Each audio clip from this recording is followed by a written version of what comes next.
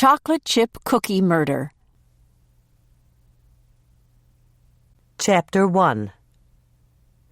Hannah Swensen slipped into the old leather bomber jacket that she'd rescued from the Helping Hands thrift store and reached down to pick up the huge orange tomcat that was rubbing against her ankles. "Okay, Moishe, you can have one refill, but that's it until tonight."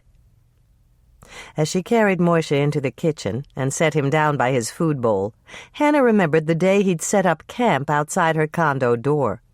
He'd looked positively disreputable, covered with matted fur and grime, and she'd immediately taken him in. Who else would adopt a 25-pound, half-blind cat with a torn ear? Hannah had named him Moishe, and though he certainly wouldn't have won any prizes at the Lake Eden Cat Fanciers Club, there had been an instant bond between them. They were both battle-worn. Hannah from weekly confrontations with her mother, and Moishe from his hard life on the streets. Moishe rumbled in contentment as Hannah filled his bowl. He seemed properly grateful that he no longer had to scrounge for food and shelter, and he showed his appreciation in countless ways. Just this morning, Hannah had found the hindquarters of a mouse in the center of the kitchen table, right next to the drooping African violet that she kept forgetting to water. While most of her female contemporaries would have screamed for their husbands to remove the disgusting sight, Hannah had picked up the carcass by the tail and praised Moishe lavishly for keeping her condo rodent-free. "See you tonight, Moishe." Hannah gave him an affectionate pat and snatched up her car keys. She was just pulling on her leather gloves, preparing to leave, when the phone rang. Hannah glanced at the apple-shaped wall clock, which she'd found at a garage sale. It was only 6 a.m. Her mother wouldn't call this early, would she? Moishe looked up from his bowl with an expression that Hannah interpreted as sympathy. He didn't like Dolores Swensen, and he had done nothing to hide his feelings when she'd dropped in for surprise visits at her daughter's condo. After suffering through several pairs of shredded pantyhose, Dolores had decided that she would limit her socializing to their Tuesday night mother-daughter dinners. Hannah picked up the phone, cutting off the answering machine in mid-message, and sighed as she heard her mother's voice. "Hello, Mother. I'm ready to walk out the door, so we'll have to keep this short. I'm already late for work." Moishe raised his tail and shook it, pointing his posterior at the phone. Hannah stifled a giggle at his antics and gave him a conspiratorial wink. "No, Mother, I didn't give Norman my phone number. If he wants to contact me, he'll have to look it up." Hannah frowned as her mother went into her familiar litany on the proper way to attract a man. Their dinner last night had been a disaster. When she'd arrived at her mother's house, Hannah had encountered 2 additional guests: her mother's newly widowed neighbor, Mrs. Carrie Rhodes, and her son, Norman. Hannah had been obligated to make polite conversation with Norman over sickeningly sweet Hawaiian pot roast and a chocolate-covered nut cake from the Red Owl grocery, as their respective mothers beamed happily and remarked on what a charming couple they made. "Look, Mother, I really have to—" Hannah stopped and rolled her eyes at the ceiling. Once Dolores got started on a subject, it was impossible to get a word in edgewise. Her mother believed that a woman approaching 30 ought to be married, and even though Hannah had argued that she liked her life the way it was, it hadn't prevented Dolores from introducing her to every single widowed or divorced man who'd set foot in Lake Eden.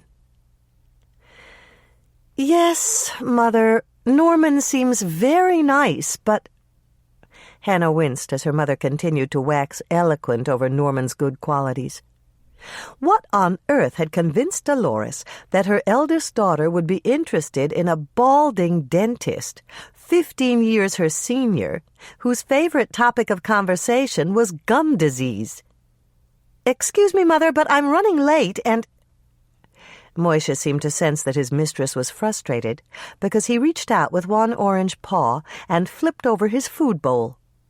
Hannah stared at him in surprise for a moment, and then she began to grin. "Gotta run, Mother. Moishe just knocked over his food bowl, and I've got meow mix all over the floor."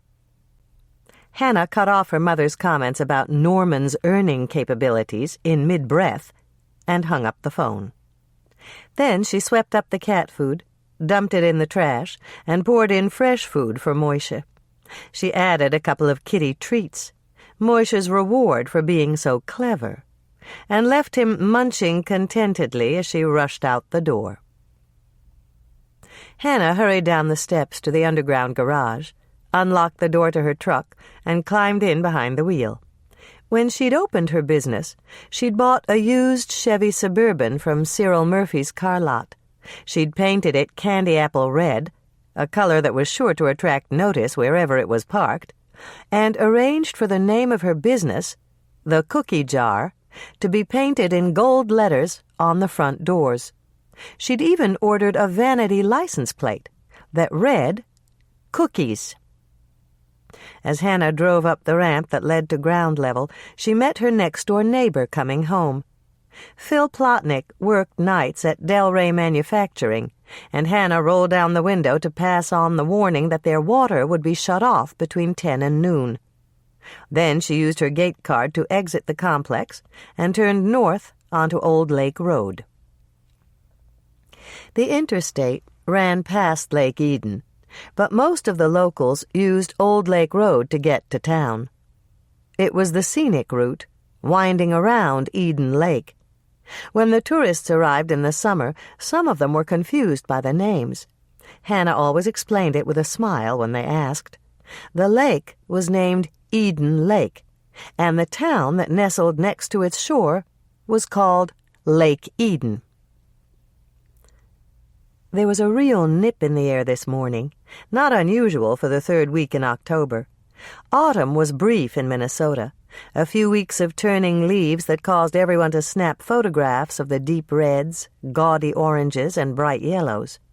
After the last leaf had fallen, leaving the branches stark and bare against the leaden skies, the cold north winds would start to blow. Then the first snowfall would arrive, to the delight of the children and the stoic sighs of the adults. While sledding, ice skating, and snowball fights might be fun for the kids, winter also meant mounds of snow that had to be shoveled, virtual isolation when the roads were bad, and temperatures that frequently dropped down to 30 or even 40 below zero. The summer people had left Eden Lake right after the Labor Day weekend to return to their snug winter homes in the cities. Their cabins on the lakeshore stood vacant, their pipes wrapped with insulation to keep them from freezing in the sub-zero winter temperatures, and their windows boarded up against the icy winds that swept across the frozen surface of the lake. Now, only the locals were in residence, and the population of Lake Eden, which nearly quadrupled over the summer months, was down to less than 3,000. As she idled at the stoplight on Old Lake Road and Dairy Avenue, Hannah saw a familiar sight. Ron LaSalle was standing by the dock of the Cozy Cow Dairy, loading his truck for his commercial route. By this time of the morning, Ron had finished delivering dairy products to his residential customers, placing their milk, cream, and eggs in the insulated boxes the dairy provided. The boxes were a necessity in Minnesota. They kept the contents cool in the summer and protected them from freezing in the winter. Ron was cupping his jaw with one hand, and his pose was pensive, as if he were contemplating things more serious than the orders he had yet to deliver. Hannah would be seeing him later, when he delivered her supplies, and she made a mental note to ask him what he'd been thinking about. Ron prided himself on his punctuality, and the Cozy Cow truck would pull up at her back door at precisely 7:35. After Ron had delivered her daily order, he'd come into the coffee shop for a quick cup of coffee and a warm cookie. Hannah would see him again at 3 in the afternoon, right after he'd finished his roots. That was when he picked up his standing order, a dozen cookies to go. Ron kept them in his truck overnight so that he could have cookies for breakfast the next morning. Ron looked up, spotted her at the stoplight, and raised one hand in a wave. Hannah gave him a toot of her horn as the light turned green, and she drove on by. With his dark, wavy hair and well-muscled body, Ron was certainly easy on the eyes. Hannah's youngest sister, Michelle, swore that Ron was every bit as handsome as Tom Cruise, and she'd been dying to date him when she was in high school. Even now, when Michelle came home from McAllister College, she never failed to ask about Ron. 3 years ago, everyone had expected the star quarterback of the Lake Eden Gulls to be drafted by the pros. But Ron had torn a ligament in the final game of his high school career, ending his hopes for a spot with the Minnesota Vikings. There were times when Hannah felt sorry for Ron. She was sure that driving a Cozy Cow delivery truck wasn't the glorious future he'd envisioned for himself. But Ron was still a local hero. Everyone in Lake Eden remembered his remarkable game-winning touchdown at the state championships. The trophy he'd won was on display in a glass case at the high school, and he volunteered his time as an unpaid assistant coach for the Lake Eden Gulls. Perhaps it was better to be a big fish in a little pond than a third-string quarterback who warmed the Vikings' bench. No one else was on the streets this early, but Hannah made sure that her speedometer read well below the 25-mile limit. Herb Beesman, their local law enforcement officer, was known to lie in wait for unwary residents who attempted to tread too heavily on the accelerator. Though Hannah had never been the recipient of one of Herb's speeding tickets, her mother was still livid about the fine that Marge Beesman's youngest son had levied against her. Hannah turned at the corner of Main and 4th and drove into the alley behind her shop. The square white building sported 2 parking spots, and Hannah pulled her truck into one of them. She didn't bother to unwind the cord that was wrapped around her front bumper and plug it into the strip of power outlets on the rear wall of the building. The sun was shining, and the announcer on the radio had promised that the temperatures would reach the high 40s today. There was no need to use her headbolt heater for another few weeks. But when winter arrived, and the mercury dropped below freezing, she'd need it to ensure that her engine would start.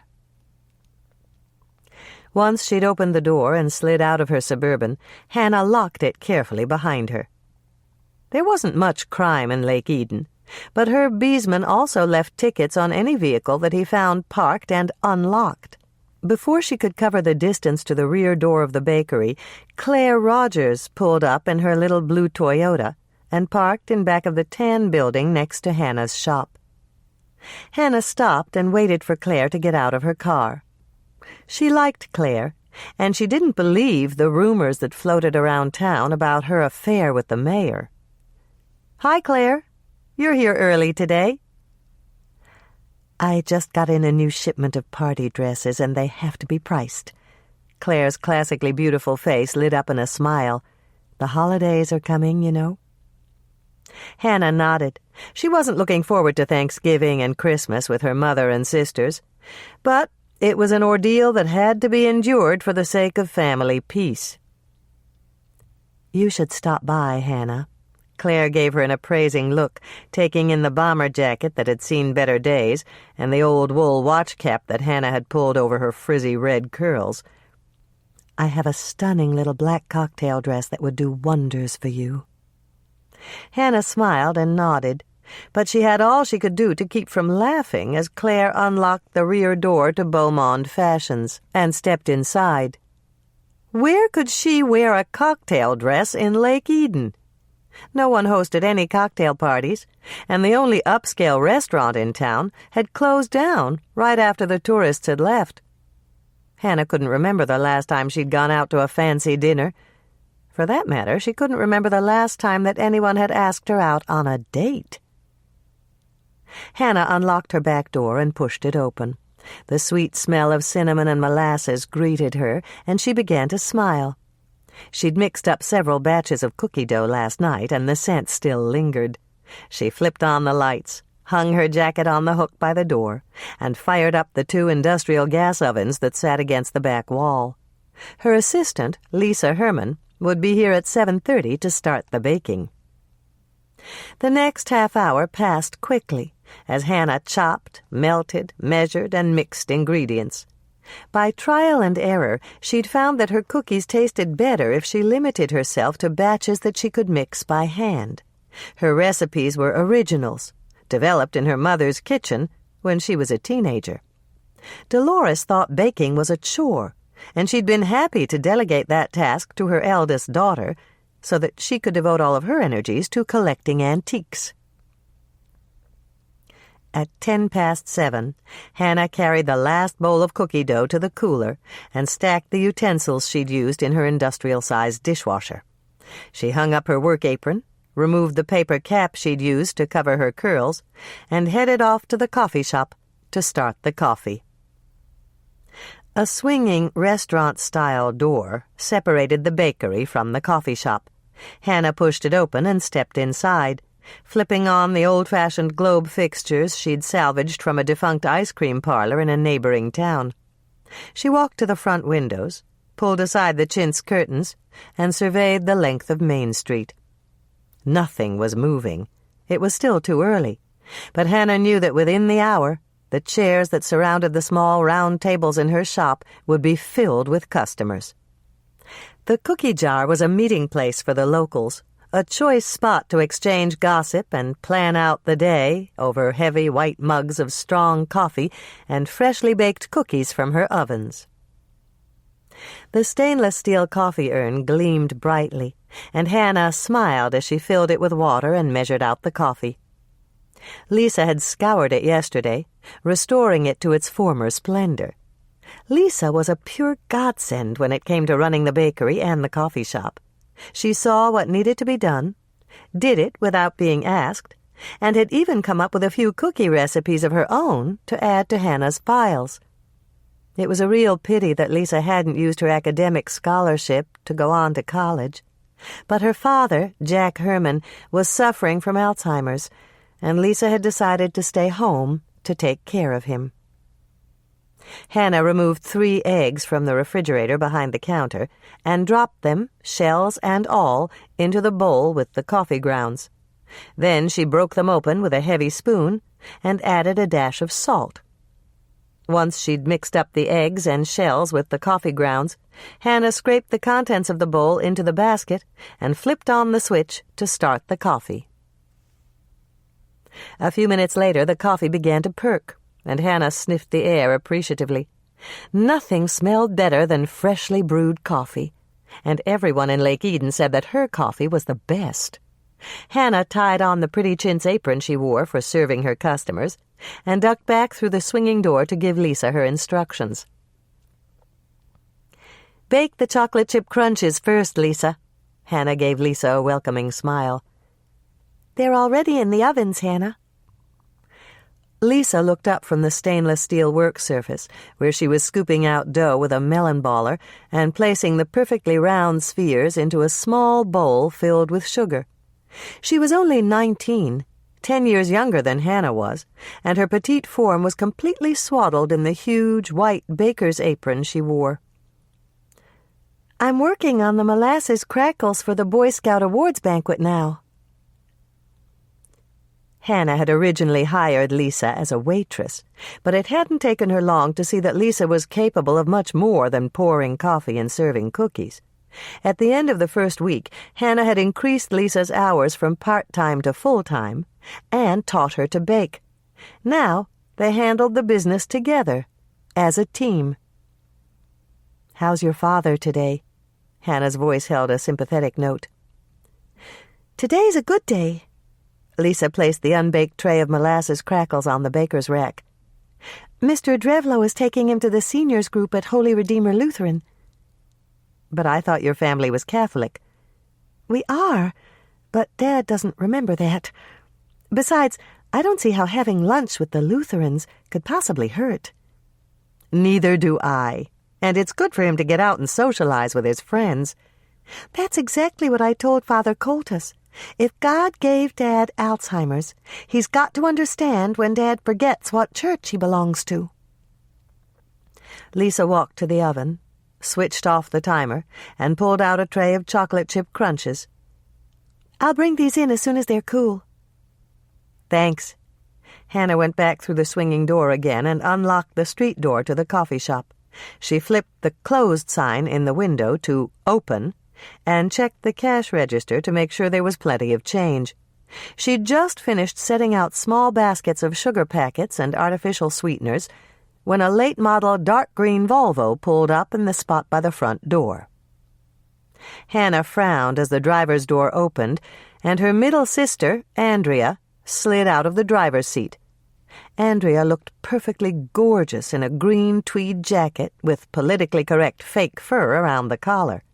Her blonde hair was swept up in a shining knot on the top of her head, and she could have stepped from the pages of a glamour magazine. Even though Hannah's friends insisted that she was pretty enough, just being in the same town with Andrea always made Hannah feel hopelessly frumpy and unsophisticated. Andrea had married Bill Todd, a Winnetka County deputy sheriff, right after she'd graduated from high school. They had one daughter, Tracy, who had turned 4 last month. Bill was a good father on his hours away from the sheriff's station, but Andrea had never been cut out to be a stay-at-home mom. When Tracy was only 6 months old, Andrea had decided that they'd needed 2 incomes, and she'd gone to work as an agent at Lake Eden Realty. The bell on the door tinkled, and Andrea blew in with a chill blast of autumn wind, hauling Tracy behind her by the hand. "Thank God you're here, Hannah. I've got a property to show, and I'm late for my appointment at the Cut and Curl." "It's only 8, Andrea." Hannah boosted Tracy up onto a stool at the counter and went to the refrigerator to get her a glass of milk. "Bertie doesn't open until 9.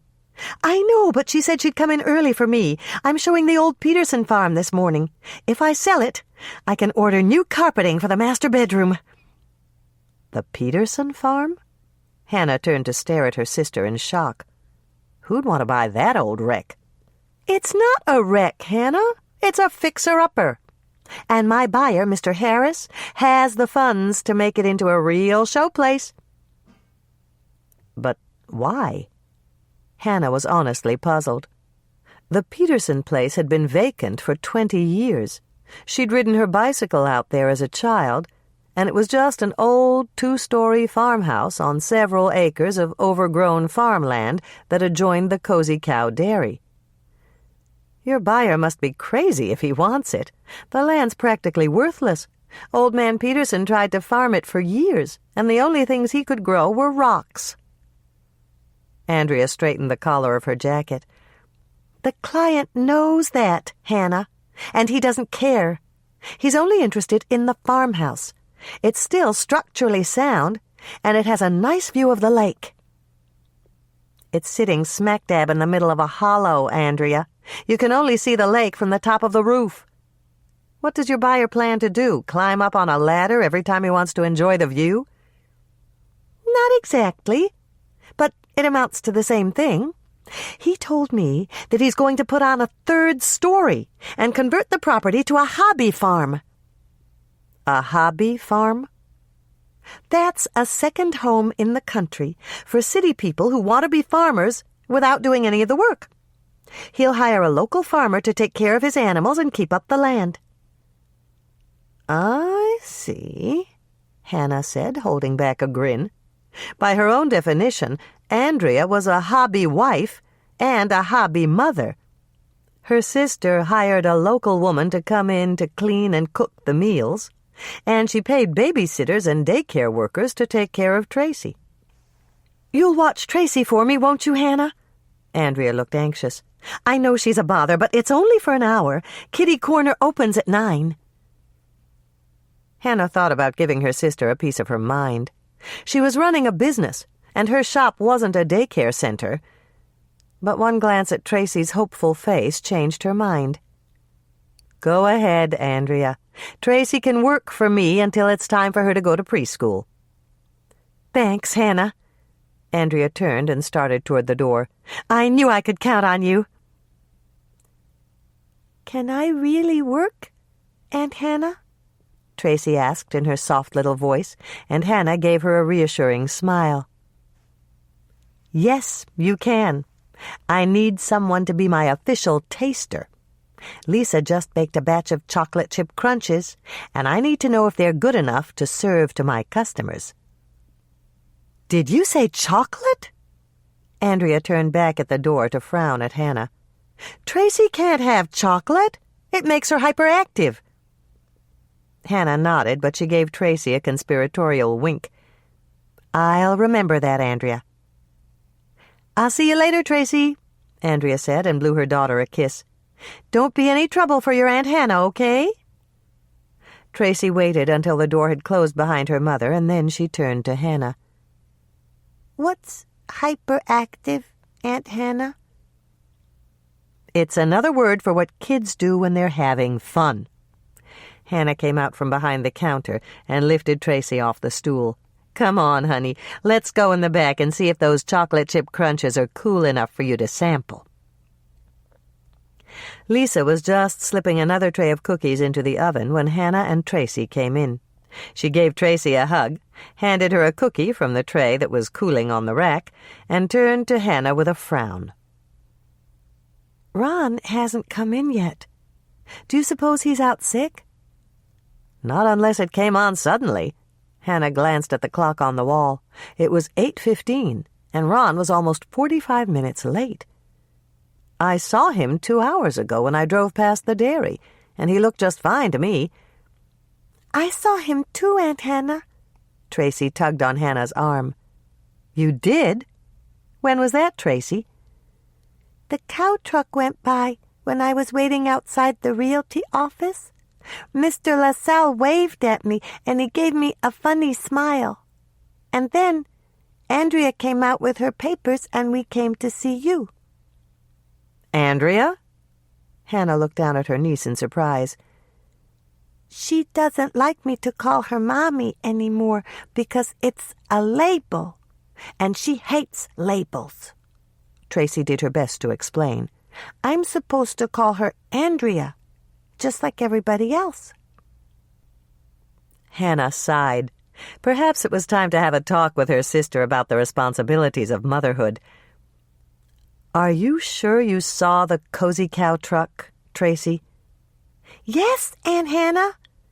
Tracy's blonde head bobbed up and down confidently. It turned at your corner and went into the alley, and then I heard it make a loud bang, just like Daddy's car. I knew it came from the cow truck because there weren't any other cars. Hannah knew exactly what Tracy meant. Bill's old Ford was on its last legs, and it backfired every time he eased up on the gas. Ron's probably out there tinkering with his truck. I'll go and see. Can I come with, Aunt Hannah? Stay with me, Tracy. Lisa spoke up before Hannah could answer. You can help me listen for the bell and wait on any customers that come into the coffee shop. Tracy looked pleased. Can I bring them their cookies, Lisa? Just like a real waitress? Absolutely. But it's got to be our secret. We wouldn't want your dad to bust us for violating the child labor laws. What does bust mean, Lisa? And why would my daddy do it? Hannah grinned as she slipped into her jacket and listened to Lisa's explanation. Tracy questioned everything, and it drove Andrea to distraction. Hannah had attempted to tell her sister that an inquiring mind was a sign of intelligence, but Andrea just didn't have the necessary patience to deal with her bright 4-year-old. As Hannah pulled open the door and stepped out, she was greeted by a strong gust of wind that nearly threw her off balance. She pushed the door shut behind her, shielded her eyes from the blowing wind, and walked forward to peer down the alley. Ron's delivery truck was parked sideways near the mouth of the alley, blocking the access in both directions. The driver's door was partially open, and Ron's legs were dangling out. Hannah moved forward, assuming that Ron was stretched out on the seat to work on the wiring that ran under the dash. She didn't want to startle him and cause him to bump his head, so she stopped several feet from the truck and called out, "Hi, Ron. Do you want me to phone for a tow truck?" Ron didn't answer. The wind was whistling down the alley, rattling the lids on the metal dumpsters, and perhaps he hadn't heard her. Hannah walked closer, called out again, and moved around the door to glance inside the truck. The sight that greeted Hannah made her jump back and swallow hard. Ron LaSalle, Lake Eden's local football hero, was lying face up on the seat of his delivery truck. His white hat was on the floorboards, the orders on his clipboard were rattling in the wind, and one of Hannah's cookie bags was open on the seat. Chocolate chip crunches were scattered everywhere, and Hannah's eyes widened as she realized that he was still holding one of her cookies in his hand. Then Hannah's eyes moved up, and she saw it. The ugly hole, ringed with powder burns, in the very center of Ron's Cozy Cow delivery shirt. Ron LaSalle had been shot dead. Chapter 2. It wasn't the way that Hannah preferred to attract new clientele, but she had to admit that finding Ron's body had been good for business. The cookie jar was jam-packed with customers. Some of them were even standing while they munched their cookies, and every one of them wanted her opinion on what had happened to Ron LaSalle. Hannah looked up as the bell tinkled and Andrea came in. She looked mad enough to kill, and Hannah sighed. "We have to talk." Andrea slipped around the corner and grabbed her arm. "Now, Hannah." "I can't talk to you now, Andrea. I have customers." "Ghouls is more like it." Andrea spoke in an undertone, surveying the crowd that was eyeing them curiously. She gave a tight little smile, a mere turning up of her lips that wouldn't have fooled anyone with its sincerity, and her grip tightened on Hannah's arm. "Call Lisa to handle the counter and take a break. It's important, Hannah." Hannah nodded. Andrea looked terribly upset. "Okay. Go tell Lisa to come up here, and I'll join you back in the bakery." The switch was accomplished quickly, and once she'd slipped back to the bakery, Hannah found her sister perched on a stool at the work island in the center of the room. Andrea was staring at the ovens as if she'd just encountered a hibernating grizzly, and Hannah was alarmed. "Is there something wrong with the ovens?" "Not exactly. Lisa said that the timer's about to go off and the cookies have to come out. You know I don't bake, Hannah." "I'll do it." Hannah grinned as she handed her sister an individual carton of orange juice. Her sister would be more at home in a foreign country than she was in a kitchen. Andrea's culinary efforts were always disasters. Until she'd gone back to work and hired someone to come in to cook the meals, the Todd family had eaten nothing but microwave dinners. Hannah grabbed a pair of oven mitts and removed the trays from the ovens. She replaced them with the unbaked oatmeal raisin chews that Lisa had prepared, and then she pulled up a second stool and joined her sister at the work island. "What's wrong, Andrea?" "It's Tracy. Janice Cox just paged me from Kitty Corner. She said Tracy's telling all of her classmates that she saw Ron's body." "That's true, she did." "How could you, Hannah?" Andrea looked positively betrayed. "Tracy's impressionable, just like me. It's liable to scar her psyche for life." Hannah reached out and opened the carton of orange juice, slipping the little plastic straw inside. "Take a sip, Andrea. You look faint. And try to relax." "How can I relax when you exposed my daughter to a murder victim?" "I didn't expose her. Bill did. And all Tracy saw was the body bag. They were loading it into the coroner's van when he took her over to the preschool." "Then she didn't actually see Ron?" "Not unless she has X-ray vision. You can ask Bill about it. He's still out in the alley securing the crime scene." "I'll talk to him later." Andrea took a sip of her orange juice, and a little color came back into her cheeks. "I'm sorry, Hannah. I should have known that you wouldn't do anything to hurt Tracy. Sometimes I think that you're a better mother to her than I am." Hannah bit her tongue. This wasn't the time to give Andrea a lecture about how to raise her daughter. "Tracy loves you, Andrea." "I know. But motherhood doesn't come naturally to me. That's why I hired the best babysitters I could find and went to work.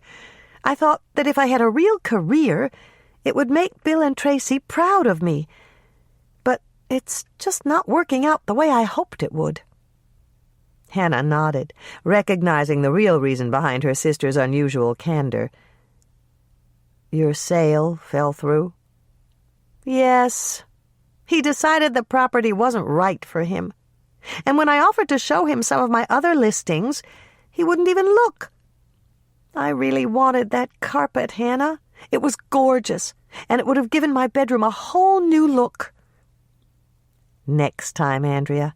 Hannah gave her an encouraging smile. "You're a good salesman." "Not good enough to convince Mr. Harris.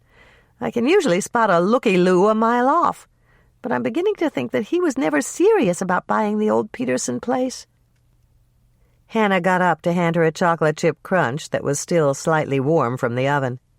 Andrea had always loved chocolate chip crunches, and Hannah made a mental note to remind Bill not to mention that Ron had been eating them right before he died. "Eat this, Andrea. You'll feel better with a little chocolate in your system." "Maybe." Andrea took a bite of the cookie and gave a small smile. "I just love these cookies, Hannah. Do you remember the first time you made them for me?" "I remember," Hannah answered with a smile. It had been a rainy day in September, and Andrea had stayed after school for cheerleading tryouts. Since there'd never been a freshman cheerleader on the varsity squad, Hannah hadn't held out much hope that Andrea would make it. So Hannah had rushed home from school to make chocolate chip oatmeal cookies for her sister, hoping to take the sting out of Andrea's disappointment. But she hadn't checked to make sure she had all the ingredients before she'd started to mix up the dough. The oatmeal canister had been empty, and Hannah had crushed up some cornflakes as a substitute. The resulting cookies had been wonderful. Andrea had made the cheerleading squad, and she'd raved about Hannah's chocolate chip crunches ever since. "I guess there was no real way of knowing that he was just window shopping." Andrea took another bite of her cookie and sighed. "He seemed like a real buyer. Even Al Percy thought so. I mean, we didn't even have to solicit him. He came to us." Hannah realized that it might be good for Andrea to talk about her disappointment. "How long ago was that?" 3 weeks ago, on Tuesday. He said he really liked the house, that it had a sense of history about it. I took him inside, and he was even more impressed." "But you couldn't get him to make an offer?" "No. He said he needed to work out some details first. I figured that it was just an excuse, and I wrote him off. Sometimes people don't like to say no, and they give you some sort of lame excuse. I didn't really think I'd hear from him again, but he called me last week and said he was still interested." Hannah decided that some sisterly comfort was in order. "Maybe he really wanted to buy, but he couldn't afford it." "I don't think so. He told me that money wasn't the problem, that he just decided it wouldn't suit him. And then he got into his rental car and drove away." "He was driving a rental?" "Yes, he said he didn't want to damage his Jaguar by driving it over gravel roads. For all I know, he doesn't even have a Jaguar. If I ever see a man in a rug again, I'm not going to believe a single word he says. A man who lies about having hair will lie about anything." Hannah laughed and went to take the oatmeal raisin chews out of the oven. When she turned, her sister was standing up to go. "I've got to run," Andrea announced. "Mother told me that Mrs. Robbins is thinking about moving to the Lakeview Senior Apartments. I thought I'd drop in for a visit and see if I can convince her to list her house with me." Hannah immediately felt better. Andrea seemed to have recovered her self-confidence. "I'll just say hello to Bill and see if he can pick Tracy up after preschool. And I suppose I'd better find something to take to Mrs. Robbins. It's not very neighborly to arrive empty-handed." "Take these. They're her favorites." Hannah filled one of her special cookie bags with a half-dozen molasses crackles. The bags looked like miniature shopping bags, and they had red handles with "The Cookie Jar" stamped in gold lettering on the front. "This is really sweet of you." Andrea sounded grateful. "I don't say it enough, but you're a wonderful sister. I don't know what I would have done if you hadn't come back when Dad died. Mother was a basket case, and Michelle didn't know what to do with her. I tried to run back and forth, but Tracy was just a baby, and I just couldn't keep it up. All I could think of was calling you and begging you to come home to bail us all out." Hannah gave Andrea a quick hug. "You did the right thing. I'm the big sister, and you were practically a newlywed. It was my responsibility to help. But sometimes I feel really guilty about calling you. You had your own life, and you gave it all up for us." Hannah turned away to hide the sudden moisture that sprang to her eyes. Perhaps losing a sale was good for Andrea. She'd never been this appreciative before. "You don't have to feel guilty, Andrea. Coming home wasn't a sacrifice on my part. I was having doubts about teaching, and I really wanted to do something different." "But you were so close to getting your doctorate. You could have been a professor by now, at a really good university." "Maybe." Hannah shrugged, conceding the point. "But baking cookies is a lot more fun than giving a lecture on iambic pentameter, or being stuck in a deadly dull faculty meeting. And you know how much I love the cookie jar." "Then you're happy here in Lake Eden?" "My business is great. I've got my own place, and I don't have to live with Mother. What could be better?" Andrea started to smile. "There's something to that, especially the part about not living with Mother. But what about romance?" "Don't push it, Andrea." Hannah gave her a warning look. "If the right man comes along, that's great. And if he doesn't, that's fine, too. I'm perfectly content to live by myself." "Okay, if you're sure." Andrea looked very relieved as she headed for the door. "I'm sure. Good luck with Mrs. Robbins." "I'll need it." Andrea turned back with a grin. "If she starts bragging about her son the doctor, I'll probably throw up." Hannah knew exactly what her sister meant. Mrs. Robbins had come into her cookie shop last week, full of praise about her son, the doctor. According to his mother, Dr. Jerry Robbins was about to discover the cure for multiple sclerosis, cancer, and the common cold, all in one fell swoop. "I need to ask you some questions, Hannah." Bill stuck his head into the coffee shop and motioned to her. "Sure, Bill." Hannah handed her apron to Lisa, grabbed 2 mugs of strong black coffee, and followed him into the back room. On the way, she admired the way his tan uniform shirt fit smoothly over his broad shoulders. Bill had been a football player in high school, never as famous as Ron LaSalle, but he'd helped to win his share of games. Now his waist was thicker, the result of too many chocolate-covered donuts from the Quick Stop on his commute to the sheriff's station, but he was still a handsome man. "Thanks for the coffee, Hannah." Bill plunked down on a stool and cupped both hands around his mug of coffee. "It's getting cold out there." "I can tell. You look positively blue around the gills. Did you find out anything?" "Not much. The driver's window was open. Ron must have stopped his truck and rolled down the window to talk to his killer." Hannah thought about that for a moment. He wouldn't have rolled down his window if he thought that he was in any danger. "Probably not," Bill agreed. "Whoever it was took him completely by surprise." "Do you have any suspects?" "Not yet, and unless we can find a witness, the only clue we'll have is the bullet. It'll go to ballistics right after the autopsy." Hannah winced at the mention of the autopsy. To take her mind off the fact that Doc Knight would have to cut Ron open, she asked another question. "You don't have to tell anyone that he was eating one of my cookies when he died, do you? It might put people off, if you know what I mean." "No problem." Bill looked amused for the first time that morning. "Your cookies had nothing to do with it. Ron was shot." "I wish I'd found him sooner, Bill. I could have called for an ambulance." "That wouldn't have done any good. It looked like the bullet hit his heart. I won't know for sure until the doc gets through with him, but I think he died instantly."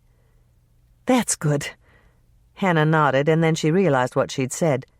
"I mean, that's not good, but I'm glad it was over quickly."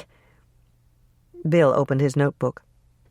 "I want you to tell me everything that happened this morning, Hannah, even if you don't think it's important."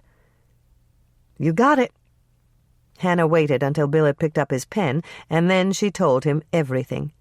From the time she'd first seen Ron at the dairy to the moment she'd discovered his body. She gave Bill the exact time that she had gone out through the rear door of the bakery and the time that she'd come back in to call the sheriff's office. "You make a good witness," Bill complimented her. "Is that all?"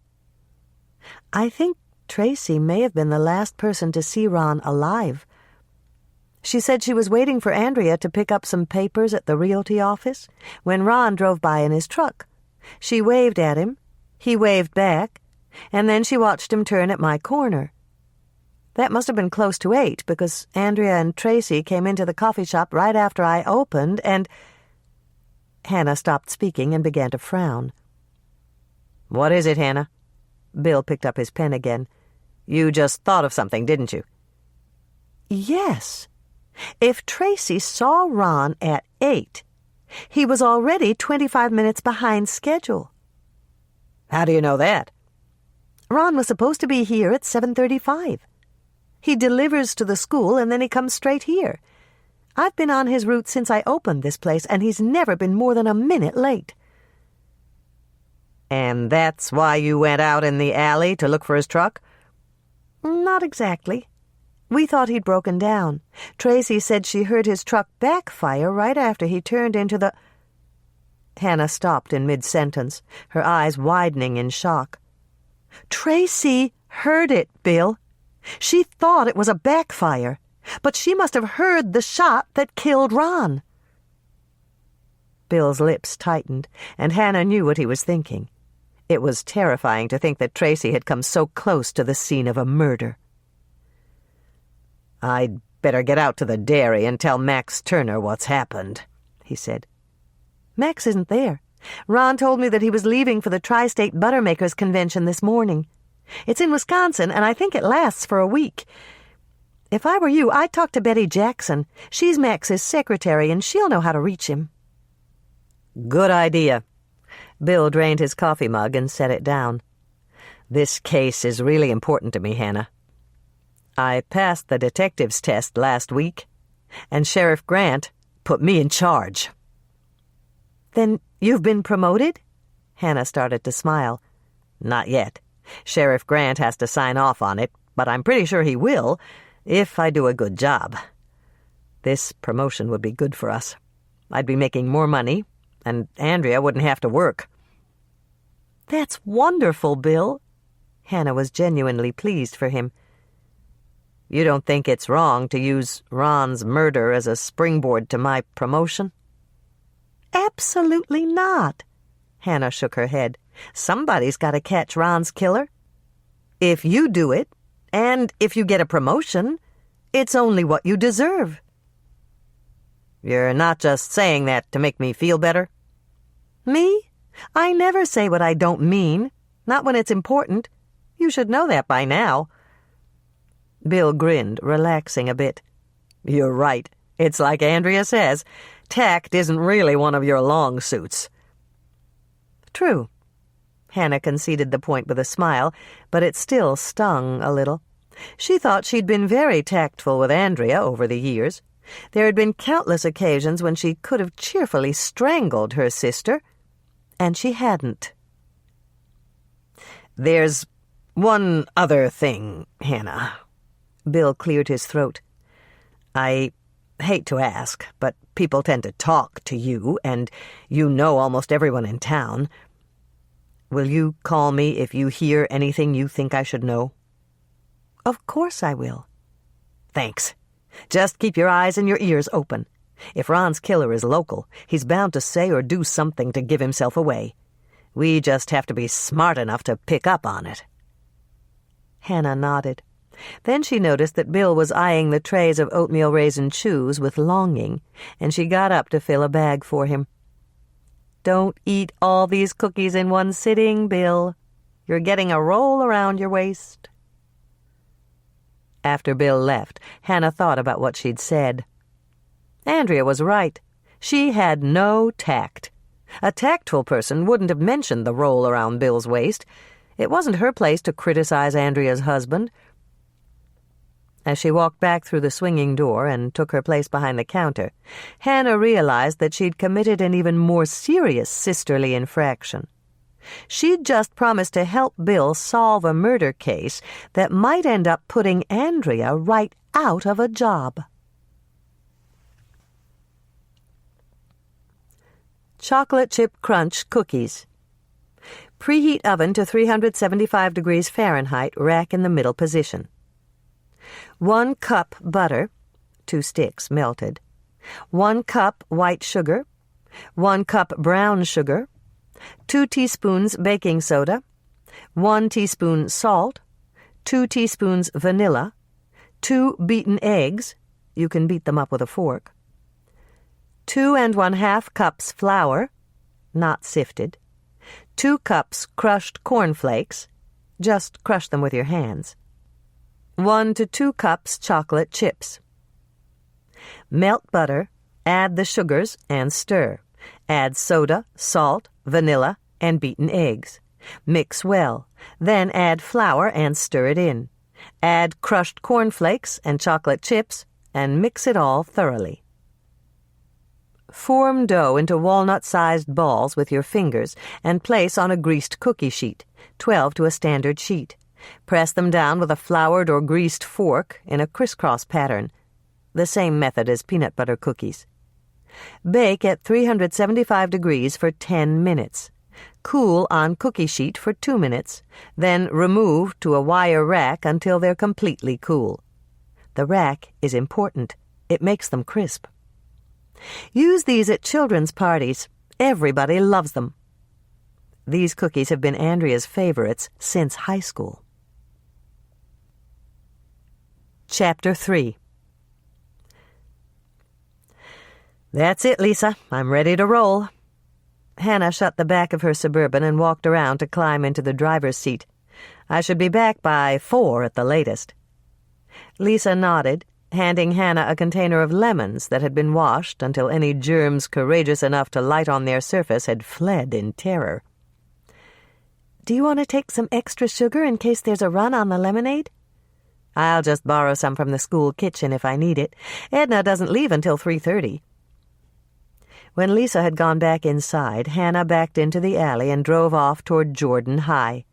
It had been named after the first mayor of Lake Eden, Ezekiel Jordan. But she suspected that most of the students believed that their school's namesake had played pro basketball. Jordan High and Washington Elementary were 2 separate buildings that were connected by a carpeted corridor with double-paned windows that overlooked the school grounds. The 2 schools shared a common auditorium and cafeteria to cut down on costs, and there was only one principal. The maintenance crew consisted of 4 people. 2 took care of the janitorial work, and the other 2 were responsible for the playground, as well as the high school athletic fields. The Lake Eden school complex worked well. Since the grade school and the high school were connected, older brothers and sisters were always available to drive a younger sibling home in the event of illness, or to calm a frightened kindergartner who missed Mom and Dad. This arrangement also provided a bonus for Jordan High students. The seniors who planned to become teachers were encouraged to volunteer as classroom aides during their free period. The early on-the-job training had produced several college graduates who'd returned to Lake Eden to accept teaching positions at the school. As she turned on 3rd Street and drove past the city block that had been set aside for family recreation, Hannah realized that there were no preschoolers playing in Lake Eden Park. The chains on the swings were perfectly motionless. The merry-go-round was still laden with the colorful leaves that had fallen during the morning, and though the temperature had topped the predicted high of 48 degrees, there were no children on tricycles pedaling along the circular sidewalk around the playground. For a moment, this struck Hannah as odd. It was the type of weather that a mother of a preschooler prayed for. But then she remembered what had happened this morning, and she understood why the park was empty. There was a killer loose in Lake Eden. Concerned parents were keeping their children inside, out of harm's way. There was a long line of cars idling at curbside on Gull Avenue. It stretched for 3 blocks, leading to and from the school complex, blocking access to driveways and fire hydrants in blatant disregard for the city parking statutes. Hannah inched her way past worried-looking parents waiting for the dismissal bell to ring, and as she neared the school, she saw that Herb Beesman, his patrol car freshly washed and waxed, was parked diagonally in front of the entrance. He wasn't handing out any tickets for the infractions that were occurring right under his nose, and Hannah assumed that he'd placed the safety of Lake Eden's children at a higher priority than filling the city's coffers. Hannah reached back between the seats and snagged a bag of molasses crackles. She always carried several bags of cookies with her for times like these. Then she pulled up beside Herb's patrol car and rolled down her window. "Hi, Herb. I'm going in to cater the Boy Scout Awards banquet. Is it okay if I pull into the lot?" "Sure, Hannah," Herb responded, his eyes on the bag of cookies in her hand. "Just make sure you park legally. Are those for me?" Hannah handed him the bag. "You're doing a great job protecting the kids.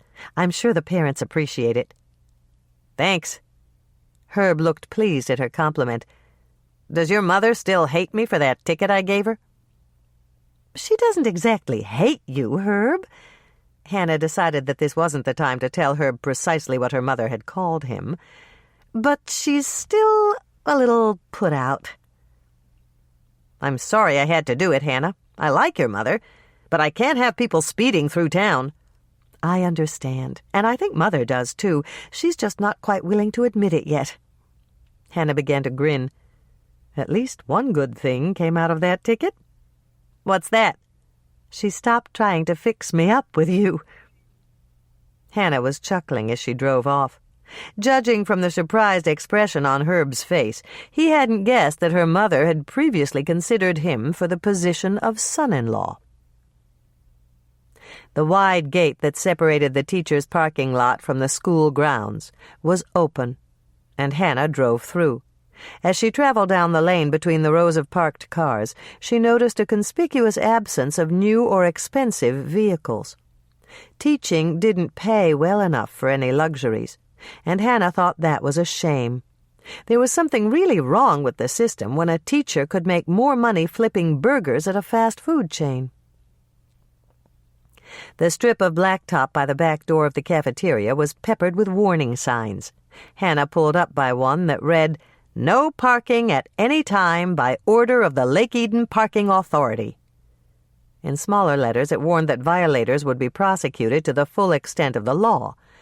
But Herb was the sole employee of the Lake Eden Parking Authority, and he was out watching the front entrance. Hannah didn't feel guilty about violating a city parking statute. She was running late, and she had to unload her supplies. In less than 10 minutes, a horde of hungry Boy Scouts would be clamoring for her cookies and lemonade.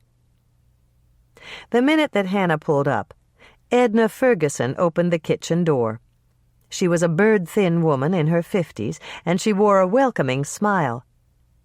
"Hi, Hannah. I was wondering when you'd get here. Do you want some help unloading?" "Thanks, Edna." Hannah handed her a box of supplies to carry. "The Scouts aren't here yet, are they?" Edna shook her hair-netted head. "Mr. Purvis called an all-school assembly, and they're still in the auditorium. If their parents aren't here to pick them up, he wants them to walk home in groups." Hannah nodded, hefting the large box of cookies that Lisa had packed, and followed Edna into the school kitchen. As she entered the large room with its wall-long counters and massive appliances, Hannah wondered what it would be like to be the last child in the group.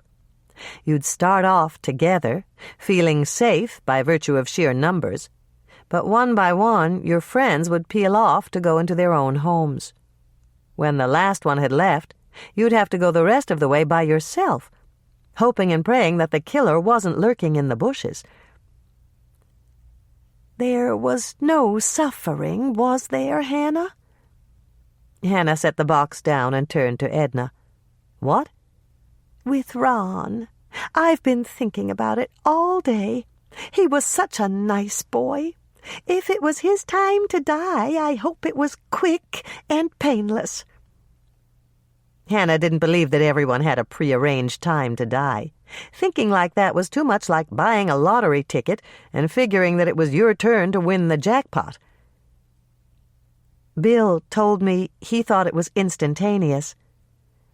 I guess we should be grateful for that, and to think that he was right here, only minutes before he was murdered. It's enough to give a body chills. Hannah placed her lemons on one of Edna's chopping blocks and began to cut them into paper-thin slices. Then Ron made his delivery this morning?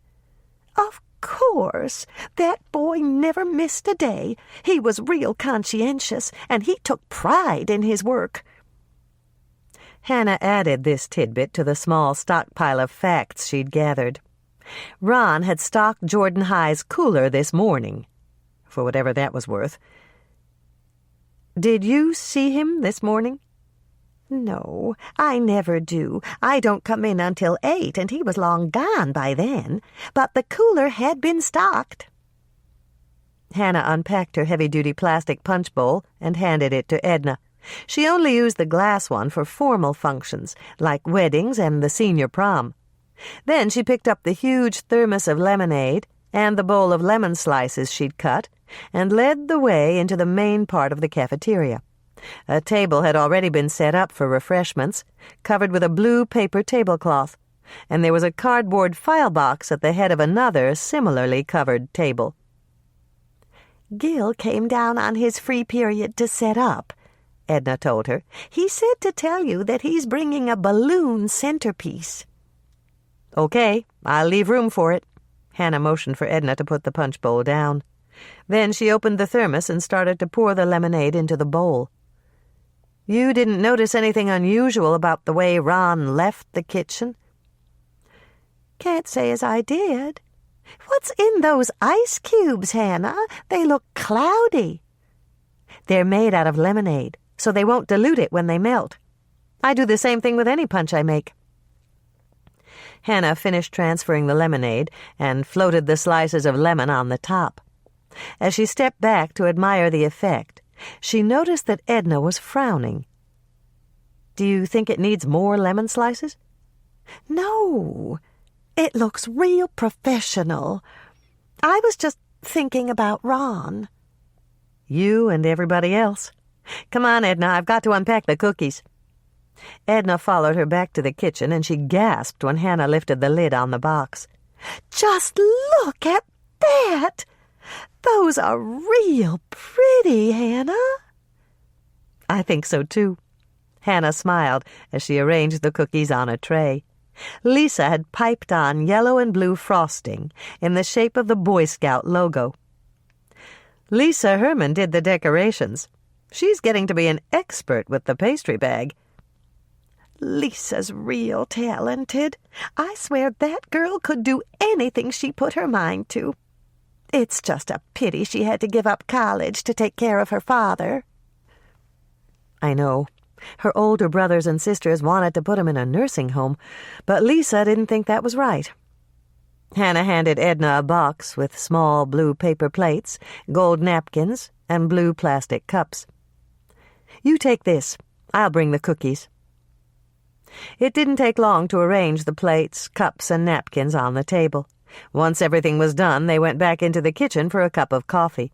They were sitting at the square wooden table in the corner of the kitchen, waiting for the scouts to arrive, when Edna gave another long sigh. It's just such a pity, that's all." "You mean about Ron?" "Yes. That poor boy was running himself ragged with those roots of his. He was putting in a 60-hour week, and Max doesn't pay overtime. It was getting to him." "Did Ron tell you that?" Edna shook her head. "Betty Jackson did. She was there when Ron asked Max for an assistant. That was over 6 months ago. But Max was too cheap to put anyone else on the payroll." Hannah knew. Max Turner had the reputation for pinching a penny until it screamed in pain. For someone who was rumored to have money to burn, he certainly didn't live the part. Max drove a new car, but that was his only luxury. He still lived in his parents' old house in back of the Cozy Cow Dairy. He'd fixed it up some, but that had been necessary. It would have fallen down around his ears if he hadn't. "I just think it's a shame that Ron had to die on the day that he finally got his assistant." "Ron had an assistant?" Hannah turned to look at Edna in surprise. "How do you know that?" "I keep out a jar of instant coffee for Ron. He always liked something to warm him up after he came out of the cooler. There were 2 coffee cups on the counter when I came in this morning, so I figured he finally got his assistant. But I never thought that Max would hire a woman." Hannah felt her adrenaline start to pump. Ron's new assistant might have witnessed his murder. "You're sure that Ron's assistant was a woman?" "There was lipstick on the cup. She must have been young, because it was bright pink, and that color looks terrible on someone our age." Hannah bristled at being lumped in a category with a woman who was at least 20 years older than she was. She had half a notion to remind Edna of that, but it might be counterproductive. "Did you wash the cups, Edna?" "Nope. I threw 'em in the trash." "You threw them in the trash?" Edna laughed at Hannah's astonished expression. "They were the disposable kind." "They could be evidence," Hannah informed her, and Edna's laugh died a quick death.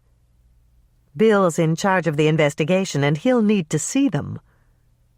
Hannah turned and headed for the wastebasket by the sink, but before she could start to rummage inside, Edna stopped her. "Mr. Hodges emptied my trash right after lunch. I'm really sorry, Hannah. I never would have thrown them away if I'd known that they were important." Hannah realized she'd been abrupt.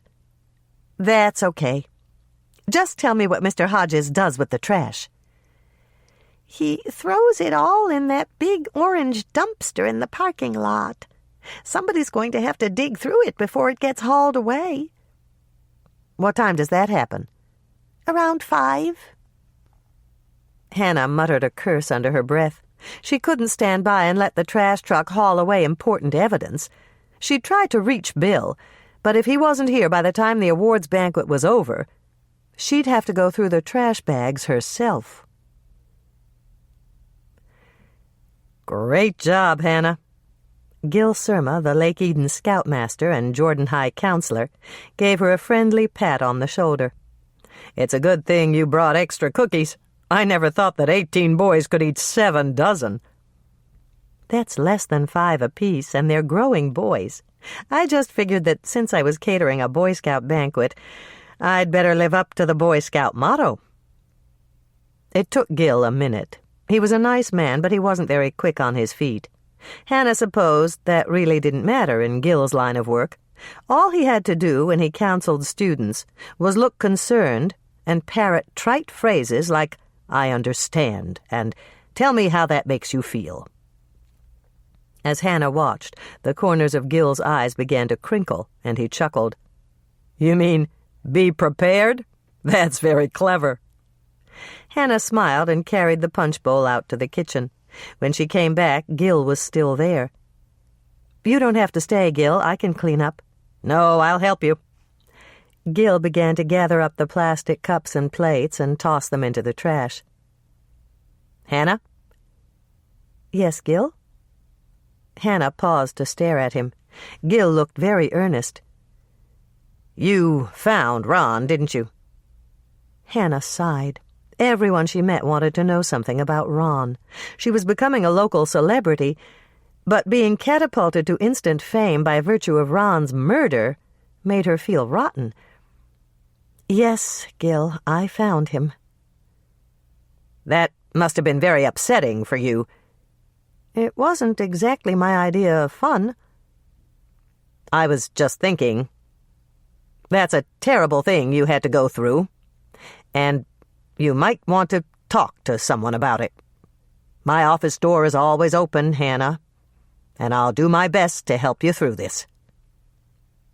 Hannah wanted to tell him that she didn't need a shrink. Even if she did, a Jordan High counselor who dealt with the heartbreak of acne and dateless Saturday nights wouldn't be the shrink she'd choose. But then she reminded herself that she'd vowed to be tactful, and she took a deep breath, preparing to lie through her teeth. "Thanks for the offer, Gil. If I need to talk to somebody about it, you'll be my first choice."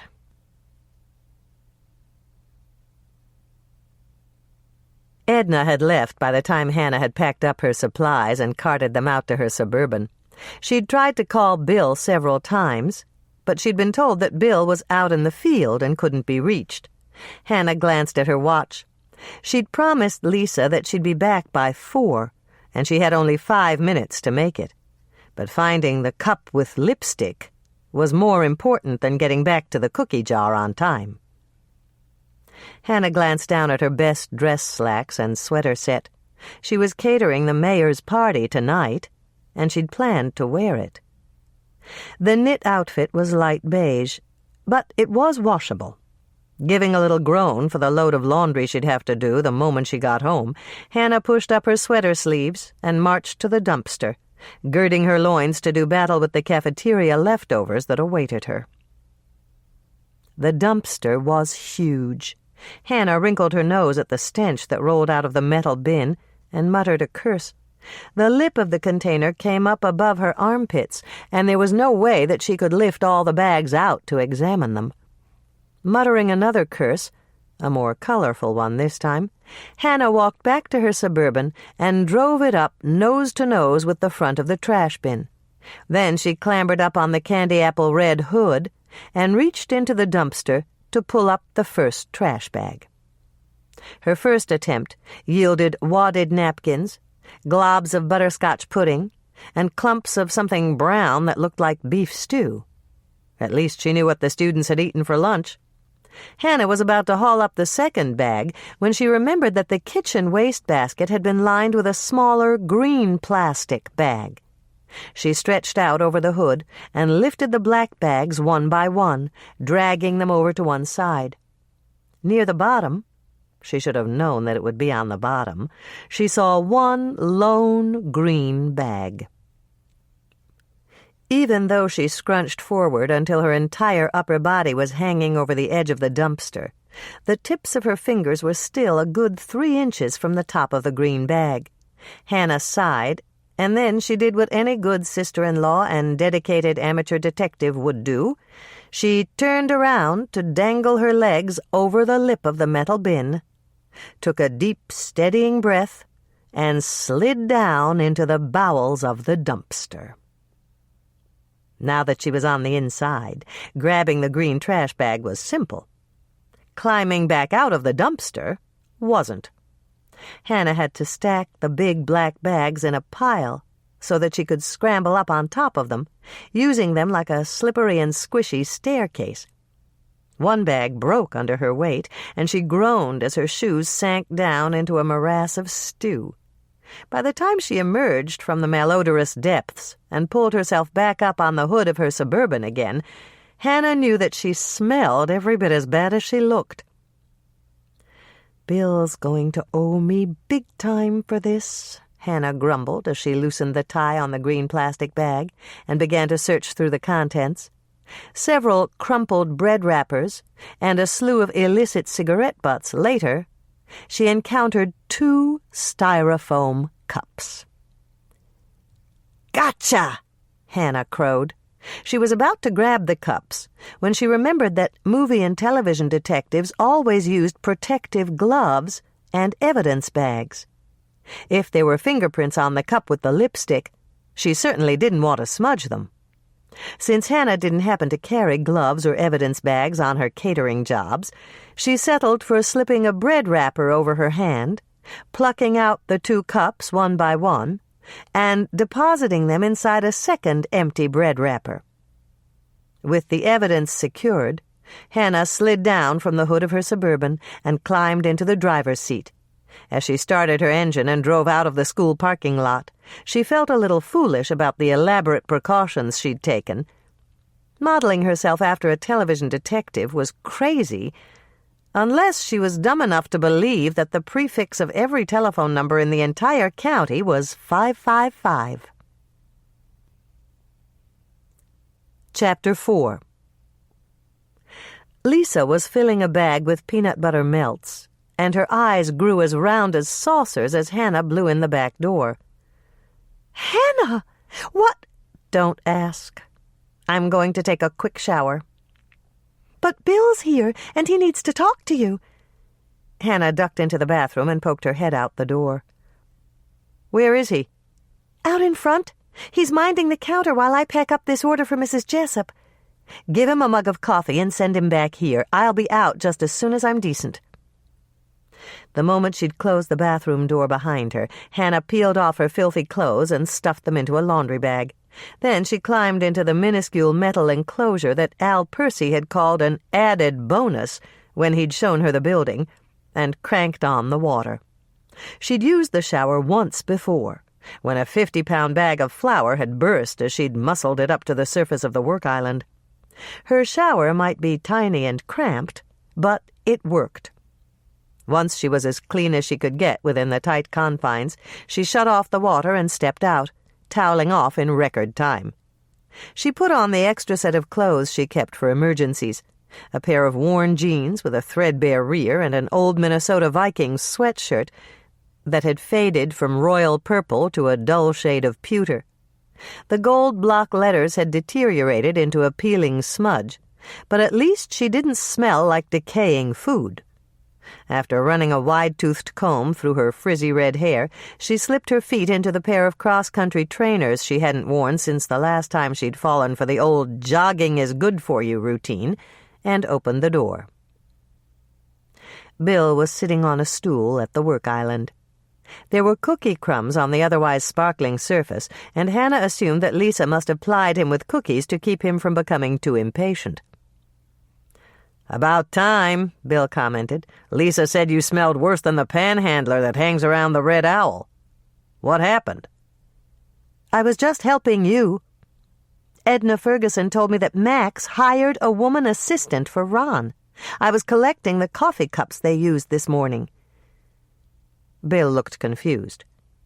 "But Ron didn't have an assistant. I asked Betty about that. If there was a woman with Ron this morning, she wasn't hired by the dairy." "Didn't Edna recognize her?" "Edna didn't see her. Ron and this woman left before she came into work." "Wait a minute." Bill held up his hands. "If Edna didn't see this woman, how did she know about her?" "From the cups. Edna always leaves a jar of instant coffee out for Ron, and there were 2 cups on the counter this morning. One of them had a smear of lipstick on the rim, and that's how she knew that Ron was with a woman. I collected them, and they're right over there by the dishwasher in that bread wrapper." "Why did Edna save them?" Bill looked puzzled as he got up to retrieve the cups. "She didn't. I dug them out of the cafeteria dumpster. They were all the way in the bottom, and I had to climb in to get them." "That's why you smelled like a panhandler?" "You got it." Hannah gasped as Bill started to reach inside the bread wrapper. "Don't touch them, Bill! I went to a lot of trouble to preserve any fingerprints." Bill's eyebrows shot up, and he froze for a second. He took one look at her earnest face, and then he began to laugh. "The lab can't lift prints from this kind of cup. The surface is too rough." "I knew I never should have climbed in that dumpster." Hannah groaned. "How about the lipstick? Can you do something with that?" "It's possible, unless it's such a popular color that half the women in Lake Eden wear it." "It's not." Hannah was very sure of herself. "Most women look awful in bright pink." "How would you know? I've never seen you wear lipstick." "That's true, but Andrea bought a color like that once, and it looked horrible on her. She's got every other shade there is, so I figure that this one can't be very popular." "You've got a point." Bill started to smile. "Good work, Hannah." Hannah was pleased at the compliment, but then she started thinking about the logistics of finding the Lake Eden woman who owned that color of lipstick. "What are you going to do, Bill? Inspect every powder room in town?" "I hope it won't come to that. I'll start with the cosmetic counters and see if they carry this color. Whoever she is, she had to buy it somewhere. That's called legwork, Hannah, and I'll need your help. You may not know much about lipstick, but you've got to know more than I do." Hannah sighed. Watching paint dry held more interest for her than cosmetic counters, and legwork didn't sound like very much fun. "You are going to help me, aren't you?" "Of course I am. I'm sorry I'm not more enthusiastic, but rooting around in all that garbage got me down." "Next time, just call me, and I'll do it. I've got coveralls in the cruiser, and I'm used to stuff like that." "I did call you. I even left a message, but you didn't get back to me in time. And since Edna told me that the trash company was coming to empty the dumpster at 5, I figured that I'd better do it." Bill reached out to pat her on the back. "You'd make a good detective, Hannah. Your dip in the dumpster gave us the only real clue we've got." Rhonda Scharf, her plump, middle-aged body encased in a baby-blue Angora sweater that might have fit her 30 pounds ago, leaned forward over the glass-topped cosmetic counter at Lake Eden Neighborhood Pharmacy to stare at the smudge of pink lipstick on the white styrofoam cup. Rhonda was wearing a scowl that turned down the corners of her heavily rouged lips, and her too long, too thick, too black to be real eyelashes fluttered in distaste. "That lipstick didn't come from my counter. I wouldn't be caught dead displaying a product like that." Bill pushed the bag closer. "Take another look, Rhonda. We need to make sure." "I did look." Rhonda pushed the bag back to him. "I do all the ordering, and I've never carried that brand or that color." "There's no doubt in your mind, Rhonda?" Rhonda shook her head, her coal-black hair swaying from side to side. The strands moved together, like they'd been dipped in glue, and Hannah suspected that Rhonda must get a massive employee's discount on hairspray. "See how it's smeared?" Rhonda poked at the bag with the pointed tip of a long, manicured nail. "I don't sell any lipstick that isn't smudge-proof, and the lines I buy from don't make garish shades like that." Hannah looked up from the color charts that Rhonda had handed her. Her grandmother had always said that you'd catch more flies with honey than with vinegar, and she was about to put that old maxim to the test. "We really need your help, Rhonda. You're Lake Eden's only cosmetic expert." "Then why did you go to Costmart?" "I know you did, Hannah. Cheryl Coombs called to tell me." "Of course we went there," Hannah acknowledged. "We checked out every cosmetic counter in town. But we saved you for last, because I told Bill you'd know more about lipstick than anyone else in town. Your makeup is always so perfect." Rhonda preened slightly, giving Bill a sidelong glance that was definitely flirtatious. Since Rhonda had to be pushing 50 and Bill hadn't yet celebrated his 30th birthday, Hannah figured the gossip her mother had told her about Rhonda and the UPS driver might not be as ridiculous as she'd thought. "I'll help any way I can."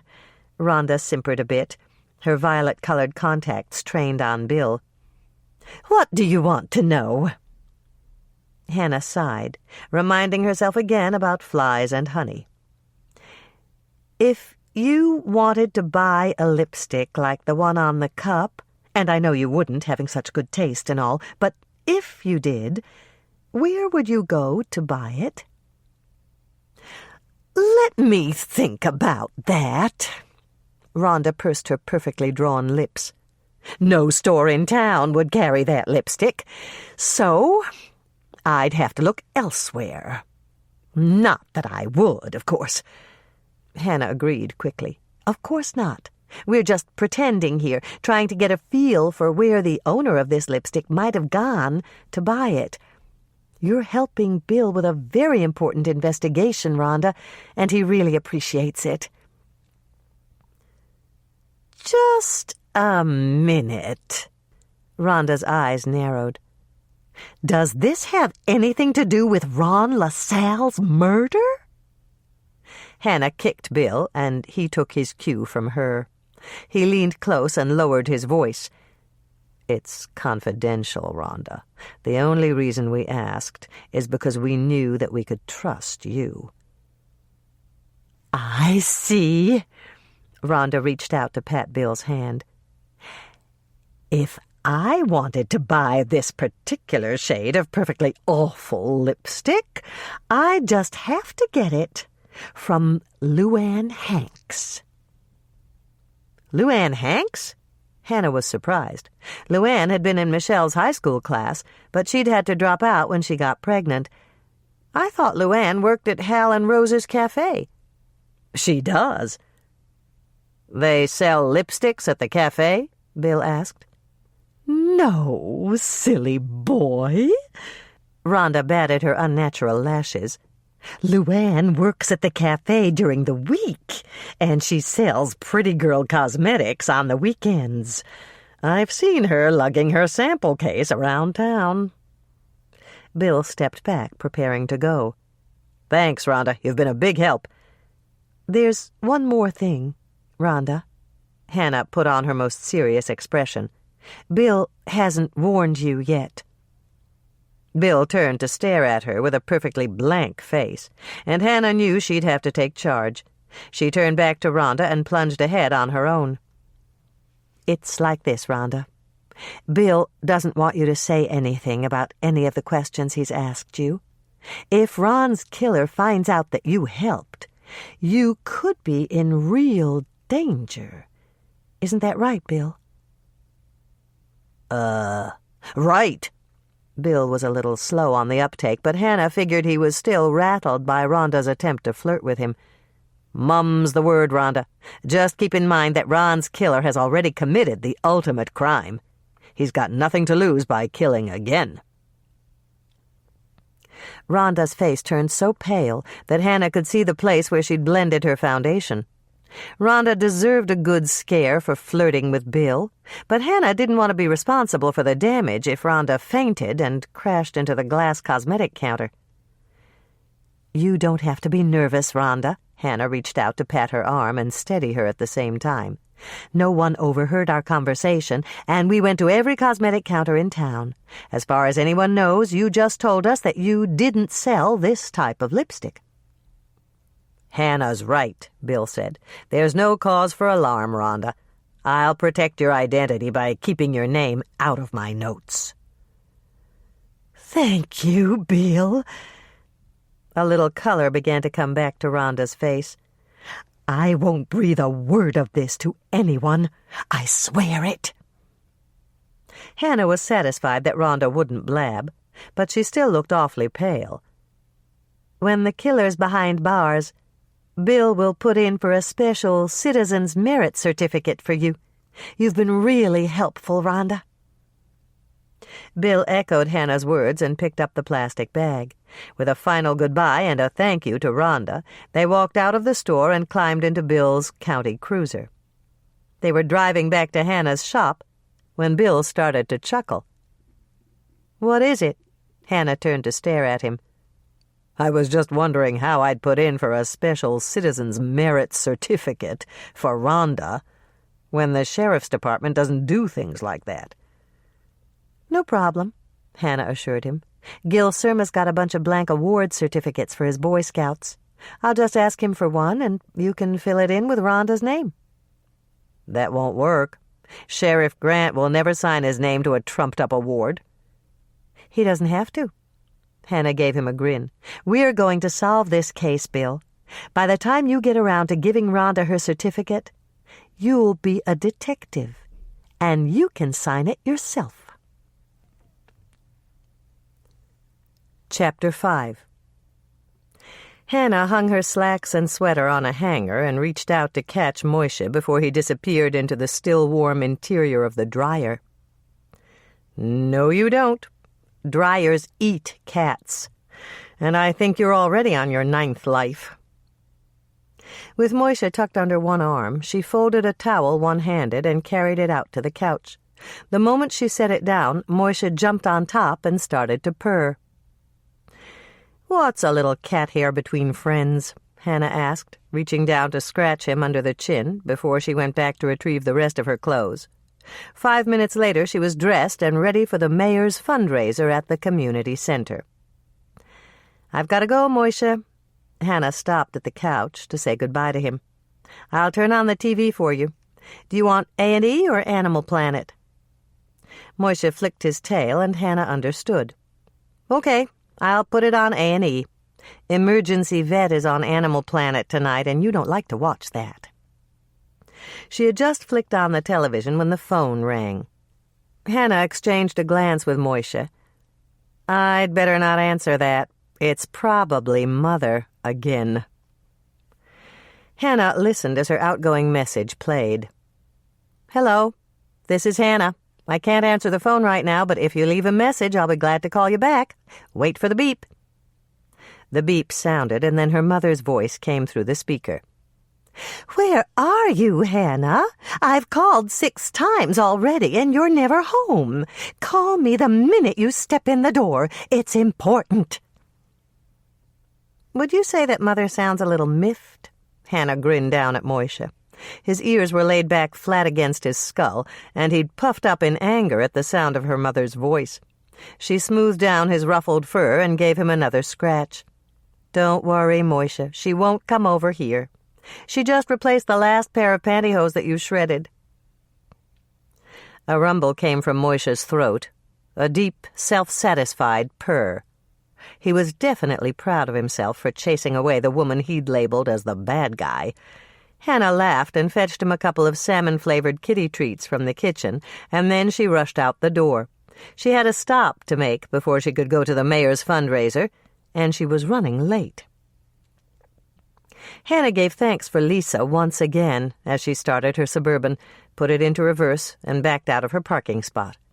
A neighbor was staying with her father tonight, and Lisa had offered to cart the cookies and coffee urns to the community center for her. By the time Hannah arrived, the refreshment table would be set up, and all she'd have to do was smile and serve. Night had fallen, and Hannah switched on her headlights. Once she exited the complex, she turned south on Old Lake Road and took the country road that led to the Hanks place. She'd promised Bill that she'd talk to Luann tonight to see if the lipstick was one that she carried. Luann had finished her shift at the cafe at 6, and she should be home by now. Birch trees lined the sides of County Road 12, their white bark catching in the beams of Hannah's headlights as she drove. The Sioux had used birch bark to make canoes. When Hannah was still in grade school, her class had taken a trip to the museum to see one. Young Hannah had decided that if the Indians had built canoes so many years ago, it should be even easier to do using modern tools. Unfortunately, her mother had spotted the barkless patches on the stand of birch in their backyard. Her canoe hadn't gotten past the planning stage before Hannah had received the scolding of her life from Dolores for attempting to kill her birch trees, accompanied by a spanking from her father for pilfering his best pocket knife. Hannah's lights caught the metal reflective triangle that was nailed to a tree trunk at the mouth of Bailey Road, and she slowed to take the turn. Bailey Road was gravel because it provided access to only 3 homes. Freddie Sawyer still lived in his mother's cottage at the edge of the puddle they called Lake Bailey. He was mildly retarded, but Freddie did just fine living by himself and doing odd jobs for the people in town. The second house on Bailey Road had been finished only last year. Otis Cox and his wife had built their retirement home on the site of his parents' old cottage. They'd told everyone in town that they liked the quiet and the solitude, but Hannah figured it had more to do with the Lake Eden statute that limited dog owners to 3 canines per residence. Otis and Eleanor were crazy about dogs, and now that they lived outside the town limits, they could take in as many strays as they wanted. Hannah grinned as she drove past the cozy 3-bedroom house. Otis and Eleanor's matching Explorers were in the driveway, each sporting a new bumper sticker. They were rip-offs of the old "I love New York" stickers. They read, "I spayed my dog." The only other residence on Bailey Road, way down at the end where the snowplows had no room to turn around, was the old Hanks place. Ned Hanks, Luann's father, had recently died of liver disease, the result of his years of alcohol abuse.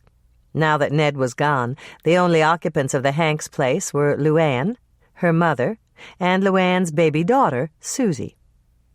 As she pulled up in front of the 4-room cabin, Hannah thought about Luann's strange reaction to Bill. He'd told Hannah that he'd stopped Luann once for a broken tail light on the old car she drove, and she'd seemed positively terrified of him. Hannah didn't understand that at all. Bill was a giant teddy bear, with his easy smile and his non-threatening manner. He didn't have a mean bone in his body, and everyone in Lake Eden knew it. Hannah really didn't know Luann that well. She'd met her a couple of times when Michelle had brought her home from school, and she'd seen her at the cafe, but they hadn't exchanged more than a few polite words. All the same, Hannah admired her. Even though Luann had dropped out of high school in her senior year, she'd continued to study throughout her pregnancy, and she'd passed the equivalency test for her diploma. Luann was a hard worker at the cafe, always pleasant and neatly groomed, and now that her father was dead, she was the sole support of her mother and Susie. Though there were rumors, no one really knew who had fathered Luann's baby. Anyone who'd had gall to ask Luann directly had received a perfectly polite, "I'd rather not say." Naturally, Hannah had brought cookies. She'd packed up a bag with a dozen of her old-fashioned sugar cookies, and she grabbed it as she got out of her Suburban. There was a mouth-watering aroma in the crisp night air, and Hannah sniffed appreciatively. Someone was cooking supper, and it smelled like fried ham and biscuits. Luann was clearly surprised to see Hannah when she answered the knock at the door. "Hannah, what are you doing way out here?" "I need to talk to you, Luann." Hannah handed her the cookie bag. "I brought some old-fashioned sugar cookies for Susie." Luann's eyes narrowed perceptively, and Hannah didn't blame her.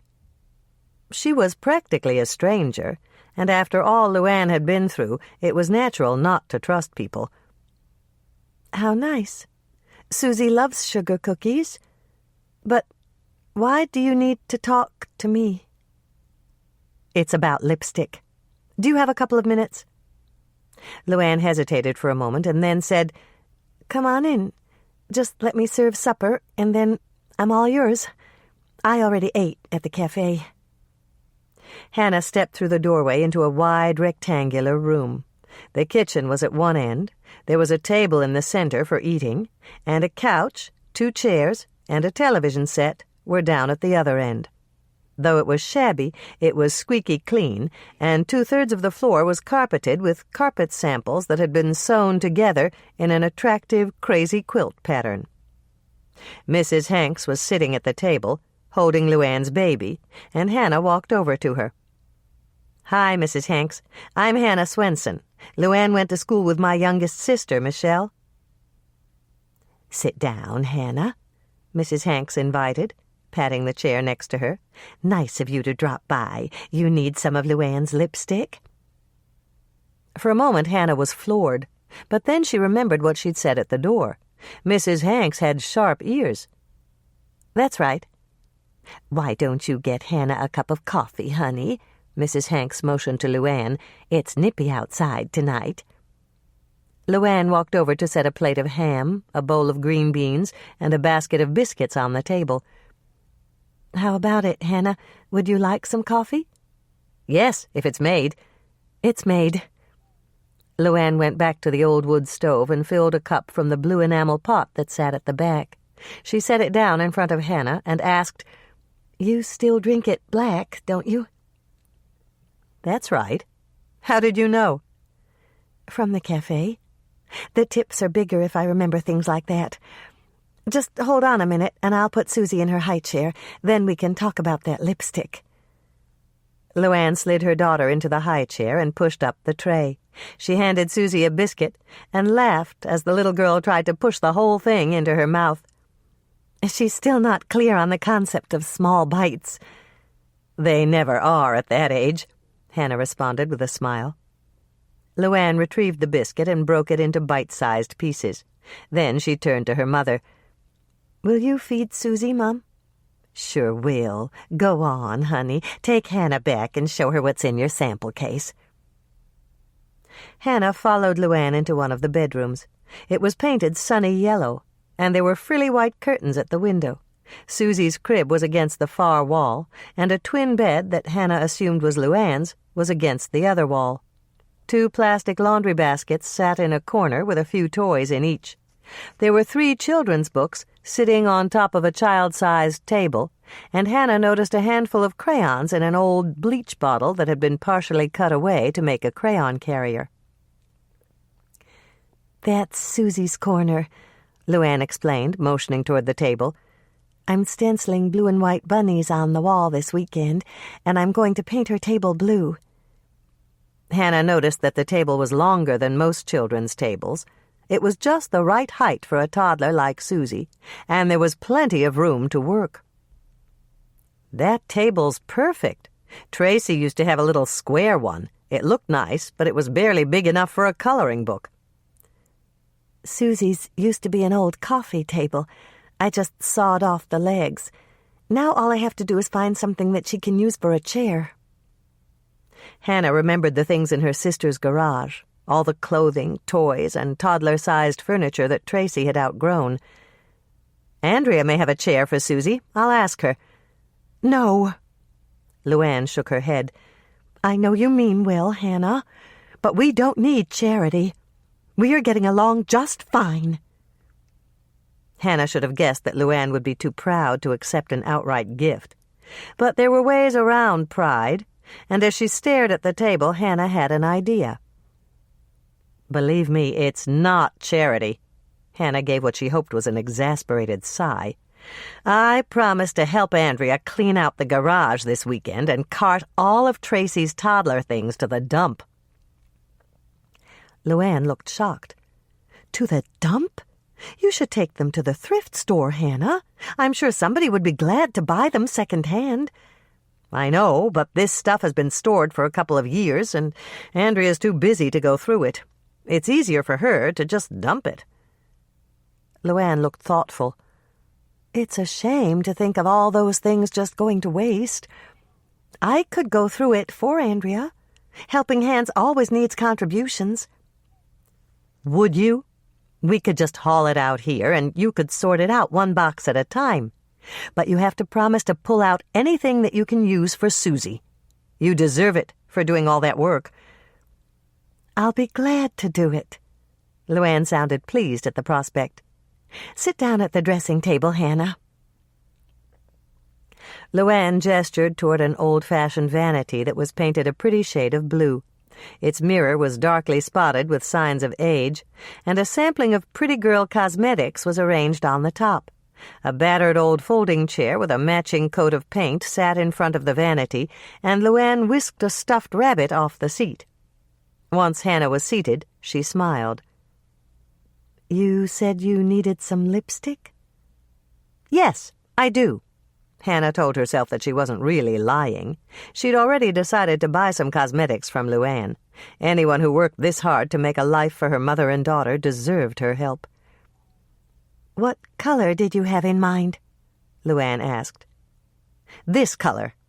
Hannah reached into her purse and drew out the bag that contained the cup. "Do you have anything that matches this?" Luann stared at the cup for a moment, and then she sighed.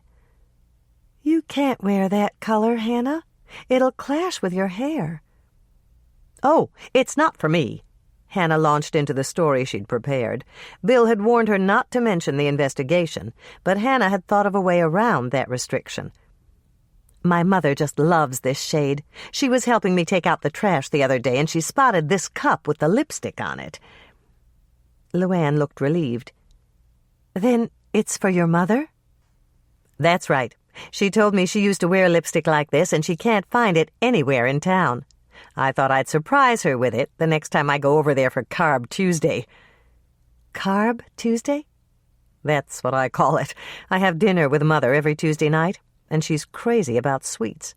Last night we had Hawaiian pot roast with pineapple slices and candied yams." Luann started to grin. "I can see why you call it Carb Tuesday. You haven't heard the rest of it. We also had a side dish of fried bananas and nut cake with chocolate frosting for dessert. Mother had ice cream on top of hers." "Your mother sounds like a sugar junkie. Does she ever eat it right out of the bag?" "I wouldn't be surprised," Hannah laughed. "I know she has a stash of fudge brownies in her freezer and a whole drawer filled with 1-pound chocolate bars. I guess I should be grateful that she invited Carrie Rhodes and her son to join us for dinner. Norman's a dentist." Luann gave her a shrewd look. "I heard that Norman moved here when his father died. Is your mother trying to fix you up with him?" "Of course she is. You know Dolores. She's desperate to marry me off, and she's leaving no single divorced or widowed stone unturned." "And you don't want to get married?" "I'm just fine the way I am. It would take the combined efforts of Harrison Ford and Sean Connery to change my mind." "Me too," Luann said. "I'm really glad that lipstick isn't for you, Hannah. I'd hate to miss out on a sale, but I'd already decided that I couldn't let you walk out of here wearing a color that's wrong for you. With that pretty red hair of yours, you need to choose from an earthier palette." "But you do have a lipstick in this shade?" "Sure I do. And your mother's right. I'm the only one in Lake Eden who carries it. It's called Pink Passion, and I stock it for a lady in town." "That's great, Luann. This is going to win me points with my mother." Hannah was proud of herself. She knew where the lipstick had come from. Now all she had to do was get Luann to tell her the name of the woman who wore it. "Tell me about the other woman who wears it. Mother gets upset if someone she meets is wearing the same hat or the same dress. She probably feels the same way about lipstick." "Oh, that's no problem.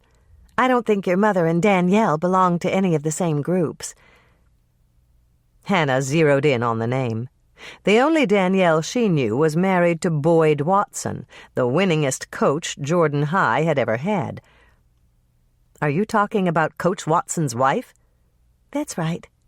I just about died the first time she ordered it, but it actually looks good on her.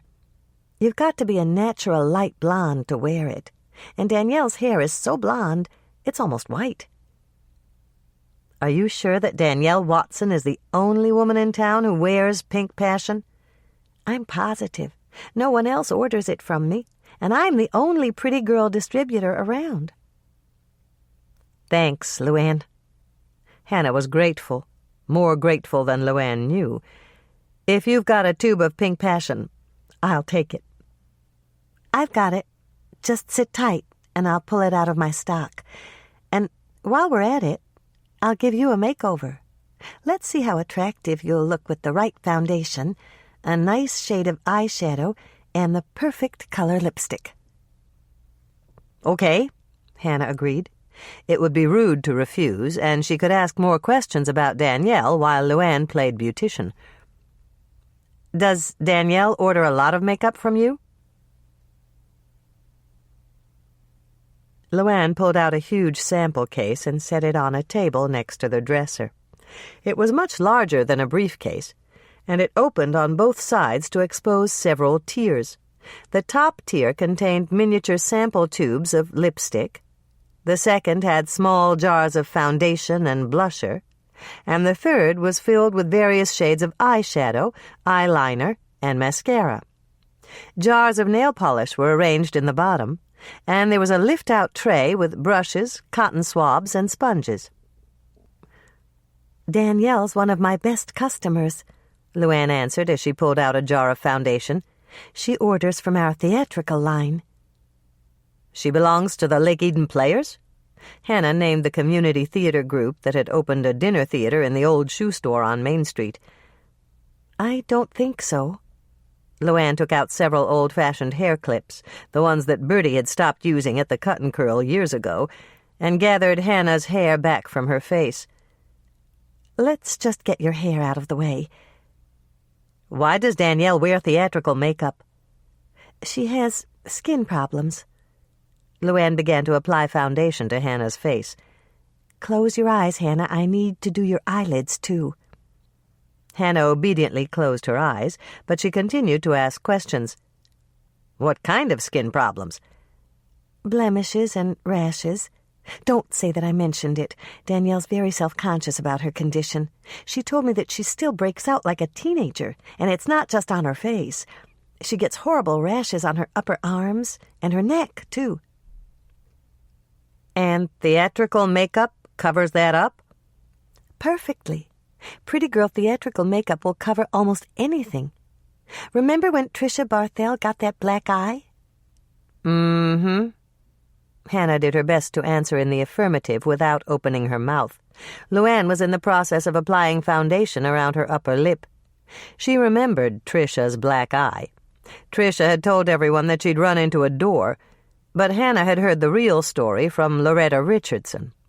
Loretta had told Hannah that her daughter, Carly, had thrown an algebra book at Tricia when Tricia had put the moves on Carly's boyfriend.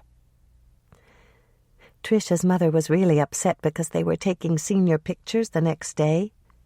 She called me in for a consultation, and I used Pretty Girl's theatrical foundation on Tricia. It covered her bruises perfectly, and she's ordered makeup from me ever since." "That's amazing," Hannah risked commenting. Joanne had moved on to her chin. "I saw Tricia's picture when they ran all the senior photos in the paper, and I didn't see any bruises." Pretty Girl theatrical foundation will cover anything, from a bad bruise to a zit." Joanne sounded proud of her products. "But you don't need it, Hannah. Your skin is perfect. You must use just the right combination of moisturizer and night cream. If I were you, I wouldn't change a thing." Hannah stifled a grin.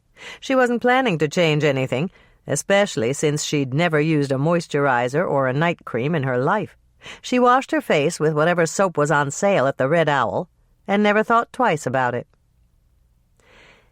"Just lean back and relax, Hannah," Joanne said in a professional voice. "By the time I get through with you, you'll look better than you've ever looked before in your life." Chapter 6. When Hannah walked into the community center, the first person she saw was her mother. Dolores Swensen was holding court at the far end of the room, surrounded by a circle of her friends. As Hannah watched, her mother reached up to pat her sleek dark hair, and her tasteful diamond earrings glittered in the overhead lights. She was wearing the soft blue dress that had been in the window of Beaumont Fashions, and her purse and shoes matched perfectly. Hannah's mother was still a beautiful woman, and she knew it. At 53, Dolores was winning the battle against time, and only Hannah, who'd helped her mother with her finances for several months following her father's death, knew exactly how expensive that battle was. Fortunately, Dolores had the money to spend. Hannah's father had left Dolores in very good financial shape, and she'd also inherited from her parents. There was no way that Dolores could run out of money, even if she resorted to costly tummy tucks and facelifts. Hannah sighed as she made her way through the crowd. With the exception of her hair color, Andrea resembled Dolores, and Michelle was another petite beauty. Both of her younger sisters had inherited their mother's beauty genes. Hannah was the only one in the family to take after her father. She was cursed with his curly, unmanageable red hair, and she was at least 4 inches taller than her sisters. When strangers saw Dolores with her daughters, they assumed that Hannah was adopted. Dolores was laughing at something that one of her friends had said. Hannah waited until the group of ladies had disbanded, and then she walked over to tap Dolores on the shoulder. "Hi, Mother." "Hannah?" Dolores turned to face her. Her eyes widened, her mouth opened in a round O of shock, and she dropped her purse to grab Hannah's hand. "What is it?" Hannah began to frown. "I don't believe it, Hannah! You're actually wearing makeup!" Hannah was puzzled by her mother's reaction. She'd decided to wear the results of Luann's makeover to the fundraiser, but if she'd known that Dolores would react with such gaping-mouthed astonishment, she would have stopped at the cookie jar and washed her face. "You don't like it?" "It's such a change. I don't know what to say." "I can see that." Hannah bent over to pick up her mother's purse. "I guess I should have washed it off before I got here." "No, it actually looks good. You surprise me, Hannah. I had no idea you even knew what eyeliner was." "I must have hidden depths." Hannah grinned at her mother. "Tell me the truth, Mother. Do you really think it's an improvement?" "It certainly is.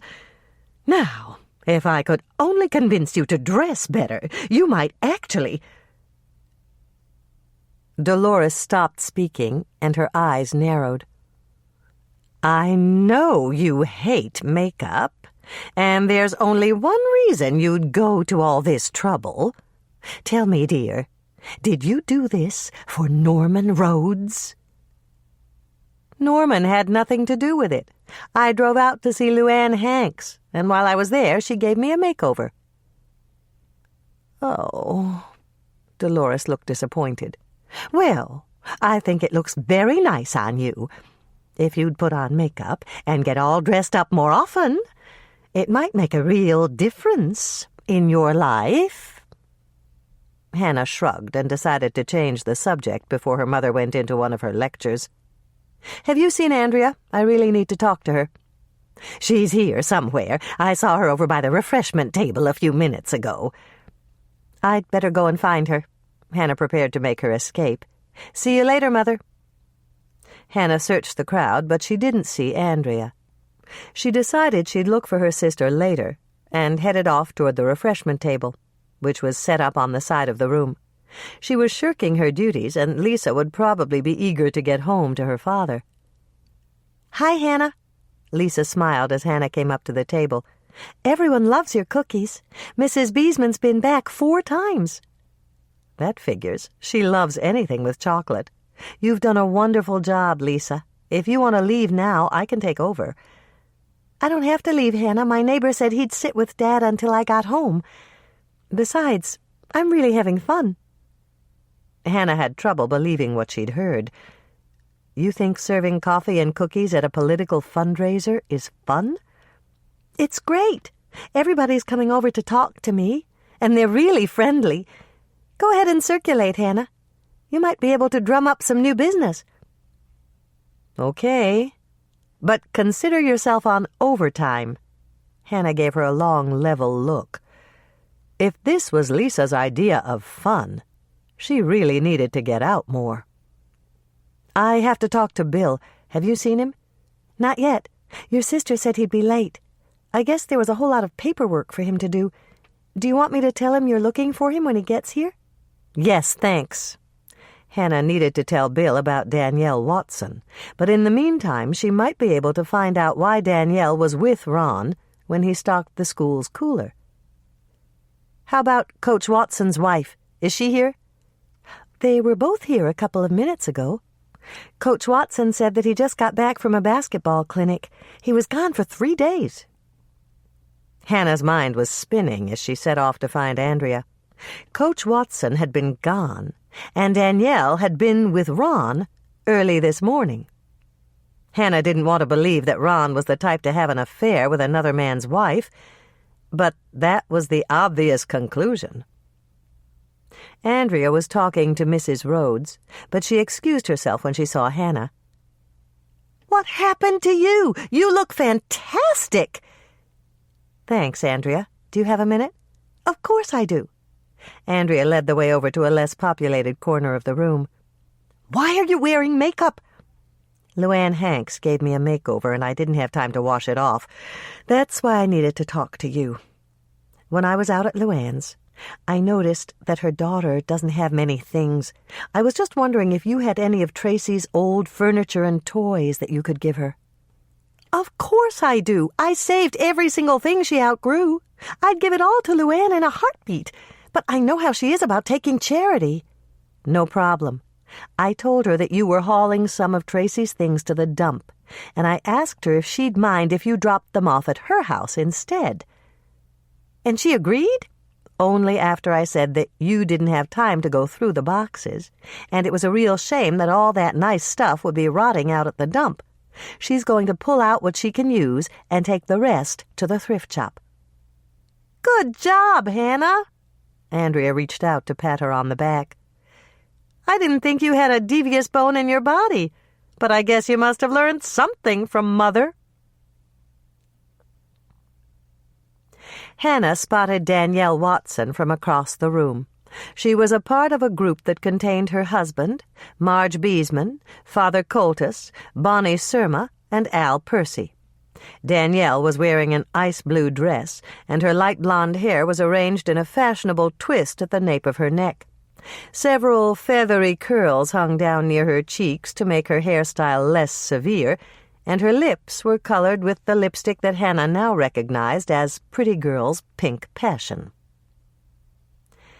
Hannah moved forward and joined the fringes of the group. The topic of conversation was Ron LaSalle, and that didn't surprise her. Ron's murder was the biggest news to hit Lake Eden since little Tommy Benson had released the brake on his mother's Ford Escort and crashed through the plate glass window of the First Mercantile Bank.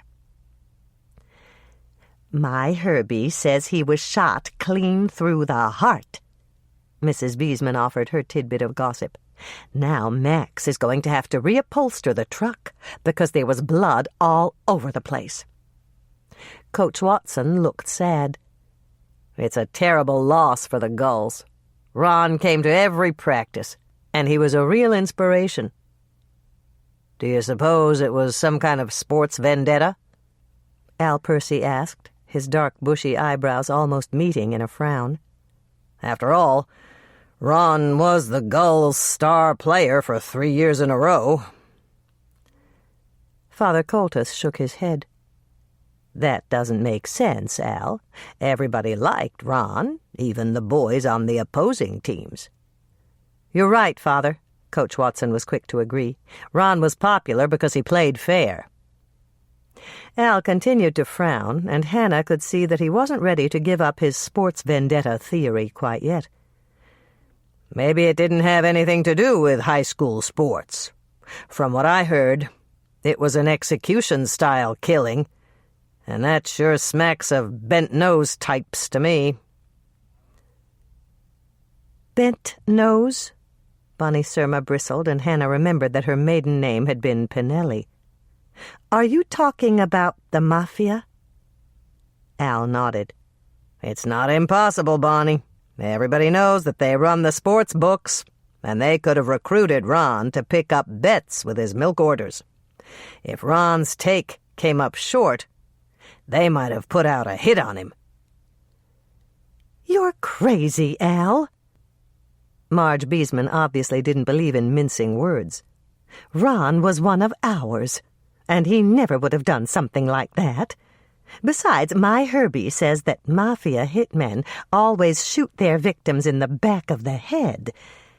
Or they use that wire thing to choke them, like they did in The Godfather." As Hannah watched, Danielle's naturally pale face turned a shade of sickly gray. The polite smile on her face crumpled, and she looked as if she was struggling not to burst into tears. She turned to her husband, whispered a few words, and then she left the group. Hannah watched her as she pushed her way through the crowded room and headed out into the hallway that led to the ladies' room. This was her chance, and Hannah wasn't about to waste it. She set off after Danielle as fast as she could. Once she'd gained the hallway, Hannah headed straight for the ladies' room with only one purpose in mind. She had to find out exactly what Danielle knew about Ron's murder. Chapter 7. As Hannah approached the door to the ladies' room, she heard the sound of muffled sobbing. Maybe it wasn't fair of her to take advantage of Danielle in her grief, but playing fair wasn't as important as helping Bill solve Ron's murder. Hannah pushed open the door and found Danielle standing in front of the long mirror above the sinks. She was dabbing at her eyes with a soggy tissue, and she looked helpless and frightened. As Hannah stepped into the pink-tiled room, she felt like Simon Legree confronting little Eliza. "Danielle?" Hannah remembered the old flies and honey maxim, and she put every ounce of sympathy she could muster into her voice. "What's wrong?" Danielle whirled around, looking terribly guilty. "Nothing. I got something in my eye, that's all." "Both eyes?" Hannah spoke without thinking and instantly regretted it. She wouldn't get anywhere by alienating Danielle before she'd asked her first question. "It's probably dust. It's been really windy today. Do you want me to take a look?" "No. Thanks anyway, Hannah. I think I got it." "Good."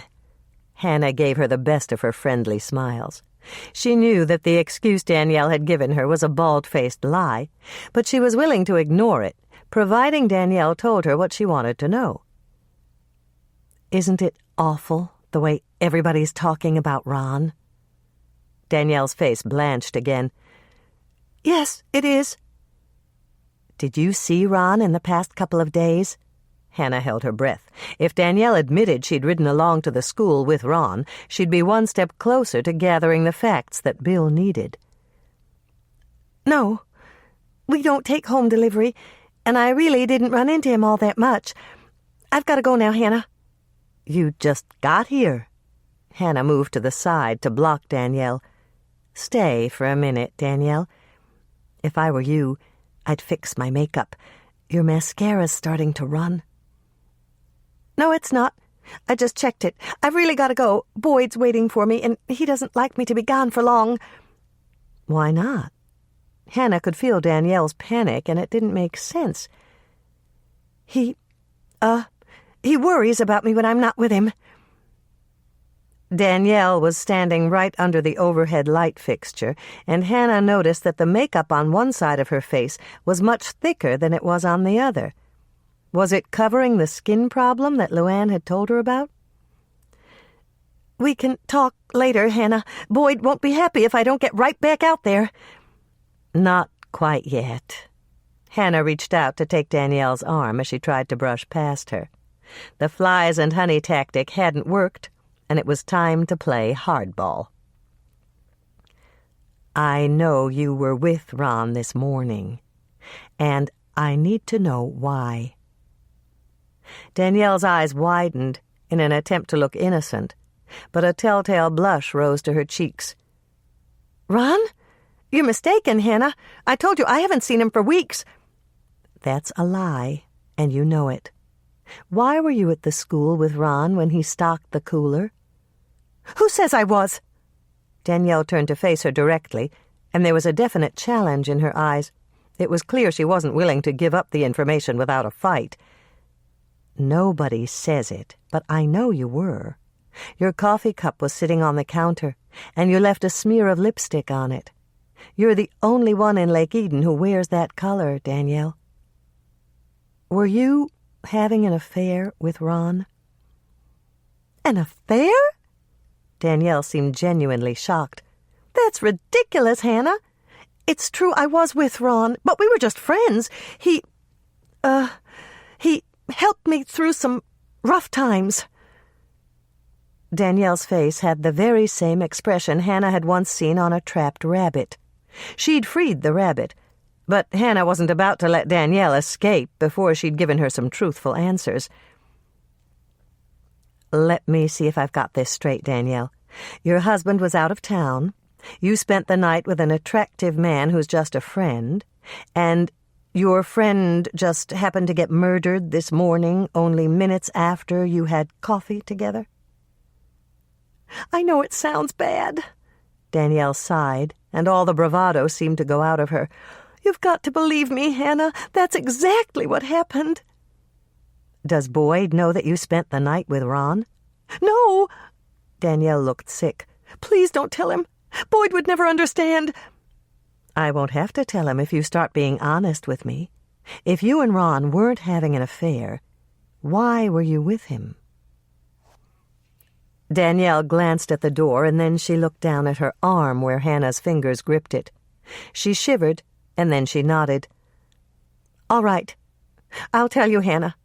But you've got to respect my privacy. I can't let Boyd know where I was last night." "Deal," Hannah agreed. "But if you know anything about Ron's murder, I'll have to give the information to Bill." "It doesn't have anything to do with Ron's murder. At least, I don't think it does. I lied to you, Hannah. Ron and I were more than just friends. He was my GA sponsor." GA? Gamblers Anonymous. We meet every Tuesday night at the community college. That confession threw Hannah for a loop. "You're a recovering gambler?" "Yes, but Boyd doesn't know." Danielle reached out and steadied herself against the wall. "Could we sit down, Hannah? I don't feel very good." Hannah led her over to the couch and chairs that were arranged in a corner of the ladies' room. When Danielle had taken a seat on the couch, Hannah pulled up one of the chairs. "You said that Boyd doesn't know about your addiction?" "No. He's not an easy man, Hannah. He wants perfection from a wife. I think he'd divorce me if he ever found out the truth." Hannah suspected that Danielle was right. Coach Watson demanded perfection from everyone around him. He was hard on his team when they made errors on the playing field or the court, and he'd be even harder on Danielle. Danielle might be exaggerating when she said that her husband would divorce her, but Hannah was willing to bet that he'd be plenty upset. "You said you go to GA meetings every Tuesday night. Doesn't Boyd ask you where you're going?" "I told him I was taking an art class at the college. I had to lie to him, Hannah." It was time to cut Danielle a little slack, and Hannah knew it. "I can understand that. I'd probably do the same thing in your place. Were you at the GA meeting last night?" "Yes, I was there." "How about Ron?" "Ron was there, too. He never missed a meeting." Hannah zeroed in on the crux of the matter. "Did you go home from the meeting with him?" "Of course not. I thought that Boyd would be back by then, and we were going to drive out to the hub to have a late supper together. Boyd really likes their steaks. He says an athlete doesn't get enough protein from chicken and fish, and he always makes his boys eat plenty of red meat when they're in training." Hannah had seen the boys from Coach Watson's teams wolfing down hamburgers at Hal and Rose's cafe, and she didn't think there was much danger they'd be protein deficient. But Danielle was digressing, and Hannah needed to get her back on track. "Your husband didn't come home last night, did he?" "No. When I walked in, there was a message from Boyd on the answering machine. He said he'd decided to stay over at his mother's house, and he'd be home by noon today. He doesn't see her that often, and I should have just taken it in stride, but I expected him to come home, and it just threw me off." Hannah gave her an encouraging smile. "Of course it did. What happened next?" "I opened the mail, and I found a check from my mother. We bought some stocks together, and we made a good profit when we sold them. If that check hadn't come, I think I would have been all right." But just looking at that money made me want to gamble. That's understandable. What did you do? I called Ron.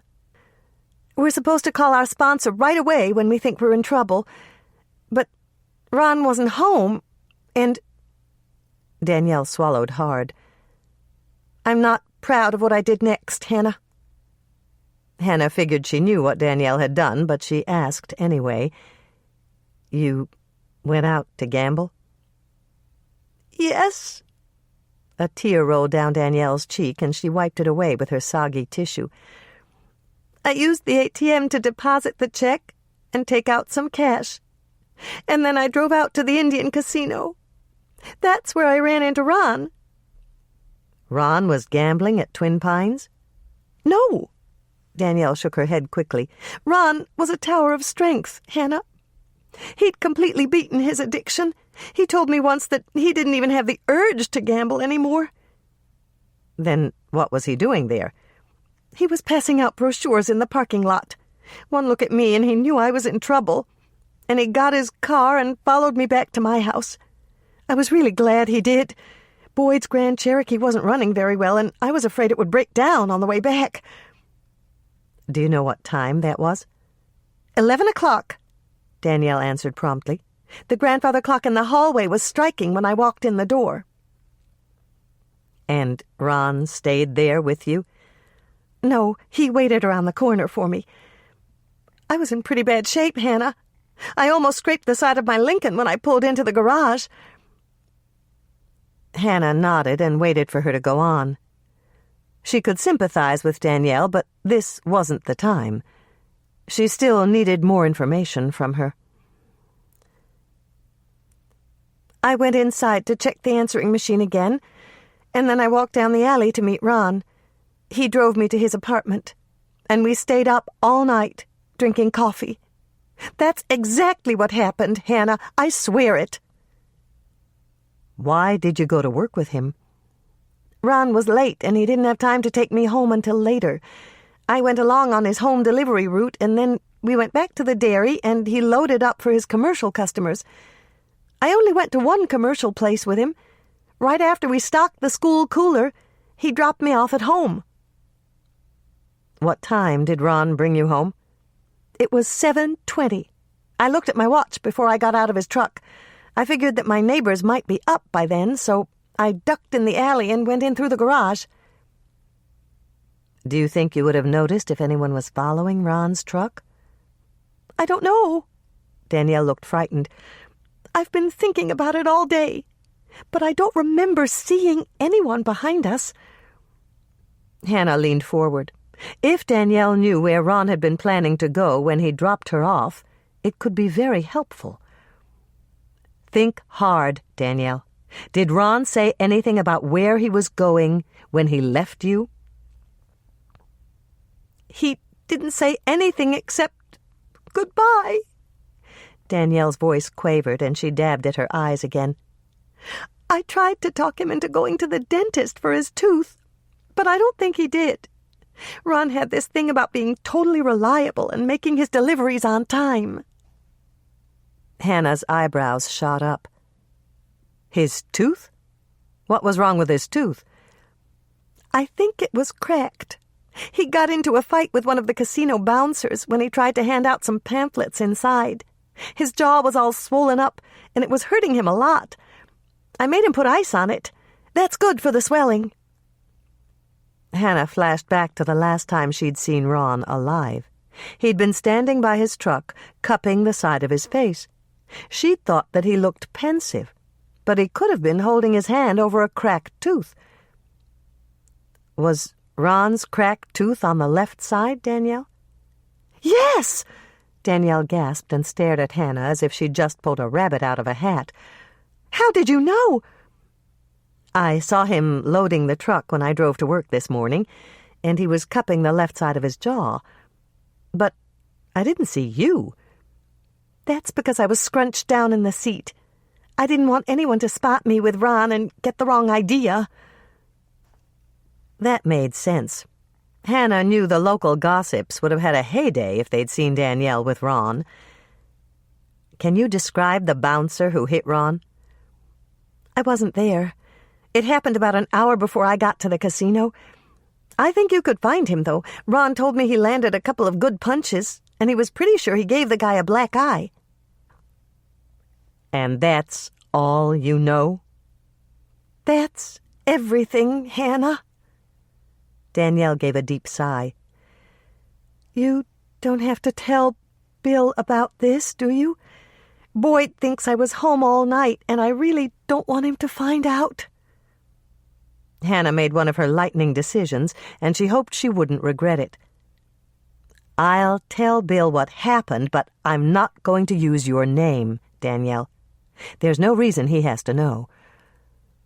Oh, thank you, Hannah. You don't know how much I appreciate this. I wanted to say something sooner, but... I understand. Hannah interrupted her. You couldn't say anything without letting Boyd know that you were with Ron. Danielle dipped her head in a nod. She still looked beautiful, even though her makeup was smudged and her eyelashes were stuck together in clumps from the tears she'd shed. Hannah was amazed at the difference between them. Every time she cried, which wasn't often, her nose turned as red as the light on top of Bill's cruiser, and the skin around her eyes puffed up. It was pretty clear that when they'd handed out the gorgeous jeans, women like Danielle and Andrea had stolen her share. Take a couple of minutes and fix your makeup. Hannah gave her a bracing smile. Your mascara really is running now. Danielle looked scared again. But Boyd'll come looking for me if I'm not out soon. I'll find him and tell him that you got a piece of dust in your eye. Hannah helped her up and propelled her toward the mirror. Don't worry, Danielle. Your secret is safe with me. I know, Moisha. I was gone a long time. Hannah scooped up the orange blur that hurled itself at her ankles when she opened her condo door. That action seemed to appease the needy feline, because he started to rumble deep in his throat. He licked her hand, and Hannah laughed. I'm home to stay now. Just let me make one phone call, and then we'll have our bedtime snack and hit the pillows. Moisha followed her out to the kitchen and watched as she poured herself a glass of white wine from the green gallon jug of Chablis that sat in the bottom of her refrigerator. It was far from fine wine, and Hannah knew the difference, but it was cheaper than Sominex or Bayer PM. She opened the cupboard to grab one of the antique dessert dishes that her mother had given her as a Christmas present, and filled it with Moisha's favorite brand of vanilla yogurt. Her mother would be horrified to learn that the only one who'd ever used one of the cut-glass dessert dishes was the cat who'd shredded her stockings. Okay, we're all set.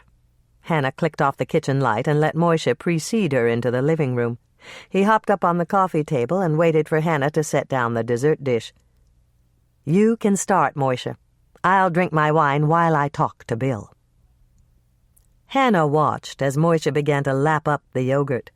She didn't know if it was usual feline behavior, since she'd never shared her home with a cat before, but Moisha had perfected the act of eating and purring simultaneously.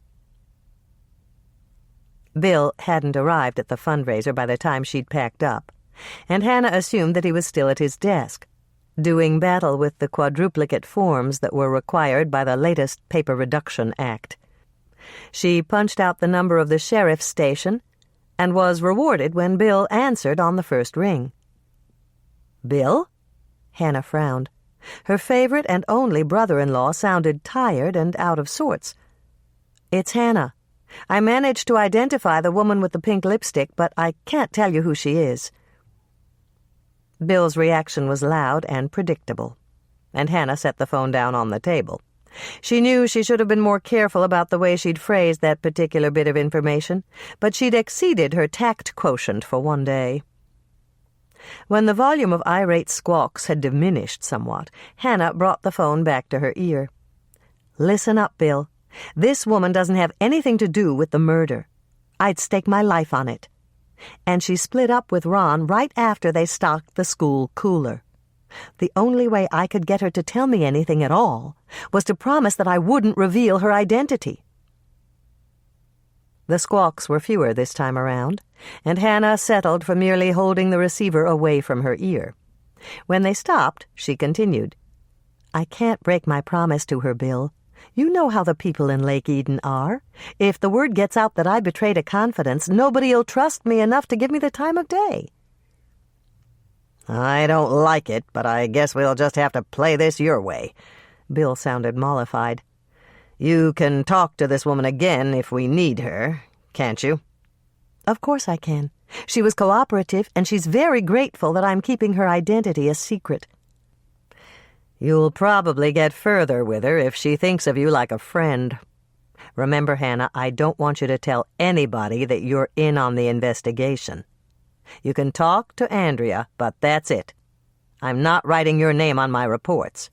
I'm just referring to you as my snitch." "Your snitch?" Hannah took a sip of her far-from-premium wine. "A snitch is a person whose identity is protected by the investigating officer. You must have learned that from those detective shows you're always watching." Hannah rolled her eyes at Moishe. "I know what a snitch is. Why can't I be your undercover agent?" "My undercover agent?" That made Bill laugh, but once he realized that Hannah wasn't laughing with him, he backtracked fast. "All right. Consider yourself my undercover agent. What else have you got?" "The woman with the pink lipstick told me that Ron got into a fight at Twin Pines last night. She thinks he cracked a tooth because his jaw swelled up. Remember when I told you I saw him cupping his jaw this morning?" "Right. You said you thought he was thinking about something important. I've got it right here in your interview notes." "Well, I was wrong. His tooth hurt, and that's why he had his hand on the side of his face." There was a moment of silence, and Hannah heard a pen scratch. Bill was taking notes. Finally, he said, "That makes sense. Did this woman know who Ron fought with at the casino?" "No. It happened before she got there. I'll try to find out for you, Bill."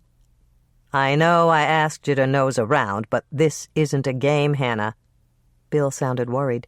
"Ron was murdered in cold blood, and the killer won't hesitate to take you out if he thinks you're onto something." Hannah swallowed hard, the image of Ron's lifeless body flitting across the screen of her mind. "You're scaring me, Bill. Do you really think it could be that dangerous?" "Of course it could. Promise me that you'll be careful, Hannah, and call me right away with anything you learn, even if it's 4 a.m. "I will. Good night, Bill." Hannah shivered as she hung up the phone.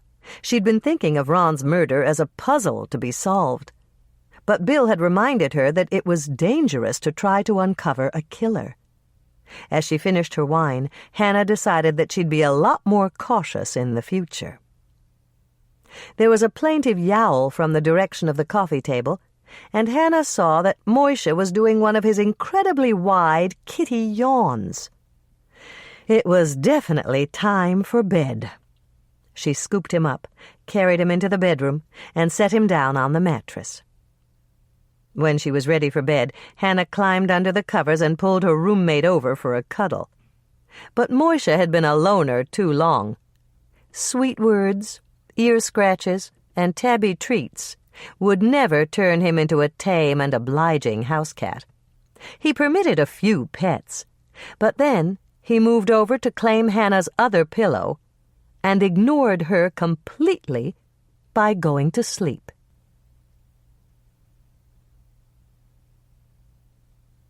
Chapter 8. Hannah woke up with a start. She'd been having a nightmare, and Norman Rhodes, an insane dentist with a drill that sounded like a dump truck backing up, had been grinding her teeth. Since she'd refused to unclench her jaw, he'd been doing his evil dentistry right through her cheek. When she opened her eyes, she was relieved to find that it was only Moishe, licking her face with his sandpaper tongue to wake her. The alarm clock was serenading her with its irritating electronic beep, and Hannah moved Moisha over so that she could reach out and shut it off. It was still dark outside, but the security light on the side of the building had come on. Since it detected any type of motion, Hannah figured that it had been set off by a winter bird that had swooped down to peck at the birdseed bell she'd hung outside her window. "Okay, I'm getting up. I know it's feed the kitty time." Hannah levered her head from the warm comfort of her pillow and sat up in bed. She dangled her feet over the side of the mattress and searched with her toes for the pair of slippers she kept there. She nabbed one, then the other, and wiggled her feet into the gray scuffs that had once been powder blue. When she got to the kitchen, the coffee was ready, and Hannah gave thanks for the timer she'd rigged to the kitchen outlet. Some of the older women in Lake Eden called strong black coffee Swedish plasma, and Hannah agreed with that definition. She couldn't even think, much less function, until she'd downed at least a cup. She poured herself a mug of the steaming, caffeine-laden brew, threw some kitty crunchies into Moisha's bowl, and sat down at the table. There was something very important on the docket for today. Hannah took a big gulp of her coffee, hoping to dispel the morning cobwebs that had gathered in her head during the night. It wasn't a new catering job. She had her schedule set for this week. The sound of loud chewing roused Hannah from her zombie-like state, and she turned to look at Moisha. His kitty crunchies were living up to their name. He was chomping so hard he sounded as if he might break a tooth, and... Ron's tooth! That's it!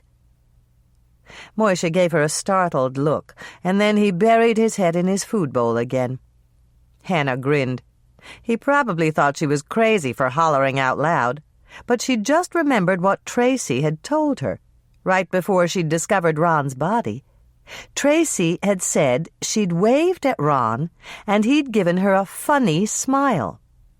People who'd just come from the dentist had funny smiles, especially if the dentist had given them a shot of Novocaine. And Danielle had said that she'd urged Ron to go to the dentist. Hannah reached out for the yellow pad she kept on the kitchen table and jotted down a note to herself. "Call every dentist in town. Did they see Ron yesterday morning?" Then she grinned at what she'd written. Every dentist? There were only 2 dentists in Lake Eden, Doc Bennett and Norman Rhodes. Doc Bennett was retired, but he still kept a few of his former patients in enamel, and Hannah hoped that Ron had been one of them. She certainly wasn't looking forward to the prospect of calling Norman. He might think that she was following up on her mother's attempt at matchmaking, and nothing could be further from the truth. It took a second mug of coffee, but at last Hannah felt she was ready to face the morning. She added a second note to her first, drive to Twin Pines to check out the bouncer, and then she pushed back her chair. It was time to get ready for work.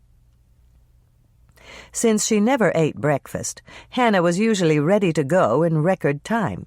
She made quick work of her shower, dressed in faded jeans and a flowered sweatshirt, and hurried back to the kitchen to fast-forward through the messages on her answering machine. They were all from her mother. Dolores sounded like a talking chipmunk at the increased speed playback, and Hannah was amused. She knew she'd have to return her mother's calls eventually, but that could wait until she got to the cookie jar. "See you tonight, Moisha." Hannah grabbed her keys from the corkboard next to the phone and glanced at the African violet as she passed by the table. Its leaves were turning yellow, and it looked in imminent danger of becoming mulch. She shrugged into her bomber jacket and snatched up the plant, carrying it with her out the door. Lisa was a wizard with plants. She might be able to resuscitate it. It wasn't until Hannah was approaching the dairy that it hit her, and she winced as she drove past the white cinder-block building with the huge cozy cow sign on the roof. Ron was gone. She'd never see him loading his truck again. That was a sobering thought, and Hannah almost blew off the stop sign at the corner of Main and 3rd. She managed to break just in time, and she smiled guiltily at Herb Beesman, who was lurking in the alley by the cut-and-curl. Herb just shook his finger in a good-natured no-no gesture, and Hannah breathed a sigh of relief. Herb was being very nice this morning. He could have given her a ticket for reckless driving, but he seemed more amused than angry. The molasses crackles she'd given him yesterday afternoon had been a very good investment. As she turned the corner and drove into the alley behind her shop, Hannah wondered who'd hauled away Ron's truck. Max Turner would be livid if it had been impounded, and he was one truck short for his delivery routes. She steered a wide berth around the place where Ron had been shot and gave a fleeting thought to the difference between the fronts of the shops and the backs.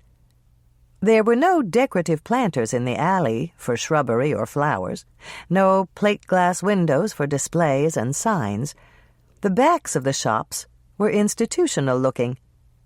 Just parking places, dumpsters, and blank walls with small doors set in at regular intervals. It wasn't a nice place to die.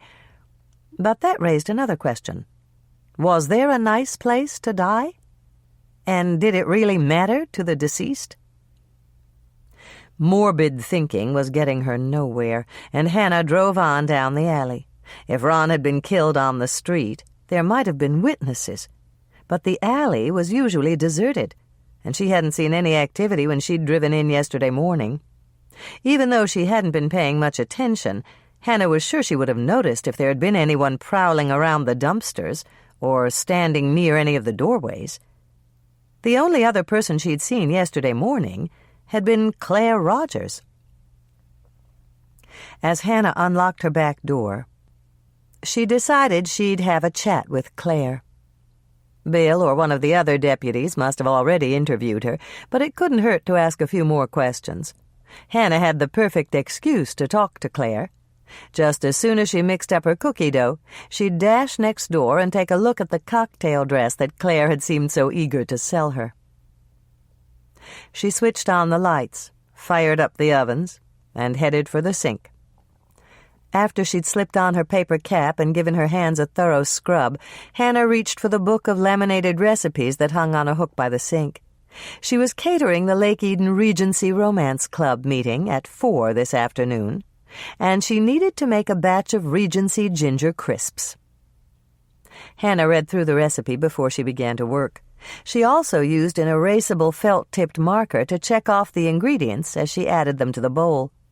It was possible to leave out a critical ingredient when she was distracted, and Hannah was definitely distracted. She couldn't stop thinking about Ron's murder and the clues she'd gathered in the past 24 hours.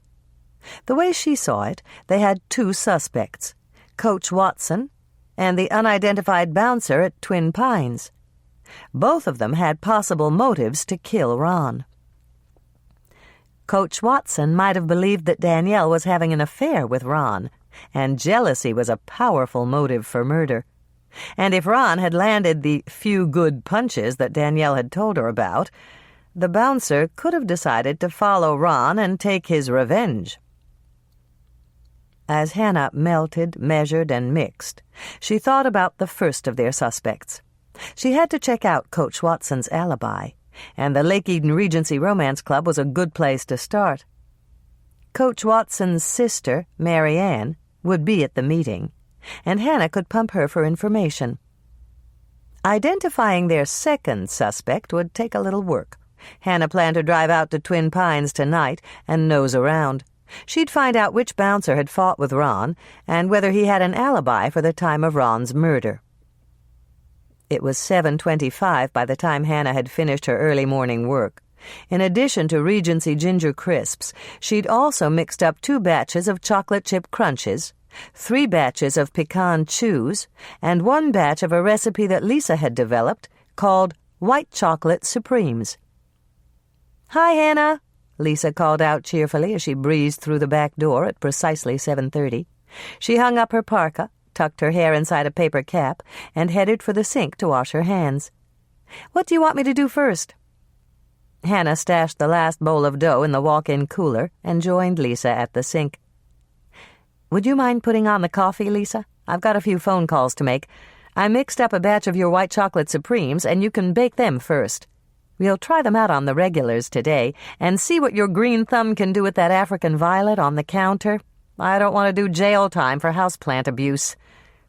No problem. I'll set up the tables and bring you a mug of coffee when it's ready. When Lisa had left, Hannah picked up the phone and punched out Doc Bennett's number, listening to it ring. Doc Bennett. Doc sounded curt, and Hannah glanced at the clock. Perhaps 7:45 was a bit early to call a semi-retired dentist. Hi, Doc. This is Hannah Swensen over at the Cookie Jar. Hello, Hannah. Still brushing the way I taught you? You bet. Hannah was relieved. Doc sounded a lot friendlier now. Do you have a dental emergency, Hannah? No, everything's fine. Hannah hadn't been able to come up with a roundabout way to ask her question, so she just blurted it out. I was wondering whether you saw Ron LaSalle yesterday morning as a patient. My office wasn't open, Hannah. I took the day off and drove up to Little Falls to see my sister. You'd better check with Norman Rhodes. I hear he's been coming in at the crack of dawn most mornings and taking walk-ins without appointments. Thanks, Doc. I'll do that. And drop in for a cookie one of these days. Hannah hung up the phone and sighed. Things never worked out the way she wanted. Now she'd have to call Norman. The smell of coffee from the shop was enticing, and Hannah walked in to fill a mug. It hadn't finished perking, but it was hot, and she sipped it gratefully. She shouldn't have to call the man her mother had picked out for her without a full load of caffeine to sustain her. The coffee's not ready yet, Hannah. Lisa turned to give her a curious glance. That's okay. Hannah took another sip of the coffee-flavored water. Then she thought about Twin Pines and how seldom Lisa got out of the house. Can you get someone to sit with your father tonight? I'm driving out to Twin Pines, and I'll treat you to supper if you want to come along. I'd love to. The neighbors like to sit with Dad now that we bought that big screen TV. Why are you going out to the Indian casino? Hannah remembered Bill's caution about not telling anyone that she was doing legwork for him. I've never been there, and I've always wanted to see the place. Me too. Herb Beesman says they have great ribs. Then we'll have the ribs, and we'll take all the quarters in the cash register and feed the slots. So Lisa had been talking to Herb. Hannah stored that away for future reference and walked back to the bakery feeling much better. Lisa was good company, and as far as anyone else was concerned, they were just going out to the casino to eat ribs and gamble. It was time to call Norman. Hannah reached for the phone and punched out his office number. If Norman misinterpreted the reason for her call, Bill would owe her. She twisted the cord around her fingers as it rang several times, and then Norman picked up. Rhodes Dental Clinic, Norman Rhodes speaking. Hi, Norman. It's Hannah Swensen. Hello, Hannah. Norman sounded pleased to hear from her. Did you call your mother yet? My mother? She called me this morning to ask if I'd seen you. She said she'd left a bunch of messages on your answering machine, but you hadn't called her back. Guilty, Hannah admitted. I didn't check my machine until this morning, and then I was in a rush. I don't suppose you happen to know what she wanted? Not really, but she did ask what my intentions were toward you. What? Relax, Hannah. My mother's the same way. It must be in the genes. They never stop trying to control your life. Hannah wasn't about to ask Norman what he'd said. She really didn't want to know. I've got a question for you, Norman. Did Ron LaSalle come in to see you yesterday morning? There was a long pause, and then Norman sighed. I'm sorry, Hannah, but I can't tell you that. All information regarding a patient's visit is confidential. Then Ron was your patient? Hannah heard a distinct gulp on the other end of the line. I didn't say that. Of course you didn't. Then why did you assume that he was?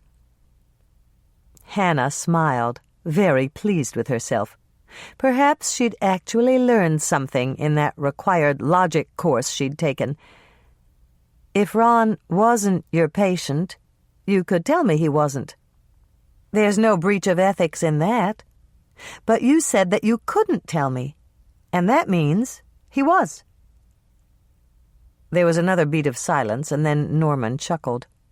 You're quick, Hannah. And you're right. I guess it can't do any harm to tell you now. Ron was my first appointment of the morning. He came in presenting considerable pain from a fissured molar. A cracked tooth? Yes, in layman's terms. I'm sorry, Hannah, I've got a patient in the chair and I can't talk now. Just hang on and let me check my schedule. Hannah waited, shifting from foot to foot. This was important. Norman might have been the last person to talk to Ron.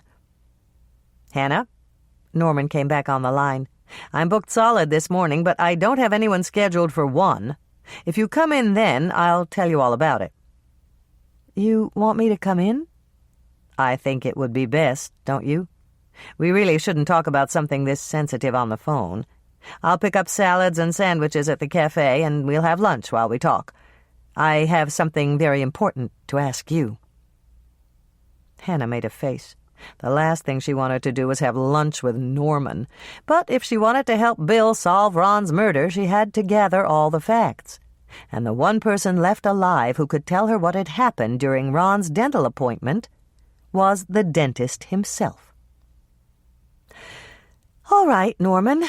Hannah caved in to the inevitable with all the good grace she could muster. I'll see you at 1.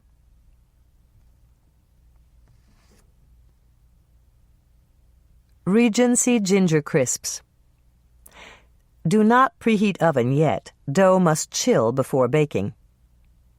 3/4 of a cup melted butter, 1 1/2 sticks.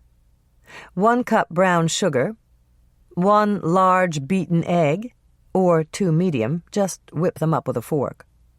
4 tablespoons molasses, that's 1/4 of a cup.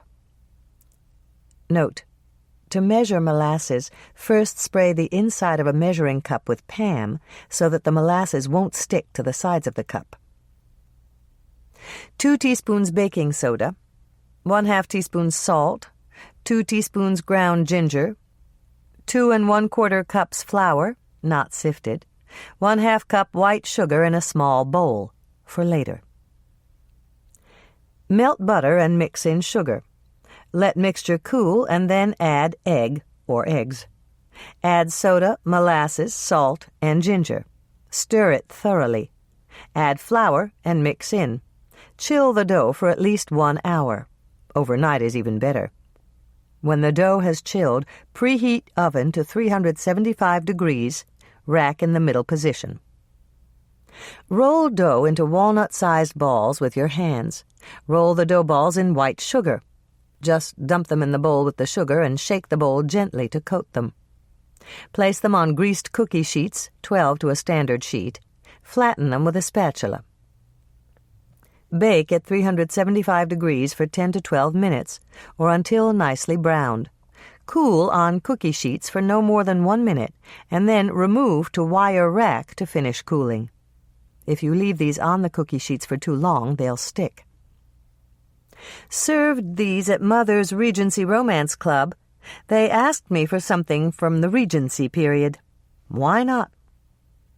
Tracy loves these as a bedtime snack with a glass of milk.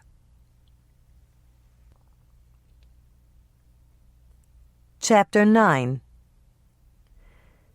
Her shop was every bit as crowded as yesterday, and Hannah was relieved when the predictable 11 o'clock lull arrived. It was the time of day when Lake Eden residents decided that it was too late for a breakfast cookie and too early for a lunch cookie.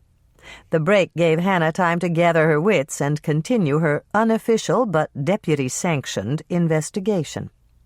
She put on a fresh pot of coffee, wiped down the counter until it was sparkling, and went through the swinging door to the bakery to talk to Lisa. Lisa had just taken the last pan of cookies from the oven, and she greeted Hannah with a smile. "I'm finished with the baking, Hannah, and your plant's going to make it," Its roots just needed to be soaked." "Thanks, Lisa." Belatedly, Hannah remembered the instructions her mother had given her with the plant. African violets needed to be watered from the bottom and not from the top. She walked over to glance at the plant and saw that it looked much perkier.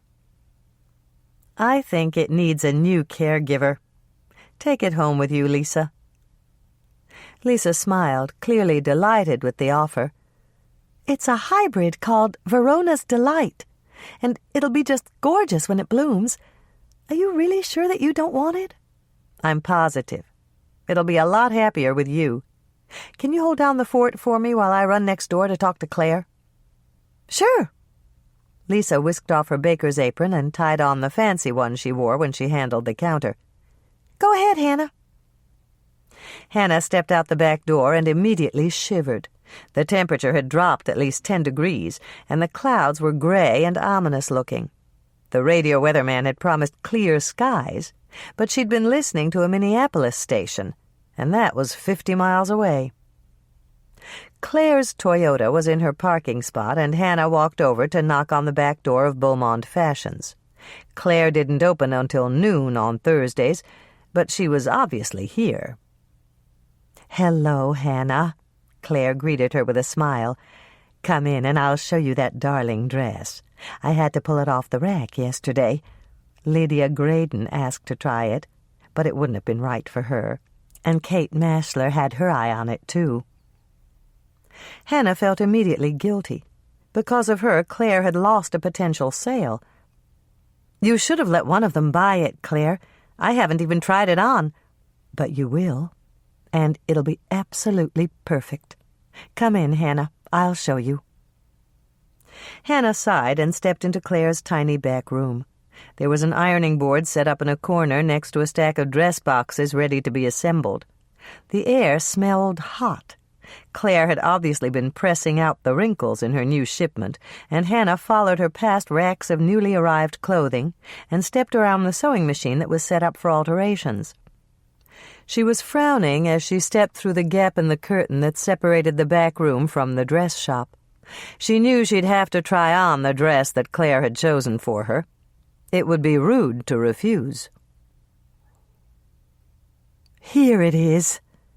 Claire opened the closet that held her most expensive dresses and removed a hanger that held a black silk cocktail dress. "Isn't it just darling?" Hannah nodded. What else could she do? It looked like an ordinary dress to her, but she knew next to nothing about fashion, and Claire was the expert. "Go right in and try it on." Claire led the way to one of her little dressing rooms. "Would you like me to help you?" "No, thanks. I can manage." Hannah walked into Claire's posh little dressing room and shut the door. "Are you out there, Claire?" "I'm here." Claire's voice floated in through the open transom. "Do you need me to zip you up?" "No, I'm fine. I just wondered if you saw anyone in the alley yesterday morning." "Just you, Hannah. Bill already asked, and I told him the same thing." "How about later?" Hannah unzipped her jeans and let them slip down into a denim pile around her ankles. "I didn't go out again until I heard all the commotion." Hannah kicked her jeans over to a spot near to the mirror and pulled off her sweatshirt. "Are you sure? You said you were unpacking a new shipment. Didn't you go out to throw any packing materials in the dumpster?" "I don't think—" "Yes, I did." Claire sounded surprised. "You're right, Hannah. I broke down some cartons and carried them out. And there was someone in the alley. A homeless man was huddled up in the thrift shop doorway, waiting for it to open." "Do you have any idea what time that was?" Hannah asked as she removed the black dress from the hanger. "I think it was about 7:45. When I got back inside, I pressed a dress, and then Becky Summers called to ask if the alterations were finished on her new pantsuit. I glanced at my watch, and I remember thinking that only Becky would have the nerve to call me a full 2 hours before I opened, so it must have been 8. "What did this homeless man look like?" I'm sure you've seen him around town, Hannah. He's tall and his hair sticks up in spikes. It's this awful red—" Claire paused, and she sounded embarrassed when she spoke again. "It's not like your hair, Hannah. Yours is a lovely auburn color. This man's hair is so red it's almost orange, like a clown." Hannah added that tidbit to her memory banks as she lifted the dress over her head and stuck her arms through the sleeves. She wiggled, the silk slipped down with a slither, and she reached behind her to pull up the zipper by its little tab. The dress fit her perfectly. Claire had a good eye for size. "Does it fit you, Hannah?" Claire's voice floated in again. "Like a glove." Hannah took a deep breath and glanced in the mirror. The stranger that stared back at her looked shocked. Not only did the dress fit, it was stunning on her, and Hannah had never looked stunning before in her life. "Do you like it?" It took Hannah a moment to find her voice. It's great. Come out and let me see if I need to do any alterations." "You don't." Hannah kicked off her favorite old Nikes. They didn't exactly go with her new image. And then she opened the door and walked out.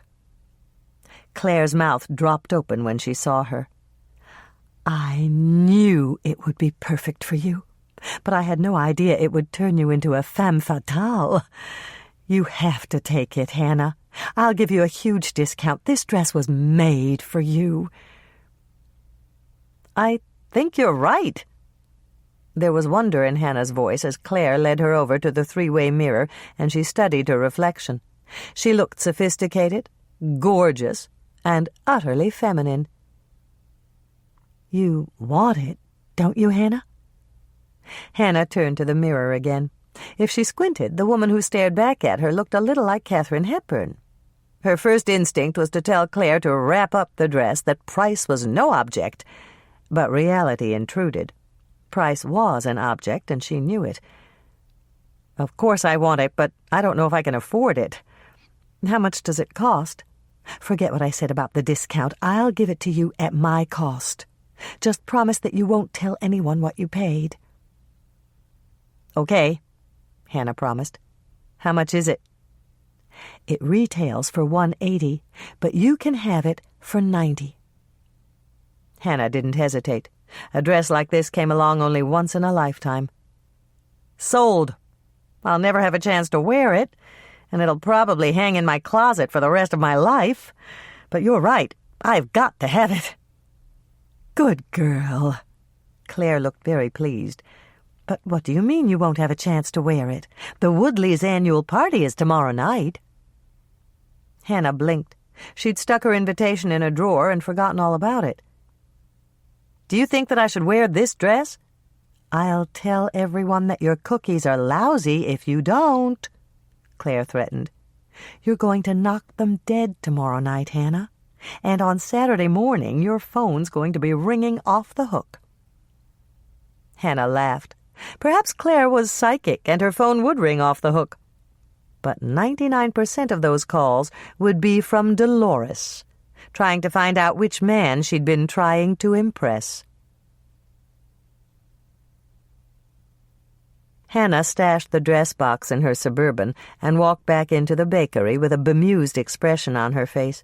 She'd certainly spent a lot of money helping Bill investigate Ron's murder. She'd dropped $50 with Luann for the cosmetics, and she'd spent $90 with Claire for the dress. As she passed the work island, the phone on the wall started to ring. Hannah called out to tell Lisa that she'd get it and picked up the receiver. "The cookie jar, this is Hannah." "Hi, Hannah." It was Bill, and he sounded discouraged. "I'm just checking in with you. I'm out here at the dairy doing interviews." "Did you learn anything new?" "Not a thing. Everyone else came in at 7:30, and Ron had already loaded up and left by then." "How about Max Turner? Did you speak to him yet?" "No. Hold on a second, Hannah." There was a lengthy pause, and then Bill came back on the line. "Betty still expects him to call in today. I told her to get a number and I'd call him back to tell him about Ron. How about you? Do you have anything for me? Yes, and it could be important. I talked to Claire Rogers, and she remembered that she saw a homeless man in the alley about 7:45. He was huddled in the thrift shop doorway, and she gave me a description. Let me get out my notebook. There was another pause, and then Bill spoke again. Okay, give it to me. He was wearing baggy clothes, and he had bright red hair sticking up in spikes. Claire said she'd seen him around town before. Good work, Hannah. Bill sounded pleased. I'll run over to the soup kitchen at the Bible church and see if they know who he is. And I'll check with the thrift shop. They might have let him in. Anything else? Maybe, but I'm not sure. Ron went to the dentist for that cracked tooth I told you about, and that was why he was running late. I'll get back to you the minute I know more. Hannah hung up the phone, and then she picked it up again to punch out her mother's number. She couldn't put Dolores off forever. As she listened to the empty ringing, she began to smile. Her mother was out, and she left a brief message. Hi, it's Hannah. I'm just returning your call. Guess you must be out. I'll see you later at the Regency Romance Club meeting. Hannah had just hung up when Lisa stuck her head around the side of the swinging door. Your sister's here, Hannah? Send her back here with 2 mugs of coffee, Hannah instructed, walking to the counter to pile a half-dozen white chocolate supremes on a plate. There weren't many left, and she suspected that Lisa's new recipe had been a success. Then she sat down on a stool and wondered what new crisis had brought Andrea to the cookie jar for the 2nd day in a row. Hi, Hannah, Andrea greeted her. Here's your coffee. She plunked down the 2 mugs of coffee, saw the cookies, and grabbed one before she even sat down. These new cookies are heavenly. Everybody's raving about them, and they're all sold out up front. Lisa gave me the last one while I was waiting for you. Hannah smiled. I'm really glad they went over so well. Lisa worked a long time on the recipe. They're Lisa's? Andrea looked surprised. That's funny. She didn't say a word about it to me. She wouldn't. Lisa's still a little shy about her baking. Well, she doesn't have to be. These are winners. Andrea reached for another cookie. What brings you in, Andrea? Hannah mentally prepared herself for another sibling crisis. I just got off the phone with Bill, and he sounded fine. Tracy's okay, isn't she? Tracy's fine. Everything's fine. I don't have another showing until 3, and I just dropped in to say hello. Hannah raised her eyebrows. Andrea never just dropped in. I'm busy tonight, but I can be home by 8:30. Is that too late to drop Tracy off? Why would I want to drop Tracy off? Andrea looked confused. What are you talking about, Hannah? You don't need a sitter tonight? No. A dull flush rose to Andrea's cheeks. I've really been taking advantage of you, haven't I? Of course not. Hannah shook her head. I enjoy spending time with Tracy. She's a great kid. I know. But when I came in, you just assumed that I needed something. I'm not a very good sister, Hannah. I take and I take, but I never give back. Hannah was uncomfortable. This was getting altogether too serious to suit her. Oh, yeah? You urged me to open the cookie jar. I'd call that giving back in spades. You're right. I did suggest it. Andrea looked pleased for a moment. But I really should do more for you, Hannah. You help me out all the time, and I never know how to return the favor. If you just ask me for something, I'd do it. Suddenly, Hannah had a brilliant thought. That's about to change. If you really want to do something for me, you can come along with me to the dentist. My appointment's at 1. Of course I'll come, but I didn't know you were afraid to go to the dentist. Believe me, I am, Hannah said with a grin, especially when the dentist is Norman Rhodes. Andrea's mouth dropped open.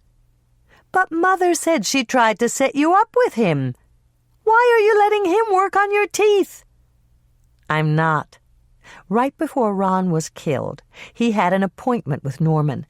I called him this morning, and he confirmed that he'd seen Ron, but he refused to discuss it on the phone. He said he'd tell me all about it if I met him for lunch at his office." Andrea lifted her eyebrows. "Very sneaky. And you're afraid that he's using this opportunity to put the moves on you?" "No, that's not it. He seemed genuinely nice on the phone, but I don't really want to be alone with him." "Why not? Unless—" Andrea stopped speaking and her eyes widened. "Do you think Norman's a suspect?" Hannah shrugged. "No, but I can't entirely rule that out. Norman was one of the last people to see Ron alive, and I won't know if he's got an alibi until I ask him." "I'll go with you," Andrea agreed quickly. "He can't try anything with both of us there. And while you're having lunch and grilling him about Ron, I'll snoop around to see if I can find any evidence." Maybe that's not such a good idea, Andrea." "Why? I'm a great snooper, Hannah. I used to snoop through Mother's things all the time, and she never knew I did it. Besides, I'll be helping Bill, and a wife's supposed to help her husband." "It could be risky, Andrea." "Not if we work out a time schedule and stick to it. How long do you think you can keep him occupied?" Hannah considered it seriously. "No more than 20 minutes. "I've got to have longer than that. How about 30? 25 and not a second more," Hannah said firmly. "I'll tell him I want to eat lunch in his office, and your time starts the instant that I close the door." "Okay. We'll synchronize our watches before we go in, and I promise I won't get caught." "I hope not. I think it's illegal." Hannah was already beginning to regret asking Andrea to go along. "How can just looking through somebody's things be illegal? It's not like I'm going to steal anything, Hannah. If I find any evidence, I'll leave it right where it is, and we can tell Bill." "I'm still not sure this is such a good idea." "Maybe it isn't, but we've got to do something to help Bill solve Ron's murder. He won't mind. Not when I explain it to him. Is it a go?" Hannah agreed reluctantly. If Bill ever found out that she'd allowed Andrea to snoop through Norman's office, he'd do more than mind. He'd kill her first and ask questions later.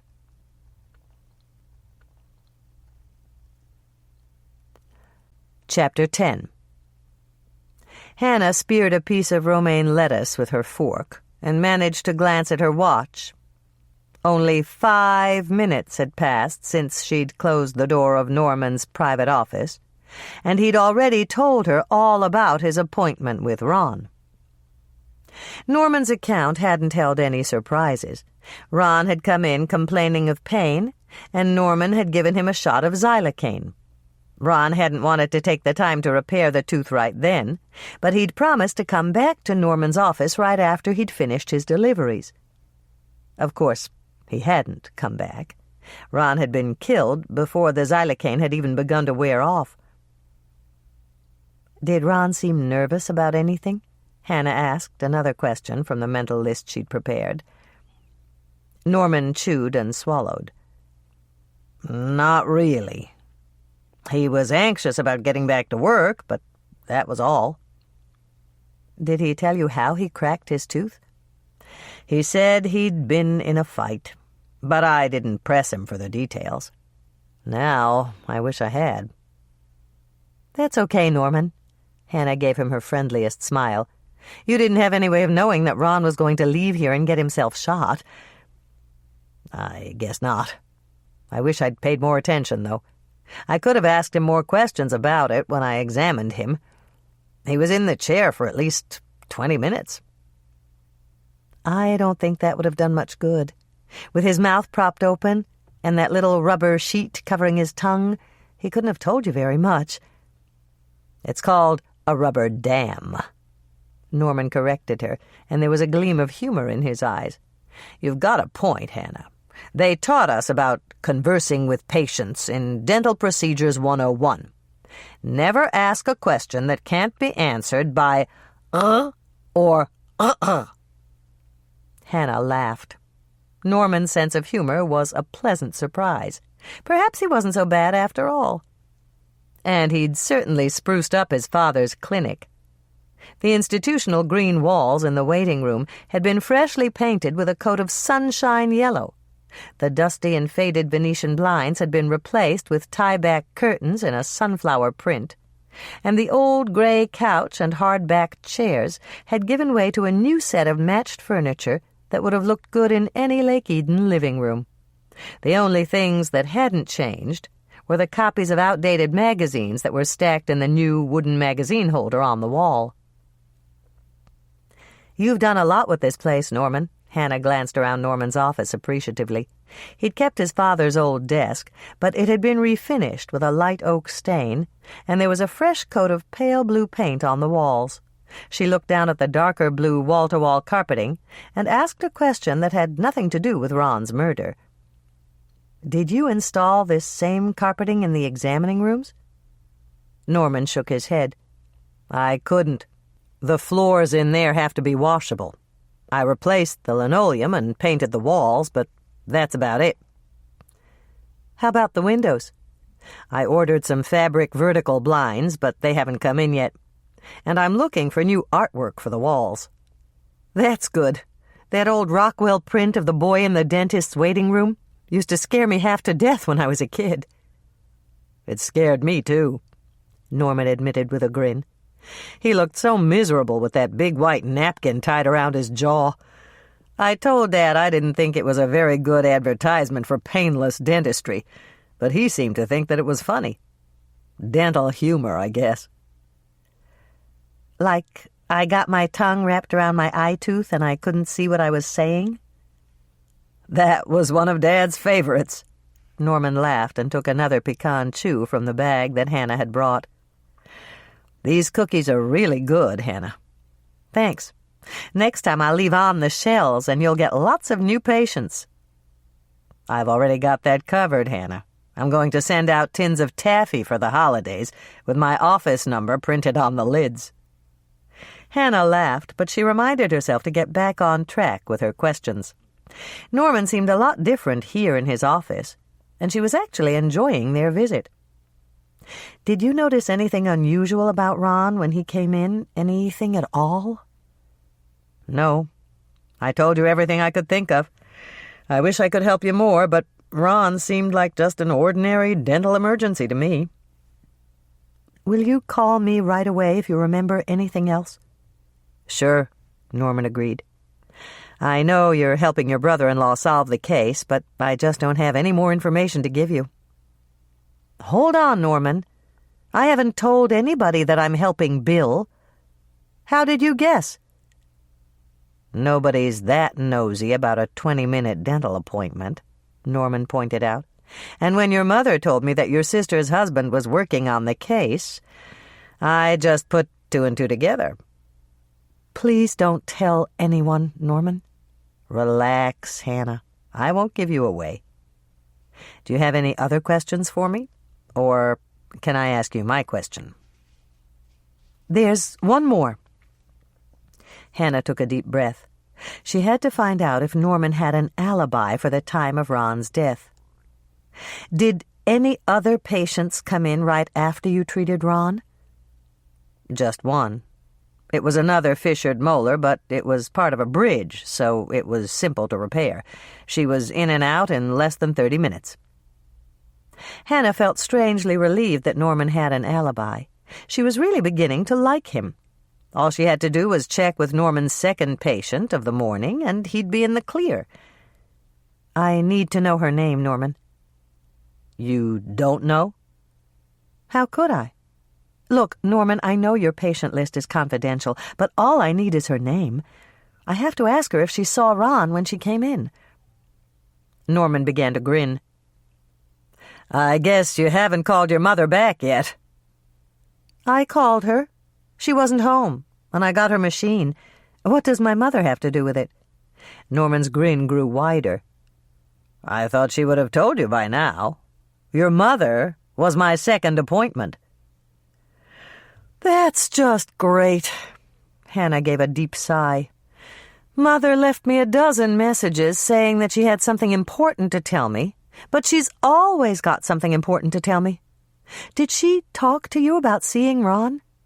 "Yes, but she didn't actually see him, and she didn't realize it was important until she got home from the mayor's fundraiser. She saw Ron's truck driving away when she parked in front of the office." Hannah decided she would check with her mother at the Regency Romance Club meeting, but it seemed as if Norman had an ironclad alibi. If Dolores had been with him, he couldn't have followed Ron and killed him. That made Hannah wish that there was some way to stop Andrea in mid-snoop. "Now, Hannah?" "Now what?" Hannah looked up at him, startled. "Are you ready to listen to my question now?" "Of course I am. What is it, Norman?" "I was in dental school when my parents moved here, and I only came to visit a couple of times. I really don't know much about Lake Eden." "There's not much to know," Hannah grinned. "But I'm invited to the Woodleys' party, and my mother says it's the social event of the year. She's never had the chance to go. Mom and Dad always took their vacation the last week in October, and they were out of town.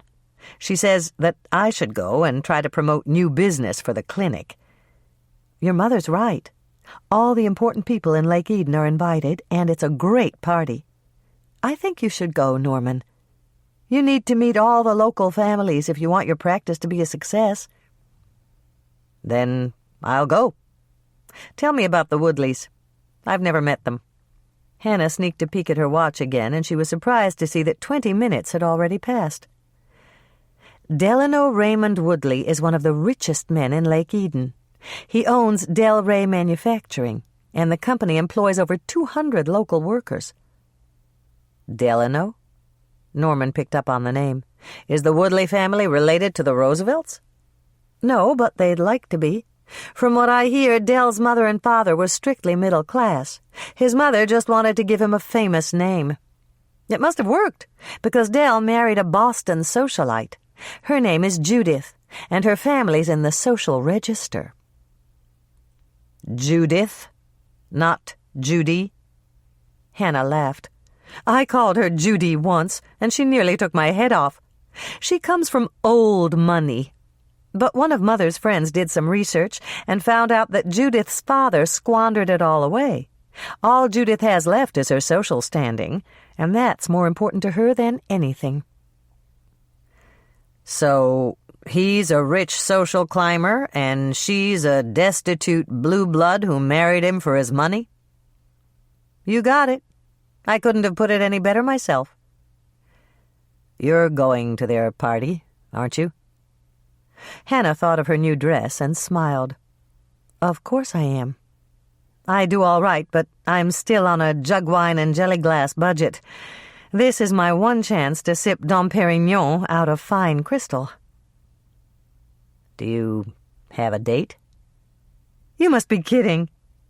Hannah was amused. "Think about it, Norman. You saw Mother in action on Tuesday night. Would she try to set me up with every guy in town if I already had a date for the biggest party of the year?" Norman shrugged, but he was grinning.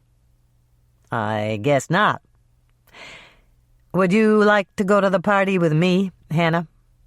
It'll get you off the hook with your mother." Hannah wished she hadn't been so flippant. Her big mouth had gotten her into trouble again. Now Norman knew she didn't have a date, and he was asking her for one, and she really didn't know what to say. Norman reached out and patted her hand. "Come on. It'll be mutually beneficial. I'll drive so you can drink all the Dom you want, and you can introduce me to all the people you think I should know." Hannah thought fast. There didn't seem to be any graceful way out, and going to the Woodleys' party with Norman might not be so terrible. He was funny. He seemed to like her, and it might make her mother back off a little. "Okay, it's a deal." Hannah drew a deep breath of relief when Norman escorted her back to the waiting room, and Andrea was there. Her sister was seated on the new couch, idly flipping the pages of National Geographic. "Hi!" Andrea gave them a guileless smile. "Did you have a nice lunch?" "Very nice." Norman smiled, and then he turned to Hannah. "The Woodleys' party starts at 8. Shall I pick you up at 7:30? 7:30 is fine." Hannah saw the startled look that Andrea gave her out of the corner of her eye, and she knew she'd have to do some explaining. "Do you need my address?" "I've got it. It was nice to meet you, Andrea. Perhaps we'll see you at the party?" Andrea put on a smile for Norman's benefit. "You will. Bill and I wouldn't miss it for the world. Goodbye, Norman. It was nice to meet you, too." They walked out to Hannah's truck in total silence, and Andrea got into the passenger seat. But as soon as Hannah had slid in behind the wheel and closed the door, Andrea reached out to grab her arm. "You were just kidding around, weren't you? I mean, you're not actually going to the party with him?" "Yes, I am." Hannah confirmed it. "But you can't." Hannah started the engine, glanced behind her to make sure that no cars were coming, and pulled out into the street. "Why not?" "Because he could be Ron's killer." "He's not." Hannah shifted into second gear. "Norman has an alibi. He was treating another patient when Ron was killed." That seemed to take the wind out of Andrea's sails, and she frowned. "Okay, maybe he's not Ron's killer, but there's no way you should go out with him."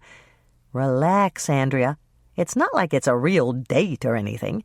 He's just picking me up and we're going to the party together. Norman's very nice." "No, he isn't. It's not like you to be wrong about people, but this time you really blew it. While you were having lunch and accepting dates with this person you think is nice, I hit pay dirt in the storage room. I've got the goods on Norman Rhodes." "What goods?" Hannah took her eyes off the road for a moment to glance at her sister. Andrea looked very proud of herself. "I'll show you the minute we get back to the cookie jar." Hannah's eyebrows shot up, and she had all she could do to navigate the turn on 3rd and Main. "You'll show me? You didn't steal anything from Norman's office, did you, Andrea?" "It wasn't exactly stealing. I know I promised not to take anything, but this was just too good to leave behind." Andrea sat back and gave a smug smile. "I'll tell you this much, Hannah. Mother didn't do you any favors when she introduced you to Norman. And he certainly isn't the man she thought he was." Hannah didn't ask any further questions. It was clear her sister wouldn't tell her any more until they'd arrived at the cookie jar. She turned into the alley, averted her eyes as she drove past the spot where Ron had breathed his final breath, and pulled into her parking spot. When they came in the back door, Andrea was grinning like a Cheshire cat, and Hannah was beginning to feel very uneasy. She hoped that Andrea had found something trivial, like a patient's complaint that he'd been overcharged or a stack of unpaid bills. "Tell Lisa you're back and we need to be alone," Andrea advised as she hung up her coat. "Hurry up. This is important." Hannah wasn't about to argue. She dashed into the shop, told Lisa to please handle the counter for a couple more minutes, and filled 2 mugs with coffee. Andrea didn't need the caffeine, since she was jazzed enough as it was, but Hannah figured she might need a boost before all this was over. She raced through the swinging door to the back room, set the coffee mugs down on the work island, and slid onto a stool close to her sister's. "All right, Andrea. This has gone on long enough. Out with it." Andrea was obviously enjoying this moment. She opened her purse with a flourish, pulled out a large manila envelope, and pushed it over to Hannah. "What's this?" "Open it," Andrea instructed, "and then tell me again how nice Norman is."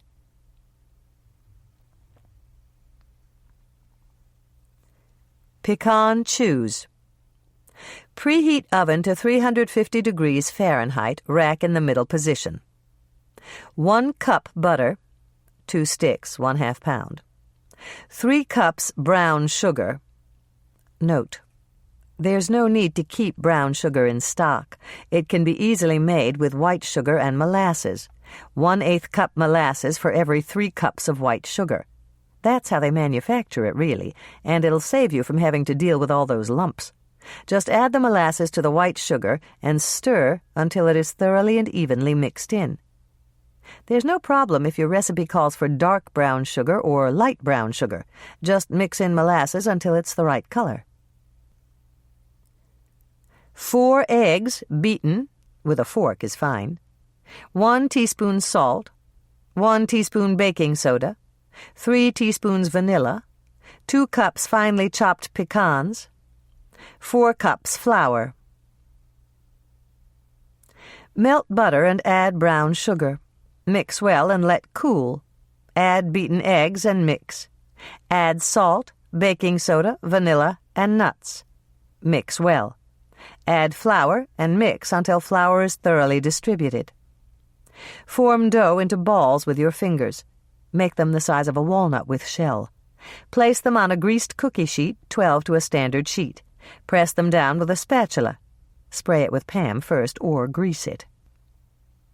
Bake at 350 degrees for 10 to 12 minutes. Let cookies set up on sheet for 1 minute. Then remove them to a wire rack to finish cooling.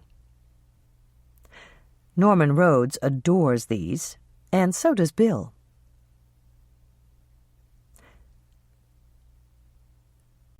Chapter 11.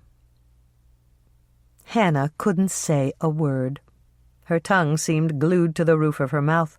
She stared down at the stack of Polaroids and blinked hard. No, she wasn't imagining things. The images were still there. There were no faces, just pictures of women's torsos, and every one was nude to the waist. "Hannah?" Andrea reached out to grab her arm. "Are you all right?" Hannah took a deep breath and nodded. "Who are they?" "Dental patients. You can tell where they were taken from the background." Andrea jabbed her finger at the top print. "See that picture on the wall? It's in the room that Norman uses for cleaning teeth. I checked." This woman posed for Norman in his dental chair? "Make that these women." Andrea fanned out the pictures so that Hannah could see. "And I don't think they exactly posed. See the 2 canisters next to the chair? One is oxygen and the other is nitrous oxide." "Laughing gas?" "I studied it in chemistry class. If you mix it right, it's an anesthetic. A lot of dentists use it. But if you cut down on the oxygen, it can make you lose consciousness. A couple of whiffs of the increased mixture, and these women would have passed out cold." "He knocked them out and took nude photos of them?" "That's what it looks like to me. When they came to, they wouldn't remember a thing." Hannah shook her head. "I can't believe that Norman would do something like this. He seems so normal." "That's what they always say about perverts. You've heard those interviews on the news. All the neighbors say that they can't believe it, that he seemed like such a normal guy." Hannah blinked and stared down at the photographs again. She still couldn't believe that Norman could have taken these pictures. She picked up the stack of Polaroids and rifled through them again. "I wonder if... What is it?" Andrea turned to stare at her sister when Hannah stopped speaking abruptly. "It's this one." Hannah pointed to the picture. "There's a gold chain around her neck, and that pendant. I know I've seen it before." Andrea grabbed the photo for a second look. "You're right. I've seen it too. It's a Celtic cross, isn't it?" "That's right." Hannah's eyes widened as she recognized the subject of the photograph. "Norman didn't take these pictures, Andrea." "He didn't?" "He couldn't have taken them. That's Miss McNally, our 7th grade math teacher. And she left Lake Eden to get married 3 years ago. Andrea stared down at the photo in shock. Miss McNally is the only one who ever wore a cross like that. Norman's father must have taken these pictures. What are we going to do? Hannah's brain shifted gears. First, we're not going to tell anybody about them. Norman's father is dead. It's too late to do anything to him now. Making this public would just mortify his mother and embarrass the women. That makes sense, Andrea agreed quickly. Do you suppose Norman knows what his father did? I don't know. Where did you find these pictures? They were in the storeroom. I found them in a little box under a stack of old X-rays. It was filthy back there, Hannah. There must have been an inch of dust on those X-rays, and... Andrea stopped, realizing what she'd just said. Norman doesn't know about them, Hannah. There was just too much dust. I'm almost positive that stack of X-rays hadn't been touched in at least a year. Hannah breathed a sigh of relief. Good. Do you think you got all of the photos? I think so. I dumped the box in that envelope, and I spent at least 5 minutes looking for more. Andrea reached out to gather up the photos and turned them face down. What are we going to do with them, Hannah? We're going to destroy them. I'll throw them in my fireplace tonight. You can't do that, Andrea objected. You've got a gas log. You're not supposed to burn anything in your fireplace. Maybe we should shred them. I'd do it at work, but Al would ask me what I was shredding. Let's try industrial-strength stain remover, Hannah suggested as she slid off her stool. I used it to clean the rust stains off my bathroom sink, and I've got some left in the bottle. It's supposed to take anything off anything. Andrea followed Hannah to the sink and watched as she poured several inches of stain remover into the bottom of her stainless steel sink. They dropped in one of the photos, and Hannah moved it around with the handle of one of her long mixing spoons. It took a minute or so, but eventually the photo bleached out to white. It works! Andrea sounded surprised. How did you know to do that? I saw something like it in a movie. Go ahead, Andrea. You put in the photos and I'll stir them around. In less than 5 minutes, the nude photos had disappeared, leaving perfectly white paper behind. Hannah pulled the plug, ran some clear water over the paper, and dumped the whole mess into the garbage. I guess I'd better get back to the office. Andrea glanced up at the clock. I have to pick up the keys and some flyers before my showing. Hannah gave her a little hug. Thanks for all your help, Andrea. You're really a good snooper, and I'm glad you found those pictures before Norman or his mother stumbled across them. So am I. Andrea gave her a sunny smile and headed for the swinging door. She stopped, her hand extended to push it open, and turned back. Hannah? Yes? I think you should go to the Woodleys' party with Norman. I was wrong. He's boring, but he really is a nice guy. Hannah managed to keep the polite smile on her face as the guest speaker extolled the virtues of Regency England, where men were gentlemen and ladies were ladies in the true sense of the word. The plump, gray-haired lady in her frilly yellow dress, a retired English teacher from Grey Eagle who had written 3 Regency romances, stated that she was appalled and saddened by the regrettable lapse of moral fiber in the youth of today. She ended her speech by suggesting that parents be guided by the strict rules of polite society that had existed on Albion's shores at the beginning of the 19th century, and make an effort to instill Regency values in their offspring. There was a half-hearted smattering of applause when the guest speaker vacated the podium, and then the meeting began. As she readied the refreshment table, Hannah wondered what Lake Eden's teenagers would do if their mothers tried to whisk them back to an era with no cars or video games, not to mention the absence of birth control. Matricide would soar, and Bill would certainly have his hands full. Hannah started the coffee and arranged platters heaped high with Regency ginger crisps. She'd researched the period, but there were very few published recipes, and none of them had sounded like cookies. She'd even paged through her mother's collection of Regency romances for any mention of desserts, but all she'd found were vague references to duffs, fruit compotes, and seed cakes. Deciding that compromise was in order, Hannah had compiled a list of ingredients that had existed in Regency times, and she discovered that an enterprising person could have baked ginger cookies. Whether they had actually done it was another question, but it would have been possible. It didn't take long for the meeting to conclude, and Hannah was relieved to see that the guest speaker had slipped out the door. That was good. The woman seemed to know a lot about the Regency period, and Hannah hadn't relished being exposed as a fraud. Most of the club members weren't that serious about authenticity. They liked to read Regency romances and talk about them, but club meetings were primarily an excuse to get out of the house and share gossip and refreshments with their friends. The moment the gavel descended, there was a scraping back of chairs and a headlong rush toward the refreshment table. Hannah was ready.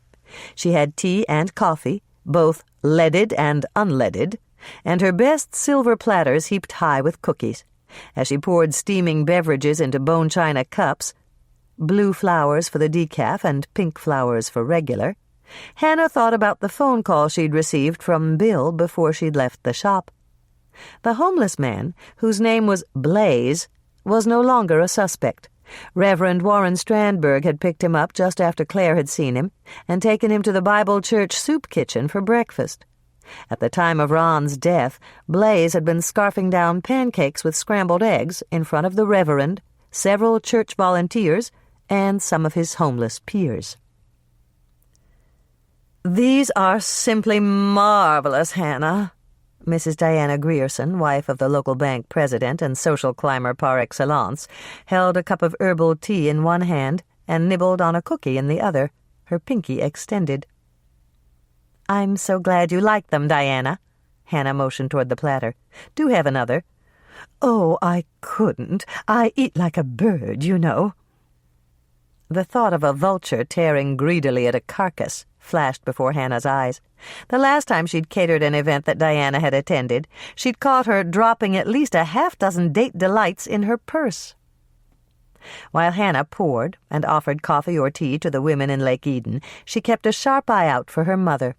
Before she'd even reached kindergarten age, she discovered that Dolores had a barometer face. If her eyes snapped, a storm of criticism was imminent. If her lips turned up, their encounter would be sunny with compliments. If there was a crease between her perfectly plucked eyebrows, a rain of judgmental questions was about to fall. Even a bland expression meant something. It warned of sudden change, and Hannah knew that she had to be prepared to either shiver under her mother's icy censure or bask in the warmth of her approval. Hannah filled a cup with regular coffee for Sally Percy, the wife of Andrea's boss, and glanced at the end of the line again. What she saw made her relax for the first time that day. Her mother was standing in line with Carrie Rhodes, and both women smiled widely when they caught her eye. Hannah knew immediately that Norman had announced their plans to go to the Woodleys' party together. It was the old case of I know, and I know you know. As the line snaked slowly past her, and Hannah concentrated on exchanging pleasantries with everyone she served, she noticed that Dolores and Carrie seemed to be having a slight difference of opinion. They weren't arguing. It was much too friendly for that. But Hannah heard faint strains of, "But I'd like to, really. This is so good for Norman," from Carrie, and "No, she'd never accept it from you," from Dolores. Then Carrie's voice wafted down to Hannah. "I'll order the corsage. What type of flowers does she like?" And Dolores answered, "She adores sunflowers, but those wouldn't do at all. How about orchids?" By the time Dolores and Carrie had arrived at Hannah's station by the coffee urns, they were both wearing identical cat-that-got-into-the-cream-pot smiles, a very useful phrase that Hannah had picked up while paging through her mother's Regency romances. Carrie took a cup of herbal tea, Dolores selected black coffee, and then Dolores leaned close. "We just came from Beaumont, and Claire told us you bought a new dress for the Woodleys' party." "That's right, Mother." Hannah wasn't surprised that her mother knew about her recent purchase. It was almost impossible to keep secrets in a town the size of Lake Eden. "I'd like to buy it for you, dear. Let's call it an early birthday present." Hannah was surprised. Her mother usually wasn't this generous. "That's very nice of you, Mother, but my birthday's in July, and that's over 8 months away." "All right, then, Christmas. I'm just so pleased that you bought something in the first stare of fashion, dear. Claire said it looked divine on you, and everyone knows that Claire has exquisite taste. You must let me reimburse you. I insist." Hannah stifled a grin. These club meetings always made her mother spout Regency phrases, but she wasn't about to look a gift horse in the mouth. Dolores could afford to be generous.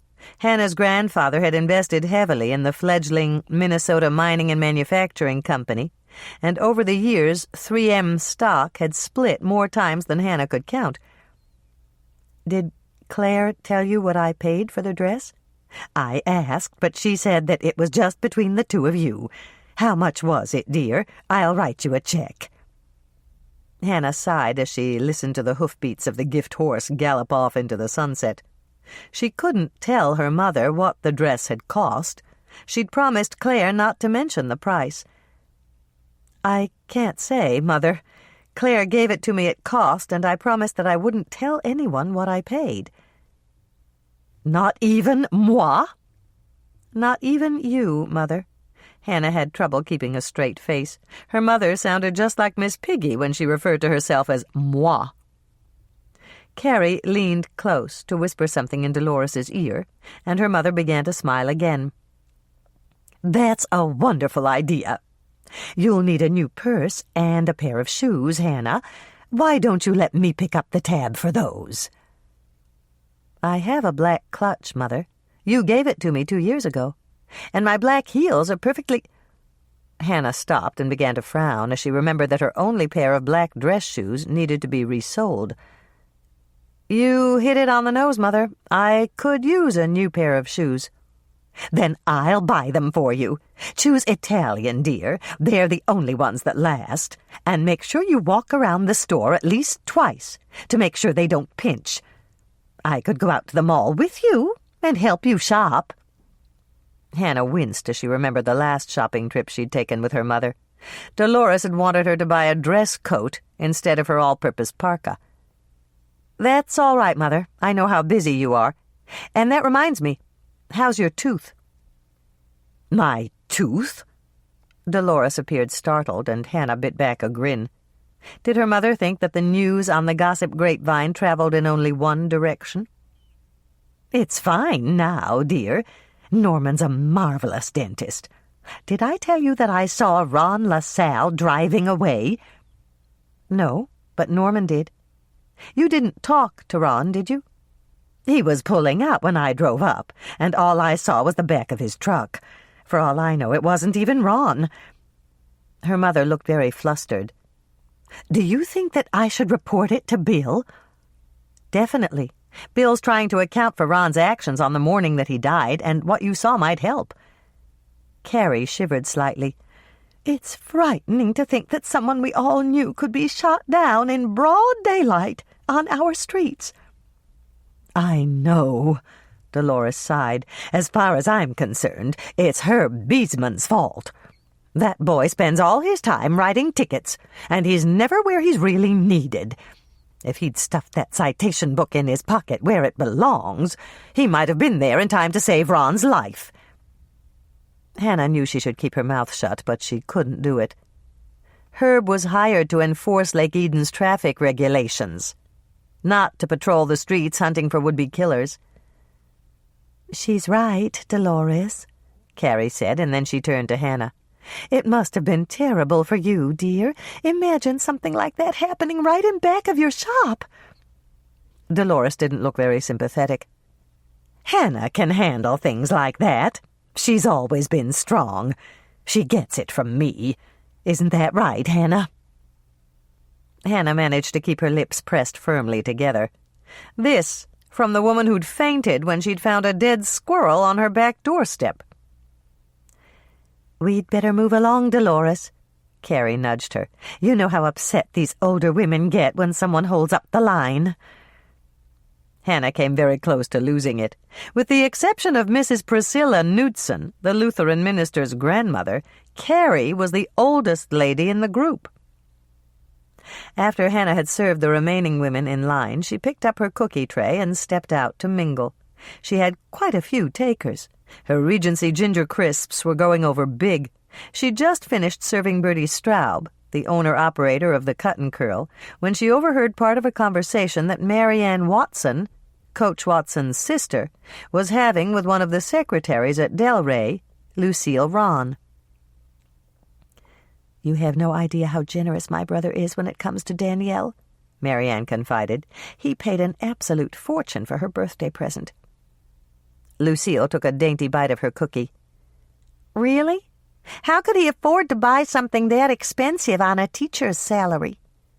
"He's been saving all year. It's her 30th, you know, and he wanted to get her something special. He asked me to meet him at the Mall of America on Tuesday night to help him shop. I swear we went to every single jewelry store in the entire mall before he found something that he wanted." Hannah slipped into her invisible caterer mode, setting her tray down at the far end of their table and busying herself by rearranging the stacked cookies on her tray. Neither woman seemed aware of her, but Hannah could hear every word they spoke. "What did he buy?" Lucille looked very curious. "You can tell me, Marianne." Marianne leaned forward, about to confide the delicious secret. She seemed perfectly oblivious to Hannah. Waiters, maids, and caterers were always treated to all the gossip, whether they wanted to hear it or not. "He got her a perfectly gorgeous ruby ring, but you can't tell a soul. It's supposed to be a surprise." Lucille raised her eyebrows. "A ruby? That does sound expensive." "It was," Marianne confirmed with a nod of her head. "It cost him over $1,000. And Boyd even paid extra to have it engraved on the inside of the band." "Is that why you missed the Dorcas Circle meeting on Tuesday night?" "Yes, we had to stay over because the ring wasn't ready until the next morning. Boyd asked me to take it home with me for safekeeping, and you know what that means." Lucille looked thoroughly puzzled. "What does it mean?" "Danielle must snoop through his things." "That doesn't really surprise me. Jill Haversham was Danielle's third-grade teacher, and she said that all the Perkins girls were nosy." "I'll never understand why Boyd married her." Marianne sighed deeply. "He could have had anyone, and it wasn't like he had to, you know. But I guess there's no accounting for taste." "That's what they say. Did you stay over with your mother?" "Yes, and she was so glad to see us. Boyd went out to get donuts for breakfast the next morning, and he came back with a huge box. That's so she'd have leftovers. We're not sure she's eating right now that she's all alone." Hannah stifled a grin. She didn't think that donuts for breakfast fell into the realm of eating right. But she wasn't one to talk. A lot of her customers ate cookies for breakfast. "She's lonely now that Dad's gone," Marianne continued, "and she just rattles around in that house of hers. The neighborhood's turning industrial, and that's not good either." "Where is it?" Lucille asked. "Right off the Anoka exit on the 94. It used to be a nice quiet suburb before they put in the freeway, but it's going downhill in a handbasket. Boyd and I think she should sell and move into one of those nice apartment buildings for seniors." Lucille raised her eyebrows. "Wouldn't she rather move in with you or Boyd?" "My place isn't big enough. You've seen my apartment. I barely have room to turn around. Boyd's got plenty of room, but I don't think that Danielle wants her. Not that he's said anything about it. He wouldn't, you know. Boyd's as loyal to that woman as the day is long. He treats her like a princess, dressing her up in expensive clothes and buying her everything she could possibly want. He even bought her that house, you know, And let me tell you, that's got to be a real drain. Financially? Their mortgage payments must be sky high, and there's always something that needs to be fixed. Boyd tries to do it all himself, but heaven knows he's not a plumber or an electrician. I swear Danielle doesn't appreciate how hard he works. But what else can you expect coming from a family like hers? She doesn't work, does she? Lucille asked. Of course not. She wouldn't lift a finger to help them out. Boyd says he doesn't want her to work, but I think he's just covering up for the fact that she's too lazy to hold down a job. Hannah had heard quite enough criticism about Danielle. She picked up her tray, stuck on her "May I serve you" smile, and walked over to tap Marianne on the shoulder. "More cookies, ladies?" "Hello, Hannah." Marianne seemed surprised to see her. "These are wonderful cookies, dear, and to think that they're authentic. I was just commenting on how delicious they were, wasn't I, Lucille?" Lucille smiled. "We're so lucky to have you back in town, Hannah. I don't know how the Lake Eden Regency Romance Club ever managed to serve refreshments without you." "Thank you. I'm so glad you liked the cookies." Hannah waited until both Marianne and Lucille had taken another cookie, and then she moved on to another table. The Mall of America didn't open until 11, and Coach Watson had been with his sister until then. One more suspect had been eliminated, and if her luck ran true to form, the bouncer at Twin Pines would have an alibi too. Then she'd be back to square one. Hannah sighed as she finished serving the cookies and went back to fetch the carafes of coffee and tea. Solving crimes certainly wasn't as easy as they made it seem in the movies.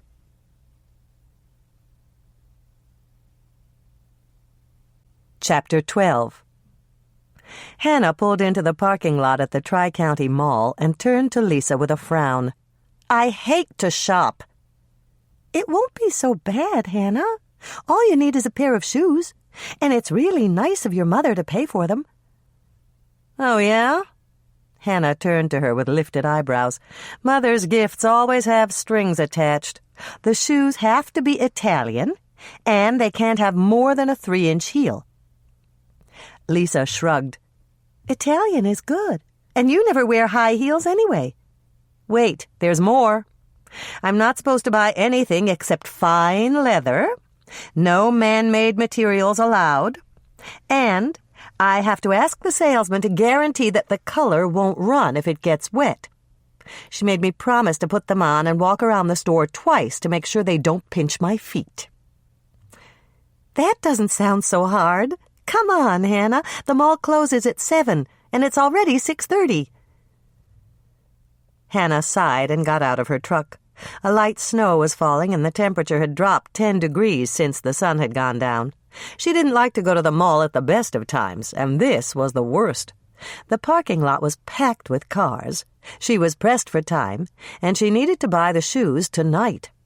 As far as Hannah was concerned, this hasty shopping trip to buy a last-minute item was a perfect recipe for disaster. Lisa led the way across the slushy lot and into the rear door of Sears.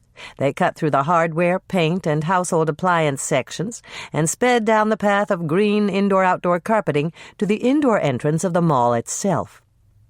As they walked into the huge dome-shaped area, Hannah's eyes were immediately drawn to a giant red plastic sleigh and 8 plastic reindeer frozen in mid-prance. She blinked twice, and then she turned to Lisa. "It's not even Halloween yet, and they're all decorated for Christmas." "They put up the decorations right after Labor Day. I guess a lot of people like to do their Christmas shopping early, and they buy more if the mall's decorated." "Has your father seen it yet?" "I bring Dad out every Sunday. There's an animated Santa's workshop in the lobby of Dayton's, and he's just fascinated by it. He must have seen it a half-dozen times. But he always points out what all the elves are doing for me." "That must be the upside of Alzheimer's. Every time your father sees it, he thinks he's seeing it for the first time." Hannah's words popped out before she could think about them, and she winced when she realized that she sounded flippant. "I'm sorry, Lisa." I didn't mean to joke about such an awful disease." "That's okay, Hannah. You have to joke about it. I do, too. And it could be a lot worse. Dad's not in any pain, and he's forgotten about all his problems. Most of the time, he really enjoys himself." "Where should we start first?" Hannah decided it was time to change the subject. "Let's go to Bianco's. They're new. Rhonda Scharf was in the other day, and I heard her telling Gail Hansen that they had a better selection than any of the other shoe stores." Hannah followed Lisa through the crowd of shoppers without seeing a familiar face. That wasn't surprising. The Tri-County Mall was 20 miles from Eden Lake, and it served all the small towns within a 40-mile radius. She saw several teenage boys wearing Little Falls Flyer team jackets, and a group of giggling girls standing near the video store were sporting Long Prairie High School sweatshirts. Lisa ducked into a brightly lit store displaying the Italian flag as a background in its window. Rows of shoes lined the shelves on the wall, and every few feet a round plastic display shelf jutted out with a pair of shoes arranged at eye level. Hannah followed, and she immediately spotted a pair of black shoes near the back of the store. They had low heels, they were probably made of leather, and they looked comfortable. "I think I'll take these, Lisa." Hannah walked over to point to the pair of shoes. "They look just right." "They're too plain, Hannah. You need something fancier to go with your gorgeous dress." "How much fancier?" Hannah wasn't willing to cave in quite so easily. The black shoes would go with almost anything, and plain was fine with her. "Try this pair." Lisa snatched a pair from the display and handed them to Hannah. "They'll be perfect. Trust me." "Trust me" was the same phrase her mother had used when she'd talked Hannah into buying a totally ridiculous velvet skirt one Christmas, and Hannah was leery as she examined the shoes.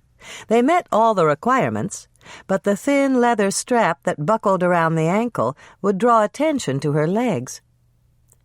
"Just try them, Hannah. If you don't like them, you can choose something else." "Fine." Going shopping with Lisa was a lot like shopping with her mother. "I wear a 9.5 narrow. I'll get a clerk." Lisa hurried off, and within a few moments she came back with a man with black hair and a mustache. He was wearing white pants and a striped shirt, and he looked exactly like Hannah's conception of a Venetian gondolier. "This is Tony," Lisa introduced him. "He'll help you." In record time, Hannah's feet were measured, and Tony had slipped the shoes on her feet. Hannah stood up gingerly, took a few steps, and started to smile. Lisa was right. The shoes would be perfect with her black cocktail dress. "I'll take them." "Not so fast," Lisa warned. "You have to walk around the store first. You promised." Hannah sighed and walked up and down the aisles. She was glad she did, because she noticed a sign near the register that advertised a second pair of shoes for $5. She rushed back to Tony and gestured toward the sign. "A second pair is only $5? "That's right. It's still our grand opening. You want to look at a second pair?" Hannah shook her head and pointed at Lisa. "No, she does, and I'm paying. She'd like to try—" Hannah glanced around. She'd noticed that Lisa had been staring at a pair of shoes when they'd first walked in, and there had been a wistful expression on her face. She located the shoes, a pair of gold sandals with 5-inch heels, and hurried over to retrieve them and carry them back to Tony. "She wants to try this pair." "You'll be wasting your money," Lisa objected. "They're beautiful, but I wouldn't have anywhere to wear them." "So what? I want you to have them. Every woman needs a totally fantastic pair of shoes once in a while, even if they just sit in her closet." "But, Hannah, don't forget that I'm your boss," Hannah interrupted her, "and I'm ordering you to get those shoes." Lisa began to laugh. "You win. Do you have them in a 6, Tony?" Twin Pines was only 10 miles from the Tri-County Mall, and the snow was still falling as Hannah pulled into a recently vacated spot near the entrance. It wasn't snowing hard, but she wondered what it would be like to get snowbound at a casino. Perhaps it was a good thing she hadn't brought any of her credit cards with her. It's huge, Hannah. And it looks nice. Lisa eyed the flashing neon signs as they walked up to the entrance, and there was a childlike wonder on her face. I'm glad you asked me to come with you. I've never been inside a casino before. A bouncer was stationed at a spot just inside the front door, and Hannah held her breath. She hoped that Lisa was old enough to gamble. Then she noticed a sign that read, "You must be 18 or older to gamble." She breathed a sigh of relief. She turned to look back at the bouncer again. His face was free of scratches and bruises, and he certainly didn't have a black eye. There was no way that he'd been the recipient of Ron's punches. And Hannah decided to wait until they'd eaten before she asked any questions about the bouncer who'd been on duty Tuesday night. What a nice restaurant! Lisa smiled happily as a waitress led them to a wooden booth in the rustic-looking dining room. Just look at those Indian blankets on the wall. They're gorgeous. Yes, they are. Hannah glanced at the vividly colored blankets. Though they added coziness to the cavernous wood-paneled room, their woven designs didn't look anything like the Sioux blankets she'd seen on her trip to the museum. Perhaps authenticity didn't really matter to a gambler. Do you think we should take Herb's suggestion and try the ribs? Lisa looked up from her menu. It was printed on a type of plastic that resembled birch bark, and there was a stick drawing of a teepee on the front. That sounds good to me. If Herb recommended them, they must be good. He always had a knack for ferreting out the best item on a menu when we were classmates in high school. When the ribs came, they were tender and juicy, slathered with a sauce that reminded Hannah of aromatic wood smoke and sweet vine-ripened tomatoes. As they ate, occasionally wiping their hands on the wet napkins the waitress had provided, Hannah thought about the best way to identify the bouncer who'd fought with Ron. If she asked the management, they'd be paranoid about possible lawsuits. She had to think of some non-threatening excuse to convince them that she needed the bouncer's name. By the time they'd wiped their hands the final time and shared an excellent cranberry cobbler, Hannah knew exactly how to proceed. She paid their tab, got Lisa settled in front of a quarter slot machine with the change from the cookie jar, and set out to find the manager. After being referred to several employees, Hannah finally found a security guard who agreed to escort her to the manager's office. The guard was tall, broad-shouldered, and perfectly impassive as he blocked a lighted security panel with his body and punched numbers on a keypad that opened the door to an inside corridor. Hannah gave him a friendly smile as he motioned her through the door, but he didn't smile back. It was obvious that a stern demeanor topped the list of requirements for casino security guards. Once she'd arrived at the proper door, the guard knocked twice and then opened it. "Miss Swensen to see you. She says it's personal." A voice from the interior told Hannah to enter, and she stepped into the office. The room was large and beautifully decorated. 3 walls were ivory, and the 4th was painted an attractive shade of Chinese red. It contained an ivory silk-covered sofa and 2 matching chairs that flanked a black lacquer coffee table with gold-inlaid dragons. The decor was an odd choice for an Indian casino, and Hannah was surprised. There wasn't a single Native American blanket or artifact in sight. An older man with carefully styled gray hair rose from his chair behind a black lacquer desk. "Miss Swensen, I'm Paul Littletree, the casino manager. Won't you sit down?" "Thank you," Hannah replied, and took the chair in front of his desk, a lovely black lacquer armchair upholstered in Chinese red silk. "You can leave us, Dennis." Paul Littletree waved a dismissal to the security guard. Hannah waited until the door had closed behind the security guard, and then she launched into the speech she'd prepared. "This is really embarrassing, Mr. Littletree. I'm afraid my brother got a little out of hand the last time he was here. My parents sent me out to apologize and offer to pay for any damage that he did." "When was this?" "On Tuesday night. When he got home, he told my mother that he'd been in a fight with one of your bouncers." Hannah lowered her eyes and attempted to look embarrassed about her mythical brother's actions. "We think it's that new girlfriend of his. She's involved in some kind of anti-gambling movement, and she talked him into driving out here to pass out brochures. My brother just has some scratches and bruises, but my parents asked me to check to make sure that your bouncer's all right." "That would be Alfred Redbird. I noticed that he had some bruises and a black eye when he came in from the parking lot." "I'm so sorry." Hannah sighed deeply. "Of course, we'll be glad to pay his medical expenses and make up for any time he lost from work." "That's very generous, but it isn't necessary. Alfred didn't need more than a couple of Band-Aids." "I'm so glad to hear that. My mother's been worried sick about it. Was Mr. Redbird able to finish his shift on Tuesday night?" "No," Paul Littletree chuckled, "but that had nothing to do with your brother. His wife called at midnight, and Alfred left to take her to the hospital. Their first baby was born at 8 the next morning." Hannah smiled, even though she felt more like frowning. The bouncer was sounding less and less like a viable suspect. "I'd still like to apologize to him personally. Is he working tonight?"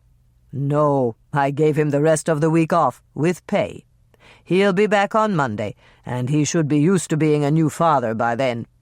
Relax, Miss Swensen. Your brother didn't do any real damage, but I'm afraid we'll have to ban him from the casino for a while." "I certainly can't blame you for that. You have a very nice place here, Mr. Littletree. My friend and I just finished having the ribs at your restaurant, and they were delicious." "I'm glad you're enjoying your evening with us." Paul Littletree rose from his chair, and Hannah knew that her interview was over. "Tell your parents that we appreciate their concern, and come out to see us again soon." When Hannah emerged from the office, the security guard was waiting for her. He wore the same unsmiling visage as he escorted her back into the main part of the casino, and Hannah fought the urge to do something to rattle his composure. If he ever decided to move to England, he'd be a shoo-in to replace one of the guards at Buckingham Palace. Lisa was right where Hannah had left her, sitting in front of the same slot machine. There was a pile of quarters in the tray, and Hannah was surprised. "Are you winning, Lisa?" "I think I'm a couple of dollars ahead." Lisa glanced down at her tray. "Why don't you try it? It's really a lot of fun." "All right, but only for a few minutes. I want to get back before 9. Just let me get some change." "Take some of these." Lisa scooped some quarters out of the tray and handed them to her. "Maybe they'll bring you luck." The machine next to Lisa was empty, and Hannah sat down. Her last suspect had been eliminated. If the bouncer had been at the hospital with his wife, there was no way he could have shot Ron. As Hannah pulled the handle and lost her first quarter, she wondered what people found so fascinating about slot machines. They weren't really interactive, but the man across the aisle from her was patting his machine with his left hand while he pulled the handle with his right. It must be superstitious behavior, Hannah decided, and as she glanced at the people around her, she realized that every one of them was doing something to try to change their luck. The lady in the red dress talked to her machine, murmuring endearments as the reels spun around. The older man in the polo shirt held down the handle until the reels stopped moving, and then he released it to fly back with a jerk. The young brunette in the pink sweater was cupping her left hand in the coin tray as if she could will the coins to fall. Hannah was amused as she turned back to her machine. Everything was mechanized. Didn't they realize that nothing they could do would change the outcome? Prompted by the thought that the sooner they left, the sooner she could get home to Moisha and her comfortable bed, Hannah noticed that it was possible to drop 5 quarters into the coin slot before she pulled the handle. That was nice. She'd get rid of her money 5 times faster that way. Hannah concentrated on dropping in multiple coins, pulling the handle, and waiting to drop in more. "Isn't this fun, Hannah?" Lisa turned to grin at her, and Hannah put on an answering smile. Some fun. As far as she could see, the only benefit that might come from playing the slots was a possible strengthening of the muscles in her right arm. Hannah dropped in her last 5 quarters. One more pull of the handle and she'd be finished. She yanked down the lever and turned to Lisa to ask her if she was ready to leave, when a siren wailed, red lights flashed, and quarters began to spew out of her machine. "You hit a jackpot!" Lisa jumped up from her chair and rushed over to watch the hailstorm of coins bouncing down. "How many quarters did you put in?" Hannah just stared at the avalanche of coins clanking noisily into the metal tray. "As many as it could take. I just wanted to finish so that we could go home." "You did it, Hannah!" Lisa's mouth dropped open as she looked up at the flashing numbers above the machine. "You just won $1,942. Hannah stared at the flashing numbers with absolute amazement. Then she looked down at the reels and saw that they were all lined up on the jackpot icons. No wonder people liked to play the slot machines. It was a lot more fun than she'd thought. Chapter 13. "Hey, Moisha, how about some grub?" Hannah tossed her purse onto the couch and carried Moisha out to the kitchen. She draped her parka over a chair, set Moisha down next to his food bowl, and poured in a generous serving of meow mix. Then she remembered that she'd just won a slot machine jackpot, and she opened a can of fancy albacore tuna and dumped that in, too. Moisha meant more to her than any of the other males in her life. He should enjoy the fruits of her good fortune. She'd already shared her winnings with Lisa. Hannah had given her a bonus of $200, making her promise to buy a fancy dress to go with her new shoes. Lisa hadn't wanted to take it, but after Hannah had convinced her that she never would have played the slots if Lisa hadn't urged her, she'd accepted the money. Hannah had done some mental arithmetic as she'd driven home, taking into account the money she'd spent investigating Ron's murder for Bill. Even after she'd subtracted the cost of the makeup from Luann, the dress from Claire, and the money they'd spent at Twin Pines, she'd still come out over $1,000 to the good. While Moisha munched and rumbled his contentment, Hannah marched to the kitchen phone to call Bill and tell him that she'd eliminated the bouncer as a suspect. Bill wasn't at his desk at the sheriff's station, but she left a message there, and another with Andrea, who promised to prop up a note by the phone. Hannah hung up, her duty done, and went to her bedroom to change into the oversized sweatshirt and sweatpants she'd bought when the furnace had gone out last winter. 10 minutes later, Hannah was sitting in her favorite spot on the couch, sipping her wine and holding Moisha. He was always starved for affection when she'd been gone for hours, and tonight was no exception. She scratched him under his chin until he purred in ecstasy, and she sang the silly little song she'd made up for him. She'd never been able to carry a tune, but as long as she kept on scratching, Moisha seemed to enjoy it. Perhaps it was a very good thing that she lived alone. If anyone had heard her singing about how much she adored her big, strong puss, she'd be locked up as a nutcase. The condo complex had free cable, and Hannah surfed through the channels. There were 50, but there was still nothing she wanted to watch. She settled for a documentary on forensics. It was possible she might learn something. But all the expert talked about were the new advances in fingerprint technology. Hannah listened to him expound on the use of superglue in sub-zero temperatures to lift prints from a victim's skin. And then she switched to the Classic Movies channel. Clute was playing, and she'd seen it before, but she didn't feel like channel surfing any longer, and she left it on. Hannah thought about the crime for a while, but that was depressing. None of her sleuthing had done a particle of good. The cup with the lipstick had been promising at first, and she'd managed to find out that Danielle had been with Ron right before he'd been murdered. But what Danielle had told her really hadn't mattered in the long run. She checked out Coach Watson and the jealousy motive, but he'd been with Marianne at his mother's house when Ron had been shot. Norman was no longer a suspect, now that Dolores had confirmed his alibi. And the homeless man that Claire had seen had been eating breakfast at the critical time. The bouncer that Ron had fought with at Twin Pines would be in the clear just as soon as Bill checked with the hospital, and Hannah was fresh out of suspects. She had to come up with some other suspects, but she didn't have any idea where to start. She reached for the notepad she kept by the couch and scrawled a list of names. Coach Watson, Norman, Blaze, and Alfred Redbird. Then she sighed and drew a line through each of them. As an afterthought, Hannah added Danielle to the list, but she didn't really think that Danielle had shot Ron. All the same, she decided to check to see if she had an alibi. Hannah picked up the phone book and paged through to find Danielle's number. If Coach Watson answered, she'd just hang up. Danielle picked up on the second ring, and Hannah breathed a sigh of relief. "Hi, Danielle. It's Hannah Swensen. Can you talk?"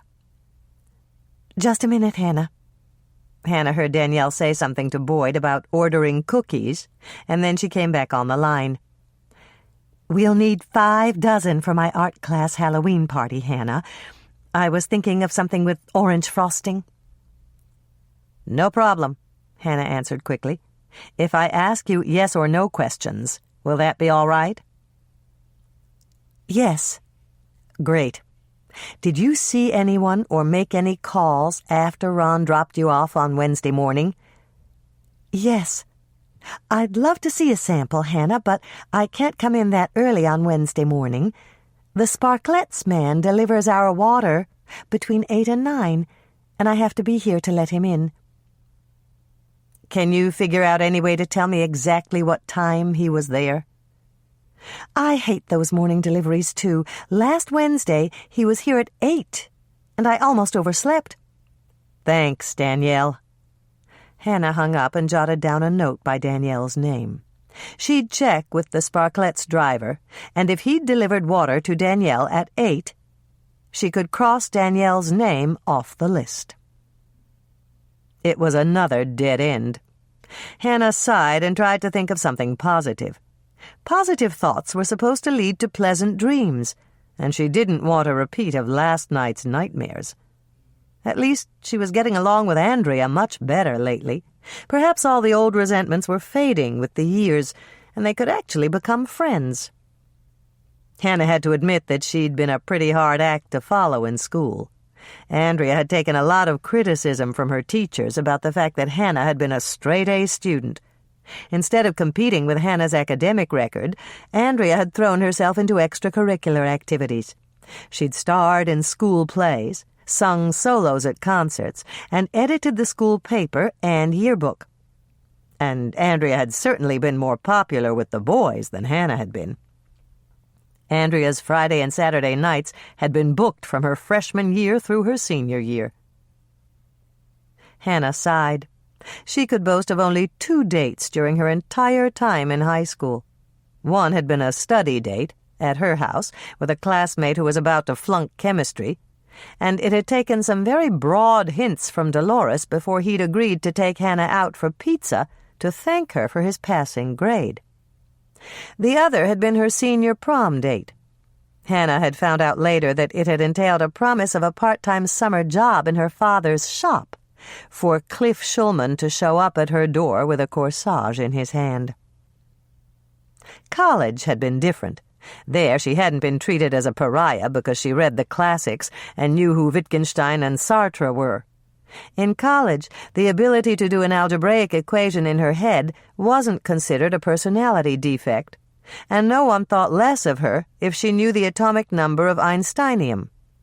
Of course, there had been a group of incredibly gorgeous, bubble-headed girls who'd turned male heads, but most of them had either flunked out or left to get their MRS degrees. Hannah had finally started to date as a sophomore in college. She'd gone out with a too-tall, too-thin history major for several months. After that, there'd been an intense art major who'd confided that he was celibate right after she'd begun to think they'd had something going, and a master's candidate who'd wanted her input on his thesis. True love, or perhaps it was true lust, hadn't found her until November in her second year of postgraduate work. That was when Hannah had met the man she'd thought would be her soulmate. Bradford Ramsey had been the assistant professor in Hannah's poetry seminar, and the first time he'd given a lecture, she'd been spellbound. It hadn't been his manner of speaking, or the way he'd read stanzas from Byron and Keats. It had been his marvelous, soul-searching, dark blue eyes.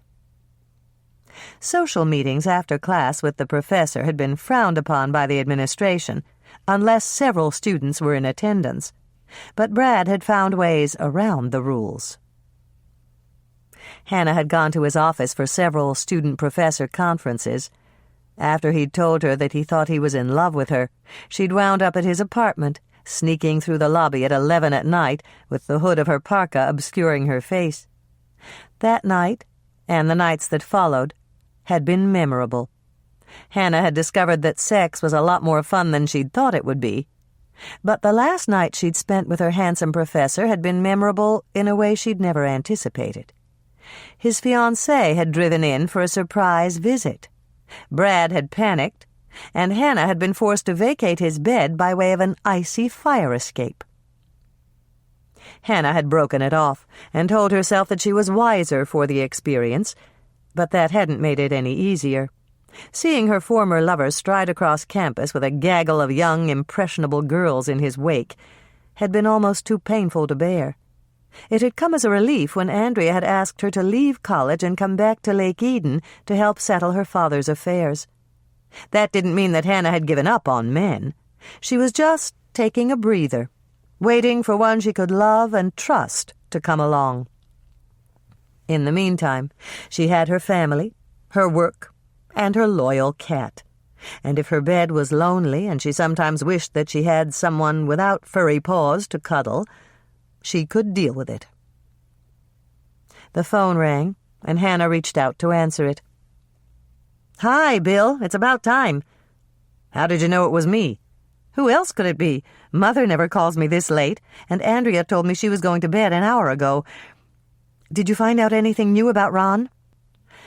"Not a thing." Bill sounded depressed. "Ron had no known enemies. He didn't owe any large amounts of money, and there were no deposits to his bank account that couldn't be explained. I've got zilch." Hannah was quick to commiserate. "Me too. I talked to the manager at the casino, and I think we have to eliminate the bouncer as a suspect. His name is Alfred Redbird, and you should check with the hospital. His wife had a baby that morning. If he was with her the whole time, he couldn't have shot Ron." "Okay." Bill sounded even more discouraged. "I'm fresh out of Leeds, Hannah. If we had a motive, we'd have something to go on. But we don't even have that." Hannah's eyes were drawn to the television screen. Clute was still playing, and that gave her an idea. Maybe we do have a motive. What if Ron saw something that morning? Something that could incriminate his killer in some way. That might be why he was shot. And Ron was murdered before he could implicate his killer in another crime? Bill was silent for a long moment, and Hannah knew he was thinking it over. "You could be right. But how do we find out what Ron saw?" "I'll go back to my source, the one with the pink lipstick. She can tell me if anything unusual happened that morning." "Okay." There was another long silence, and then Bill sighed. "Maybe you'd better warn her to be careful. If you're right, and she saw what Ron saw, the killer might come after her." "He won't. I'm the only one who knows who she is, and she's sure that no one spotted her with Ron. If the killer wanted to murder her, he would have done it by now." "Maybe." Bill didn't sound convinced, and Hannah frowned. For Danielle's sake, she certainly hoped that she was right. "You've been a big help, Hannah. By the way, did you know that your mother saw Ron pulling away from Norman's dental office right before she went in for her appointment?" "Norman told me about it. I questioned him, but he said that Ron was only in his chair for 20 minutes. He gave Ron a shot of xylocaine for his cracked tooth, and Ron was supposed to come back to get his tooth fixed. I'll get back to you as soon as I talk to my source. I'm sure she'll be at the Woodleys' party. And if you want to talk to Norman, he'll be there too. Andrea told me that you were going to the party with Norman. Is it serious? Serious? With Norman? I was just teasing you, Hannah. I'll see you at the party and we can compare notes. Hannah hung up and flicked off the television. She scooped up Moishe, carried him into the bedroom, and deposited him on the pillow she designated as his on the first night he'd spent in her condo. Then she went back for her wine glass and flicked off the lights, taking a seat in the old wing chair she'd placed in front of her bedroom window. The snow was still falling, and it created lovely halos around the old-fashioned street lights that lined the brick walkways between the units. It was a perfect winter scene, worthy of Currier and Ives. According to her college art professor, people who lived in warm climates loved winter scenes, with their glittering expanses of unbroken snow and yellow light spilling out from the windows of snug, cozy homes. Minnesotans who bought scenic art usually avoided winter scenes. Hannah didn't find that surprising. Minnesota winters were long. Why would they want to buy a painting that would constantly remind them of the bone-chilling cold, the heavy snow that had to be shoveled, and the necessity of dressing up in survival gear to do nothing more than take out the garbage? Hannah had finished the last of her wine and was about to rouse herself to climb in under the covers when she noticed that one of the cars in the visitors' parking lot was idling, its exhaust pipe sending up plumes of white against the dark night sky. Its headlights were off, and that was odd, unless someone was taking a very long time to say goodbye to his date. She could see only one occupant, a bulky figure behind the wheel that she assumed was a man. As she watched, she saw a reflection glinting off two round lenses in front of his face. Binoculars? Or eyeglasses? Hannah couldn't tell at this distance, but the fact that no one else was in the car made her nervous. Hannah stared at the car, memorizing its shape. It was a small compact in a dark color, but it was parked too far away to identify the manufacturer. The roof looked lighter than the body, and Hannah assumed that it was covered with snow. This car had been parked for a while, and the driver appeared to be watching her building. There were only 4 units in her building. Phil and Sue Plotnick lived below her, and there was no earthly reason why anyone would sit in a parked car to watch their place. Phil was home tonight. She'd seen his car in the garage when she'd driven in, and she'd heard their new baby fussing softly as she'd climbed the stairs to her unit. Hannah's other neighbors were equally unremarkable. Mrs. Canfield, an elderly widow, had the bottom unit next to the Plotnicks. She lived on her husband's retirement money and gave piano lessons during the week. Above her were Marguerite and Clara Hollenbeck, 2 middle-aged, unmarried sisters who were very active at Redeemer Lutheran Church. As far as Hannah knew, there wasn't a breath of gossip about them, except for the time they'd washed the altar cloths with a red blouse of Clara's, and they'd come out pink. Hannah felt a chill as she stared at the car and its motionless driver. There was only one unit the man could be watching, and it was hers. Ron's killer. The thought struck Hannah like a lightning bolt of dread. Bill had told her to be careful about asking questions, and she thought she had. But what if the killer had the misguided notion that she was hot on his trail? Bill's words came back to haunt her. If he killed once, he won't hesitate to kill again. The security light had been on this morning. Hannah shivered as she remembered. She'd assumed that a bird had set it off, but perhaps she'd been wrong. Had Ron's killer attempted to get into her condo?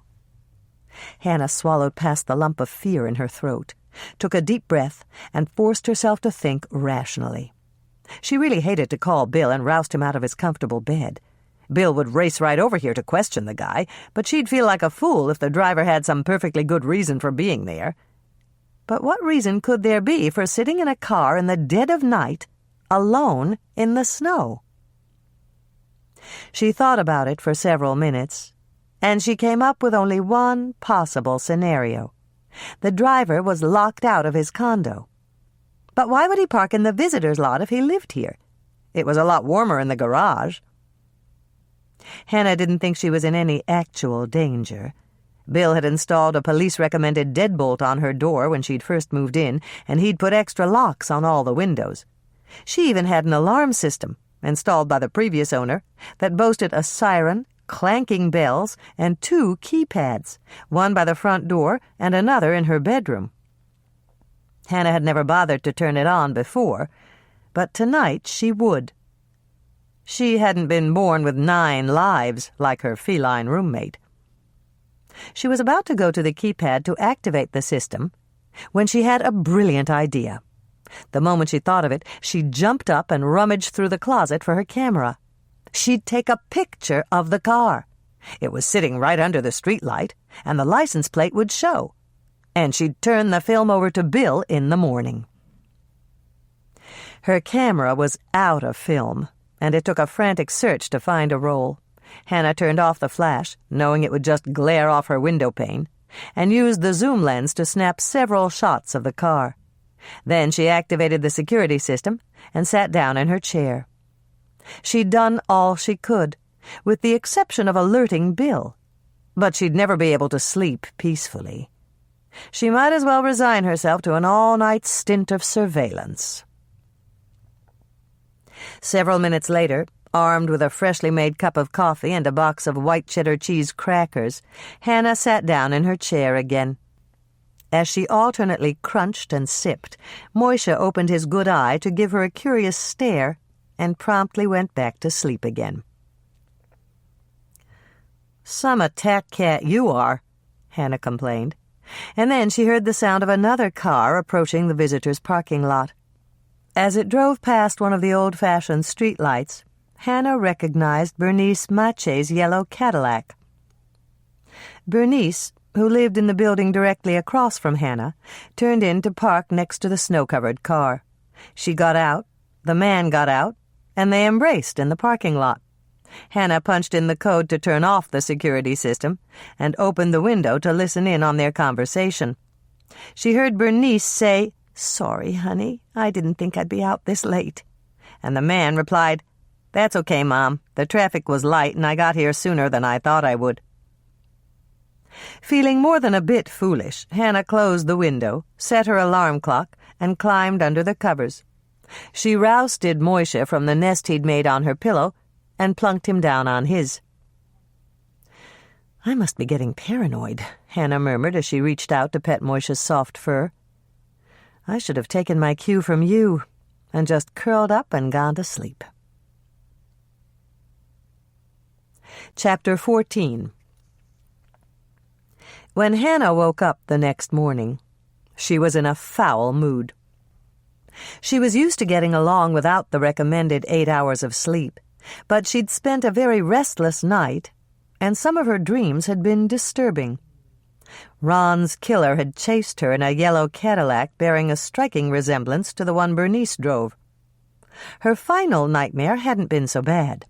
She dreamed that she was being held down and tickled by a furry monster. By now, Hannah knew what that dream meant. Moishe had crawled onto her pillow. She'd managed to rouse herself enough to shove him over, and the rest of the night had been relatively peaceful. There was a list on the pad of notepaper she kept on her night table, and Hannah switched on the light to read it. The words "fluffy dreams" were written at the top, and they were in her handwriting. She must have been dreaming about cookies again. Oh, yes. Hannah began to smile. She remembered the dream now. She'd been catering a reception at the White House, and the president, a young Abe Lincoln, had raved about her cookies. His wife, Barbara Bush, had asked for the recipe, and she'd written it out right there in the Oval Office. Hannah laughed out loud. Abe Lincoln and Barbara Bush. She guessed she shouldn't be surprised. It had been a dream, after all. But she had written down the recipe. Perhaps her unconscious had come up with something delicious. The words were written in an untidy scrawl. Obviously, she hadn't bothered to turn on the light. Hannah made out the word butter, and a bit farther down, sugar. Between the two words was a scrawl that looked like pooches. It must be peaches, and peach cookies were an intriguing concept. She also made out marshes, for marshmallows, and cuckoo, which could be either cocoa or coconut. Perhaps she'd experiment a bit with the ingredients and see what she could make. Hannah carried the notebook out to the kitchen and poured herself a fragrant cup of coffee. After several bracing sips, she noticed that there was another line scrawled at the bottom of the recipe. It said, D. Ask not with. There was a plaintive yowl from the direction of the food bowl, and Hannah got up to dump in the kitty crunchies. As she filled Moisha's water bowl with filtered water, she thought about that last cryptic note. The D was Danielle. Hannah was almost certain of that. But what was ask not with? It came to her in a flash of brilliant insight. Her mind had been working overtime last night. She'd wanted to remind herself to ask Danielle if there had been any time during their night and early morning together that Ron had gone somewhere without Danielle. Hannah set Moisha's water bowl down on his Garfield rubber mat and went back to the table to finish her coffee. If yesterday and the day before were any indication, today would be hectic. She reached for the notepad, turned to a fresh page, and wrote down a list of things to do. The first item Hannah wrote was sparklets. She had to call to find out what time Danielle's water had been delivered on Wednesday morning. If what Danielle had told her was true, Danielle was in the clear. Hannah made another note. Herb, Lisa.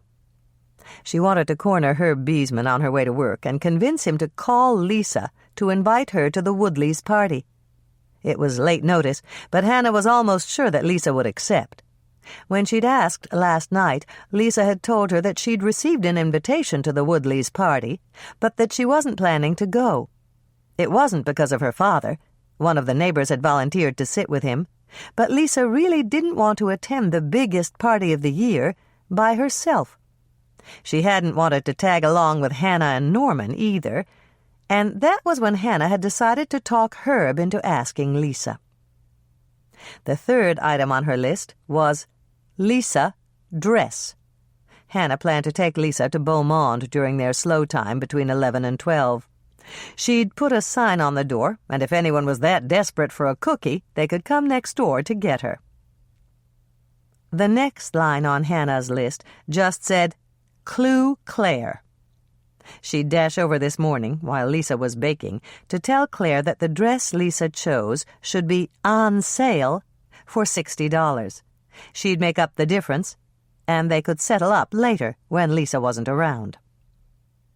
Moisha gave another yowl, and Hannah noticed that his food bowl was empty again. Her cat was a regular feline garbage disposal, but he didn't seem to be gaining any weight. Perhaps he did kitty aerobics when she wasn't home. "That looks lovely on you," Claire announced as Lisa walked out of the dressing room wearing a wine-red dress. "What do you think, Hannah?"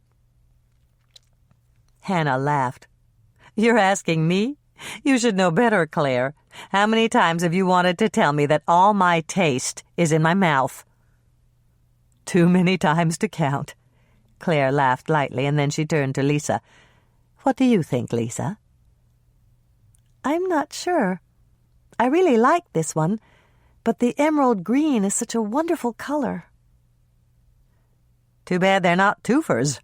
Hannah winked at Claire, hoping that she'd take the hint. It was unlikely. Beaumont was a boutique, and Claire thought of herself as a fashion consultant, several cuts above an owner or a saleslady. Hannah doubted that her high-fashion neighbor had ever considered having a 2-for-1 sale. "It's strange that you should mention it, Hannah," Claire surprised Hannah by taking the hint immediately. "As it happens, I just marked these 2 particular dresses down. The wine satin sheath has a slight imperfection in the bodice, and the button on the back of the green silk doesn't quite match the color of the dress." Lisa's eyes opened wide. "I didn't even notice." "Perhaps not, but I did. And I refuse to let my customers pay full price for something that isn't absolutely perfect." "How much are they now?" Lisa asked. Hannah held her breath.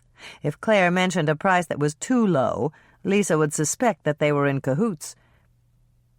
"They're both on sale for $60. That's 2/3 off the regular price. Believe me, Lisa, you'll be doing me a favor if you take them off my hands. Returning things to my supplier is a nightmare." "Then I'll take them both." Lisa was so excited her voice squeaked. "There's only one condition." Claire looked very serious. "You have to promise that you won't tell anyone else how much they cost. If the other women find out that you paid only $60 for a Beaumont dress, they'll all ask for special prices." "I won't tell anyone. Even if I did, they'd never believe me. Thank you, Claire. This is really my lucky day." While Lisa changed back into her working clothes, Hannah dashed back to the cookie jar. She'd been gone less than 15 minutes, but there were several people waiting to get in. One of them was Bill, and Hannah pulled him aside once she'd waited on her customers. "Why didn't you come next door to get me? I was just helping Lisa buy a dress." "That's okay. You didn't find out anything new, did you?" "Not since I talked to you last night." Hannah shook her head. She'd called the Sparkletts' office and confirmed Danielle's alibi, but there was no reason to tell Bill about that. "Did you check on the bouncer?" "The maternity ward nurse said that he was at the hospital until 9 on Wednesday morning. I just dropped by to remind you that the sheriff's department's open house is tomorrow. You're going to bake cookies for us, aren't you?" "Of course I am. It's on my calendar." Hannah led the way into the back room and pointed to the huge calendar that hung on her wall. "What kind are you making?" "Black and whites. I might as well start mixing them up right now." "Black and whites?" "They're fudge cookies with powdered sugar on top," Hannah explained. "I developed the recipe last week, and I'm naming them after your new squad cars." "The guys will like that. Are you going to bake them now?" "No, not until tomorrow morning. The dough has to chill overnight. I'll have them out at the station before noon." "That's another reason I came in. Sheriff Grant's driving the new guy around, and he said they'd come in to pick them up." "New guy?" "He's coming in tomorrow morning. Sheriff Grant hired a really good detective away from the MPD." "Why would a Minneapolis detective want to come here?" Hannah was flabbergasted. "It's got to mean a big salary cut." "I know. We only make half as much as the MPD guys do. But I heard that he wanted to move here for personal reasons." "Personal reasons?" "Yeah, he wanted to get out of Minneapolis. I know his wife died. I figure he probably wants to make a fresh start where things don't remind him of her." That made sense, but Hannah was still worried. Winnetka County was big, but did the sheriff's department really need 2 new detectives? "There's a lot I can learn from this guy, Hannah. I got a chance to peek at his personnel jacket, and he solved a ton of tough cases." Hannah nodded and got out her mixing bowls, arranging them in a row. What Bill had just told her disturbed her deeply. If this new man had been hired as a detective, it didn't bode well for Bill's promotion. "Do you have time to watch the shop for me while I mix up this dough? Lisa should be back any minute, and I'll pay you in cookies." "Sure." Bill gave her a big grin. "I'm on my lunch break." Once Bill had left, Hannah gathered the ingredients for the cookies she'd named Black and Whites. While she worked, she thought about the new detective. Bill had said that his wife had died, and Dolores was bound to zero in on any new, unattached man in town. Hannah did her best to practice positive thinking as she mixed up the dough. She'd won a jackpot last night, and if her luck held, Bill's new colleague wouldn't be the type of man that her mother would consider as a prospective son-in-law. Unfortunately, as far as Dolores was concerned, any ambulatory male without a felony conviction was a viable candidate. Black and whites. Do not preheat oven yet. Dough must chill before baking. 2 cups chocolate chips. 3/4 of a cup butter, 1½ sticks. 2 cups brown sugar, or white sugar with a scant 2 tablespoons molasses mixed in.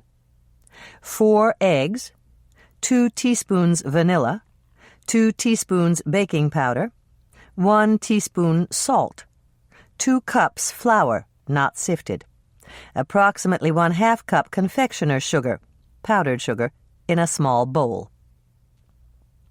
Melt chocolate chips with butter. Microwave on high power for 2 minutes, then stir until smooth. Mix in sugar and let cool. Add eggs, 1 at a time, mixing well after each addition. Mix in vanilla, baking powder, and salt. Add flour and mix well. Chill dough for at least 4 hours. Overnight is even better. When you're ready to bake, preheat oven to 350 degrees, rack in the middle position. Roll walnut-sized dough balls with your hands. Messy. Wear plastic gloves if you wish. Drop the dough balls into a bowl with the powdered sugar and roll them around until they're coated. If the dough gets too warm, stick it back in the refrigerator until you can handle it again. Place the balls on a greased cookie sheet, 12 to a standard sheet. They will flatten when they bake. Bake at 350 degrees for 12 to 14 minutes. Let them cool on the cookie sheet for 2 minutes, and then remove to wire rack to finish cooling. Made these for the Winnetka County Sheriff's Department open house in honor of their 4 new cruisers. Chapter 15. Hannah stepped back to assess her reflection. Her new dress was exquisite.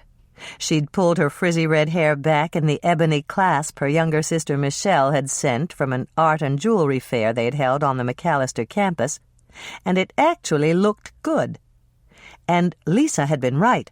Her new shoes couldn't have been more perfect. Hannah looked sophisticated for the first time in her life, and it was a bit of a shock. She also looked sexy, which was even more of a shock, and she hoped that Norman wouldn't think she'd worn this dress just for him.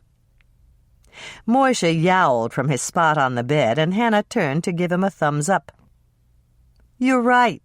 I know I've never looked this good before. It's a real change, isn't it?" Moishe yowled again, and Hannah assumed that it was a change he didn't appreciate. He also knew that she was going out again, and he didn't appreciate that either. She dabbed on a bit of perfume from the bottle of Chanel No. 5 that her old college roommate had given her years before, and headed off to the kitchen to appease the beast that lived under her roof. Several kitty treats later, and Moishe was happy again. Hannah paced across the floor, waiting for Norman. She didn't dare sit down. Her new dress was black, and every chair in her apartment was inundated with orange cat hair. She was just crossing the living room for the 16th time when her doorbell chimed. "Stay!" Hannah used the command voice the dog trainers on television used, and Moishe looked startled. It probably didn't work on cats, but there was really no danger of Moishe's escaping when she opened the door. He had a full food bowl, and he knew when he had a good thing going. "Hi, Hannah." Norman looked a little nervous as he thrust out a florist's box.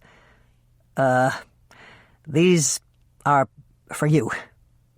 Hannah smiled and ushered him in. To her surprise, Norman looked much better in his formal clothing than she'd thought he would. "Thanks, Norman. Just let me get my coat and I'll be ready to go." "You'd better put those in water first." Norman gestured toward the box. "My mother wanted me to get you a corsage, but I told her that this wasn't a prom date." Hannah laughed and led the way to the kitchen to get out a vase.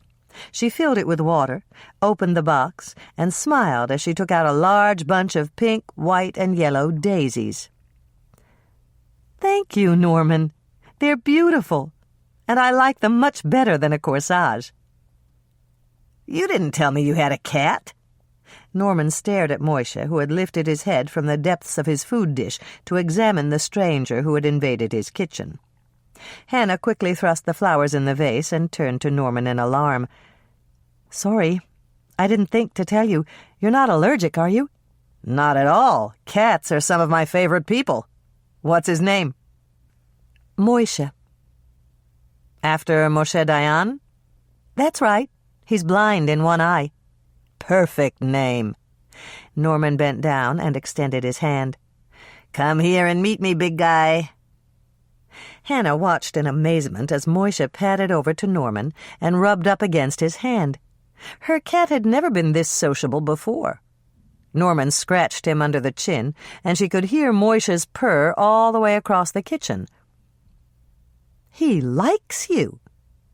"I guess he does." Hannah watched as Norman scooped Moishe up and tickled his belly, something Moishe usually hated. But her cat just lolled in Norman's arms and looked as blissful as a cat could look. "Okay, Moishe, we have to go." Norman carried him out to the living room and set him down on the couch. "Do you leave the television on for him?" Hannah nodded, hoping Norman wouldn't think she was crazy. "It's company for him when I'm gone." "That makes sense. I'll do it while you get your coat. Which channel does he like?" "Anything except Animal Planet. They run vet programs, and he hates vets." Hannah went to the closet and grabbed the coat she'd chosen, a previously owned cashmere that she'd found at Helping Hands. When she came back into the room, Norman was frowning. "Is there something wrong, Norman?" "I was just kicking myself for forgetting to tell you how gorgeous you look. I should have said that right away. Mother would have a fit if she knew." Hannah laughed. "So would my mother. Dolores made me promise to tell you how nice you looked. And I forgot. If we run into them at the party, we won't mention it. How's that?" "Good." Norman opened the door and waited for Hannah to step through. Hannah?" "Yes, Norman?" Hannah double-locked the door with her key, and they walked down the stairs to the ground floor. "We're going to run into them at the party. As a matter of fact, we'll see them before that." Hannah winced. "Don't tell me we're picking them up." "Not exactly. I did that already, before I came to get you. They're both waiting for us in the back seat of my car."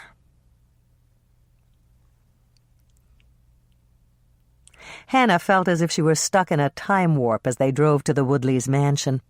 It was a lot like being a kid again, dragged off to a party by her mother. To make matters worse, Norman's mother had brought a camera, and she blithely announced that she planned to take pictures of them. Hannah had feared that this evening might turn out to be an ordeal, but it was going to be even worse than she'd anticipated. The Woodley mansion was ablaze with lights, and when they pulled up, a red-jacketed valet came forward to take Norman's car. Another parking attendant opened the doors, and Hannah and their mothers were assisted out of the car and up to the front entrance. Hannah gazed around her as she entered the foyer on Norman's arm. It had been decorated for the occasion with banks upon banks of tropical blooms. Of course, they were imported. Birds of paradise, royal poinciana, and Chinese hibiscus didn't grow in Minnesota, even in the summer. They had been transported from warmer climates, and Hannah knew they had to have been outrageously expensive. There was a harpist seated in an alcove playing classical music. Hannah thought that was a nice touch. Leave it to Judith Woodley to provide a touch of class from the moment they entered the door. "Your coat, ma'am?" A pretty maid, dressed in a dark green uniform and a frilly white apron, helped Hannah out of her coat. "Would you care to freshen up in the ladies' powder room?" "Yes, thank you," Hannah replied, and then she turned to Norman. "I'm just going to run a currycomb through my hair." Norman chuckled at her reference to the tool that was used to groom horses. "I like your hair, Hannah." "Ma'am?" The maid touched Hannah's arm. "If you'll just follow me, please." Hannah made arrangements to meet Norman at the bar and went off with the maid. She was an attractive brunette that Hannah didn't recognize, though she thought she'd seen her at last year's party. The Woodleys always hired outside help for their parties. Judith complained that the local girls simply weren't capable of being trained for such a special event. Hannah turned to the maid and asked, "You're not from Lake Eden, are you?" "Minneapolis, ma'am. I work for Parties Plus, the service that Mrs. Woodley uses." "That's a long way to drive for one party," Hannah commented, giving her a friendly smile. "Oh, that's no problem. Mrs. Woodley arranges for our transportation, and this is one party I wouldn't want to miss. I've been here for 3 years in a row." "I thought I recognized you from last year. What makes this party better than other parties?" "It's a 5-day assignment, and we have the use of the indoor pool and spa. Mrs. Woodley even caters our meals while we're here. It's almost like a party for us." Hannah was fishing, but she never knew when information like this might come in handy. "I guess your regular assignments aren't this nice?" "No way! Usually we're in and out in less than 6 hours, and we work like dogs while we're there. Mrs. Woodley always allows plenty of time for us to set up." Hannah was curious. "How long have you been here?" "Since Tuesday morning. We spent 2 days cleaning, and yesterday we set up the tables and made sure that all the glassware and dishes were ready. Today, we just helped the caterer." "When do you go back?" "Right after we do the cleanup tomorrow morning. We're usually on the road by noon. I'll be back home by 2 at the latest, but Mrs. Woodley pays us for the whole day." They had arrived at the ladies' powder room, and Hannah went in to take stock of the damage. Her hair looked all right, and she just patted down a few loose curls. Then she refreshed the lipstick that Luann Hanks had decided was just perfect for her, and went back out to find Norman. Norman was standing by the bar, almost lost in a sea of taller faces. As Hannah moved toward him, she was glad her heels were only 3 inches high. "Hi, Norman. I'm back." "And just in time." Norman took her arm and moved her away from the crowd. "Our mothers are headed this way. Let's go over and pay our respects to the Woodleys." The reception line wasn't long, and Hannah and Norman took their places at the end. As they approached their host and hostess, Hannah admired Judith Woodley's dress. It was made of lilac silk, and the bodice was beaded with tiny pearls. Her light brown hair was caught up in an elaborate twist on the top of her head, and she looked lovely, as always. She was smiling and chattering with her guests, and she appeared quite animated. Dell, on the other hand, looked surprisingly glum, and Hannah noticed that there were dark circles under his eyes. "Hannah," Judith extended her hand, "how lovely to see you." Hannah had the insane urge to reply that it was lovely to be seen, but she thought better of it. She searched her mind for something appropriate to say, and pulled out a standard compliment. "You look lovely tonight, Judith. I had no idea that Claire had such wonderful dresses in her shop." "Claire?" Judith's green eyes widened, and Hannah knew she'd just stuck her foot in the mud. "This isn't from Beaumont, Hannah. Billy designed it especially for me." "Billy?" "Billy Blass. He's a close personal friend of mine. And I see that you have a date this year. How nice." Hannah cringed and introduced Norman to the Woodleys, making sure to mention that Norman had arrived to take over his father's dental practice. They chatted with the Woodleys for another brief moment, and then they moved on.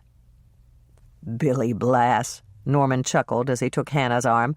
"I wonder if he calls her Judy." Hannah laughed appreciatively. This party might be fun if Norman kept making jokes. She accepted a glass of champagne from a passing waiter, and they wandered through the crowd for a few minutes, hailing the people that they knew. Then they walked over to view the appetizer table. "Caviar." Norman pointed to the black tapioca-looking substance in a large cut-glass bowl that was nestled in a larger bowl of shaved ice. "It's beluga," Hannah informed him. I asked last year, and the waiter told me that the Woodleys wouldn't serve anything else." Norman was obviously impressed because he accepted a caviar-laden toast point from the waiter and smiled in anticipation as he raised it to his mouth. Then he looked over at Hannah and froze. "I'm sorry, Hannah. I should have asked, would you care for some caviar?" "No, thanks. I know that beluga's the best that money can buy, but I grew up right next to a lake. It's still all just fish eggs to me." While Norman busied himself with the caviar, Hannah walked over to survey the rest of the buffet. She'd heard that Judith had hired the best caterer in Minneapolis. Hannah could believe that as she walked past evenly fanned slices of beef fillet, platters of Smithfield ham, a whole poached salmon on a bed of dill, and several massive plates of carved chicken and turkey breast. There was a silver platter of tender baby asparagus, each tip pointing outward to form a giant wheel, with a silver pitcher of hollandaise in the center, and a large crystal bowl that was filled to the brim with glazed carrots. Hannah spared only a passing glance for the tiny red potatoes that had been steamed in their colorful jackets, and the deviled quail eggs. Her area of interest was the dessert table. The desserts were gorgeous. There were small bites of cake that were frosted and decorated with tiny edible flowers, an array of truffles on a platter strewn with rose petals, chocolate-dipped strawberries with their stems intact, and a large silver basket filled with sugar cookies. Her professional interest aroused, Hannah selected a cookie and tasted it. The cookie crunched in her mouth, just the way it should, but it was definitely on the dry side. The anticipated burst of butter that should have exploded on her taste buds was lacking. There was no vanilla taste either, and Hannah began to frown. These cookies looked nice, but they really had no taste at all. "Excuse me." The female caterer, dressed in an expensive suit, walked over to give Hannah a nervous smile. "I couldn't help noticing your reaction to the cookies. Don't you like them?" Hannah thought about tact. Then she thought about new business. New business won out, and she decided that she wouldn't be doing the caterer any favors if she didn't tell her the truth. She stepped closer and lowered her voice so that none of the other guests would hear. "The cookies are disappointing. I hope you didn't make them." "You don't pull any punches, do you?" The caterer looked amused. "Not really. Did you make them?" "No, I bought them from a supplier." Hannah was relieved. At least she didn't have to tell the caterer that her own recipe was at fault. "Don't buy from them any more. They use cheap shortening instead of butter, and they're much too light on the vanilla. They overbake them, too. They probably set their ovens low to keep them from browning and leave them in for too long." "How do you know they use shortening?" "There's no butter taste," Hannah explained. "A sugar cookie without butter is like a car without gas. It looks good, but it doesn't work." The caterer laughed. "You've got a point. How could you tell that they're overbaked?" "That's easy. They're as dry as sawdust. Taste one. You'll see." "I already have, and you're right." "Are you in food service?" "Just cookies. I own a place called the Cookie Jar. If you give me your card, I'll send you a sample box of good sugar cookies." The caterer reached into her pocket and handed Hannah a card. "I've been thinking about switching suppliers. Could you handle a standing order?" "That depends on the order." As Hannah opened her dress purse and stuck the card inside, she wished that she'd had cards made. She really hadn't thought it was important until now. "Call me if you like the cookies and we'll discuss it. I'll include my card when I send them." After the caterer had left, Hannah turned to look for Norman. She found him standing a few feet behind her, and he was grinning from ear to ear. "What is it, Norman?" "You. You're amazing, Hannah." Norman took her arm and walked her toward the grouping of small tables that were set up for dining. "If I went after new business the way you do, I'd have to enlarge the office and put in a revolving door." Hannah laughed. "I guess you're right. When it comes to my cookies, I know they're the best, and I'm not shy about telling people. But I almost goofed, Norman. I never thought about having cards made before. You don't have business cards? Hannah shook her head. I just didn't think it was important. I told the caterer I'd include one with the cookies, so I guess I'll have to order some. I'll do some for you on my computer, Norman offered. That's how I print mine. Thanks, Norman. As they neared the tables, Hannah thought again about how nice Norman was. Then someone stood up and waved, and Hannah recognized Lisa and Herb. There's Lisa. She's my assistant at the shop. And you must know Herb Beesman. He's our town marshal. Marshal? I thought he was in charge of parking enforcement. He is, but the job doesn't pay much. Herb was the only applicant, and they let him choose his own title. He's always been fascinated by the Old West. I see. Well, let's go over and say hello. Lisa and Herb had staked out a 4-person table, and Hannah and Norman joined them for a moment. The two men immediately started talking about the traffic problem on Main Street. And Hannah turned to Lisa. You look wonderful, Lisa. Are you having a good time? Lisa smiled, and Hannah noticed that her eyes were sparkling with excitement. I saw your mother and Mrs. Rhodes. They asked if I'd seen you. If they ask again, lie. Lisa laughed. You can't avoid them forever. Mrs. Rhodes told me that she wants to take pictures of you and Norman for a memento. I know. That's one of the reasons I'm avoiding them. Grin and bear it. Lisa leaned closer and lowered her voice. Doesn't Herb look handsome in his suit? Hannah glanced over at Herb. He was wearing a black suit with a western cut, and it reminded her of something Marshal Dillon might have worn at a fancy wedding on Gunsmoke. It fit so perfectly, Herb could have been one of the mannequins in the display window of an old-fashioned men's clothing store. It was quite a change from the rumpled tan uniform that he usually wore. He certainly does. Just then, a tall figure in another impeccably cut suit caught her eye, and Hannah's eyebrows rose. I don't believe it. There's Benton Woodley. The Woodley's son? Yes. I thought the heir apparent was still back east, trying to buy his degree at some Ivy League school. Lisa stared at Hannah curiously. You sound like you don't like him very much. I don't. Or at least, I didn't. Hannah sighed deeply as she remembered the buckets of tears that Andrea had shed when Benton had dumped her. Andrea used to date him when she was in high school. I wonder if she knows that he came back for the party. Maybe you should tell her. I know that she's married now, but it's always uncomfortable to run into an old boyfriend. Good idea. Have you seen her tonight? She was over by the buffet tables a couple of minutes ago. Thanks, Lisa. I'll see you later. Hannah stood up and waited for a break in the conversation. When it arrived, she tapped Norman on the arm. I have to find Andrea. Would you like to come with me? Sure. Norman said goodbye to Herb and Lisa, and they started across the room. They were just crossing the space that would be used for dancing when Hannah heard someone call her name. Hannah stopped in her tracks and turned toward the warm and friendly voice. It was Benton Woodley, and he was smiling at her. Who's that? Norman glanced at Benton, and then he turned to regard her curiously. An old boyfriend? Yes, but not mine. Come on, Norman. I'll introduce you. It only took a moment to perform the introductions. As Benton chatted with Norman, Hannah wondered if he'd gone to the same charm school as his mother. He was polite, he seemed interested in hearing about Norman's practice, and he told her that she looked ravishing.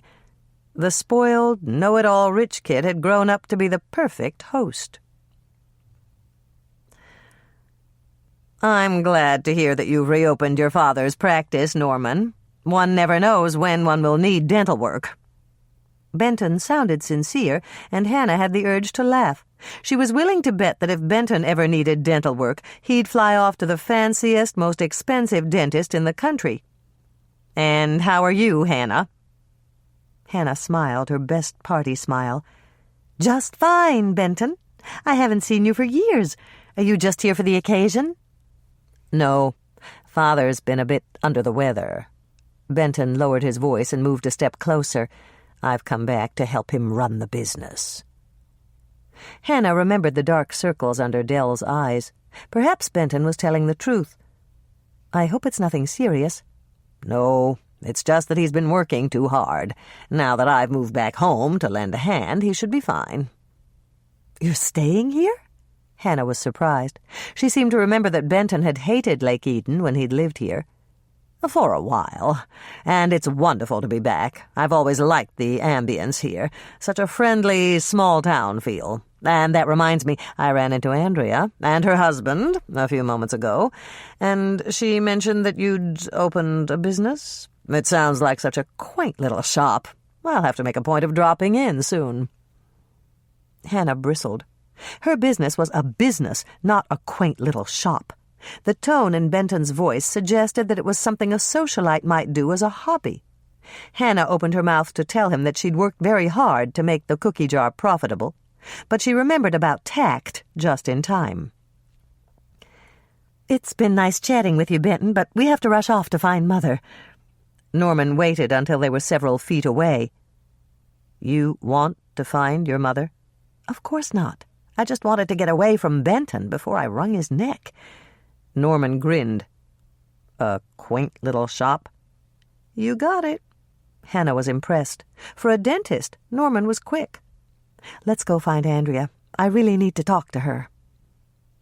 They found Andrea and Bill by the buffet tables, and from the satisfied look on Bill's face, Hannah suspected that he was about to enjoy his second or third helping of food. "Hi, Hannah. Good to see you, Norman," Bill greeted them. "Some spread, huh?" Hannah turned to Norman. "Will you keep Bill company, Norman? I really need to talk to Andrea for a minute." Bill gave her a conspiratorial smile, and for a moment Hannah was confused. Then she realized Bill thought she was giving him the opportunity to ask Norman about Ron's dental visit. Hannah took her sister's arm and led her away to a relatively private place by the side of the room. "I'm sorry, Andrea. I came over to warn you the minute I saw Benton, but it was already too late." "Warn me?" "Yes." Judging from the puzzled expression on her sister's face, Hannah knew she'd better explain. "I just thought it might be uncomfortable for you to run into Benton again." Andrea stared at her for a minute, and then she began to smile. "I get it. That was nice of you, Hannah. But seeing Benton didn't bother me at all. I got over him ages ago." "Good. I never liked his attitude, and I still don't. Do you know that he called the cookie jar a quaint little shop?" Andrea sighed and shook her head. "Don't mind Benton. He was always a snob. Did he tell you that he came back to help his father at Delray?" "That's what he said." "He told us the same thing, but it was a lie. He was flicking his fingernail with his thumb when he said it." "What?" "It's something Benton does when he's lying," Andrea explained. "I picked up on that when we were dating. And it came in handy. It's one of those unconscious gestures that people make when they're trying to pull something over on you." "Did Benton tell you any other lies?" "He told us he was glad to be back home in Lake Eden, and that he was really looking forward to working at Delray." "And he was flicking when he said it?" "Click, click, click. The only time he didn't flick was when he said that I looked ravishing." "You always look ravishing." Hannah smiled at her sister, but she thought back to when Benton had told her the same thing. Perhaps it was a good thing she hadn't known about the fingernail-flicking lie detector test until now. "Did he tell you how long he'd been in town?" "Bill asked him that. Benton said he'd flown in on Wednesday and taken the shuttle from the airport." "Was he flicking then?" Hannah was curious. "I couldn't see." He turned toward Bill to answer him. "Can we talk about something else, Hannah? Benton Woodley bores me to tears." "Sure." Since Andrea was so observant, Hannah decided to ask her about Danielle Watson. "I talked to Coach Watson's wife at the mayor's fundraiser. What do you think of her?" "Danielle?" Andrea looked thoughtful. "She seems nice enough, but I can't help feeling sorry for her." "Why?" "Because Boyd is such a control freak. I've seen them at parties, and he doesn't like to let her out of his sight. It must be stifling. I bet Danielle has to ask permission before she can even go to the ladies' room. Hannah remembered how Danielle had whispered in her husband's ear right before she'd left him at the mayor's fundraiser. "I think you're right." "I know I am. Thank God Bill's not like that." "Would it work if he were?" "No way!" Andrea laughed, and then she gestured toward a corner of the huge ballroom. "There's Danielle over there. I guess Boyd doesn't mind how much she spends on her clothes. She's wearing the peach dress that I saw at the mall, and I know it cost over $500. "Where?" Hannah's eyes searched the crowd. "Right by that flowering hibiscus tree. She's standing there with a perfectly polite little smile on her face, waiting for Boyd to finish talking to Queen Judith." Hannah grinned. Her sister had started to call Judith Woodley Queen Judith right after she'd begun to date Benton. "I see her." "I really don't understand women like Danielle. She's got a great figure, and she always covers it up. Either Boyd's the jealous type, or she's really shy about her body." Hannah realized that her sister was right. She'd never seen Danielle wear anything even close to revealing. Tonight was no exception. The peach dress had long sleeves and a high mandarin collar. "Can you and Bill keep Norman amused for a couple of minutes? I really need to talk to Danielle." "All right, just don't take too long. If Norman starts telling me that I need to have my teeth cleaned, I'm going to run for the hills." "He won't. Norman's not like that at all. He's got a great sense of humor. If you just get to know him, you'll like him." "If you say so." Andrea shrugged and headed back to the table, while Hannah made her way through the crowd toward Danielle. As Hannah moved closer, she saw that Coach Watson was deep in conversation with Judith Woodley, and judging from the intense look on his face, Hannah figured that he was trying to drum up a donation for new team uniforms. "I have to talk to you, Danielle." Hannah moved in to claim her before the coach could. "Let's go to the ladies' powder room." "But I'm waiting for Boyd. He told me to stay right here, and he'll be angry if I go off without—" "It's important, Danielle," Hannah interrupted her. "Just tell him you need to fix your face or something." "Is there something wrong with my face?" "No, it's fine. I just need to talk to you about a mutual friend." Danielle stared at her for just a moment, and then the light dawned. "All right, Hannah. Just let me tell Boyd, and I'll be right with you." Less than a minute later, Hannah led Danielle into the ladies' powder room. She was in luck. The large space was deserted, and she flipped the lock on the door. "I need more information, Danielle." "But I've told you everything I know. You shouldn't lock the door, Hannah. What if someone needs to get in?" "They'll wait." "You told me that you were with Ron from 11 until 7:20 the next morning." "That's right. I was. I told you the truth." "I'm sure you did, but I need you to think back to the time you spent with Ron. Did you see anyone else? Anyone at all?" "No. All of his home delivery customers were still asleep, and we didn't meet anyone at the school. That's why I said I'd go along. Ron promised that no one would see me." "Was there any time that Ron was out of your sight?" Danielle frowned as she thought about it. "Only when he was loading the truck, but there wasn't anybody else around." "Then Ron didn't meet anyone at all?" "No, I don't think—" Danielle stopped and her eyes widened. "Wait! After Ron loaded up for his commercial route, he had to run back inside the dairy for another box of pens with the Cozy Cow logo on them. He was leaving them with every order, and it was some kind of promotional thing. When he came out, he said that Max had better get a move on, or he'd be late for the Buttermakers convention." "Then Ron saw Max?" Hannah felt a prickle of excitement. "What time was that?" 6:15. Ron asked me to check to make sure he was on schedule. He was so organized, Hannah. He had everything worked out to the minute, so he wouldn't be late."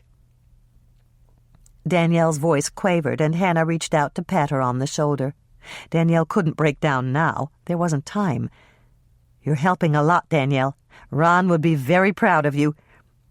"You're right. I think he would." Danielle took a deep breath and let it out in a quivering sigh. Do you know why Max was at the dairy so early? He was meeting with someone in his office. Max was in a meeting at 6:15 in the morning? That's what Ron said. I don't know who was with him, Hannah. Ron didn't say. Hannah drew a deep breath. She wished she had time to think about how this new information fit into the picture, but there would be time for that later. Try to remember what everything looked like at the dairy when Ron drove in to reload the truck. Did you see any cars in the parking lot? I know Ron's car was there. That's where we parked when we got there at 4 a.m. I don't know about later, Hannah. The parking lot's in the rear behind the building. When Ron came back to load up for the second time, he used the truck road at the side. That's where the loading dock is. How about when you left? Did you drive around the building? Danielle shook her head. There's a turnaround on the side, and Ron used that. We didn't drive past the parking lot at all. Thanks, Danielle. Hannah walked over to unlock the door. You've been very helpful. Danielle gave Hannah a timid little smile. I feel really bad that I didn't ask Ron who was with Max in his office. That's okay. But it's important, isn't it? It could be, but you had no way of knowing. Besides, we can always ask Max. That's right. Danielle looked very relieved. I'd better get back to Boyd. And I suppose you need to get back to Norman. After Danielle had left, Hannah sat down on the cushioned bench in front of the mirror and thought about what she'd learned. Ron had seen Max at 6:15, meeting with someone in his office. It could be something, or it could be nothing. Only time would tell.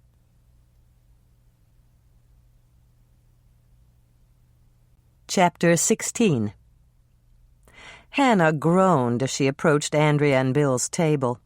Somehow, Dolores and Carrie had found them, and both mothers were looking impatient. She felt like turning around and going back to the ladies' powder room, but her mother raised her hand and wiggled her fingers. It was too late. She'd been spotted. There you are, dear. Dolores gave her a wide smile. We're ready to take the pictures now. That's just wonderful.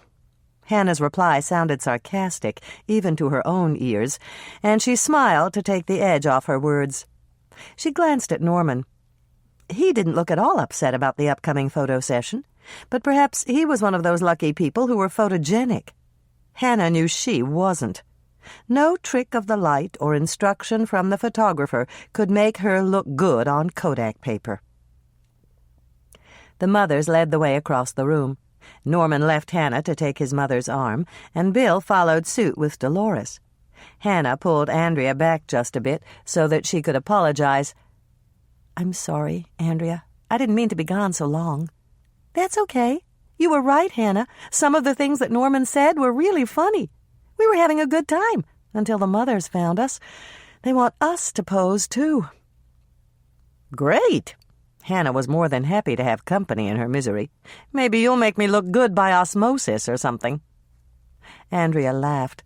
Come on, Hannah. You know you look wonderful tonight. That dress is so perfect on you. It even makes your hair look nice. Thanks, I think. Hannah grinned. Then she realized that the Mother Brigade was turning down the hallway that led to the ladies' powder room. Where are they going? I'm not sure. Mrs. Rhodes said she found the perfect setting for the pictures. I just hope we're not going to barge into some place we shouldn't be.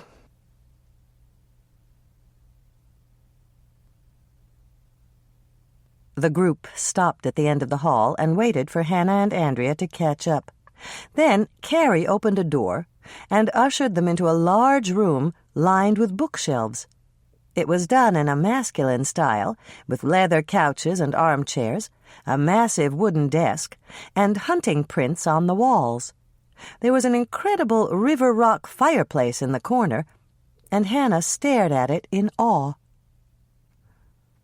"This is Del Woodley's den," Carrie announced. "Should we be in here?" Bill looked very uneasy. "I mean, it's not off-limits to the guests, is it?" Carrie shook her head. "I asked him, and he said it was perfectly all right." Hannah exchanged an amused glance with Andrea. Norman's mother was a lot like Dolores. Not only had Carrie waltzed into Lake Eden's only formal affair with her camera, she'd even asked their host if they could use one of his private rooms to take pictures. "Stand over by the fireplace with Bill," Dolores motioned to Andrea. "We'll do yours first, just in case Bill gets called away." Hannah watched as her sister posed with Bill. Then Carrie decided that the two couples should stand together, and Hannah and Norman joined them. They arranged themselves obediently, Hannah and Andrea in front, Norman and Bill in back, while Carrie clicked away. Then she took another series, with the four of them lined up in a row like soldiers, the girls in the center flanked by the two boys. "Let's take a few on the couch," Dolores suggested. "That always looks nice." Hannah suffered through more photos, wondering how soon Norman's mother would run out of film. As soon as this ordeal was over, she had to pull Bill aside and bring him up to speed. Bill was tracing Ron's movements on the morning of the murder, and he didn't know that Ron had gone into the dairy at 6:15 and seen Max Turner in his office. It might not relate to Ron's murder at all, but it was a new piece of information, and Bill could ask Max about his early morning meeting. "You look distracted, dear." Dolores waggled a finger at her. "Concentrate on looking pretty and say cheese." "Gorgonzola," Hannah muttered under her breath, and Andrea started to giggle. "You're moving, Andrea," Dolores warned. "Carrie can't focus if you're moving."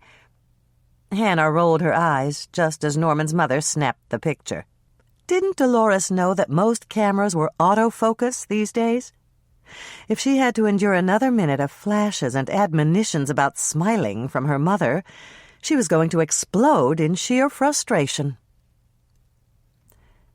"We'd better take that one again." Dolores turned to Carrie. "I think Hannah squinted." Just as Hannah was about to rebel, Norman stood and held up his hands. "That's enough, Mother. Sit on the couch with Mrs. Swensen, and I'll take a couple of you." "Turnabout's fair play," Hannah murmured to Andrea as they stood off to the side and watched Norman take pictures of their mothers. "Let's tell Mother her lipstick's on crooked." Andrea looked horrified at the thought. "Don't! Then she'll have to get out her mirror and fix it, and that'll take even longer." Hannah was about to point out that they'd taken enough pictures to paper the entire back wall in her shop when she heard a low beeping noise. She turned to Bill and asked, "Is that your pager?" Bill retrieved his pager from his pocket. He glanced at the display and frowned. "I've got to call in." "You don't have to go, do you?" Andrea grabbed at his sleeve. "We haven't even danced yet." Bill gave her a little hug. "I know, but the dispatcher punched in the emergency code.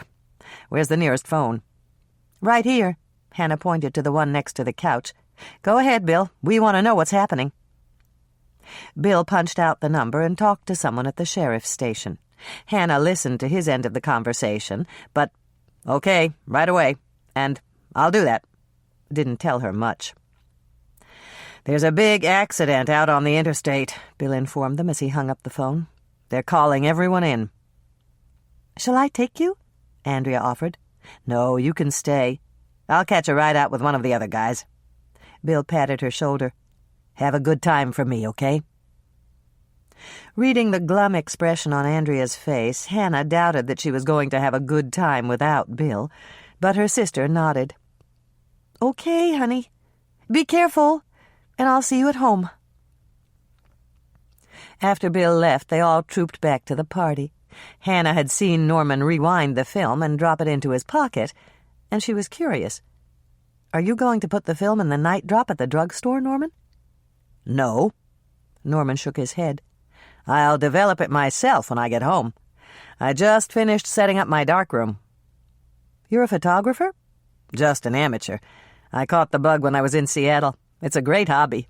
I'll bring the prints by the cookie jar on my lunch break tomorrow so you can see them." The orchestra was playing by the time they re-entered the ballroom, and Norman asked Hannah to dance. She couldn't refuse without seeming rude, and Hannah found herself suffering through an agonizingly slow waltz. Norman was, at best, a tentative dancer, and Hannah really wanted to lead, but she didn't want to hurt Norman's feelings, and she endured their dance with a smile on her face. When the dance had ended, Norman escorted her back to Andrea and their mothers.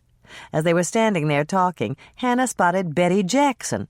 She wanted to ask Betty if she knew about Max Turner's early meeting, but Bill wouldn't like it if she dragged Norman along. "Would you like to dance again, Hannah?" Norman offered, holding out his arm. Hannah tried not to flinch at the thought. There was just no way she wanted to dance with Norman again. She was just trying to think of a tactful excuse when she had a brilliant idea.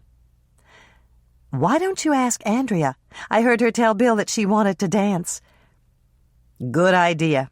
Norman turned to Andrea with a smile. "How about it, Andrea? Would you like to dance?" Andrea shot Hannah a wounded look as she danced off with Norman, and Hannah knew she'd have some explaining to do.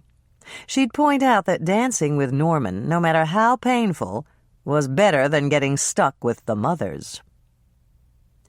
Betty was standing near the orchestra, tapping her foot in time with the music.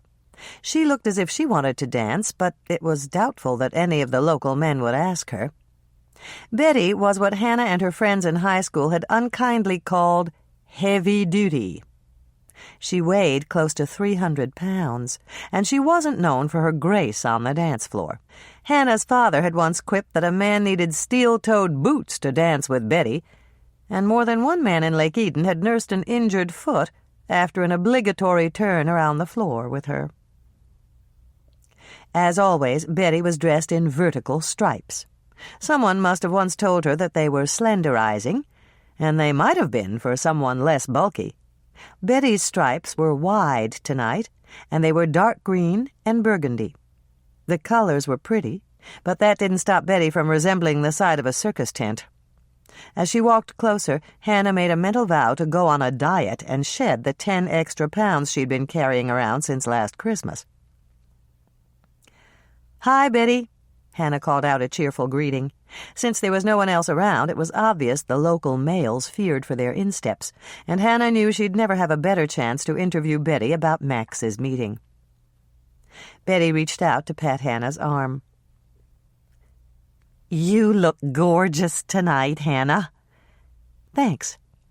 Hannah knew it was only polite to return the compliment, but what could she say? Then she spotted Betty's shoes, and she had her answer. "Your shoes are great. They match your dress perfectly." Betty smiled, apparently satisfied. "Is there any news about poor Ron?" "Nothing yet. I'm glad I found you, Betty. I need to talk to you about Max." Betty swallowed, and her face turned pale. "I knew it. There's something wrong, isn't there?" "Wrong?"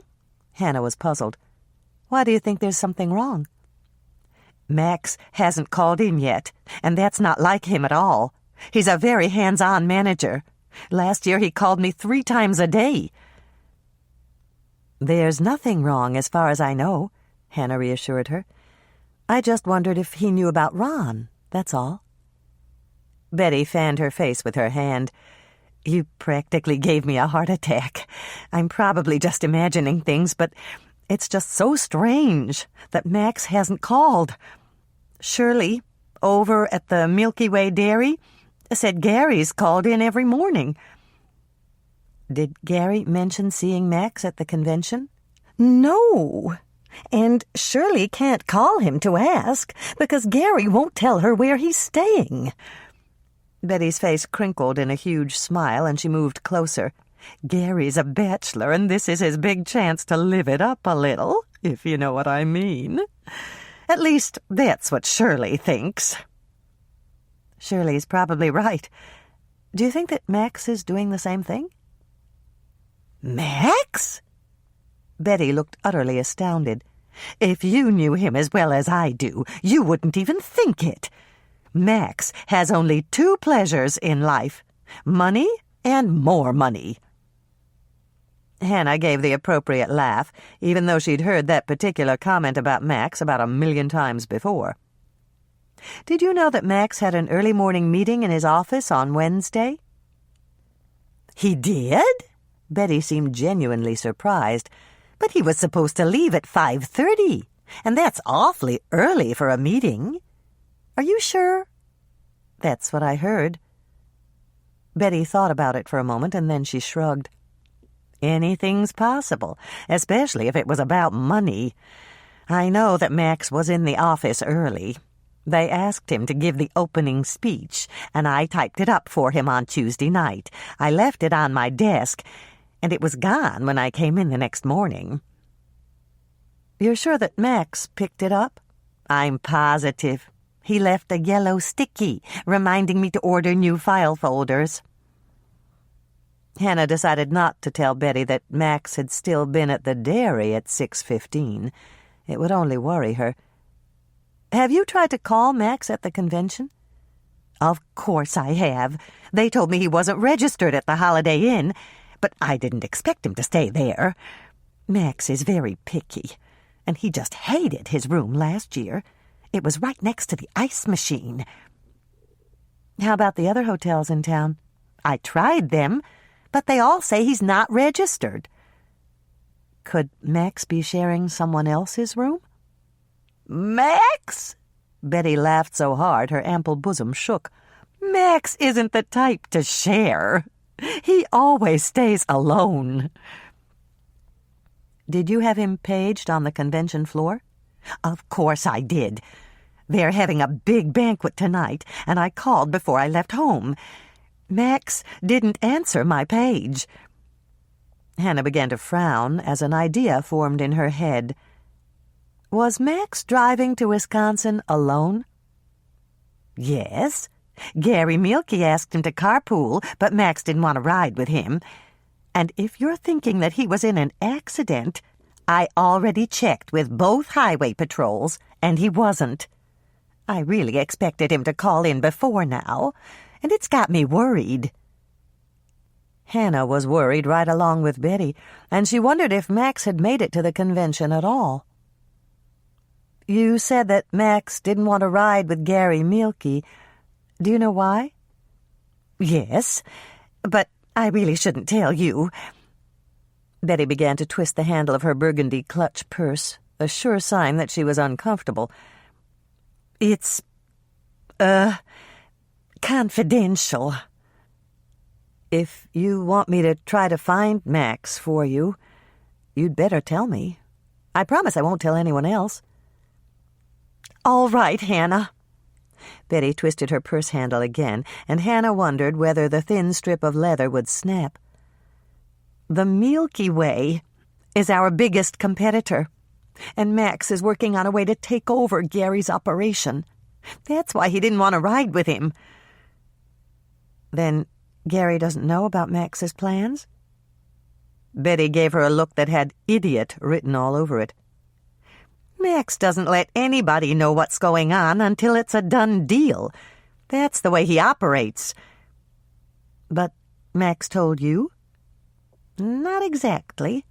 I just happened to pick up the extension in my office when Max was talking to some loan company about buying up the paper on one of Gary's loans." Hannah didn't believe that Betty had just happened to pick up the extension.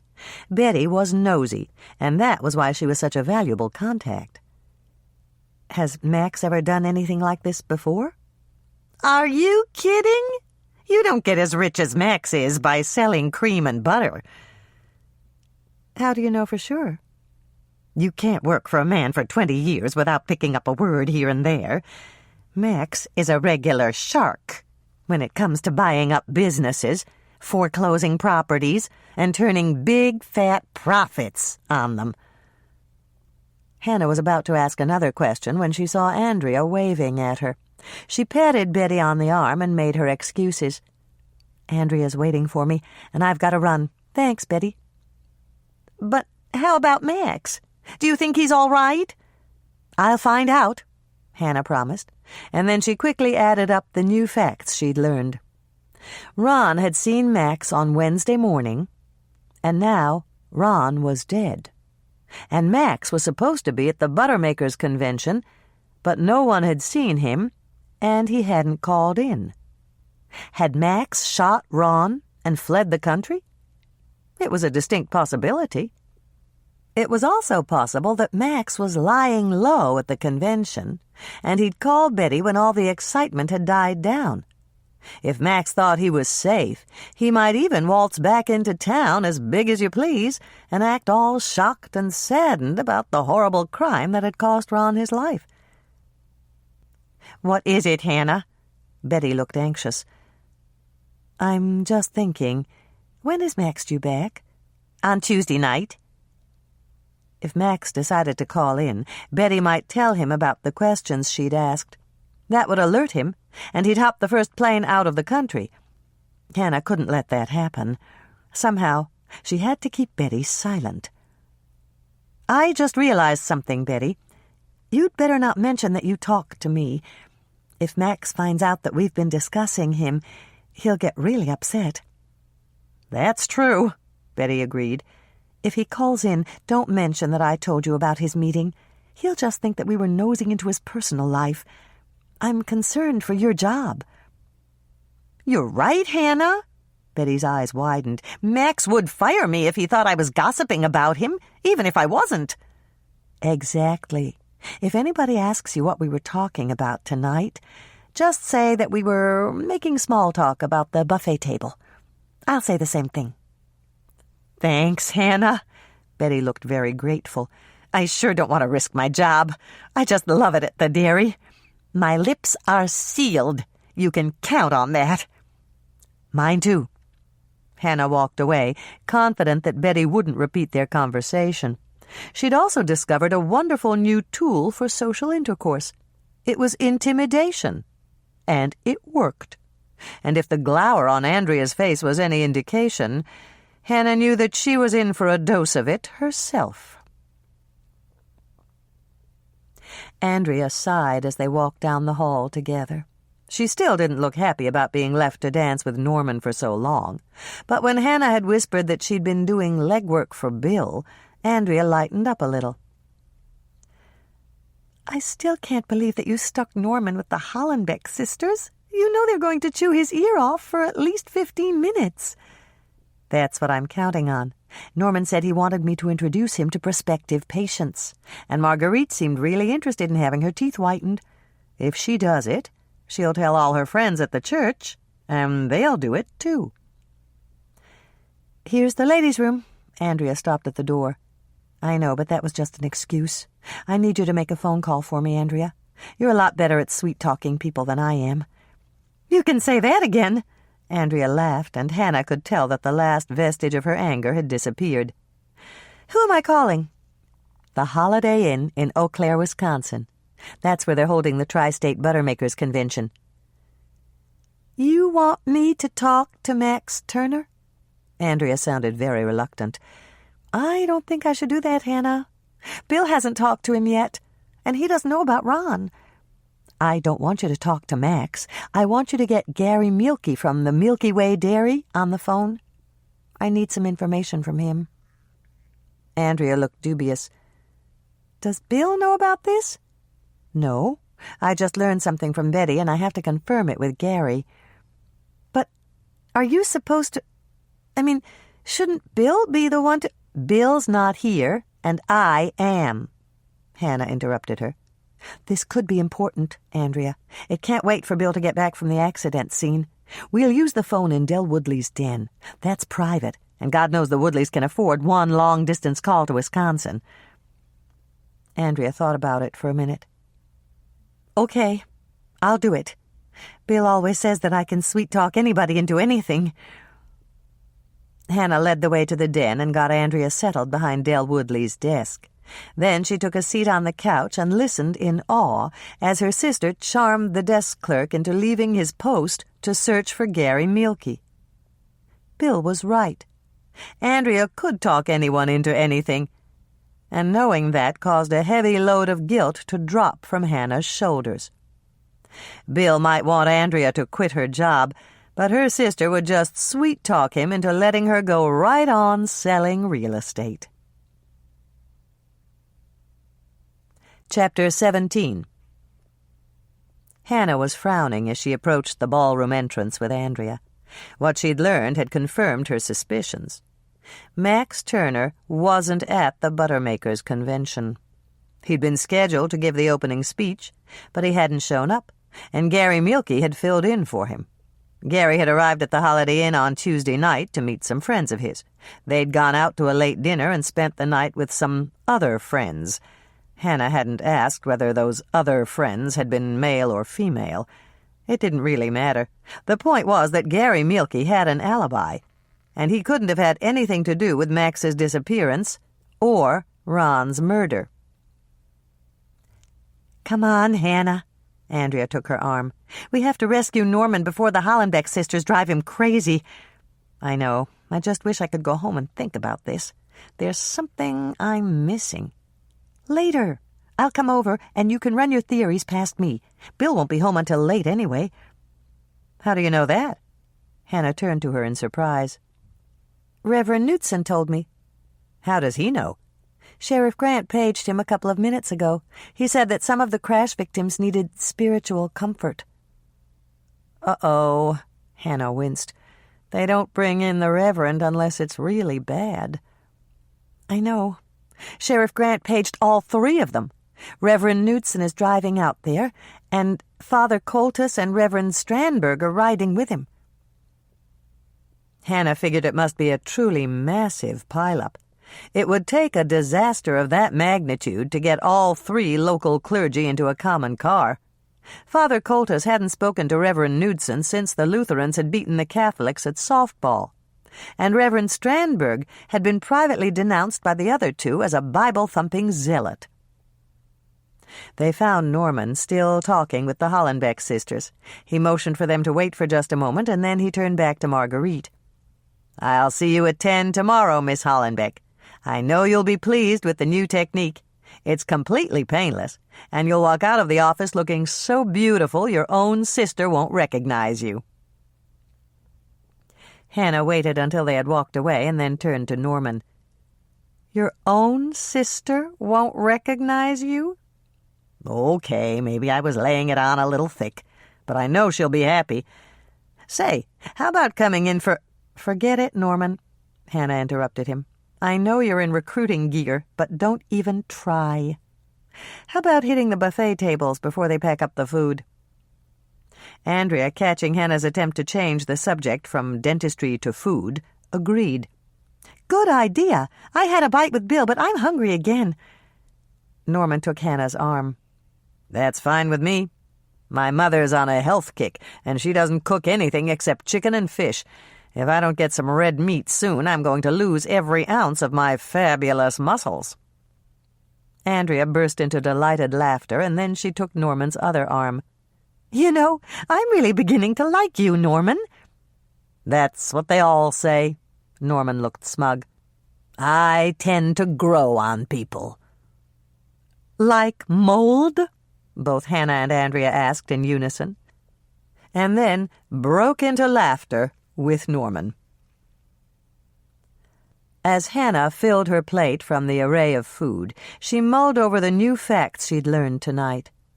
Gary Mielke had told her that delivering the opening speech was an honor, and there was no way that Max would have willingly missed it. Gary had also told her that he'd looked for Max when he'd noticed that his convention pass was still behind the counter at the hospitality booth. Since it was impossible to get into any of the meetings without it, he'd assumed that Max was ill and hadn't been able to come. Hannah followed Norman and Andrea to a table and began to eat her food. While she ate, she thought about the events that had occurred on the morning that Ron had been shot. Ron had seen Max in a meeting at 6:15. He'd even mentioned it to Danielle. But that was the last time anyone had spotted the owner of the Cozy Cow Dairy. She needed to find out who had been meeting with Max, but that seemed impossible. Andrea and Norman were carrying on a conversation as they ate, but Hannah was silent. She was too busy thinking about where Max might have gone. She really didn't know much about his private life, and she wasn't even sure if he had any friends. She'd have to remember to ask Betty about that. Hannah finished eating and dabbed at her lips with a napkin. She glanced down at her plate and was surprised to find that she'd eaten every morsel. "You must have liked the cod in aspic," Andrea commented, noticing Hannah's empty plate. "That was cod?" Hannah made a face. She'd never liked cod, and she despised tomato-based aspic. "I thought it was a Jell-O mold." Norman looked concerned.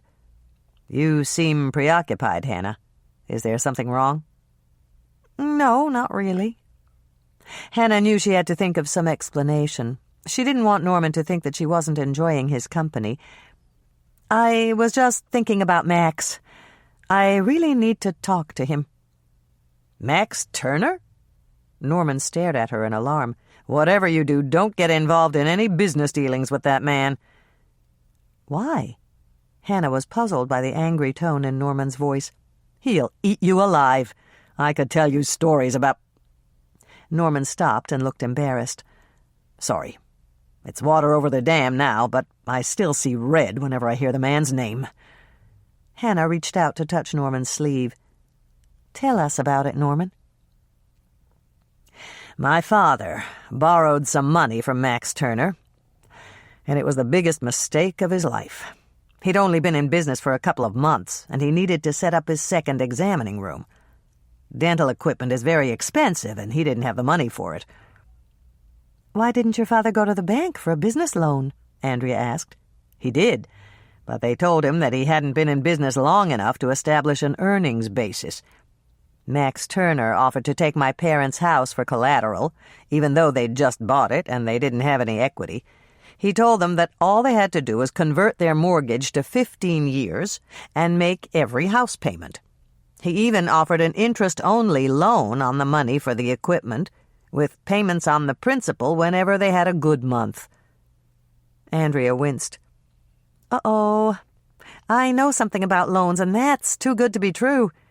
"It was, but my parents didn't know that. My father believed Max when he said he wanted to encourage new business in Lake Eden, and the town really needed another dentist." "What happened?" Hannah asked, even though she guessed how this story was going to turn out. Betty had said that Max was a shark. "Max waited until my parents were only a year away from paying off their house. Then he called in the full amount of the loan." "Is that legal?" Hannah asked. "Yes. There was a clause that entitled Max to call in his loan early. And since it was a personal loan, ordinary regulations didn't apply." "That's terrible, Norman." Andrea looked very sympathetic. "But your mother still owns the house, doesn't she?" "Yes. Dad called me in a panic and told me that they could lose their house and their business. I was working at a big dental clinic in Seattle at the time, and I managed to get a loan through my credit union. I wired them the money, and they paid Max off just a day before the deadline." Hannah felt sick. Shark was too tame a word for Max Turner. It made her wonder how many other Lake Eden residents Max had nearly ruined. She had a feeling that all this somehow related to Ron's murder, but she couldn't quite figure out how the pieces fit together. "You won't mention this to anyone, will you?" Norman asked. "Mother's still embarrassed about it. She'd die if anyone found out that they were so naive." "We won't mention it," Hannah promised. "It's over now. Nobody needs to know." Norman looked relieved as he stood up and pushed back his chair. "If you'll excuse me, I'd better dance with Mother. She made me promise. And just because I'm such a nice guy, I'll dance with your mother, too." "Norman," Hannah got up and took his arm, "would you be terribly disappointed if I left now? There's something I have to do, and it can't wait.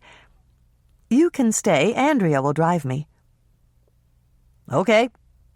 Norman didn't look crushed with disappointment, and that made Hannah's ego twinge a bit. "Is it something about Ron's murder?" he asked. "Yes. I'm sorry, but I can't tell you any more than that." "Go ahead, Hannah. But we'd better think up a really good excuse for our mothers. Somehow I don't think that a headache will do it." "How about a migraine?" Andrea suggested. "A migraine's always worked for me." Hannah shook her head. "I don't get migraines, and Mother knows it." "No, but I do." Andrea turned to Norman. "Just tell our mothers that I was in such bad shape. I begged Hannah to drive me home and stay with me until Bill got back." "That should work," Norman said. "But what if she calls you and you're not there?" "No problem." Andrea looked triumphant. "Mother knows I always turn off the phone when I have a migraine. I told her that I couldn't stand the ringing." Norman patted Andrea on the back. "Very smart. I think you're covered. I'll go find the mothers and tell them." "Norman," Hannah remembered her manners just in time, "thank you for a lovely evening. I had a wonderful time." "Me too. You'd better move it, Hannah, and take Andrea's arm and pretend you're helping her walk. Here come the mothers, and they look loaded for bear." Andrea climbed in behind the wheel, and they drove down the long, winding driveway. When they reached the bottom, she turned to Hannah. "Where are we going?" "To my place. You can drop me off there." "Drop you off?" Andrea slammed on the brakes, and they skidded to a stop at the base of the driveway. "What do you mean, drop you off?" Hannah sighed. She was the one who'd gotten Andrea interested in Bill's case in the first place, and she should have known that there would be trouble. "I have to do something, and it could be dangerous. I don't want to get you in trouble." "But you don't care if you get into trouble?" "Of course I care. I'll be very careful. But you've got a husband and a daughter. You have to think of them." "I am thinking of them, and I'm going along." Andrea glared at her. "We're talking about Bill's promotion here. If there's any way that I can help, I'm going to do it." "But, Andrea, you know that Bill would—" "Let me take care of Bill," Andrea interrupted her. "Where are we going, anyway?" Hannah sighed and caved in. There was no dealing with Andrea when she got a bee in her bonnet, and this bee was as big as a buzzard. "First, we're switching to my Suburban. I've got 2 of those big flashlights in the back. Then we're driving to Max Turner's house." "Why are we going there?" "Because Max didn't leave for the convention when he was supposed to leave. He was still in his office at 6:15, having a meeting with someone. Ron saw them." "So?" "So Max doesn't have an alibi for the time of Ron's death. We know he's not at the convention, and no one's seen him since 6:15 on Wednesday morning." "I get it. You think that Max killed Ron, and then he took off. But why would Max kill Ron?" "Think about what Norman just told us, and you'll have a possible motive." Andrea was silent for a moment. "I got it.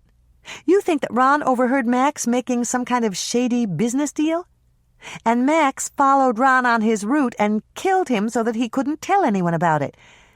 But how do you know that Ron saw Max?" Hannah frowned. She should have known that Andrea was going to ask that. "My snitch told me." "Your snitch?" "Actually, she's more of a witness. The woman with the pink lipstick told me about it. She didn't see Max or the other person, but when Ron came back out to his truck, he told her that Max was in his office meeting with someone." Andrea stared out through the windshield for a long moment, and then turned to Hannah with a frown. "There's something I don't understand. Norman said that what Max did was legal. Why would Max kill Ron if his business deals were legal?" "I don't know," Hannah admitted. "All I do know is that I have to check out Max's house." Andrea put the Volvo into gear. "You're absolutely right. Your place first?" "That's right." They started off for Hannah's condo complex. They'd only driven a mile or so when Andrea started to laugh. "What's so funny?" Hannah asked. "You checking out Max's house won't be dangerous at all. Max isn't stupid. If he killed Ron, he wouldn't hole up there just waiting for someone to put the pieces together and arrest him. That's true. Andrea took her eyes off the road to shoot her a curious glance. Then why did you tell me that it could be dangerous? Because Max's house will be locked up tight.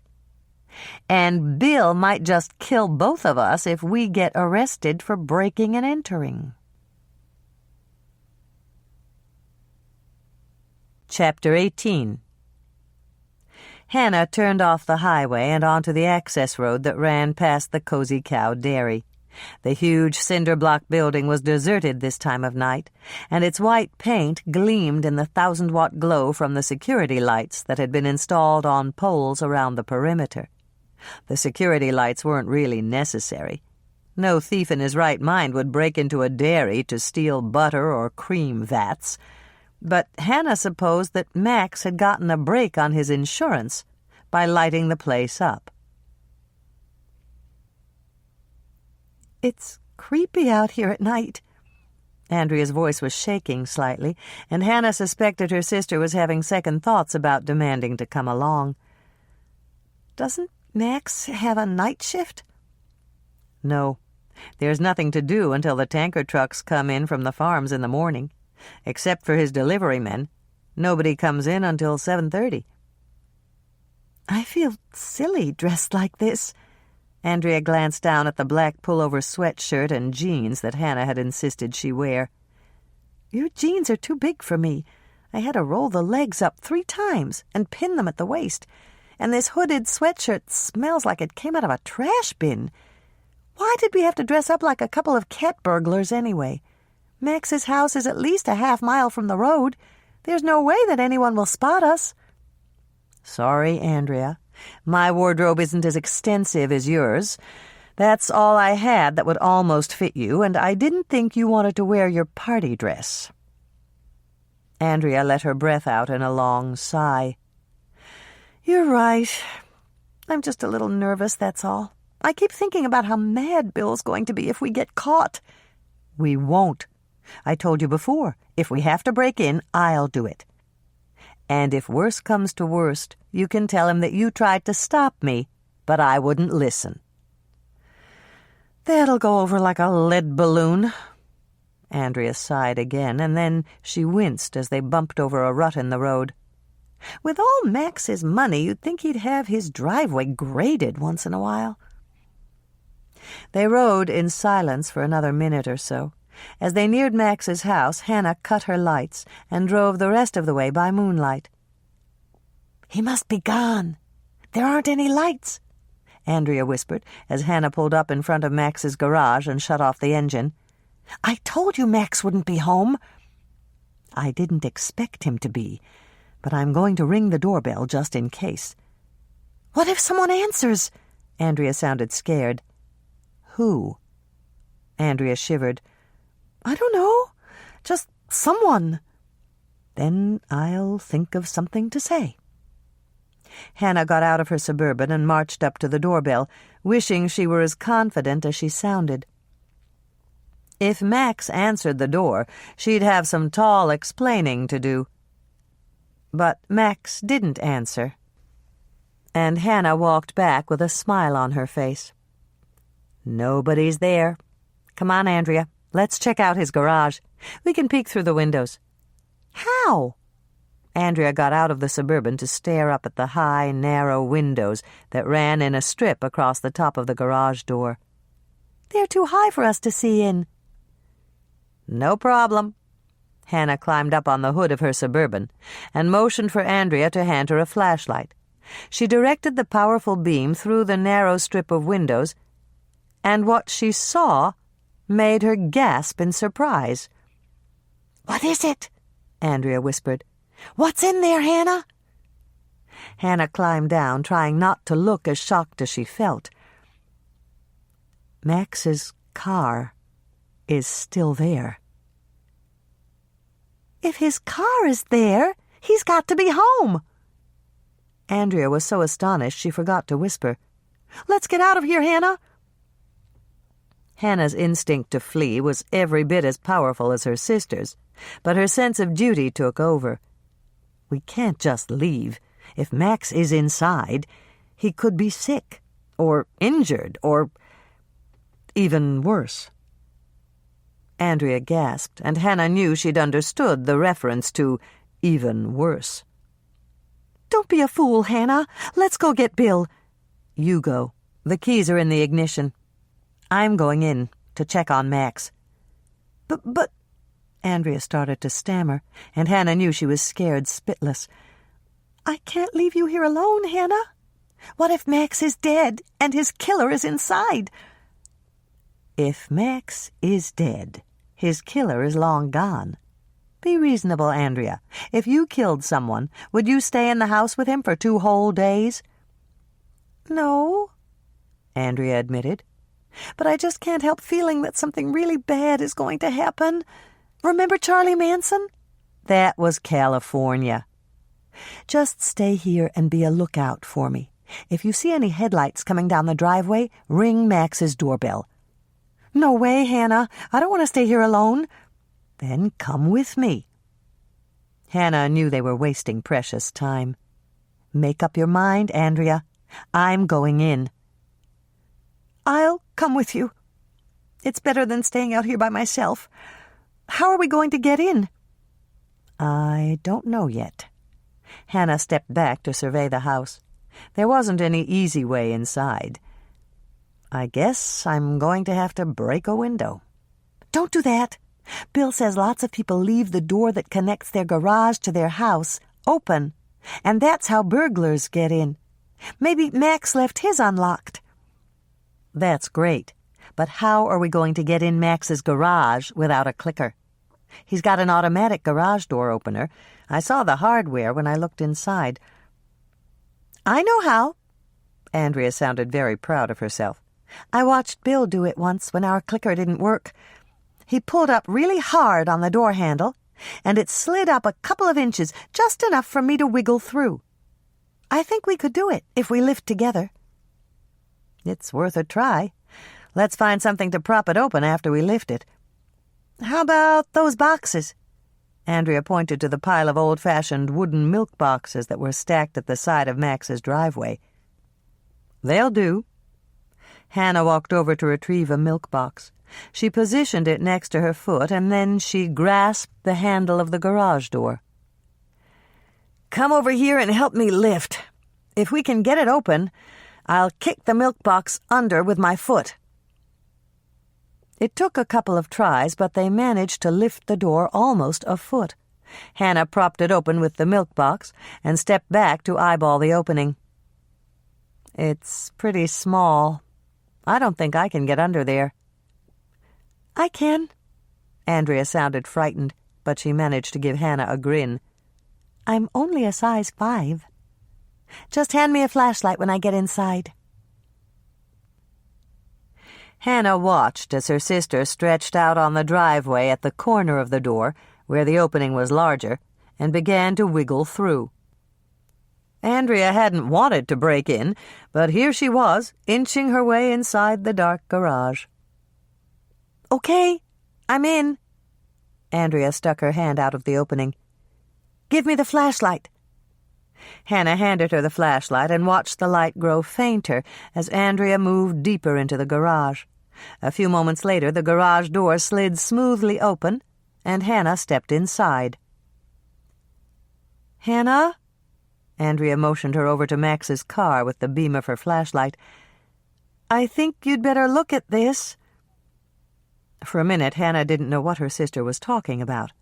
Max's new Cadillac looked perfectly all right to her. But then she noticed that there was a see-through garment bag hanging on the hook in the back seat.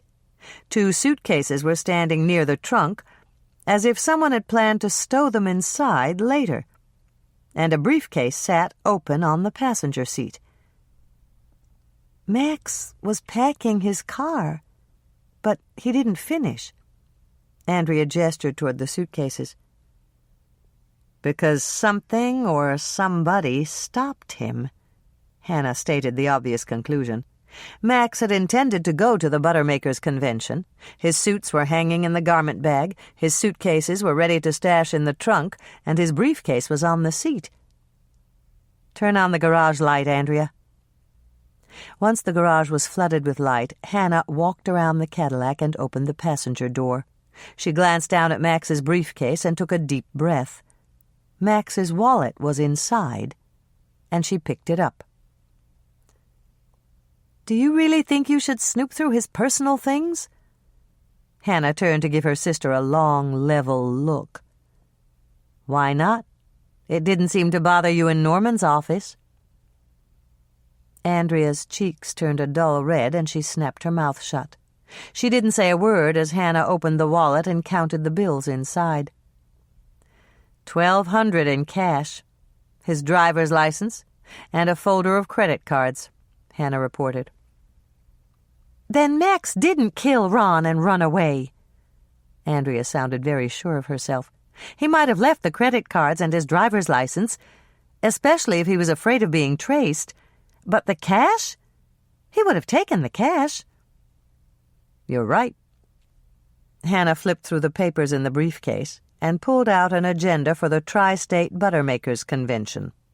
A line was highlighted in yellow, and it read, "Opening address by Maxwell Turner, 10 a.m. "Look at this, Andrea." Andrea stared at the highlighted line. "The speech Max didn't give." "I wonder where it is." Hannah began to frown. Betty said she worked late Tuesday night typing it up. She left it on her desk for Max, and it was gone when she came into work on Wednesday morning. Andrea looked puzzled. "It's not in Max's briefcase?" "No." "Let's check out the house." Andrea looked as if the last thing she wanted to do was go into Max's house. "Do we have to?" "I think we do. Max may have left something behind that'll give us a clue to where he is." "Okay," Andrea reluctantly agreed. "Do you think we should arm ourselves, just in case?" "Good idea." Hannah grabbed a claw hammer from the workbench by the door and handed Andrea a rubber mallet. A hammer and a mallet were no match for a killer with a gun, but she was almost positive that no one was inside. If arming themselves with carpenter's tools made Andrea feel safer, that was fine with Hannah. Hannah tried to turn the knob on the connecting door, but it wouldn't budge. "Oh, great. Max did lock his door. See if his keys are in his Cadillac, will you? I think I noticed them in the ignition." Andrea hurried back to the Cadillac and came back with the keys. She handed them to Hannah and watched as her sister unlocked the door. Hannah stepped into the kitchen, flicking on the light, and jumped slightly as the refrigerator kicked in. Nice kitchen. I guess Max had a thing for cows. Every round handle on the row of kitchen cabinets was painted with black and white patches like a Holstein cow. There was a collection of china cows in various poses on the shelves of the greenhouse window over the sink, and a large painted plate with frolicking cows around the border hung over the stove. There were cow magnets on the refrigerator door, a cow creamer and sugar bowl on the table, and a cow cookie jar sitting on the counter. A farm dog would have gone crazy in Max's kitchen trying to round up all the cows. "It's a little much for my taste," Andrea admitted, "but I guess Max had to do something with all the cow things that people gave him. That's the trouble with collections. Once people know you're collecting something, they give it to you for every occasion." There was a strange burning odor in the kitchen, and Hannah noticed that the red light was glowing on the coffee maker. She reached out to shut it off and realized that the pot was dry, just inky sludge that once had been coffee in the bottom. "Max left the coffee on." "Don't run water in it," Andrea warned. "I did that once and the carafe cracked." Hannah set the glass pot on one of Max's burners to cool. Then she noticed a thermos on the counter, right next to a dish towel with happy-looking bovines grazing across its green terry cloth surface. The thermos was empty, and its cap was off. Max must have planned to come back here.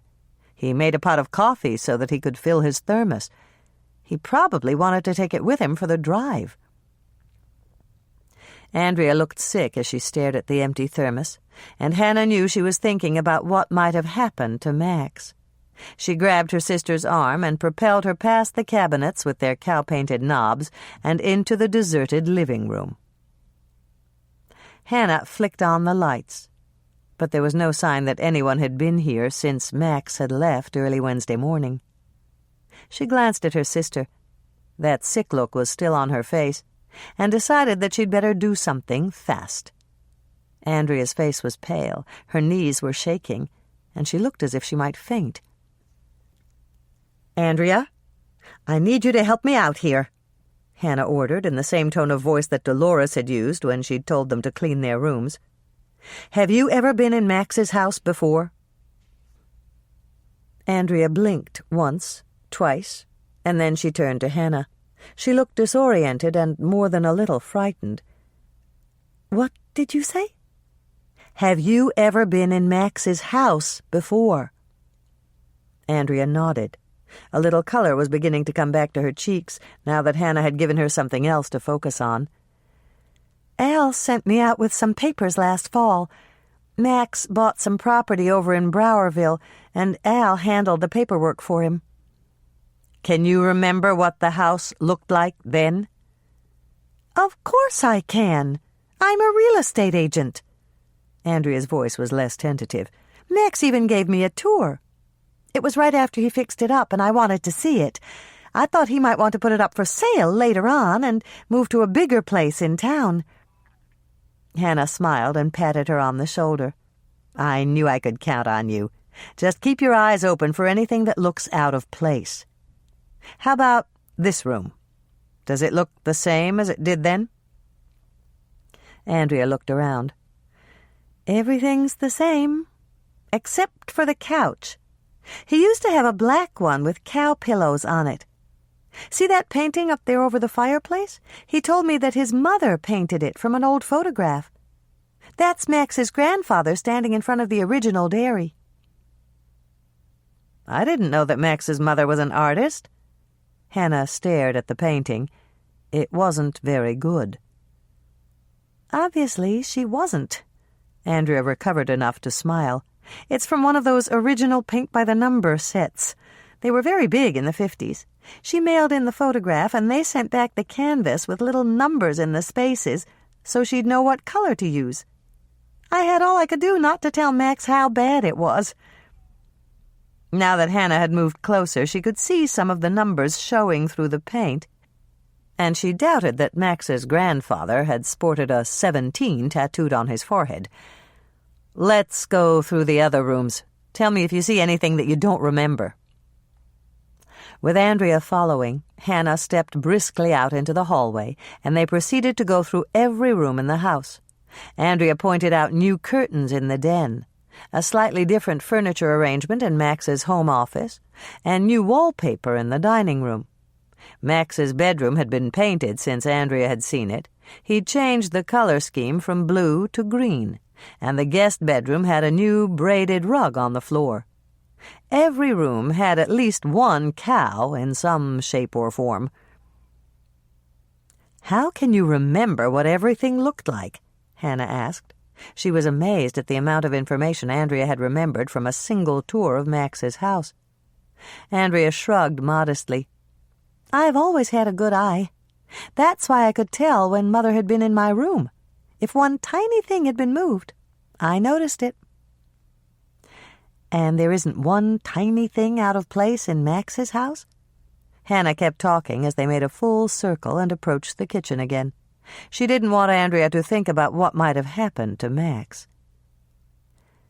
"Not that I can see, except—" Andrea stopped by the connecting door that led to the garage and reached up to touch an empty hook by the side of the doorframe. "Wait a minute, Hannah. There's supposed to be a key right here." "What kind of a key?" Andrea closed her eyes for a moment, and then they snapped open again. "A shiny blue metal key on a cow keychain. It was hanging right here when Max showed me his kitchen. The cow was really cute, brown and white, with a little— "Do you know what the key was for?" Hannah interrupted her sister's description. "The dairy. Max said he used it when he walked to work and he didn't want to carry his whole key ring. He told me he just grabbed that key and his garage door opener and—" Andrea stopped speaking and turned to Hannah.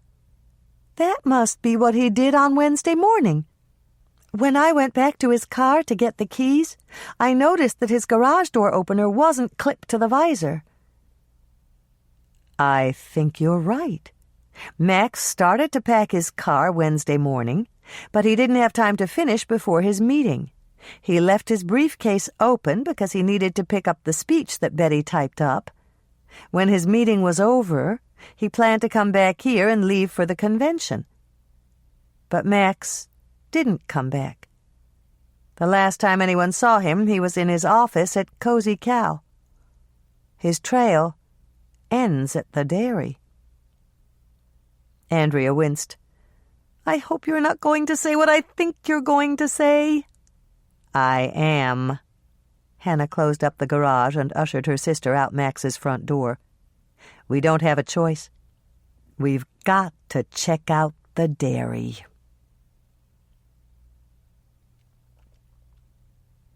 Chapter 19. Hannah started her Suburban, reached for the bag of cookies she always carried in the back, and tossed them to Andrea. "Have a cookie. You need some chocolate. It'll make you feel better." "I don't need chocolate. What I need is a shrink. It would take a psychiatrist to figure out why I ever agreed to this harebrained, idiotic idea of yours to— Andrea stopped speaking, too rattled to go on. Then she reached into the bag, pulled out a cookie, and bit into it savagely. She chewed, swallowed, and then she sighed. "These are really good, Hannah." "They're called chocolate-covered cherry delights. Mother gave me the idea for the recipe when she told me how Dad used to always bring her chocolate-covered cherries whenever she was mad at him." Andrea reached into the bag for another and took a huge bite. "Are you absolutely sure we need to go inside the dairy?" "I'm sure." Hannah turned at the end of Max's access road and into the Cozy Cow parking lot. "We can't just try to call Bill first?" "He's got his hands full," Hannah answered. She parked in the darkest corner of the lot and turned to her sister. Andrea looked a lot better, and her hands weren't shaking anymore. "Relax, Andrea. Max isn't inside. He couldn't be. Betty or one of the other employees would have found him by now. All we're going to do is look for clues in his office." "That's true." Andrea managed a shaky smile. "Then you're coming in with me?" "I'm certainly not going to sit in the parking lot alone, not with a killer on the loose. And it's not like we're actually breaking in or anything. You've got Max's keys." "Right." Hannah knew that this wasn't the time to remind Andrea that they'd broken into Max's garage to get those keys. "Grab the flashlights. I don't want to turn on any lights inside. Someone might see them from the road." Andrea reached into the back for the flashlights. "You're going to owe me a whole batch of cookies for this, Hannah.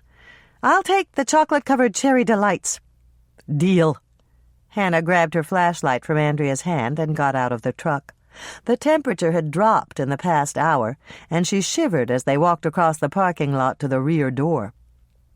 She glanced down at the keys in the glare from the security lights and blessed Max for labeling them. She selected the one marked rear door and was about to insert it in the lock when Andrea gasped. "What?" Hannah turned to look at her sister. "I just thought of something. What if the dairy has a security system? We could set it off." "Are you kidding? A security system for a place this big would cost a bundle. Do you really think that Max would spend that kind of money?" "No, maybe not." Andrea breathed an audible sigh of relief. "Go ahead, Hannah. It was just a thought, that's all." Hannah didn't mention that she'd thought of the same thing. She'd even glanced at Max's birth date on his driver's license. If there was a keypad by the inside of the rear door, she planned to enter the numbers 2, 3, and 49. She'd read somewhere that most people used their birth dates as a code for their security systems. If bells started to clang and sirens began to wail, they'd hightail it back to her Suburban and leave as fast as they could. The key turned, the door opened, and Hannah stepped in. No keypad, no flashing red lights, no buzzing or clanking or wailing. That was good. It would have been out of character for Max to fork out the extra money for an alarm system, but Hannah hadn't been 100% sure. "Come on, Andrea," Hannah motioned to her sister. "His office is down this hall and to the right." Andrea stepped inside rather gingerly. "How do you know that?" "I took the grand tour when I was in 6th grade. We came out here on a field trip and Max showed us around." "We didn't get to go when I was in grade school." Andrea sounded a little miffed. "I know. They stopped the tours right after my class went through. I think it had something to do with Dale Hoshin. He tripped over a box and almost fell into a cream vat." Andrea grinned. She was clearly in better spirits now. "I knew there was something I didn't like about Dale." Hannah led the way down the hall and into the main part of the dairy.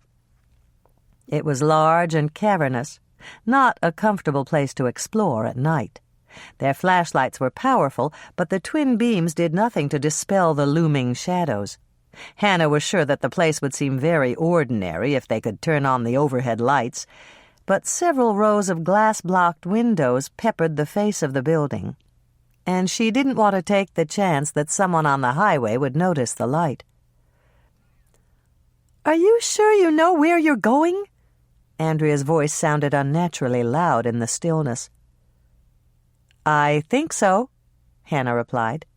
"There should be another hallway. There it is." Hannah trained the beam of her flashlight on the entrance to the second hallway. Max's office should be the second door on the left. Betty's office is the first door. As they entered the second hallway, Hannah noticed that Betty had posted the delivery schedules on a corkboard right outside her door. The drivers' names were listed, and their routes were marked with the times of each delivery. Ron's name was still on his route. Betty must be waiting for instructions from Max before she changed the name of the driver. Max's office was right where Hannah remembered, and it was marked with a brass nameplate on the door. Hannah opened the door, stepped inside, and played the beam of her flashlight over the walls. There were no outside windows. If they closed the door behind them, they could turn on the lights. "Come in and shut the door," Hannah called out to her sister. Andrea stepped in quickly and shut the door. "Good. It's creepy out there," Hannah agreed. Her knees were still shaking slightly, but she decided to make light of it for her sister's benefit. "That's only because it's so big and dark. You can turn on the lights. There's probably a switch right by the door." "Are you sure?" Andrea sounded very nervous. "I'm positive. I checked, and there aren't any windows. No one will notice the light if we keep the door closed." Andrea located the wall switch, and a moment later bright light flooded down from an overhead fixture. Both sisters breathed a sigh of relief as they gazed around the room. Max's office was huge, and it was tastefully decorated with dark gray wall-to-wall carpeting and pale yellow grass cloth on the walls. There were several framed prints of flowers hanging in strategic positions, and the upholstered furniture, done in a striped pattern of muted coral, dark green, and gold, picked up the colors from the flower prints. "It's a nice color combination," Andrea commented. "The only thing that doesn't match is Max's desk chair." Hannah glanced at the old brown leather swivel chair that sat behind the modern executive-style desk. "I guess Max was going for comfort, not style." Two smaller chairs faced the front of the desk for visitors, and there was a small round table between them. A conversational grouping was arranged at the side of the room, and there were 3 doors, the one they'd just entered, another that Hannah assumed connected to Betty's office, and a rough-hewn antique door in the center of the back wall. "What's that door?" Andrea pointed to the only door that didn't match the decor. "That leads to the old dairy," Hannah told her. "The one in the picture that Max's mother painted? It's the original door, and Max told us about it when we took the tour. He said the old dairy was a landmark, and he decided to preserve it, even though it cost more money to incorporate it into his expansion plans. He called it his contribution to the history of this area." Andrea laughed. "And you bought it?" "Bought what?" "Max didn't keep the old dairy intact out of the goodness of his heart. He got a huge tax break for preserving a historical landmark. All you have to do is connect one of the original walls to the new construction." "I guess I shouldn't be surprised." Hannah just shook her head. "Everyone's always said that Max is a shrewd businessman." Andrea reached down to touch the velvety carpet. Max must have spent some of the money he saved to buy this carpet. It's the deepest pile they make, and it's just like walking on pillows. I wanted it for our bedroom, but I decided that it would be too hard to keep up. It marks every time you step on it. It's hideously expensive, too. For the price, you'd think they could make something that's easier to care for. Hannah spotted a leather-bound appointment book on the credenza near the door, and she walked over to page through it. Wednesday's date was marked TSB Convention. She recognized Betty's handwriting. There was another note at the top, scrawled in what she assumed was Max's untidy hand. It said, "Meet W."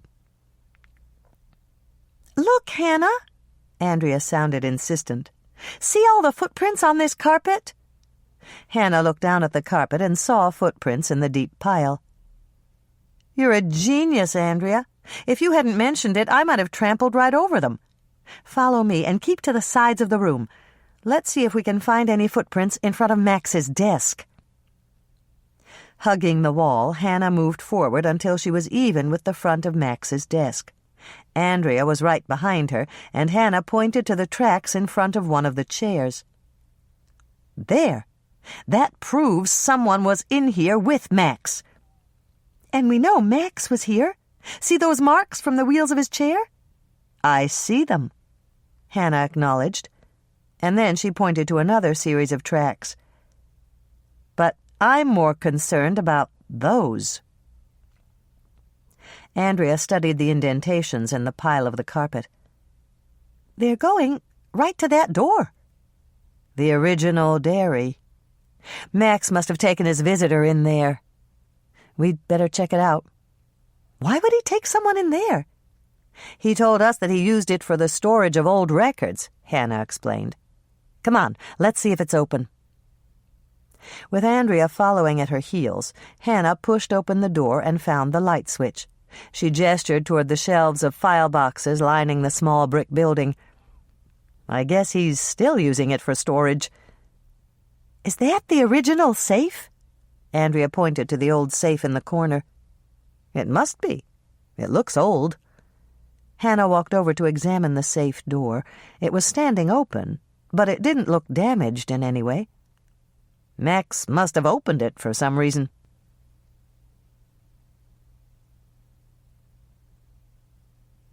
As Hannah searched through the contents, she kept up a running commentary so that Andrea would know what she was doing. "There's no sign of a robbery or anything like that.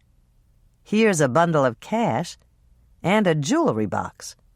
Hannah snapped open the box and looked inside. It's a pair of gold cufflinks. They look like antiques. Maybe they belonged to Max's grandfather. And here's an antique pocket watch and a man's diamond ring. There's a Rolex, too. That must be fairly new. I don't think they made them when Max's father was alive. I didn't notice any kind of a safe in Max's house, so I guess this is where he keeps his personal valuables. Her eyes were drawn to a few stapled papers on one of the shelves. and Hannah reached out for them. "Here's the speech that Betty typed for Max, just sitting on top of these files. Max must have picked it up from Betty's desk before he came in here." Hannah set the speech aside and opened one of the files. There were legal papers inside, and it looked like a loan agreement. Her eyes widened as she read the name. "I found the loan papers that Norman's parents signed. They're stamped paid in full, and Max initialed it. Hold on a second, and let me look through some of these files. I want to see if there's anyone else we know." "Here's one for Frank Bircham." Hannah glanced at the contents of another folder. "And his papers are stamped foreclosed. The Birchams moved away about 6 years ago, didn't they?" Andrea didn't answer, and Hannah frowned. "Andrea, you knew the Birchams, didn't you? They lived right next to the fire station, and Frank used to own the lumber yard before the Heddens took it over. Do you remember when they left town?" There was no answer, and Hannah turned to see what her sister was doing. Andrea was standing near the door, and she seemed rooted to the spot. There was a glazed look in her eyes, and she was staring off into the far corner of the room. "Andrea?" Hannah walked over to take her sister's arm. She gave it a gentle shake, but Andrea didn't seem to notice. "You're scaring me, Andrea. Talk to me." But Andrea didn't say a word. She just shuddered and stared off into the far corner with an expression of horror on her face. Hannah swiveled around and looked in the direction of her sister's fixated gaze. No wonder Andrea was speechless. There was a pair of feet sticking out from behind one of the shelves of file boxes. "Stay right here." Hannah realized how unnecessary that warning was, but she couldn't think of anything else to say. "I'll go over and check it out." Even though Hannah expected the worst, the sight that greeted her was still a shock. It was Max, and he was on his back. There was a hole, very similar to the one she'd seen in Ron's Cozy Cow Dairy shirt, in the center of Max's chest. And his eyes were wide open and staring up at nothing, just as Ron's had been. Max was dead. Hannah didn't need a doctor to tell her that. The blood on his shirt had dried thoroughly, and Hannah assumed that he'd been dead for quite a while, probably since shortly after his meeting on Wednesday morning. Hannah walked back to her sister and took her arm. There wasn't any pleasant way to tell her.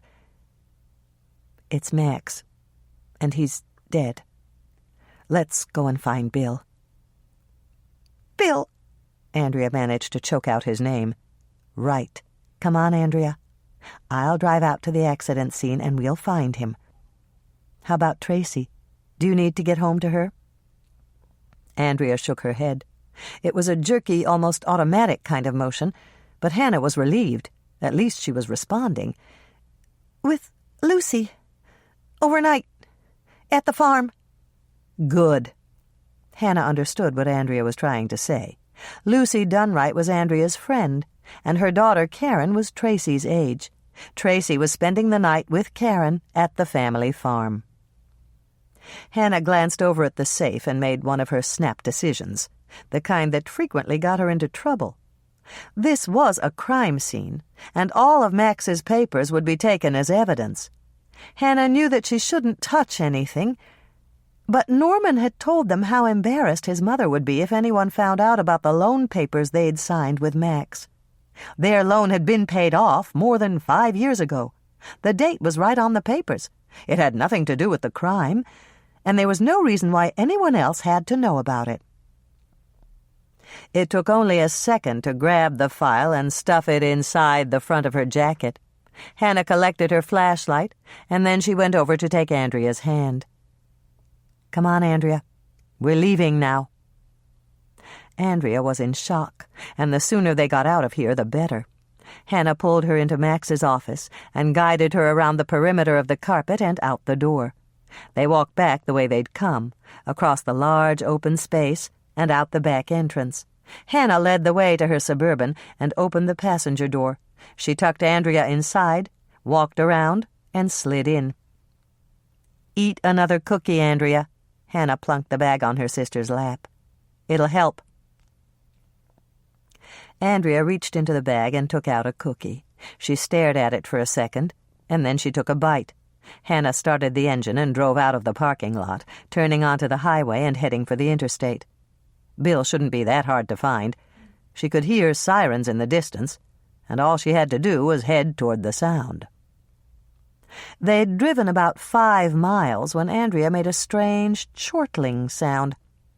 Hannah turned to stare at her and reached out to pat her arm. "Just take it easy, Andrea. I can see flashing lights up ahead. We'll be there in a minute." Andrea nodded, and then she made the sound again. Hannah realized that it was a chuckle, and as she listened, it turned into a fairly normal-sounding giggle. "What is it, Andrea? You're not getting hysterical on me, are you?" "No," Andrea giggled again. "I really do feel much better. I hate to say it, but maybe you're right. It could be the chocolate." Chocolate helps. Hannah stated her theory again about how the caffeine and the endorphins in chocolate calmed nerves, heightened awareness, and provided a sense of well-being. And then her thoughts turned to Bill and how furious he'd be when she told him that they'd broken into Max's house, searched the dairy, and found Max's body. "Andrea?" Hannah turned to her sister. "I think I need a dose of my own medicine. Hand me one of those cookies." Chocolate-covered cherry delights. Preheat oven to 350 degrees Fahrenheit, rack in the middle position. 1 cup melted butter, 2 sticks. 2 cups white sugar. 2 eggs. 1/2 teaspoon baking powder. 1/2 teaspoon baking soda. 1/2 teaspoon salt. 2 teaspoons vanilla. 1 cup cocoa powder. 3 cups flour, not sifted. 2 small 10-ounce jars of maraschino cherries. Note: for those who don't like cherries, substitute well-drained pineapple tidbits, using the juice to thin the frosting. You can also use pecan halves or macadamia nuts and thin the frosting with cold coffee or water. If you don't have anything to go on top, just glob the chocolate mixture into the indentations. That's good, too. 1 package chocolate chips, 6-ounce package, 2 cups. 1/2 cup condensed sweetened milk. Melt butter and mix in sugar. Let mixture cool and add eggs. Mix it thoroughly and then add baking powder, baking soda, salt, vanilla, and cocoa, stirring after each addition. Add flour and mix well. Dough will be stiff and a bit crumbly. Drain cherries and remove stems, reserving juice. Pat dough into walnut-sized balls with your fingers. Place on greased cookie sheet, 12 to a standard sheet. Press down in center with thumb to make a deep indentation. If the health board's around, use the bowl of a small spoon. Place 1 cherry in each indentation. In a saucepan over simmering water, double boiler, combine the chocolate chips and the condensed milk. Heat on low until the chips are melted. You can also do this in the microwave, but you'll have to keep zapping it to keep it from hardening. Add approximately 1/8 cup of the reserved cherry juice and stir to a thick sauce. If sauce is too thick, add more juice in small increments. Test it with a teaspoon. If it doesn't glob off, it's too thick. Spoon the sauce over the center of each cookie just enough to cover each cherry. Make sure it doesn't drip down the sides. Bake at 350 degrees for 10 to 12 minutes. Let cool on cookie sheet for 2 minutes, then remove to rack to finish cooling. A plate of these should be in every psychiatrist's office. 2 chocolate-covered cherry delights will lift anyone out of a depression. Chapter 20. Hannah poured 2 glasses of chilled wine from the green jug in the bottom of her refrigerator and carried them into the living room. Her sister was seated on the couch, still looking rattled, but the color had come back to her cheeks. Moishe was nestled in her arms, and Hannah could hear him purring as Andrea absently stroked his head. Her resident feline was uncanny. He seemed to sense that Andrea was in need of comfort, and he was doing his best imitation of a lap cat. Hannah handed one of the glasses to Andrea and said, "Here, drink this." "What is it?" Andrea eyed the stemmed glass suspiciously. "White wine. Don't ask about the label. I'm sure you've never heard of it." Andrea reached for the glass and expertly sloshed the liquid in a tight circle. "Nice liquor line." Then she took a small sip. "Light and somewhat fruity, with an undertone of oak. It's not a true Chardonnay, but it's very interesting. I like it." Hannah just smiled and kept her comments to herself. If Andrea knew that the wine had come from the Lake Eden Cost Mart, and a gallon barely put a dent in a $10 bill, she'd decide that it was pure vinegar. "I think it's domestic." Andrea took another sip. "Am I right?" Hannah decided it was time to switch to another subject. "You were incredible with Bill. I still can't believe that he isn't mad at me." "Bill can't stand it when I cry." Andrea gave a smug smile. "He just falls apart when my lip starts to quiver." "And you can quiver on command?" "Of course." Andrea's smile grew wider. "I learned how to quiver right after Mother bought me my first bra. It always works with the guys." "You're amazing," Hannah said with real admiration. Because of her practice at dealing with doting men, Andrea had managed to avoid the lecture that they'd both deserved. Hannah had done her best to explain things to Bill. She'd told him that they were so worried about Max, they'd simply had to check on him. And then, when they'd found Max's Cadillac half-packed for his trip to the Tri-State Buttermakers Convention, they'd had no choice but to use his key to search his office at the dairy, the last place that anyone had seen him. That hadn't quite done it. Bill had still been upset about the fact that Hannah had led his wife into a potentially dangerous situation. But Hannah had posed a question. Wasn't it lucky that they'd found Max's body before the trail had gone cold? Bill had reluctantly agreed, but he'd laid down some ground rules. The next time Hannah decided to follow up a lead, she should check with him first. Hannah had promised, and she'd meant it. Finding 2 dead bodies was more than enough for one lifetime. But then Bill had started to ask questions about exactly why they hadn't come out to the accident scene to get him earlier, and Andrea had gone into lip-quivering mode. One glance at Andrea's close-to-tears countenance, and Bill had melted. He'd hugged Andrea and told her that he'd get a ride to Hannah's condo so that he could drive her home, and then he'd assured her that he wasn't angry with her or with Hannah. "Moishe is a very comforting sort of pet." Andrea's fingers strayed toward the sensitive spot behind Moishe's ear, and he purred even louder. "It's really amazing that he's so domesticated, considering the kind of life that he used to lead. He's just sitting here and purring. I never knew that he was so sweet." Hannah wasn't about to tell Andrea how Moishe acted when he was hunting. She doubted that any small rodent or flightless bird would describe him as sweet. "I need to talk to you about Mr. Harris, Andrea. You said he was waiting at the Peterson property when you got there on Wednesday morning?" "That's right. I met him at 9:30, but he said he was there a lot earlier than that." Andrea thought about it for a moment, and then her eyes widened. "Do you think he might have seen something?" Hannah shrugged. "That depends on what time he got there. He didn't tell you if he knew Max or Ron, did he?" "No.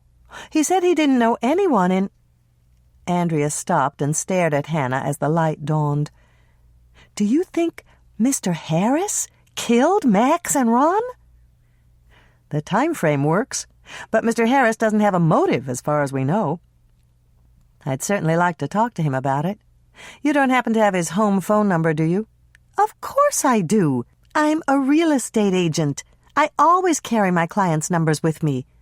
Just hand me my purse. I don't want to disturb Moisha." Hannah walked over to get the purse from the chair near the door and handed it to Andrea. When her sister had opened it, Hannah admired the way the interior was organized. Andrea's makeup was in a see-through pouch so that she could easily find the item she wanted. Her keys were clipped to a leather strap, and her wallet was neatly stowed away in a leather holder on the side. There was even an inside pouch for the glasses that Andrea needed for reading, but refused to wear. Andrea reached inside another pouch and drew out a small address book. She flipped to the proper page and handed it to Hannah. "Here it is. You're not going to call him now, are you?" "There's no time like the present." "But it's almost midnight. What are you going to say?" "I don't know yet, but I'll think of something." Hannah grabbed the phone. "Relax, Andrea. I won't mention your name." As she punched out the number, Hannah considered her options. Mr. Harris would be more likely to give her information if she had some sort of credential. She could say that she was a reporter with the Lake Eden Journal, but that might backfire.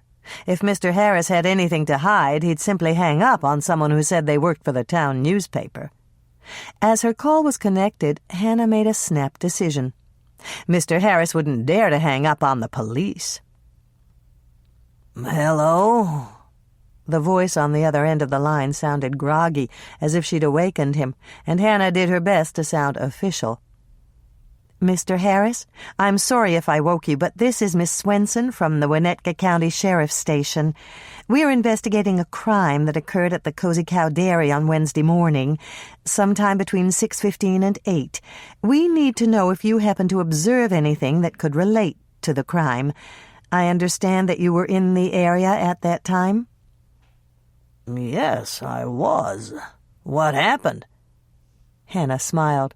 Mr. Harris sounded cooperative.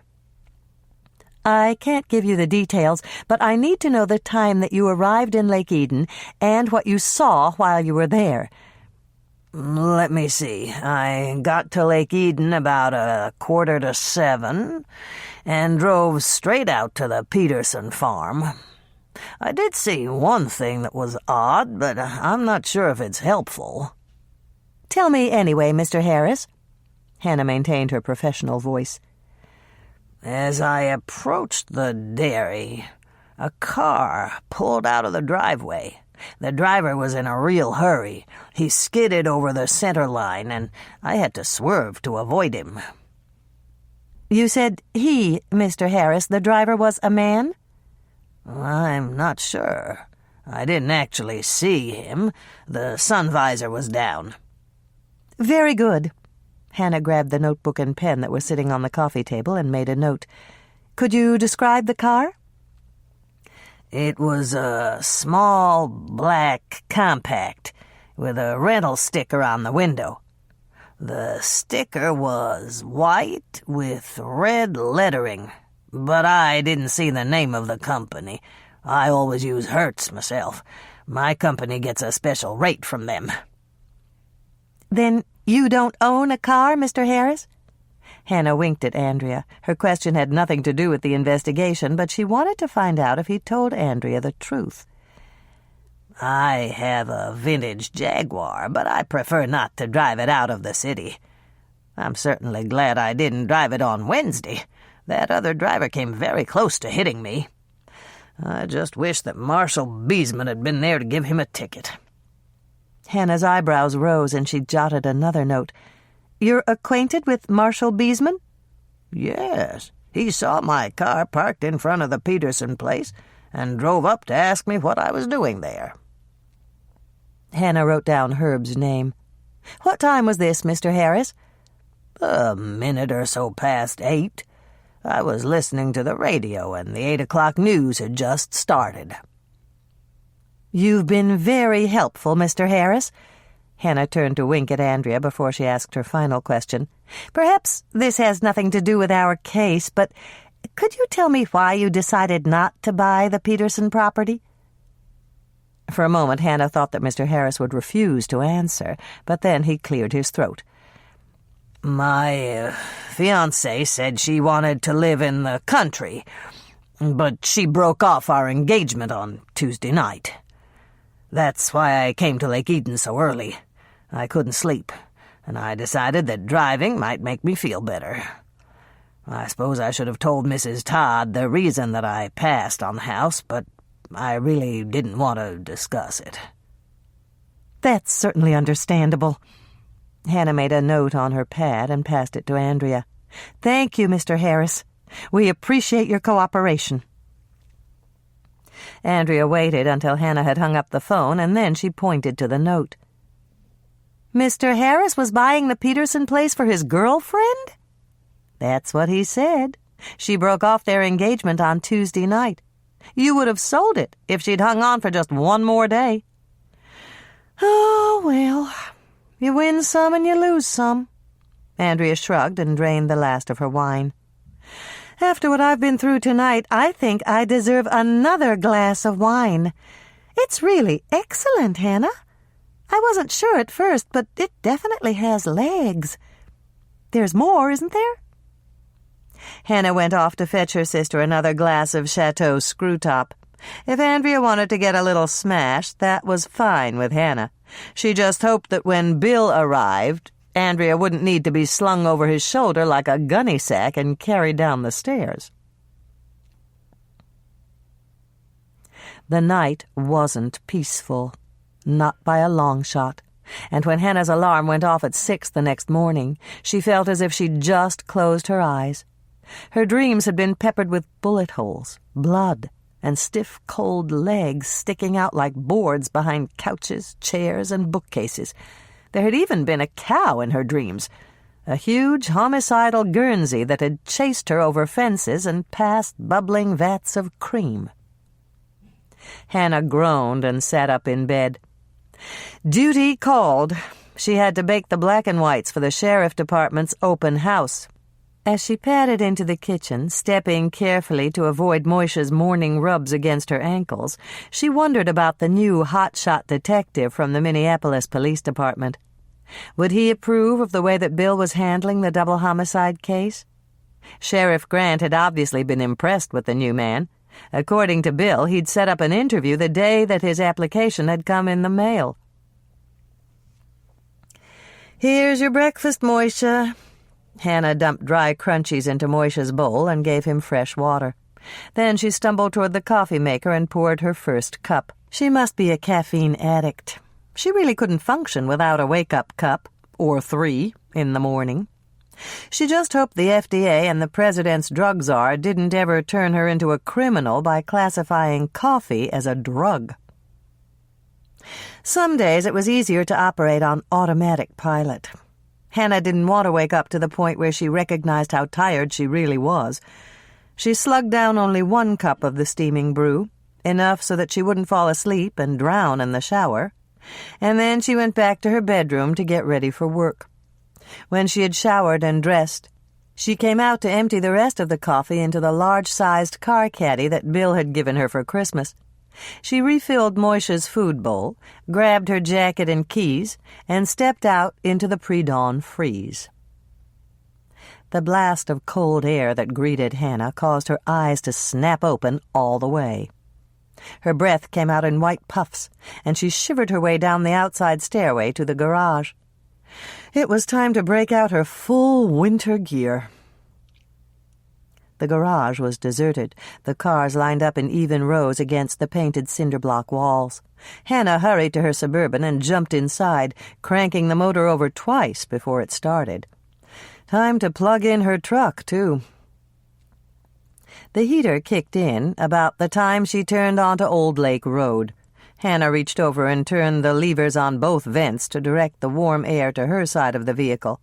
As she zipped down the dark road, she flipped on the radio, and the impossibly cheery voices of Jake and Kelly, the crazy duo that hosted KCOW's News at O'Dark 30 show, assaulted her ears. She switched to WEZY's mellow strains and thought about the peculiar call letters of Minnesota radio stations. If the transmitter was east of the Mississippi River, the call letters started with a W. If it was west of the Mississippi, the call letters started with a K. The same was true for television stations. It was all controlled by the FCC. Hannah wondered what the bureaucrats would do if a station built a bridge over the Mississippi and mounted their transmitter in the middle. Deliberately averting her eyes from the dairy as she passed it, Hannah made her way into town. There was no way she wanted to be reminded of Max's lifeless body this early in the morning. She spotted Herb Beesman a block from her shop and flagged him down. Plying him with the rest of the chocolate-covered cherry delights in exchange for information, she verified that he'd talked to Mr. Harris at the Peterson farm at 8 on Wednesday morning. Hannah pulled into her parking place at 6:45. After she'd locked up her truck, she plugged in the headbolt heater and opened the back door to the bakery. The sweet, dark scent of chocolate greeted her, and Hannah began to smile. Next to coffee, chocolate was her favorite aroma. After she'd flicked on the lights, fired up the ovens, stuck on her cap, and scrubbed her hands at the sink, Hannah got out a mixing bowl. She had to make a sample batch of old-fashioned sugar cookies for the woman who'd catered the Woodleys' party. Hannah poured herself a cup of coffee from the car caddy and read over the recipe while she ingested more caffeine. Mixing cookie dough was something she never did on automatic pilot. She'd tried it once and left out an ingredient that was essential to every cookie: sugar. When the dough was ready, Hannah covered it with plastic wrap and stashed it in her walk-in cooler. The dough for the black and whites was thoroughly chilled, and she grabbed a bowl and carried it over to the work island. She'd just finished rolling enough dough balls for 2 sheets of cookies when Lisa came in the back door. Hannah glanced at the clock. It was only 7:30, and Lisa wasn't scheduled to come in until 8 on Saturdays. "Hi, Lisa. You're half an hour early." "I know. I just thought you might need some help with the customers this morning. We'll be packed." "We will?" "You bet. They'll all come in to find out what you know about Max." Hannah's eyebrows shot up in surprise. "How did you find out so fast?" "I was listening to Jake and Kelly, and they said that Max was dead. Those 2 guys are crazy. They were making bad cow jokes and calling it a tribute to Max." "Bad cow jokes?" Hannah looked up from her task of rolling the dough balls in powdered sugar. "You know the type," Lisa explained as she hung her jacket on the hook by the door. "Why did Farmer Brown buy a black cow? Because he wanted to get chocolate milk?" That was the best of them. The rest were so bad I don't even remember them. Do you want me to start the coffee and set the tables up in the shop?" Hannah nodded and slid the first 2 cookie sheets into the ovens. She set the timer for 12 minutes and walked back to the work island to start rolling more balls. Lisa was right. If Jake and Kelly had discussed Max Turner on their show, the cookie jar would be flooded with customers this morning. And when the news got out that she'd been the one to find Max's body, it would be standing room only. Hannah sighed as she rolled more dough balls in powdered sugar. If she were ever unlucky enough to find a 3rd body, she'd probably have to buy the building next door and expand. Old-fashioned sugar cookies. Do not preheat oven yet. Dough must chill before baking. 2 cups melted butter, 4 sticks. 2 cups powdered sugar, not sifted. 1 cup white sugar. 2 eggs. 2 teaspoons vanilla. 1 teaspoon lemon zest, optional. 1 teaspoon baking soda. 1 teaspoon cream of tartar, critical. 1 teaspoon salt. 4 1/4 cups flour, not sifted. 1/2 cup white sugar in a small bowl, for later. Melt butter. Add sugars and mix. Let cool to room temperature and mix in the eggs, 1 at a time. Then add the vanilla, lemon zest, baking soda, cream of tartar, and salt. Mix well. Add flour in increments, mixing after each addition. Chill dough for at least 1 hour. Overnight is fine. When you're ready to bake, preheat oven to 325 degrees and place rack in the middle of the oven. Use hands to roll dough in walnut-sized balls. Roll dough balls in a bowl of white sugar. Mix white sugar 2 to 1 with colored sugar for holidays. green for St. Pat's Day, red and green for Christmas, multicolored for birthdays. Place on a greased cookie sheet, 12 to a standard sheet. Flatten dough balls with a greased spatula. Bake at 325 degrees for 10 to 15 minutes. They should have a tinge of gold on the top. Cool on cookie sheet for 2 minutes, then remove to a rack to finish cooling. They can be decorated with frosting piped from a pastry bag for special occasions, or left just as they are. Use these for the Chorale's fundraiser decorated with music notes in fudge frosting. Rave reviews. Chapter 21. Hannah had just turned over the baking to Lisa and poured herself a cup of coffee when the phone rang. "That's got to be Mother. She's the only one who calls me this time of the morning." "Do you want me to get it?" Lisa offered helpfully, even though her hands were covered with powdered sugar. "No, it'll only postpone the inevitable." Hannah lifted the receiver and gave her standard greeting. "The cookie jar, Hannah speaking." "I'm so glad I caught you, dear. I promised the girls I'd check. Are you booked for the second Thursday in December?" Hannah stretched out the phone cord and walked over to her calendar, flipping the pages to December. No one booked this early, and Hannah knew that her mother was just fishing for information about Max Turner. "I'm free, Mother." "Good. I joined a new group." "That's nice." Hannah gave the appropriate response. She really should be more grateful. Dolores had become a joiner since Hannah's father had died, and her groups always booked Hannah to cater their events. "What's the name of this group, Mother?" "The Lake Eden Quilting Society, dear. They meet every other Thursday in the back room at Trudy's Fabrics." Hannah obediently wrote down the information, but she was puzzled. As far as she knew, her mother had never picked up a needle in her life. "You're sewing now, Mother?" "Good heavens, no. I managed to find them 2 quilting frames at an auction last month, and they awarded me an honorary membership. I just go to be sociable." "How many groups does that make now, Mother?" 12. When your father died, Ruth Pfeffer told me that I should develop outside interests. I'm just taking her advice." "You're taking Ruth's advice seriously?" Hannah was shocked.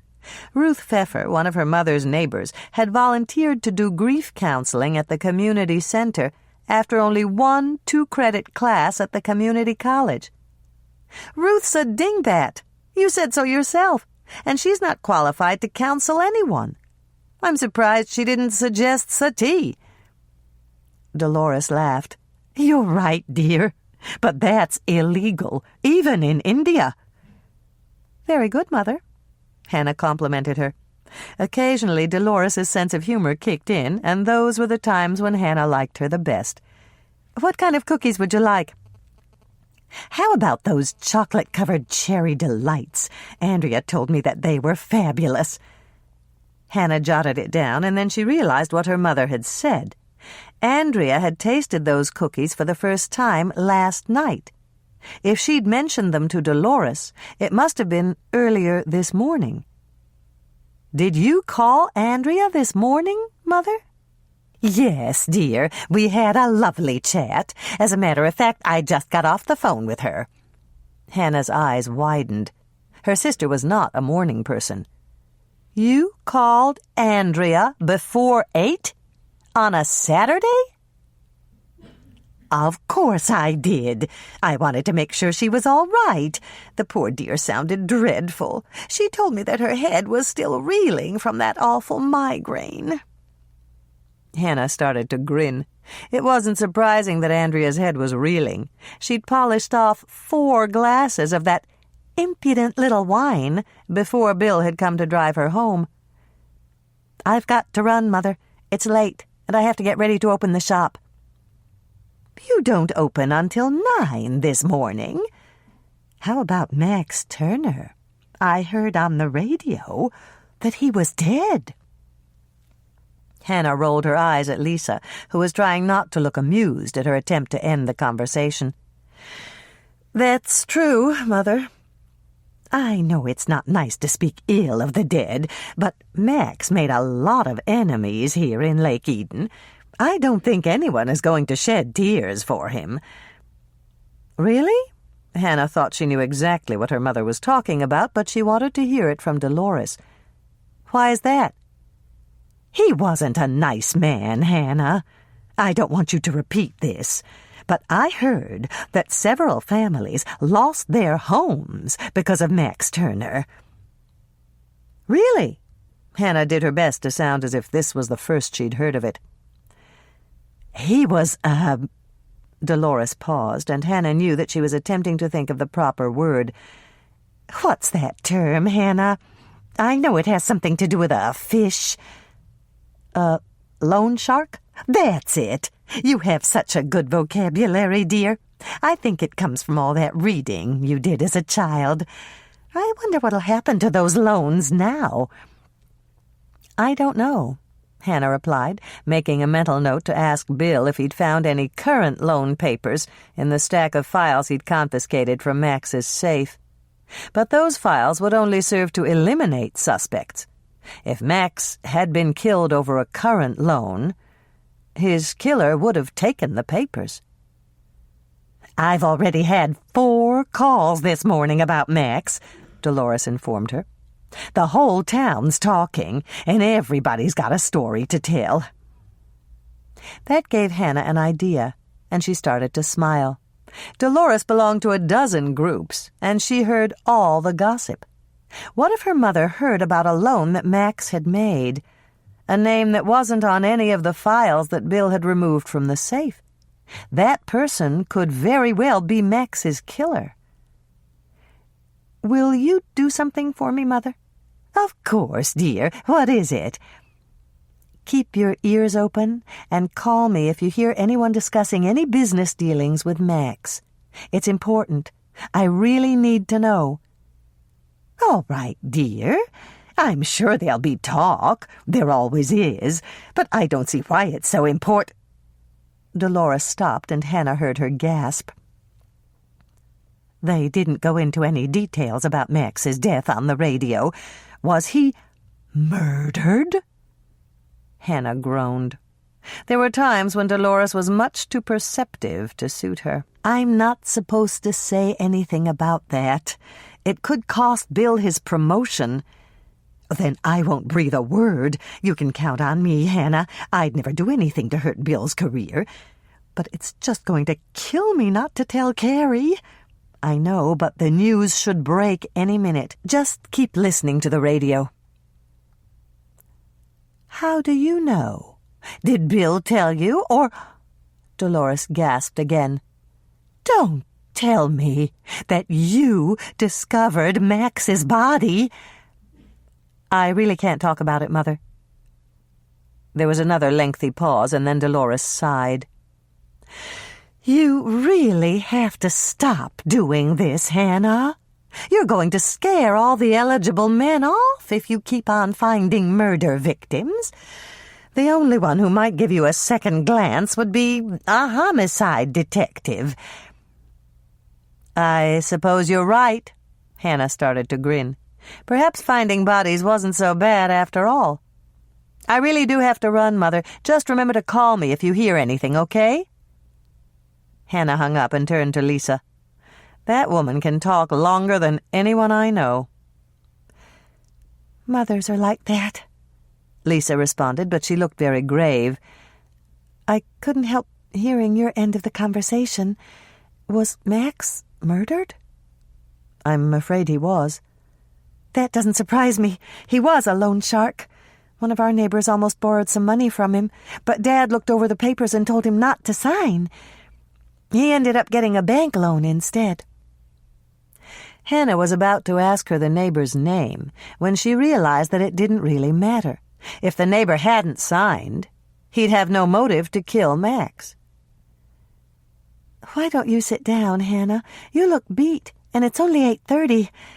And think seriously about taking the day off. You know I can handle things here." "Thanks, Lisa. I'm really tempted." Hannah sat down on the stool at the end of the work island and thought about a day off. She could go home, brush Moisha, watch a little television, and call in 1,000,000 times to find out what was happening. It was better to stay here, in the thick of things. Thanks for offering, but I wouldn't rest anyway. Okay, but if you change your mind, just let me know. What do you want me to bake when I finish with the black and whites? The old-fashioned sugar cookies, Hannah answered. They should be chilled by then. There's only one batch of dough. Do you want me to roll them in white sugar or mixed? Just white. When they're cool, pick out a dozen of the best and pack them for shipping. I promised to send a sample box to the Woodleys' caterer. Lisa looked pleased. New business? Maybe. You haven't said anything about the party. Did you have a good time? It was fantastic, Hannah. I've never been to such a fancy party before. It's just too bad that we had to leave early. Herb was called out to the accident scene? No, but he thought he should go anyway. I had him drop me off at home before he went out there. I didn't feel like staying at the party alone. He called me later, and he said it was a miracle no one had been killed. 17 cars! Can you imagine that? Unfortunately, I can. I'd better go up front, Lisa.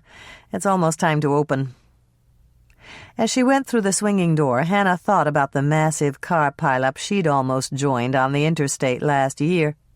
All it took was one patch of ice, a lapse in judgment, and several drivers following too closely. She'd taken the shoulder to avoid hitting the huge Red Owl grocery truck ahead of her, and she'd considered herself fortunate to wind up in a soft, snowy ditch. It was a dark morning, and Hannah switched on the lights. She wasn't looking forward to the dark winter season, with sunrise at 9 and sunset at 4. It was even worse for people like Phil Plotnick, who worked the night shift at Delray Manufacturing. It was dark when he went to work, dark when he came home from work, and if the sun didn't shine on the weekends, he missed out completely. A car pulled up in front of the shop, and Hannah recognized Bill's old clunker. She hurried to unlock the door and scanned Bill's face in the light flooding out of the windows as he walked up to the door. He was smiling, and Hannah was relieved. Bill wasn't the type to hold a grudge, and it was clear that he'd forgiven her for involving his wife in her sleuthing last night. "Hi, Hannah."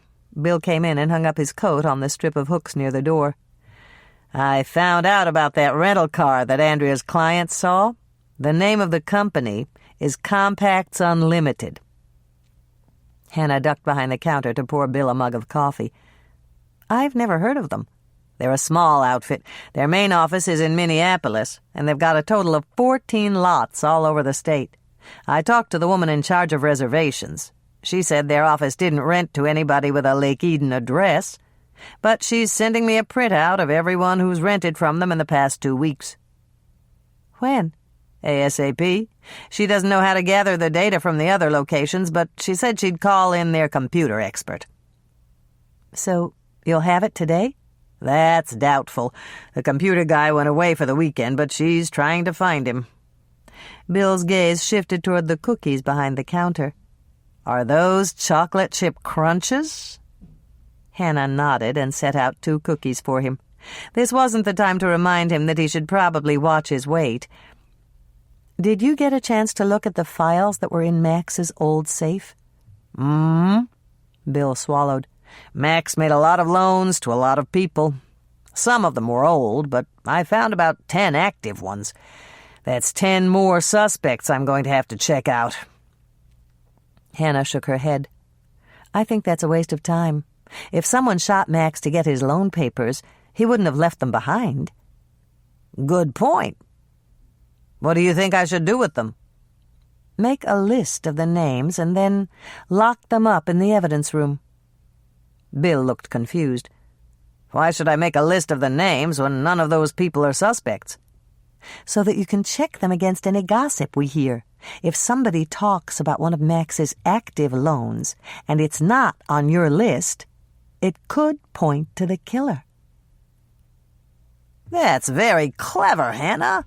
I'll do it just as soon as I get to the station. Did you think of anything else that I should do? Not really, but at least we've got a theory. Is it the same one you told me about the other night? Absolutely. I was watching Clute, and that's what gave me the idea. We'll know if it's right just as soon as the ballistics reports come back. That'll take a while, but I talked to Doc Knight this morning. He's got a good eye, and he told me that it looked like the same type of bullet that killed Ron. Hannah laughed. I could have told him that. Me too. Lake Eden's too small to have more than one murderer. Tell me your theory again, Hannah. I want to see if everything fits. Hannah poured a mug of coffee for herself and sat down on the stool behind the counter. Ron saw Max meeting with the killer at 6:15 on Wednesday morning. After Ron left, the killer shot Max. The killer was afraid that once Max's body was found, Ron would put two and two together and identify him. That's why he tracked Ron down and shot him. But didn't the woman with the pink lipstick say that they weren't followed? She did, but that doesn't rule anything out. Don't forget that Ron's route was posted on the wall right outside Betty's office. The killer could have checked it and caught up with him later. That makes sense. Bill took another bite of his cookie and chewed thoughtfully. Then you're saying that Ron was killed just because he was in the wrong place at the wrong time? That's it. If Ron hadn't gone into the dairy to pick up that extra box of Cozy Cow pens, he'd be alive today. Bill winced. Talk about bad luck. Are you sure that Max was killed because of a loan he made? I'm not sure of anything, but it makes the most sense. The safe in the old dairy was open, but there's no way we can tell if anything is missing. I doubt that even Betty knows what was inside. She doesn't. Bill looked smug. I called her this morning to ask. She told me that Max was the only one with the combination, and she'd never even seen him open it. They kept all the cash from the dairy in the new safe that's in her office. How's Betty holding up? She'll be all right. She's usually off on the weekends, but she said she's going in anyway, that someone needs to be there to answer the employees' questions and handle the phones. You gotta hand it to her, Hannah. Betty was really upset when I told her about Max, but she's going to put her personal grief aside and keep on handling things just the way Max would have wanted her to, even if it means working overtime. Hannah couldn't hide her grin. There was no way that Betty would miss this weekend at the dairy, and it wasn't for any altruistic reasons. Betty was happiest when she could hear all the gossip firsthand, and the phones would be ringing off the hook. Did she tell you anything else? She gave me the name of Max's lawyer, and I checked with him to see who'd inherit. That's another good motive, you know. You're right, Bill. I didn't even think of that. What did the lawyer say? Max left everything to his nephew in Idaho. The lawyer is going to contact him today and get his instructions. How about those footprints on the carpet? Were you able to tell anything about the killer from them? Not really. They photographed them as part of the crime scene, but there weren't any clear impressions. How about the W in Max's appointment book? Do you have any leads on that? Bill shook his head and held out his mug for a refill. I went through all the files, but there weren't any W names. And we don't know if the W is a last name, a first name, or a nickname. Once we get a suspect, we can use it as part of the circumstantial evidence, but it's pretty hard to narrow down now. The phone rang, and Hannah reached out to answer it. The cookie jar, this is Hannah. Hannah, I'm glad I caught you. This is Norman.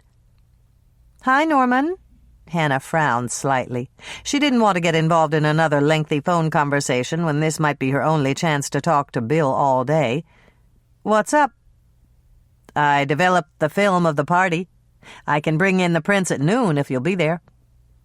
I work here. Where else would I be? The moment the words had left her mouth, Hannah realized that she'd been too abrupt. Norman was only trying to be nice, and if Norman came in at noon, she'd be able to give him his mother's loan papers. Sorry, Norman. I'm really in a rush here. I'll see you at noon, and I'll save a couple of my best cookies for you. When Hannah hung up, she noticed that Bill was grinning. What? Did Norman just ask you out on another date? No. He just wants to show me the pictures from the party. Hannah decided to change the subject fast. Bill's expression was a lot like her mother's when she played matchmaker. Norman's just a friend, so get that idea right out of your head. Tell me more about this new detective from Minneapolis. I don't even know his name. Mike Kingston. I talked to his former partner, and he says that Mike's a great cop and a really nice guy. You haven't met him yet? Bill shook his head. No, but I saw his picture in the personnel file. He looks like a nice guy. I told you about his wife, didn't I? You said she died, and that's why he wanted to move here. Well, I found out more. She was a nurse, and she was shot on her way home from Hennepin County General. 2 rival gangs mixed it up, and she got caught in the crossfire. But that's not the worst of it. She was 4 months pregnant with their first baby. That's awful, Hannah shivered. Did they catch the shooter? Well, of course they did. They had the whole squad working on it. But the first time they tried him, he got off on a technicality. Somebody messed up with a search warrant, and the judge threw the case out of court. They tried him a second time? Hannah didn't understand what Bill was saying. Wasn't that double jeopardy? They nailed him on a different murder. Mike and his partner worked the case themselves. They made sure that everything was done by the book, and they got a conviction. The guy's doing a life sentence with no parole. That's good. But I bet this Mike Kingston is going to be a real stickler for police procedure. Sounds like it. He's going to be my new supervisor, and I'm really going to have to watch it around him. Andrea's going to help me go over all my reports tonight to make sure they're perfect. I'll help, too, if you need me, Hannah offered quickly. When does he start? First thing Monday morning. He already rented an apartment, and he drove his U-Haul down early this morning. I'm off tomorrow, and I'm going to help him move in. Hannah couldn't resist teasing him a little. You figure that hauling boxes and lifting a few brewskis together will help your working relationship? It can't hurt. When we're through, we're going to come back to my place for dinner. Andrea is cooking? Hannah's eyebrows shot up. Her sister was the only person she knew who couldn't even make decent instant coffee. No way, Bill chuckled. We're sending out for pizzas. Why don't you drive out and join us? You don't have anything else going for tomorrow night, do you? Well, I was planning to... Hannah's mind spun into overdrive, searching for an excuse. Come on, Hannah. Maybe you can get some insights into his character and pass them along to me. Bill put on the look that Hannah had never been able to resist, the one she privately called her begging basset hound. She gave a long sigh, and then she caved in. Okay, I'll bring dessert.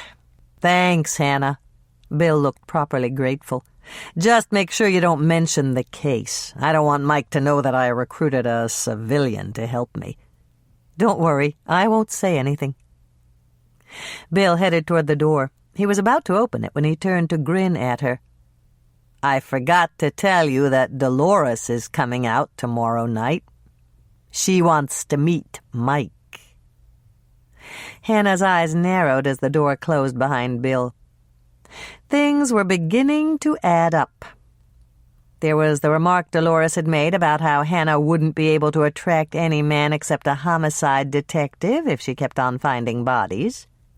There was the way that Bill had told her all about Mike's background, painting him as a man with a deep sorrow that was bound to tug at any woman's heartstrings. Added to all that was the way that Bill had practically begged her to join them for pizza so that she could pass along any useful insights into Mike's character. Right. Sure. Hannah sighed deeply and marched over to turn the closed sign to open. Bill had set her up, and he'd done it like a pro. There was only one conclusion that she could draw. Bill had been taking a crash course in matchmaking from his wife and his mother-in-law.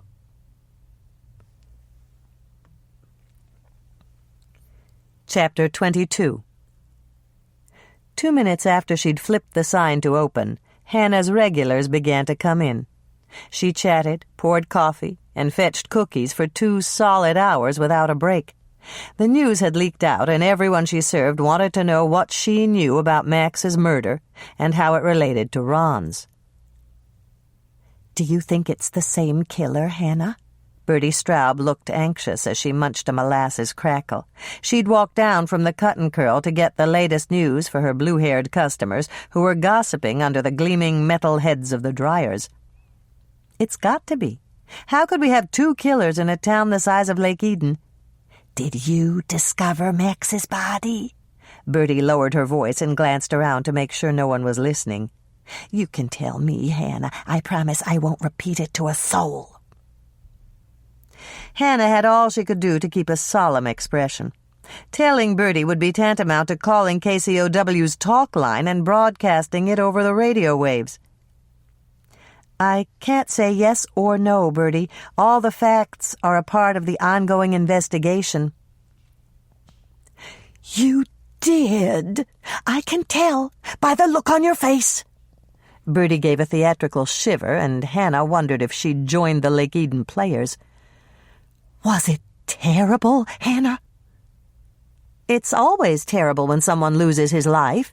Hannah parroted another polite phrase, the same one she'd used countless times this morning. "They'll catch him soon, won't they? I swear I haven't slept a wink since I heard about Ron. To think that there's a killer out there among us." "I'm sure they will, Bertie. Bill's on the case, and he's a very good detective." Hannah was saved further questioning by the arrival of Lisa, bearing more cookies on a tray. Lisa took one look at her employer's frustrated expression and winked. "Your mother's on the phone, Hannah, and she says it's urgent. Why don't you catch the phone and back? It's quieter there. And take some coffee with you." "I've got to run, Bertie." Hannah shot Lisa a thankful look, filled her mug with coffee, and headed off through the swinging door. She'd answered so many questions her head was spinning, and it was only 11 in the morning. She was about to sit down on a stool at the work island when the phone rang. Hannah grabbed it up before she could think better of it, and she heard her mother's excited voice. "Hannah, are you there?" "Yes, Mother." Hannah took a slug of her coffee. "You must be psychic." "What, dear?" "Never mind. What can I do for you?" "Have you seen the pictures Carrie took at the Woodleys' party yet?" "Not yet." Hannah glanced up at the clock. "Norman said he'd bring them over at noon." "Well, you're in for a pleasant surprise. There's one of you that's very nice. You don't look like yourself at all. Norman promised to make me an 8x10 to put in a frame." Hannah had all she could do not to laugh. She looked nice, not like herself at all. Leave it to a girl's mother to destroy her confidence. "I've got to rush, dear. I'm just on my way out, but I wanted to call you first." "Thanks, Mother. I'll talk to you later." Hannah groaned as she hung up the phone. Maybe she should accept Lisa's advice and take the rest of the day off. She'd already heard all there was to hear from her customers. She'd stick around to see that nice picture of her, and then she'd go home and concentrate on the important things. If she really worked hard, she might be able to solve Bill's murder case before Mike Kingston came on board.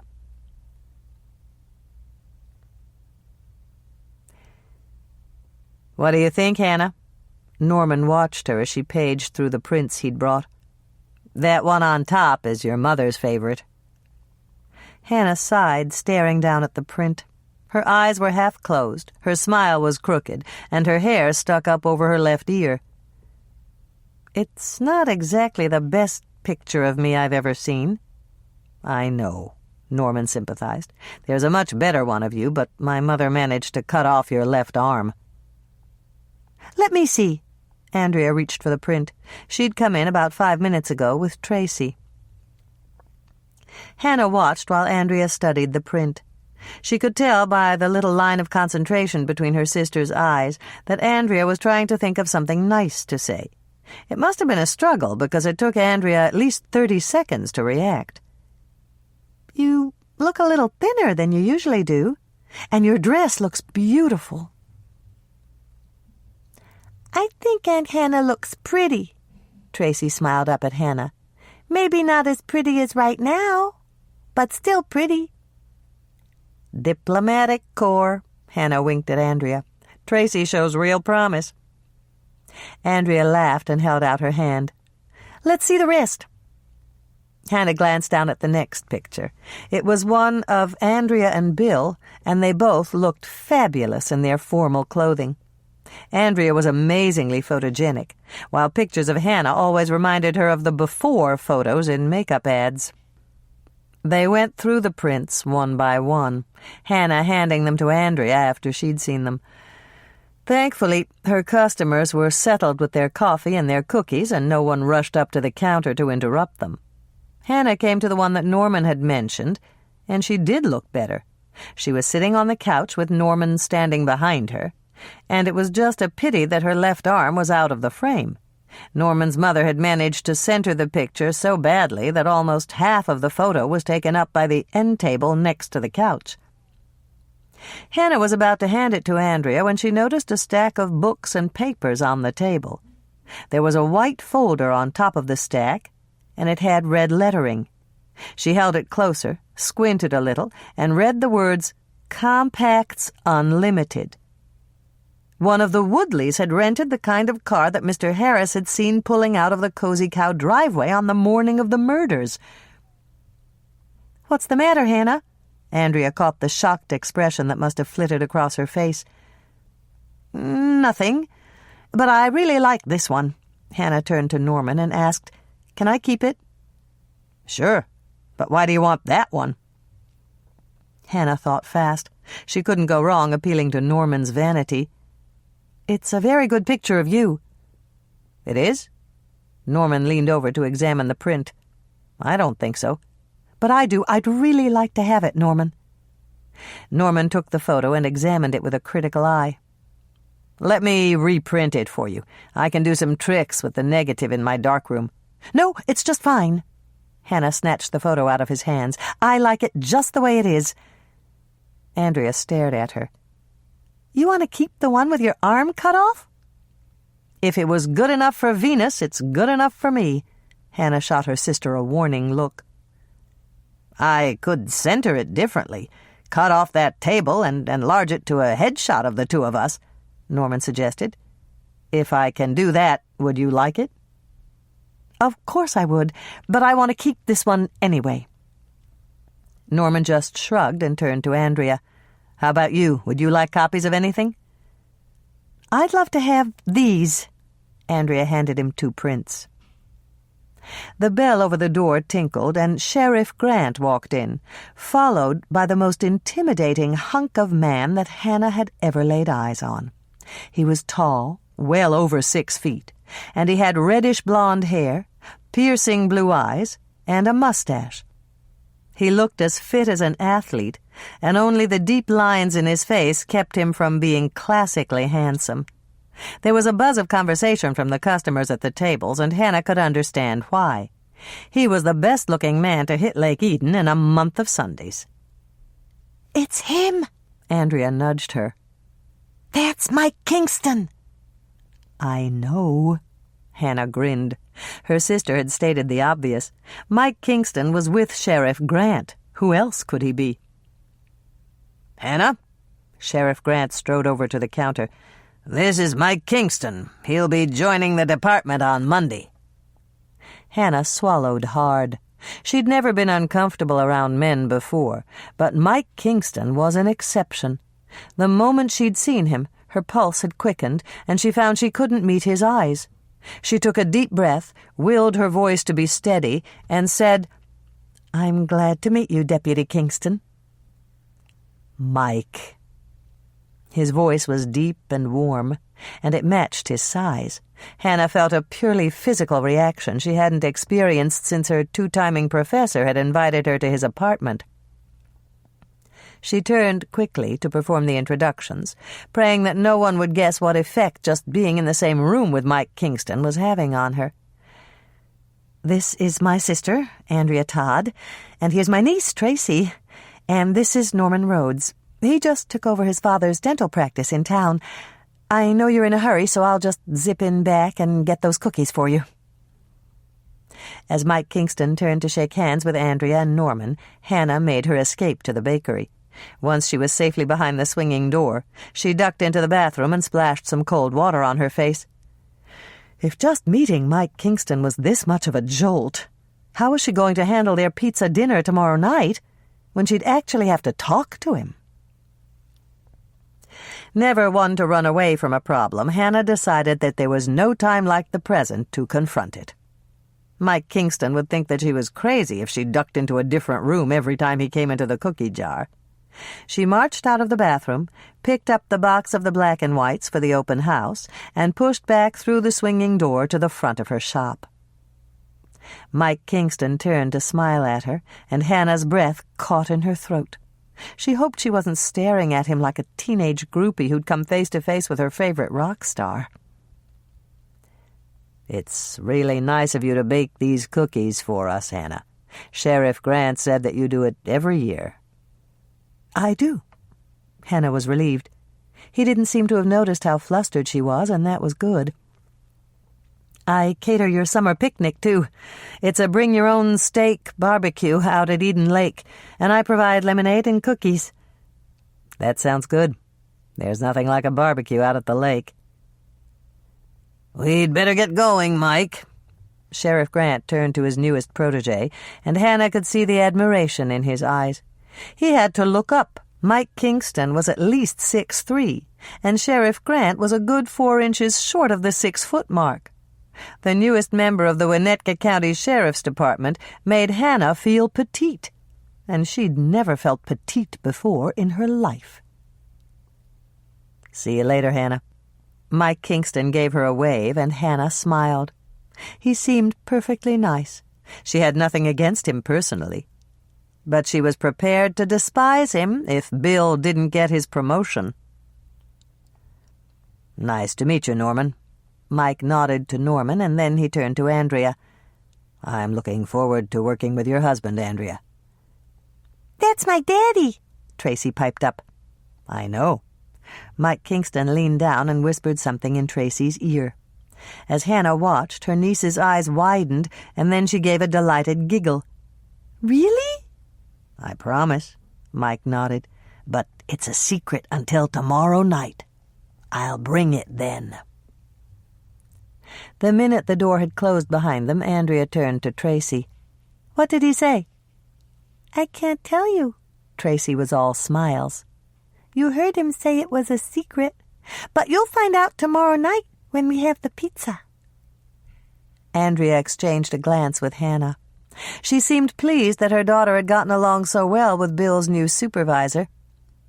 "I've got to run, Hannah. I'm taking a load of things out to Luann, and Tracy's going to help me.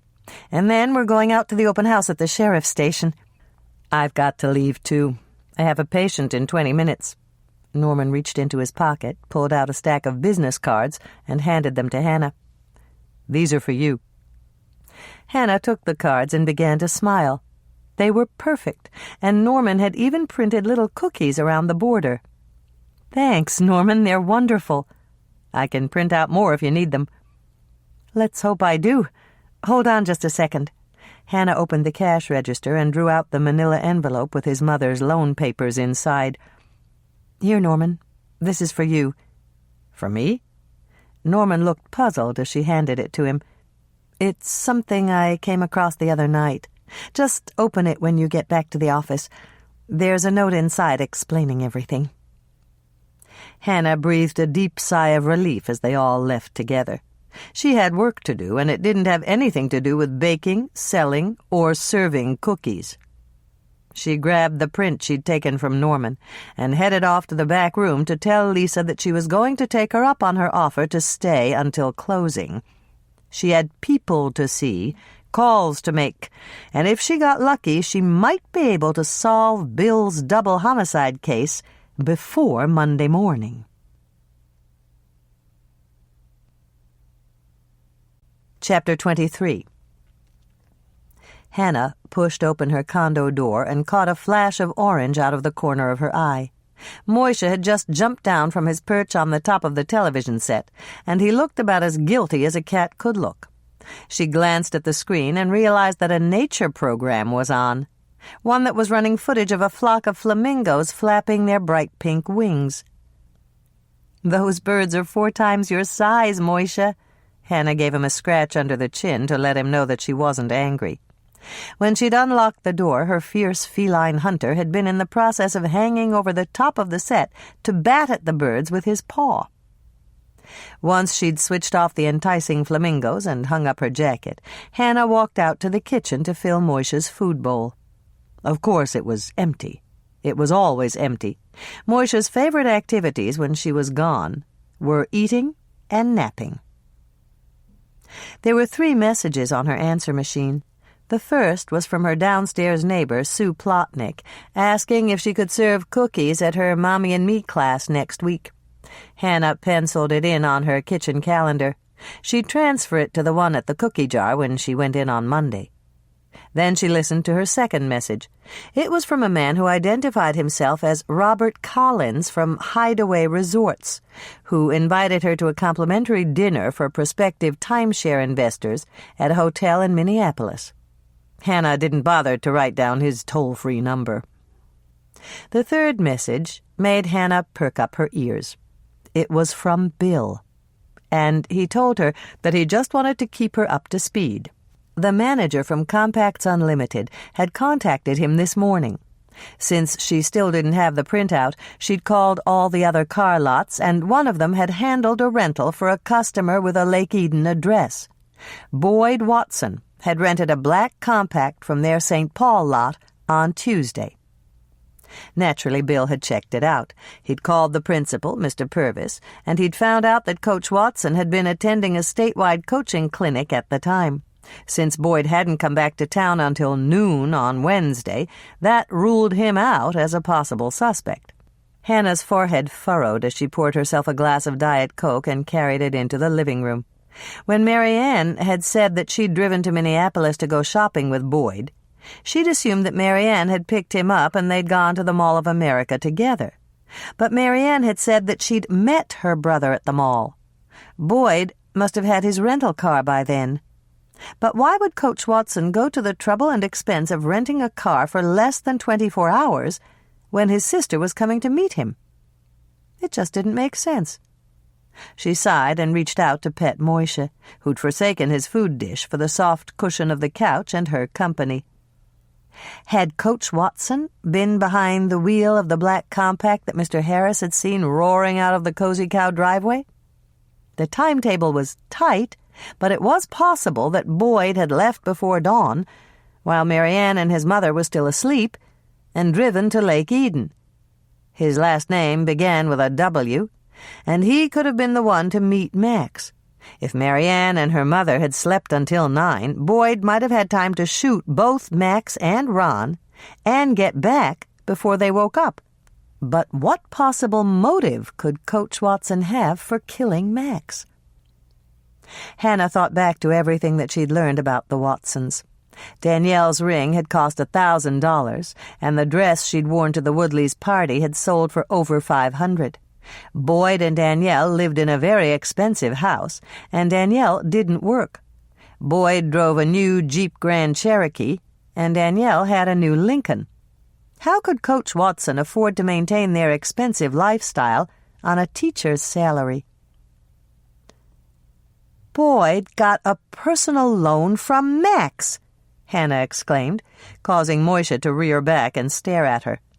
Sorry, Moishe, I didn't mean to shout, but it's the only thing that makes sense. There weren't any loan papers for him, but the safe was open, and he would have taken them right after he shot Max. And then he killed Ron because Ron had seen him with Max. Moishe turned to give her a long, level look, and then he hopped off the couch and padded into the kitchen to his food bowl. He yowled once, calling for her to get out the kitty crunchies, and Hannah went off to comply. Moishe was the most intelligent cat she'd ever met. He was waiting for her to fill up his food bowl because he knew that she had to leave again. Danielle opened the door several inches, but no wider. "Hi, Hannah. I'm busy right now. Could you come back a little later?" "No." Hannah wedged her foot into the crack. "It's important, Danielle. Is Boyd home?" "No, he's not. He's got a football practice at the school." "Good. That'll give us some time alone. We have to talk, Danielle." "But I have to put on some makeup. I was just, taking a nap and—" Danielle's voice trailed off and she gave a little sob. "Please, Hannah, I don't want you to see me like this." Hannah made one of her instant decisions. Right or wrong, she was coming in. Never one to dither once she'd made up her mind, she simply pushed Danielle back and stepped inside. "Oh, Hannah!" Danielle's hands flew up to her face, but not before Hannah had spotted her black eye and the red welts in the shape of a handprint across her left cheek. "Good God, Danielle!" Hannah reached out to shut the door. "What happened to you?" I... Never mind. Hannah interrupted what was bound to be some sort of hastily fabricated story. "Come on, let's get some ice on your face." "I don't have any." "I'll find something." Hannah took her arm and led her into the kitchen. "Are you sure he's not coming back?" Danielle managed to look even more embarrassed. "Who? The intruder?" "Your husband." Hannah opened the freezer and rummaged around for something that would work as an ice pack. "You don't have to pretend with me, Danielle. I know he beat you up." "How do you know that?" One of Danielle's eyes opened wide in surprise, but the other was almost swollen shut. Hannah drew out a package of frozen peas, whacked it against the counter to loosen the contents, and handed it to her, along with the kitchen towel that was draped over the handle of the stove. "Sit down at the table, wrap the peas in the towel, and hold it up to your eye. I'll get another one for your cheek." "Thank you, Hannah." Danielle sank down in a chair. "This is all my fault. I forgot to fill up the ice trays." Hannah pulled out another package of frozen peas and wrapped it in a clean towel from the drawer. She held it up to Danielle's cheek and sighed deeply. "It's not your fault. Hold that with your other hand and tell me where you keep the coffee." "I don't have any. I ran out, and I forgot to buy more. That's why Boyd got so mad at me." Hannah bristled. There had been a couple of mornings when she thought she might kill for a cup of coffee, but she hadn't really meant it literally. "How about tea?" "I've got some instant. It's in the cupboard over the stove, and there's a hot water spigot on our sparklettes dispenser." Hannah found 2 cups, spooned in instant tea, and a generous helping of sugar, and filled them with steaming water from the dispenser. She carried one over to Danielle and set hers down on the other side of the table. Hannah didn't like tea, but that didn't matter. Sharing tea gave them a common bond. "Let me look at your cheek." "It feels better." Danielle removed the towel and managed a small smile. "I never even thought about using frozen peas before. I guess it's true when they say that vegetables are good for you." Danielle's sad attempt at humor made Hannah see red. Danielle had said she'd never thought about using frozen peas before. This obviously wasn't the first time that Coach Watson had battered his wife. Hannah thought about trying to convince Danielle to press charges, or offering her advice about how she could get out of her abusive situation, but that could wait until later. Right now, she had to find out if Boyd Watson was a murderer as well as a wife-beater. "It looks a lot better," Hannah assured her. "Have some tea and then hold it there for another couple of minutes." Danielle nodded and took a sip of her tea. "You put a lot of sugar in." "Sugar's good for shock." Hannah retrieved the bag of black and white cookies she'd brought in from her truck. "Have a cookie. They're chocolate."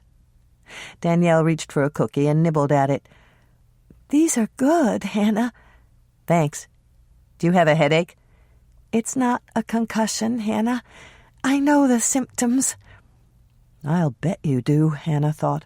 If she remembered correctly, Danielle had been in the hospital several times in the past. Once for a broken leg, and other times for less serious injuries. She'd always claimed that she'd been clumsy and fallen on the ice, or broken something skiing, or been in a boat accident while she was fishing with her husband. Hannah remembered her sister's comment about Danielle's clothes and how they always covered her completely. That should have set off alarm bells in Hannah's mind, especially since Luann had already told her that Danielle used theatrical makeup for facial blemishes. The only thing that erupted on Danielle Watson's face was her husband's bad temper. Danielle took another sip of her tea and then held the improvised ice pack back up to her cheek. You won't tell anyone about this, will you, Hannah? You don't have to worry about that, Hannah promised, evading a direct answer. She certainly wouldn't gossip about it, and that was really what Danielle had meant. If you ever want to talk to anyone about it, I'm here. All you have to do is call me or jump in the car and come over. I've got a guest room, and you can use it any time you need to get away. Thank you, Hannah. There would never be a better opportunity, and Hannah seized it. There's something else, Danielle. If you want to press charges, I'll help you. No, I could never do that. It was the answer that Hannah had expected. She knew that most battered women mistakenly protected their abusers, at least until the problem got so severe that someone else noticed.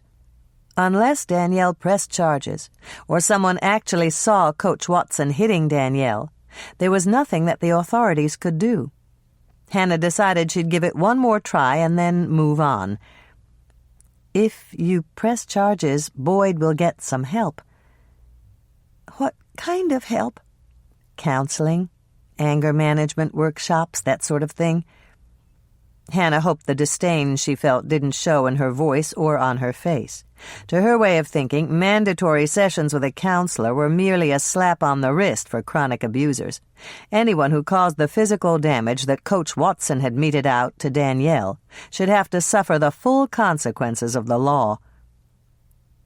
Boyd's already getting counseling. He is? Hannah wanted to make a crack about what a poor counselor Boyd must have, but she didn't. It's really a lot better now. Boyd's only hit me once since school started.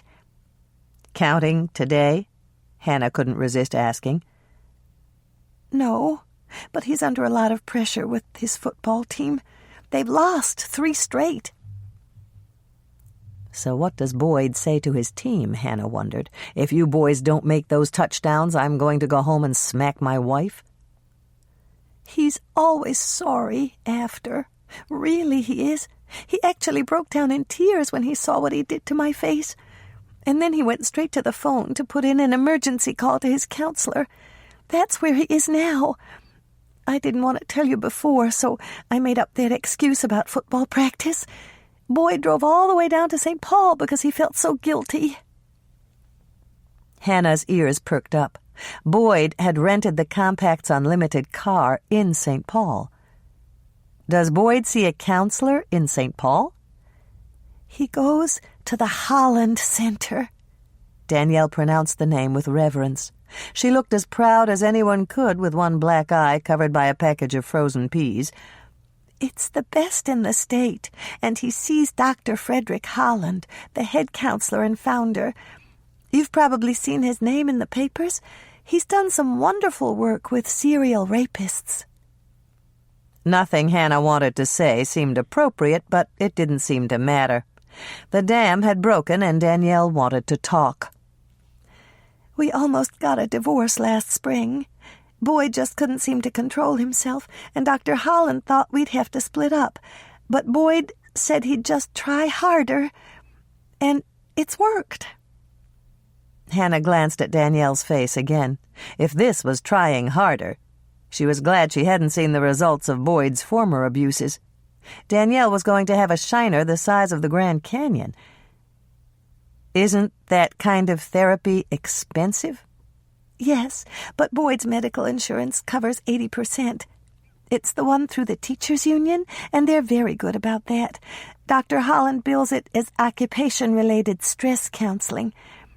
It would be too embarrassing for Boyd otherwise. I guess it would. Hannah did her best to keep the sarcasm out of her voice. God forbid that the wife-beater should be embarrassed. When you rang the doorbell, you said you wanted to talk to me. Is it about Ron's murder again? Or what happened to Max Turner? Hannah assumed that Danielle wanted to change the subject, and that was fine with her. As a matter of fact, it was perfect. She needed to know more about Boyd's rental car. I'm just clearing up some loose ends. Has Boyd rented a car lately? Yes. Danielle looked surprised. How did you know about that? Hannah thought fast. You told me that you drove out to the casino in Boyd's Jeep Cherokee, and I just assumed that he rented a car for the trip. But that's not exactly what happened, Hannah. Boyd rode to Minneapolis with another coach, but when he decided to stay over to see Dr. Holland, he rented a compact for a day. He had an appointment on Wednesday morning, and he couldn't ask Marianne to drive him. Boyd doesn't want her to know anything about his problem. Of course not. Hannah gave the appropriate response. It was an early appointment, 7 a.m, Danielle went on. That was the only time Dr. Holland could work him into his schedule. Boyd had to leave his mother's house at 6 to get there on time. Didn't Marianne notice that he was gone when she got up? Yes, but he told her that he was going to get up early and go out for donuts. His mother just loves donuts. Boyd brought them back with him after he saw Dr. Holland. Boyd's appointment could be verified with a phone call, and Hannah decided she'd do it the minute that she got home. Did Boyd ever borrow money from Max Turner? From Max? Danielle frowned. I don't think so. Why? I'm going to tell you something, but you have to promise not to mention it, Danielle, not even to Boyd. All right, Danielle agreed, but she looked a bit uneasy. What is it? Max lent money to quite a few people in Lake Eden, and one of those loans might have something to do with his death. Why did you say you didn't think Boyd had borrowed from him?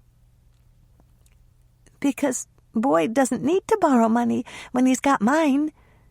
You must know what teachers are paid, Hannah. We could never afford to live on Boyd's salary alone. We bought the cars and the house and practically everything we have with my money. Hannah's eyebrows shot ceilingward. This was a surprise development. What money is that? The money I inherited from my uncle. I was always his favorite, and he left it to me. He put it in a trust fund, and I get a lump sum every year. And that's why you can afford all these luxuries? That's right. When I get my lump sum in January, I give Boyd half, and my mother invests the rest for me. We've done really well on the stock market, and Dr. Holland thinks that's part of Boyd's problem. It's very difficult for a strong male like Boyd to be married to a woman who makes a lot more money than he does. I suppose it is. Hannah settled for a safe comment. That's the reason I keep my inheritance a secret, Danielle confided. Dr. Holland says that Boyd's ego is too fragile, and he'd be tempted to strike out even more if his friends knew. You won't mention it, will you? Absolutely not, Hannah agreed quickly. She could imagine the damage that Boyd would inflict on his wife if the word got out that Danielle was supporting them. He might even borrow a page from the storybook and kill the goose that laid the golden egg.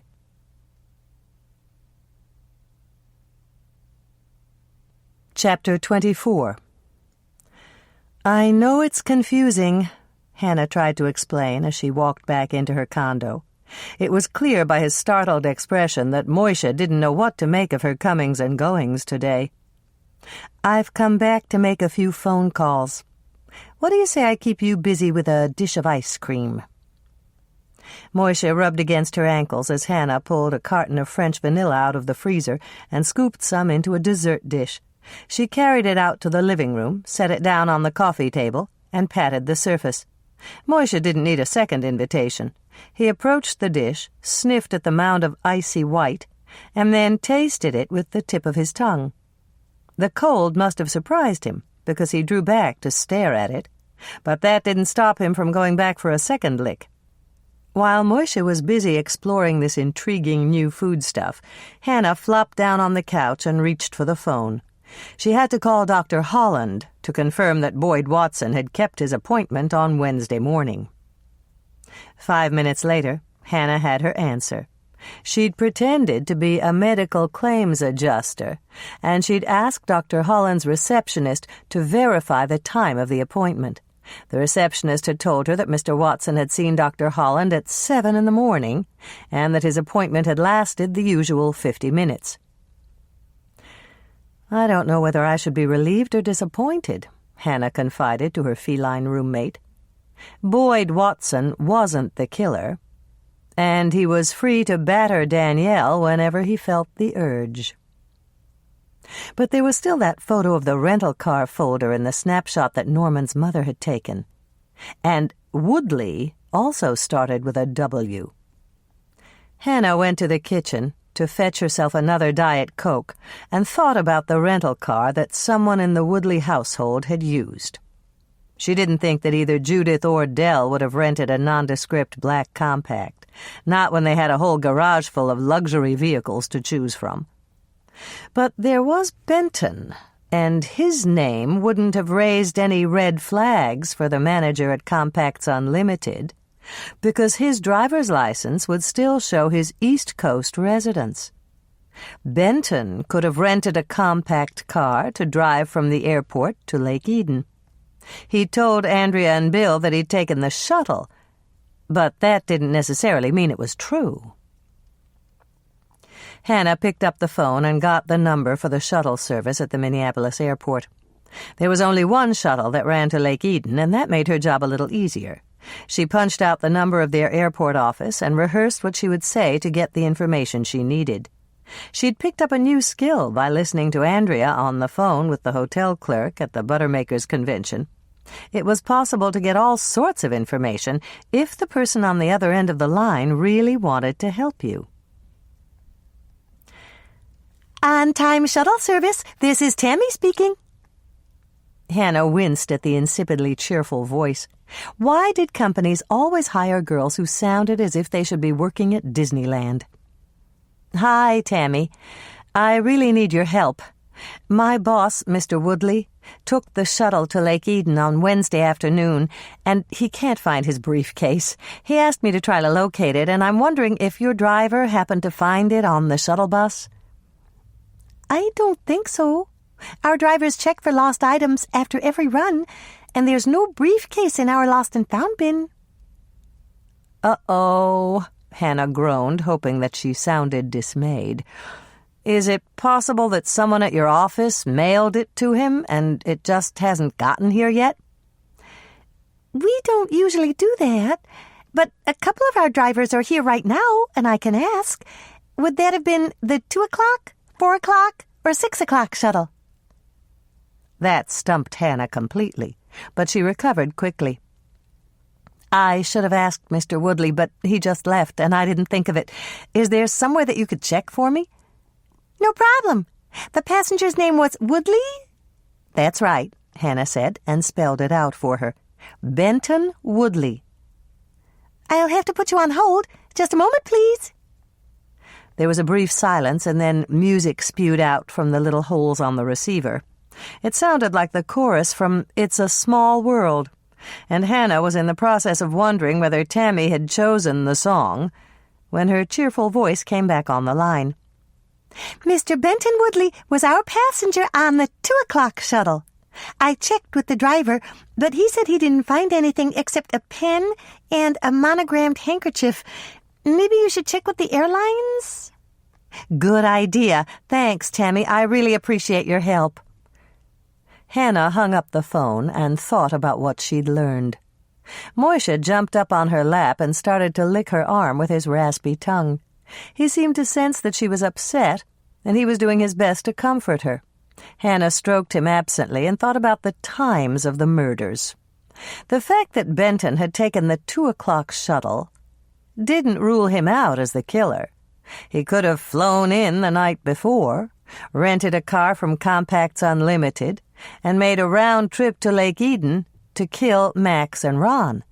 If he'd returned the car to the airport location, he could have walked to the shuttle station and boarded the 2:00 bus to give himself an alibi. But why would Benton want to kill Max Turner? He hadn't visited Lake Eden in years, and as far as Hannah knew, he'd never spoken more than a few words to Max. Her mind spinning, Hannah reached for the phone again, intending to call Compacts Unlimited to find out if Benton had rented a car. But perhaps she should leave that to Bill. He knew the manager, and he could get the information much faster than she could. Hannah punched out Bill's number and reminded herself of the things she had to tell him. There was the photo of the rental folder and her suspicions about Benton. Bill didn't know anything about that. There was also Boyd Watson, and she had to tell Bill that she'd eliminated him as a suspect. She wouldn't mention Danielle's painful secret right now. It would be better to wait until she had Bill's full attention. Perhaps they could think of some way to put the fear of God into the Gulls' head coach. "Bill, I've got some information that—" "Damn!" Hannah swore as she realized she was talking to a recorded message. Bill wasn't at his desk. When the beep sounded, she almost hung up in sheer frustration, but better sense prevailed. "Bill, it's Hannah. I eliminated Coach Watson as a suspect. He's got an alibi. But remember those pictures we took in Del Woodley's den? Norman brought them over on his lunch break, and one of them showed a Compacts Unlimited rental folder. I figure that Benton must have rented it. Judith wouldn't be caught dead driving a Compact, and Del's got his fancy Mercedes. The W in Max's appointment book could stand for Woodley, but I don't have a motive. I'm going to nose around and see what else I can find out about the Woodleys." Hannah sighed and hung up, picturing Bill in the sheriff's station's lobby, eating dozens of the cookies she'd baked for the open house and mingling with the people who'd driven out to see their new cruisers. He was probably having the time of his life, while she was sitting here agonizing over clues that didn't fit and suspects that disappeared like snowballs in the sun. She was supposed to be assisting Bill, not doing all of his legwork for him. Who was bucking for detective here anyway? Just then the phone rang, jolting Hannah out of her glum mood. She reached out to answer it, expecting Bill, but it was her mother. "I'm so glad I caught you, Hannah. I have the most amazing news." "Yes, Mother?" Hannah held the phone an inch from her ear. Her mother could deafen the person on the other end of the line when she was excited. "I'm here at the mall with Carrie. She needed a new battery for her watch. You'll never guess what I just saw at the jeweler's. What do you think it was?" Hannah made a face at Moishe. She was almost 30, and her mother still wanted her to play guessing games. "I'd never be able to guess, Mother. You'd better tell me." "It was Del Woodley's ring." "His ring?" Hannah didn't understand what was so startling about that. Everyone she knew took rings to the jeweler's when they needed repair or resizing. "It was for sale, Hannah. The jeweler had it displayed in a glass case, and he wanted $20,000 for it." "$20,000? Hannah gasped. "That's not unreasonable for a platinum setting and a diamond that size. Now, why would Del Woodley's ring be up for sale?" "I don't have the foggiest idea." Hannah took a moment to ponder the question, but it really didn't make any sense. "Are you sure it was Del Woodley's ring?" "I'm positive. I admired it at their party last year, and I noticed this tiny little scratch on the band. The ring I just saw at the jeweler's had the very same scratch." Do you want to know what I think?" "Sure," Hannah agreed. It wouldn't do any good to say no. Dolores would just tell her anyway. "I think Dell's in financial trouble. That's the only reason he'd part with that ring. He told me that he just adored it." "You're right, Mother." Hannah began to smile. This opened up all sorts of intriguing possibilities. "Did you find out how long the ring has been there?" "Of course I did. The jeweler said he'd had it for 6 months. "Did he confirm that it belonged to Dell?" "No, dear. He said that whenever he accepts any expensive jewelry on consignment, he keeps the identity of the original owner confidential." Hannah thought about that for a moment, while her mother went on to describe every detail of her conversation with the jeweler. The Woodleys had spared no expense at their party, but that meant nothing. Judith was proud, and she was the type to keep up appearances. If Dell's business was in trouble, he could have borrowed money from Max. And if Max had called in his loan, as he'd done with Norman's parents and several other people in town, Dell Woodley would have had the perfect motive to murder him. "I'm sure I'm right, Hannah," her mother went on. "You know how good I am at noticing little details. We stopped in at the antique shop, too. Do you remember those lovely dessert dishes I gave you?" "Yes, Mother." Hannah glanced over at the dessert dish she'd used for Moisha's ice cream. "Be careful when you wash them. I only paid $20 for the set at an auction, but they had 2 in the window of the antique store. They're selling for $50 a piece now." "Really?" Hannah was highly amused. She could imagine her mother's reaction if she mentioned that Moisha had just finished eating from a $50 dessert dish. "I've got to run, Hannah. Carrie wants to shop for some new linens, and there's a line of people waiting to use this phone." "I'm really glad you called, Mother," Hannah said. And this time, she meant it. There was a spring in Hannah's step as she walked up to the Plotnick's door and rang the bell. Dolores didn't know it, but she'd been a big help. Phil Plotnick was a night supervisor at Del Rey, and he might know if Dell's business was in trouble. The door opened, and Sue Plotnick stood there, juggling a dish towel and a crying baby. She looked surprised to see her upstairs neighbor, but she smiled. "Hi, Hannah. I hope Kevin didn't disturb you. He's got an ear infection, and Phil's out getting his prescription refilled." "I didn't even hear him," Hannah reassured her. "Did I come at a bad time?" Sue laughed. "There isn't a good time, not with a new baby. But that doesn't matter. Come in and have a cup of coffee with me. I just made a fresh pot." Hannah didn't really want to intrude, especially when it looked as if Sue had her hands full, but she really needed to talk to Phil. At least she could help while Sue got the coffee. "I brought some cookies for you." Hannah walked in and placed the bag on the table. Then she held out her arms and smiled at Sue. "Let me hold the baby for you. I'll walk him around while you get the coffee." Sue handed over the blanket-wrapped bundle with visible relief. "Thanks, Hannah. He's been crying all morning, and I dropped his bottle of medicine. That's why Phil had to make a run to the drugstore. Did you get my message about catering next week at Mommy and Me?" "Yes. Thanks for thinking of me, Sue. I've already written it on my calendar." Hannah jiggled the fussing baby a bit, and then she started to pace the floor with him. Michelle had been a colicky baby, and Hannah was no stranger to crying infants.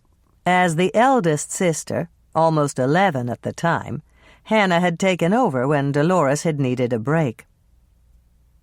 It didn't take long for the baby to quiet. Hannah paced rhythmically back and forth with a satisfied expression on her face. It was pretty obvious that she hadn't lost her touch. Sue came in with 2 cups of coffee and a plate for the cookies. She set them down on the coffee table, and then she stared at Kevin with open-mouthed amazement. "How did you do that?" "It's easy. You just have to keep your steps slow and a little bouncy. I used to pretend that I was an elephant in a circus parade. I'm going to put him down, Sue." Sue watched while Hannah walked over to the cradle and tucked the baby inside. There was an anxious expression on her face, but it faded after several long seconds of silence. "You're a genius, Hannah." "No, I'm not. I've just had plenty of practice, that's all. Michelle had at least 4 bouts of colic before her first birthday." "You should be a mother, Hannah. All that talent going to—" Sue stopped in mid-thought and looked very uncomfortable. "I shouldn't have said that." "That's okay. Just do me a favor and don't mention it to my mother. It'll give her new ammunition." "She's still trying to fix you up with every man in town?" Sue gestured toward the couch, and they both sat down.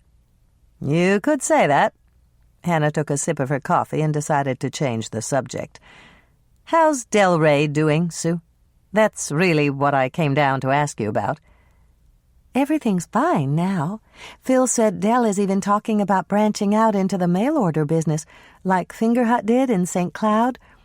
But it didn't look so good a couple of—" Sue's voice trailed off as she heard a key in the door. "Phil's coming. He can tell you all about it." Phil opened the door, spotted Hannah, and gave her a grin. "Hi, Hannah." "Hello, Phil." "Hannah put Kevin to sleep for me." Sue gestured toward the crib. "She just walked like an elephant, and it worked." Phil gave his wife a glance that suggested she might be losing her marbles, but then he shrugged. "Whatever works. Is there more of that coffee?" "Half a pot in the kitchen," Sue told him. "Get a cup and come join us, honey. Hannah came down to ask us about Del Rey." Phil poured a cup of coffee and came back to sit in the chair across from the couch. He tried a cookie, pronounced it the best he'd ever tasted, and then he asked, "What do you want to know about Del Rey?" "I just hoped there wouldn't be any big changes now that Benton's come back." Hannah went into the opening of the speech she'd planned on her way down the stairs.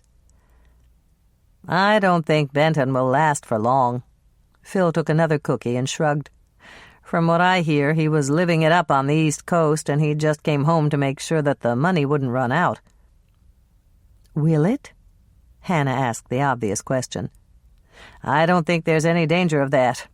Sue's sister works in the accounting office, and she told me that Del just landed a fat new contract on Thursday." Hannah nodded, but it didn't really matter. Thursday was the day after Max had been killed. "How about before that? Was Del Rey in trouble?" "There was a problem about 4 years ago. It was right before Sue and I got married, and I was already starting to look for a new job." "Things were that bad at Del Rey?" Phil raised his eyebrows. "Bad? It was gruesome. We lost 5 big contracts, and the front office cut the workforce in half. They did it on seniority, and I'd only been there for a year. I was just lucky I survived the cut. The guy who was hired right after me got pink-slipped. But then Del got some new financing, and ever since then, we've been doing better." "New financing?" Hannah's ears perked up. "You mean like a bank loan?" Phil shook his head. "I don't know where the money came from, but it wasn't a bank loan. Sue's sister told me that the bank turned Del down, something about being overextended." "But there hasn't been a problem since that loan or whatever it was?"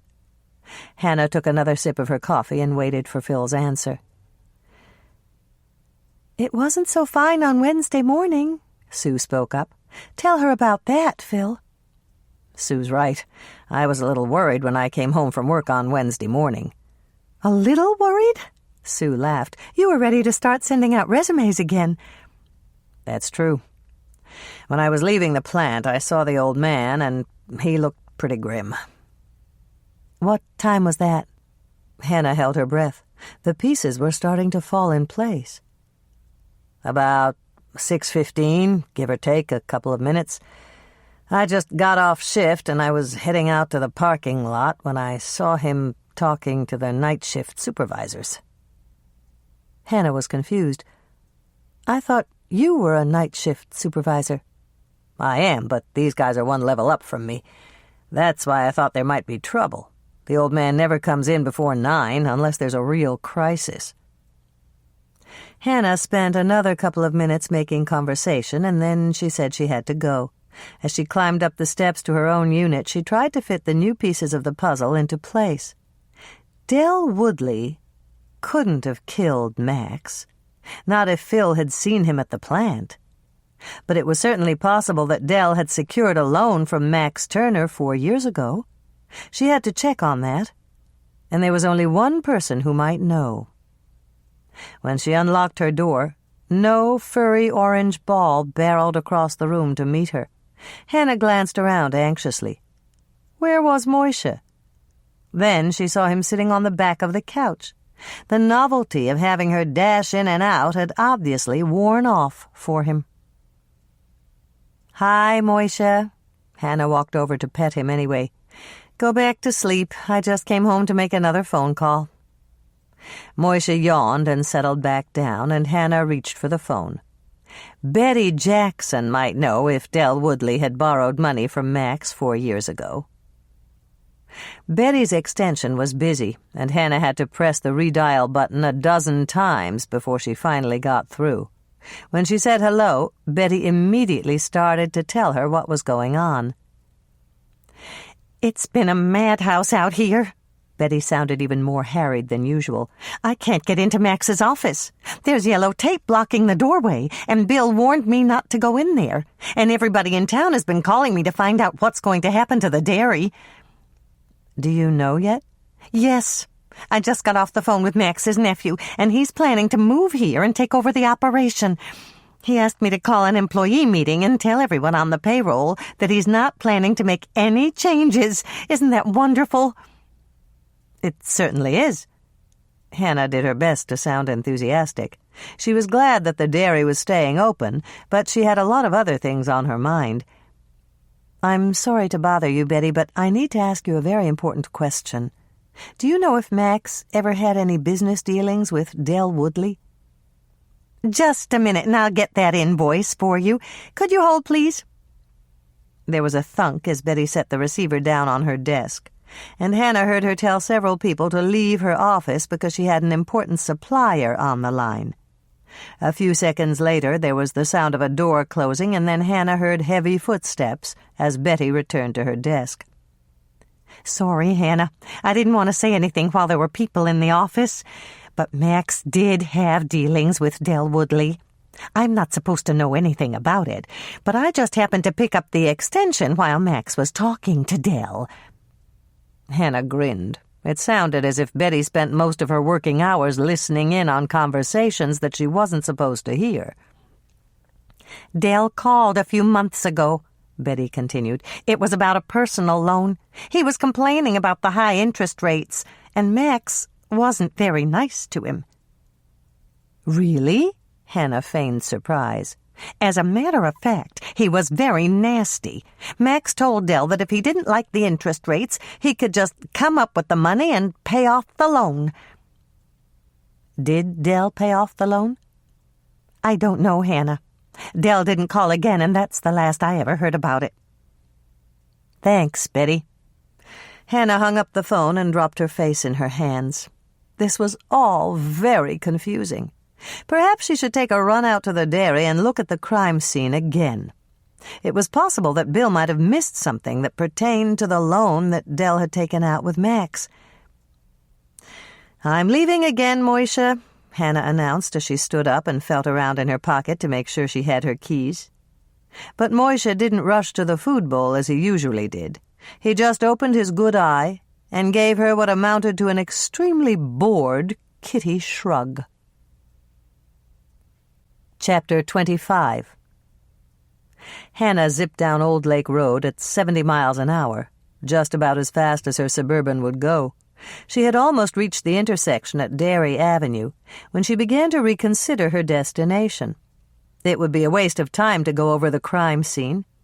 The killer had planned everything carefully, making a private appointment with Max and tricking him into opening the old safe in the original dairy. There was no way such an organized killer would have left any incriminating evidence behind. So, what should she do?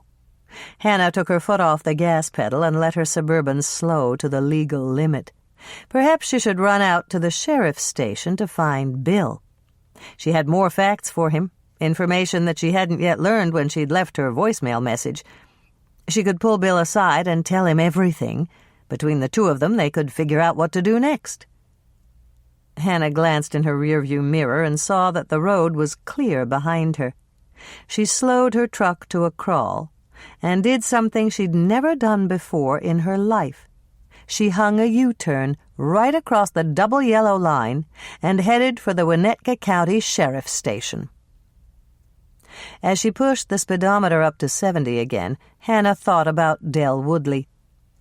He couldn't have killed Max. The laws of physics were absolute, and he couldn't have been in two places at the same time. Even if Phil had been wrong by 5 minutes, and Danielle's watch had been off by the same amount, it still wasn't possible to drive from Delray Manufacturing, out on the interstate, to the Cozy Cow Dairy in that length of time. But Benton could have killed Max. Hannah's hands tightened on the wheel as that thought occurred to her.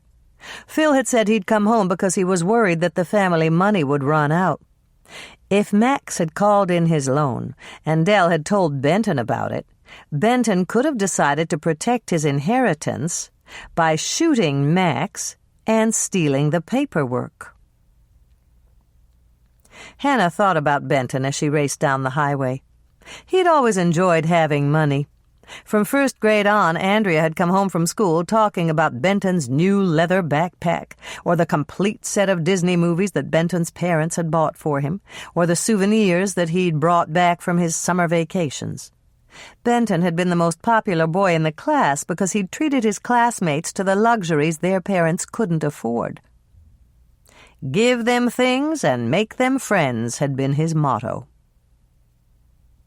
Benton's family wealth had been even more apparent in high school. Then Benton had dazzled the girls, Andrea included, by picking them up in his shiny new convertible and showering them with expensive gifts. The huge bottle of perfume that he'd given Andrea for Christmas had been just one example. Dolores had priced it, and she'd told Hannah that it had cost over $200. Hannah doubted that Benton's habits had changed in the years since he'd been gone. She was sure that he was still buying friendship with his money. What if all the cash that he used to impress people suddenly started to dry up? Would that be a strong enough motive to kill the person who'd threatened Benton's whole way of life? There was a slow truck ahead, and Hannah pulled out to whiz past him. Yes, Benton could be the killer. He was smart enough to have arranged the whole thing, and people had murdered for a lot less. And Benton didn't really have an alibi for the times of the murders. Unless he could come up with a plane ticket that proved he hadn't landed at the airport until after Max and Ron had been murdered, Benton Woodley was the #1 suspect on Hannah's list. Actually, Benton was her only suspect. Hannah sighed deeply and tromped even harder on the accelerator. She had to find Bill at the open house and tell him her new theory. Bill didn't know that Del Woodley had put up his ring for sale, and he'd never guessed that Del had borrowed money from Max. She couldn't expect him to solve the case unless he had all the facts. Hannah's foot lifted from the gas pedal again as another thought occurred to her. Exactly how would she manage to get Bill alone? Mike Kingston would be there, and he was Bill's new supervisor, and Bill had warned her not to let on that she was helping with the investigation. It was true that Mike didn't start until Monday, but he'd be there at the open house. She couldn't just barge in and announce to Bill and Mike that she'd solved the case. The truck had turned off, and now there was no one behind her. Hannah hit the brakes and peeled another U-turn. Going out to the sheriff's station had been a bad idea. She'd have to wait until Bill got home tonight before she could tell him that she knew who the killer was. But what should she do now? It was only 3:30, and the rest of the afternoon stretched out ahead of her. The moment she thought of it, Hannah began to smile. She'd go out to Delray Manufacturing to talk to Benton. She'd make polite conversation and ask him about his flight. She could always say that a friend of hers, a fictional friend who lived on the East Coast, was planning to come out for a visit. That would be a perfect excuse to ask him which airline he'd used, how long his flight had taken, and whether he'd had to wait long at the airport for the shuttle. Thanks to Andrea, she had the advantage of knowing that Benton always flicked his fingernail with his thumb when he was lying. She'd watch Benton carefully to weed out the truth from the lies. No, she couldn't talk to Benton. It wouldn't look good if she interrogated a murder suspect without Bill. Hannah eased up on the accelerator again, preparing for another U-turn. Her last instinct had been right. She'd drive straight out to the sheriff's station and give some excuse for needing to see Bill alone. It could be a family emergency, something to do with Dolores. Then Mike would leave them alone, and she could... She was running in circles, and she had to stop it. Hannah pulled over to the shoulder of the road and shut off her engine. 3 consecutive U-turns was quite enough, and she'd been about to make a 4th. What was wrong with her today? Why couldn't she think logically? It felt as if she'd been trying to assemble a complicated jigsaw puzzle with a blindfold on, and someone kept slipping in a piece from a totally different puzzle to confuse her. Think, Hannah muttered to herself. Just sit here and think. You're smart. You can figure out what to do. She'd already eliminated a ton of suspects until all she had left was Benton. Hannah was sure that he was the killer. But how could she help Bill to prove it? She had to take a giant step back and think about what had led her to suspect Benton in the first place. And that took her back to the Compacts Unlimited folder in Del Woodley's den. She had to prove that Benton had rented the black compact car that Mr. Harris had seen speeding out of the driveway at the dairy. Hannah supposed she could wait for the list of customers that the manager had promised to send to Bill, but it meant that a whole day, perhaps 2, would be wasted. There was another way for her to find out, a way that should have occurred to her immediately if she'd just taken the time to think about it. Hannah smiled as she started her engine and pulled back out on the road. She was going to drop in for a nice, neighborly visit at the Woodley mansion. She'd bring Judith Woodley some cookies as a thank you for the lovely party, and then she'd ask her a few polite questions about Benton. She'd mention that her mother had left her handkerchief in the den when they'd used it as a setting for the photos, and Judith would give her permission to search for it. If Hannah could just get a second look at that folder from Compacts Unlimited, she'd be able to confirm that Benton had rented the car.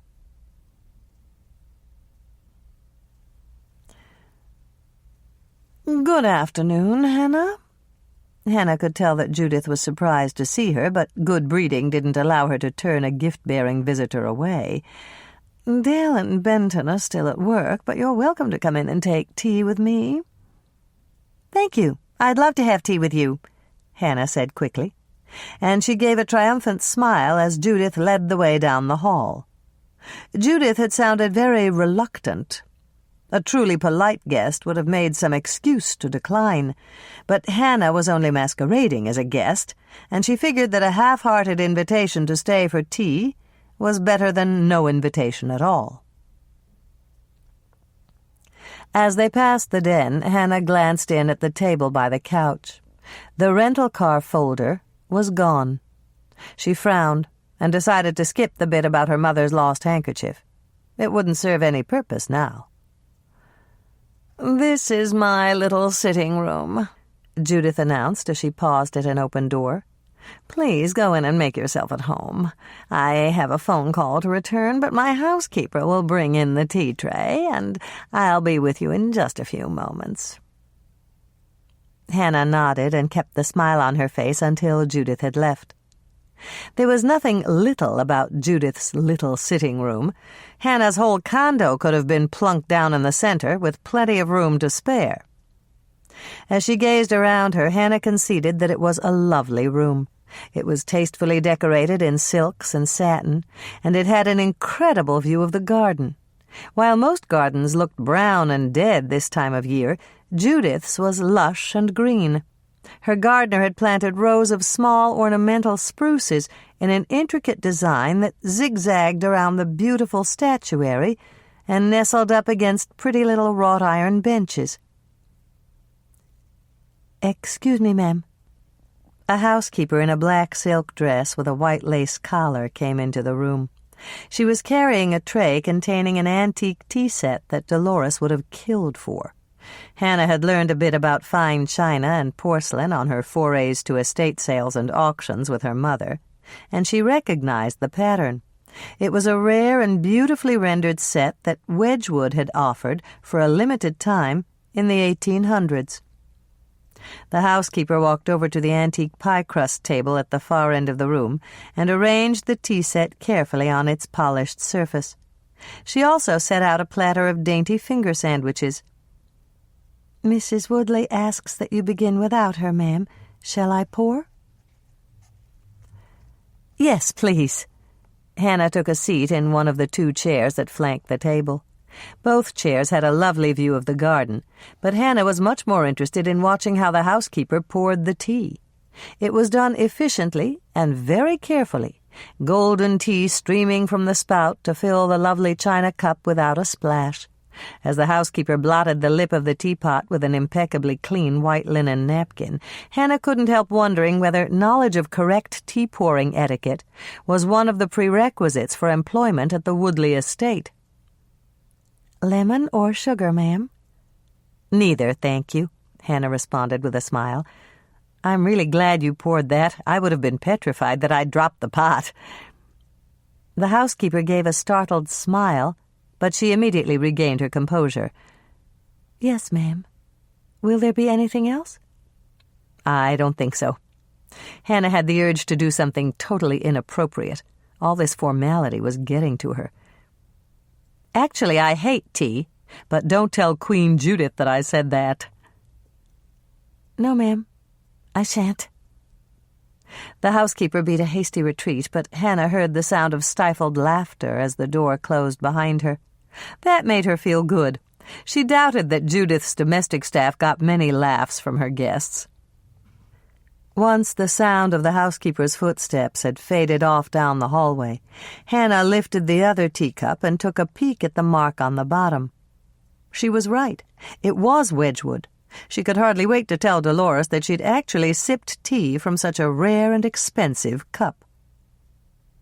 There was nothing to do but wait for Judith, and Hannah took stock of her surroundings. There was a secretariat of French extraction in a corner. It was probably from the time of Louis XIV, but she wasn't entirely sure. Somehow she doubted that Judith would ever buy copies, regardless of how cleverly they'd been crafted. The wing chairs were antiques from the mid-1800s, undoubtedly English, and most certainly expensive. Mentally, Hannah added up the items of furniture that surrounded her and came up with a staggering amount. No wonder Del Woodley had needed to borrow money. His wife had spent close to $100,000 decorating her sitting room. All that adding made her hungry, and Hannah eyed the platter of sandwiches, little rectangles of bread with the crusts removed. Why did people who wanted to be sophisticated cut the crusts off slices of bread? As far as Hannah was concerned, the crusts were the best part. The filling in the sandwiches was green, and since she didn't think that there was any moldy bologna in the Woodleys' refrigerator, Hannah assumed that it must be watercress or cucumber. A vegetable sandwich on white bread with the crusts missing wasn't exactly Hannah's idea of haute cuisine. She was just wondering if they might taste better than they looked when she heard footsteps approaching. Judith was coming, and Hannah pasted a perfectly polite expression on her face. It was showtime. Chapter 26. "Hannah, dear, I'm terribly sorry to have kept you waiting." Judith greeted her as she walked over to take the other chair. I see that Mrs. Lawson has poured your tea." Hannah raised her cup to take a hasty sip.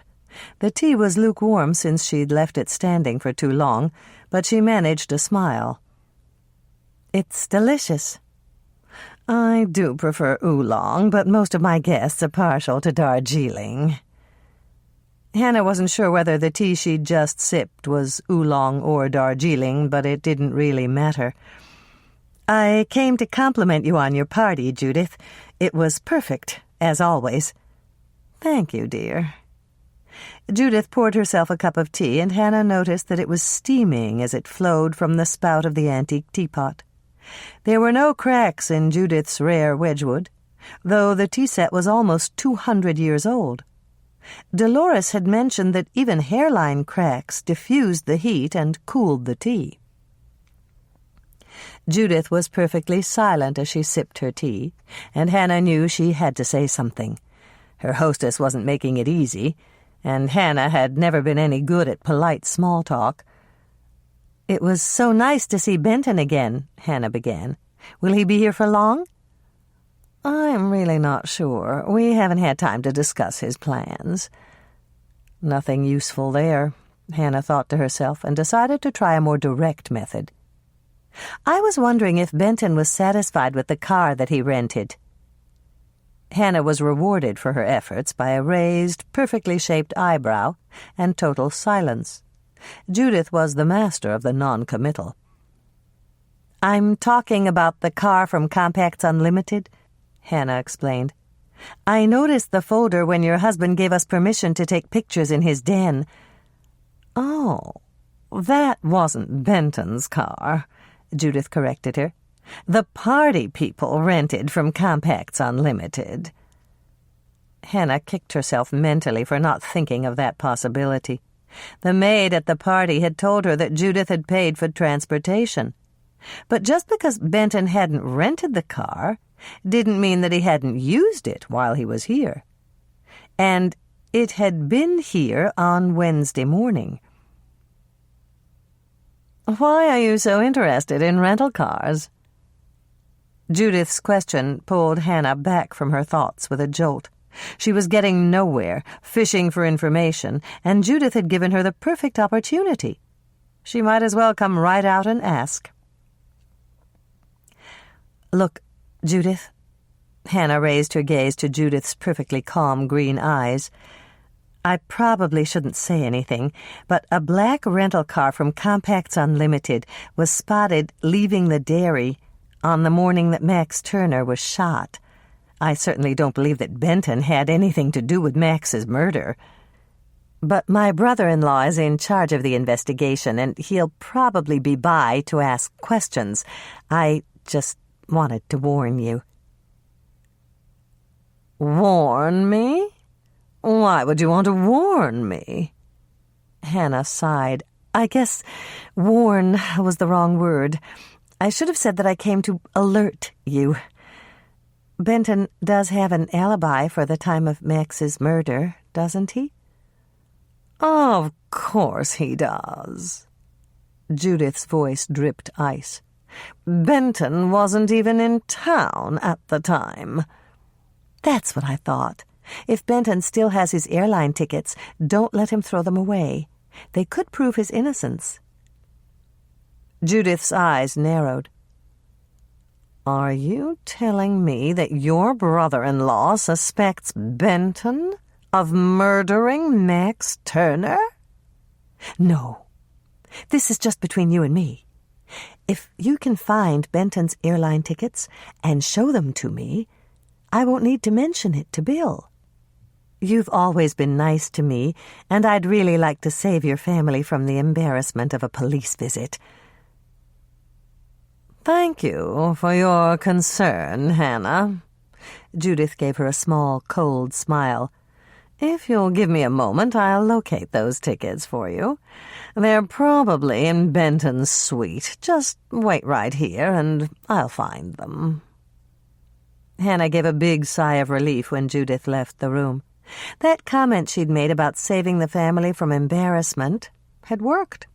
She'd also saved Bill from embarrassment. Judith wasn't the type to be intimidated by the authorities, and she might have sued the Winnetka County Sheriff's Department for harassment if Bill had dragged Benton in to interrogate him. The seconds ticked by, and Hannah reached for a sandwich. She'd skipped lunch, and her stomach was rumbling. The sandwiches weren't bad. Definitely watercress, but they weren't what she'd call substantial. She could scarf up the whole tray, and they still wouldn't make a decent meal. Hannah was just lifting the top off another. Perhaps there were some with chicken or tuna mixed in somewhere, when she heard Judith's footsteps approaching in the hallway. She replaced the bread just in time and pasted a smile on her face. "Here they are." Judith was carrying a silk shawl over her right arm, and her voice was trembling slightly. It certainly wasn't cold in the room, but perhaps just knowing that Benton was a suspect in a homicide had given her a chill. She sat down in her chair with the shawl on her lap and handed Hannah the tickets with her left hand. "If you'll open the folder, you'll see that Benton's plane didn't land until 12:17. I assume that this will clear him as a suspect?" Hannah examined the tickets. "Yes, it will. I'm really sorry that I had to bring it up, and I hope that I didn't upset you too much. It was just that the circumstantial evidence against Benton seemed overwhelming." "Overwhelming?" Judith's eyebrows shot up. "How can that be? A killer requires a motive. What possible motive could Benton have for killing Max Turner?" "Actually," Hannah hesitated, choosing her words carefully, "it concerns the personal loan that your husband had with Max Turner." "What are you talking about, Hannah?" Judith looked flustered, not at all like her usual poised self, and Hannah wondered if she should backpedal. But Judith had been very forthcoming, and she deserved the truth. "I'm sorry to have to tell you, Judith, but Dell secured a personal loan from Max Turner. I just learned about it this afternoon, and I know that Dell was having some problems making the payments. You can see how this all fits together, can't you?" "Yes, I can." Judith's voice was hard, and Hannah assumed that she was embarrassed. "You thought that Benton shot Max so that Dell wouldn't have to honor the loan. Is that right?" "That's it. I'm really sorry, Judith, but it did make sense. You've got to admit that." Judith dipped her head in a nod. "You're right, Hannah. It did make sense. Does your brother-in-law know about the loan?" "No, there's no record of it, and I can't see any reason to tell him now that Benton's been cleared. And Dell has an airtight alibi for the time of Max's murder. He was meeting with his night supervisors at Del Rey, and there's no way he could have been in two places at once. The only other person who would care about the loan is you, and—" "Brava, Hannah." Judith smiled an icy smile and pulled a gun from beneath the folds of her silk shawl. "It's unfortunate that you put the pieces together, but now that you have, I can't let you tell your brother-in-law." "You killed Max?" Hannah gulped. She'd never stared into the barrel of a gun before, and it wasn't an experience she'd care to repeat. And if the cold, calculating expression on Judith's face was any indication, Hannah suspected that she might not get a chance to repeat anything ever again. "You were asking too many questions, Hannah, and you were skirting much too close to the truth. I knew it was only a matter of time before you arrived at the accurate conclusion and conveyed it to your brother-in-law. I couldn't let you do that, now could I?" Judith was going to kill her. Hannah knew that with heart-sinking certainty. She also knew that she had to keep Judith talking to buy herself some time until the reinforcements came. But there weren't any reinforcements, Hannah reminded herself. She hadn't told Bill that she was going to see Judith, and he didn't know anything about Dell's loan with Max. To make matters worse, Bill wasn't even a detective yet. He'd never figure it out in time. "Nervous, dear?" Judith's voice was taunting, and Hannah shuddered. The polite socialite had turned into a cold-blooded killer, and she was a goner unless she could keep Judith talking. "Of course I'm nervous. When did you get the gun? Or did you have it with you when I walked in the door?"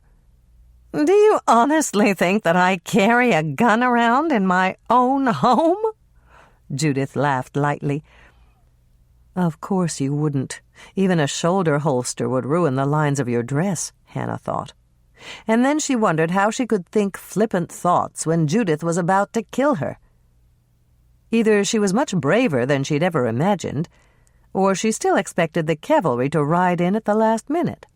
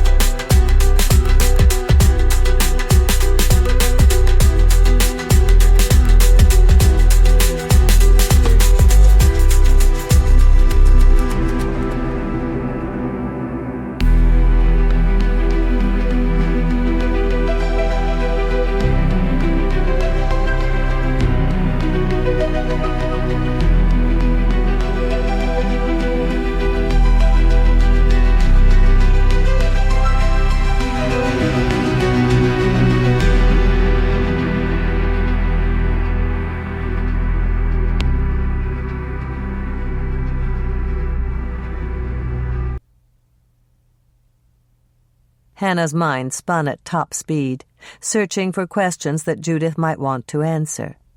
The killers in her favorite movies seemed to like to explain why they'd murdered their victims. All she had to do was keep Judith's mind off shooting her until she could figure out what to do. "When did you go to get the gun? I'm curious." "Why?" "I don't know. That's just the way my mind works. You're going to shoot me anyway. You might as well do me a favor and satisfy my curiosity first." "And why should I do any favors for you?" "Because I brought you cookies," Hannah answered. "They're some of my best. Pecan chews. You're going to love them." Judith laughed. She seemed to think that Hannah's comment was funny. Maybe it was, but it was difficult for Hannah to see the humor past the gun barrel right now. "Come on, Judith," Hannah tried again. "What harm can it do to tell me? You were smart to get the gun. I just want to know when you realized that you needed it."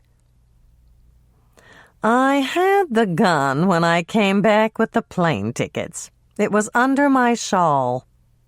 Hannah sighed. She should have noticed that Judith's silk shawl didn't complement the dress she was wearing. If she'd been thinking straight, she would have realized that something was up. "You were planning to shoot me then?" "Not then. I brought the gun as a precaution, but I hoped that I wouldn't have to use it. Unfortunately, you forced my hand by mentioning the loan." "Me and my big mouth," Hannah blurted out. Then she sighed. "If I hadn't said anything about the loan, you would have let me leave?" "Yes, but you did say something, and now it's too late." Hannah thought of another question as fast as she could. "I know about some of Max's other loans, and how he forced people to sign over their property as collateral. Is that what he did to you?" "Yes. Del Rey suffered a setback, and when Del needed more capital, he signed over my home. He was a fool to do it. I advised him against it, but he wouldn't listen. Del was never very bright." The gun barrel wavered slightly, and Hannah wondered if she should make a grab for it. In one of the detective shows she'd watched, the main character had jammed his fingers somewhere or other to keep the gun from firing. But that gun hadn't looked like the one that Judith held. If she got out of this alive, she was going to find out everything she could about guns and how they operated. "You're very quiet, Hannah." Judith's lips twisted up in a parody of a smile. "Aren't you going to ask me any more questions?" Hannah shook off all thoughts that weren't useful and latched on to another question. It was good that Judith wanted to talk about Max and what she'd done to him. "Why didn't Del get a loan from the bank? It would have been a lot safer than going to Max." "The bank refused him. They said that he was overextended, and they were right. I advised Del to close the doors, but all he could think about was how it would affect his workforce. Those people would have found other jobs, and even if they hadn't, it wouldn't have mattered to me." Hannah tried not to let her emotions show. Judith was totally self-centered. Her only concern was for her home, not for the hundreds of Lake Eden workers who would have lost their jobs. "I assume that Max called in Del's loan, and that's why you felt you had to act." "That's exactly right. I warned Del to be careful about hidden clauses when he signed the loan papers, but he's never been proficient at reading legal documents. Max took advantage of his naivete." "He didn't have a lawyer read over the loan papers?" "There wasn't time. Max told him that the deal was off if he didn't sign right away. Del was desperate, and that made him vulnerable. Max counted on that. The man had no scruples." Hannah took a deep breath. From what she'd learned about Max, she could agree with Judith completely on that point. "You're right, Judith, and you're not the first person that Max tried to ruin. Was he really going to foreclose on your home? Yes, and I couldn't let that happen. Dell built this house for me. It was a condition of our marriage. I had the architect follow the blueprints for my father's house. This is an exact replica, and I couldn't bear to lose it. Surely you can appreciate that. Your home means that much to you. It's my life. Judith looked fiercely protective. How could I stand by and do nothing while Max Turner was threatening to take my life away? Hannah bit back the urge to remind Judith that she had taken Max's life away in a much more tangible and permanent fashion. Is that the reason you called Benton home? Of course it is. But Benton doesn't love this house the way I do. He actually told me that I had to accept it, that his father had signed those loan papers voluntarily, and there was no recourse we could take. So you decided to kill Max and get the loan papers back? What other choice did I have? I couldn't stand by and let Max Turner evict me from my lovely home. No, I guess not. Hannah saw that Judith's hand was trembling slightly, and she asked another question to calm her down. Wasn't Max suspicious when you called and said you wanted to see him? Judith gave a cold little laugh. Max wasn't bright enough to be suspicious. I told him I'd sold some family heirlooms and that I was prepared to pay off Dell's debt. When I arrived at his office, I demanded to see the loan papers before I gave him the money. So he took you into the old dairy and got them out of the safe? Yes, but I had to show him the money first. You should have seen the greed on his face. It was appalling. Hannah was confused. Then you had enough money to pay off the loan? Of course not. I simply let him glimpse a sheaf of $1,000 bills. Max was too stupid to realize that only the top 5 were authentic. And after he handed me the loan papers, I took a great deal of pleasure in ridding the world of Maxwell Turner. Judith's eyes turned hard, and Hannah knew she should do something to appease her anger. There are a lot of people who'd thank you, Judith. If the other people that Max tried to ruin knew what I know, they'd probably erect a statue of you in Lake Eden Park. But they don't know. Judith wasn't so easily taken in. And they won't know. Of course they won't. Nobody will ever figure it out. But why did you kill Ron? He saw me with Max. Judith sounded sad. I didn't want to do it, Hannah. It was nothing personal, and I do feel a great deal of remorse about ending his life. It's important that you believe that. Then Ron's only fault was being in the wrong place at the wrong time? Judith sighed. That's right. I do wish that he hadn't come into the dairy. But once he saw me, I had to act. When Max's body was discovered, he would have mentioned seeing me there. It wasn't pleasant, Hannah. I liked Ron. He didn't deserve to die. Do I deserve to die? Hannah held her breath, waiting for Judith's answer. Perhaps if Judith felt guilty enough, she might reconsider. No. I like you, Hannah. Your candor is refreshing. And that's precisely why this whole situation is so difficult. At least, it'll be over quickly. I wouldn't want you to suffer. I have everything all planned out. Really?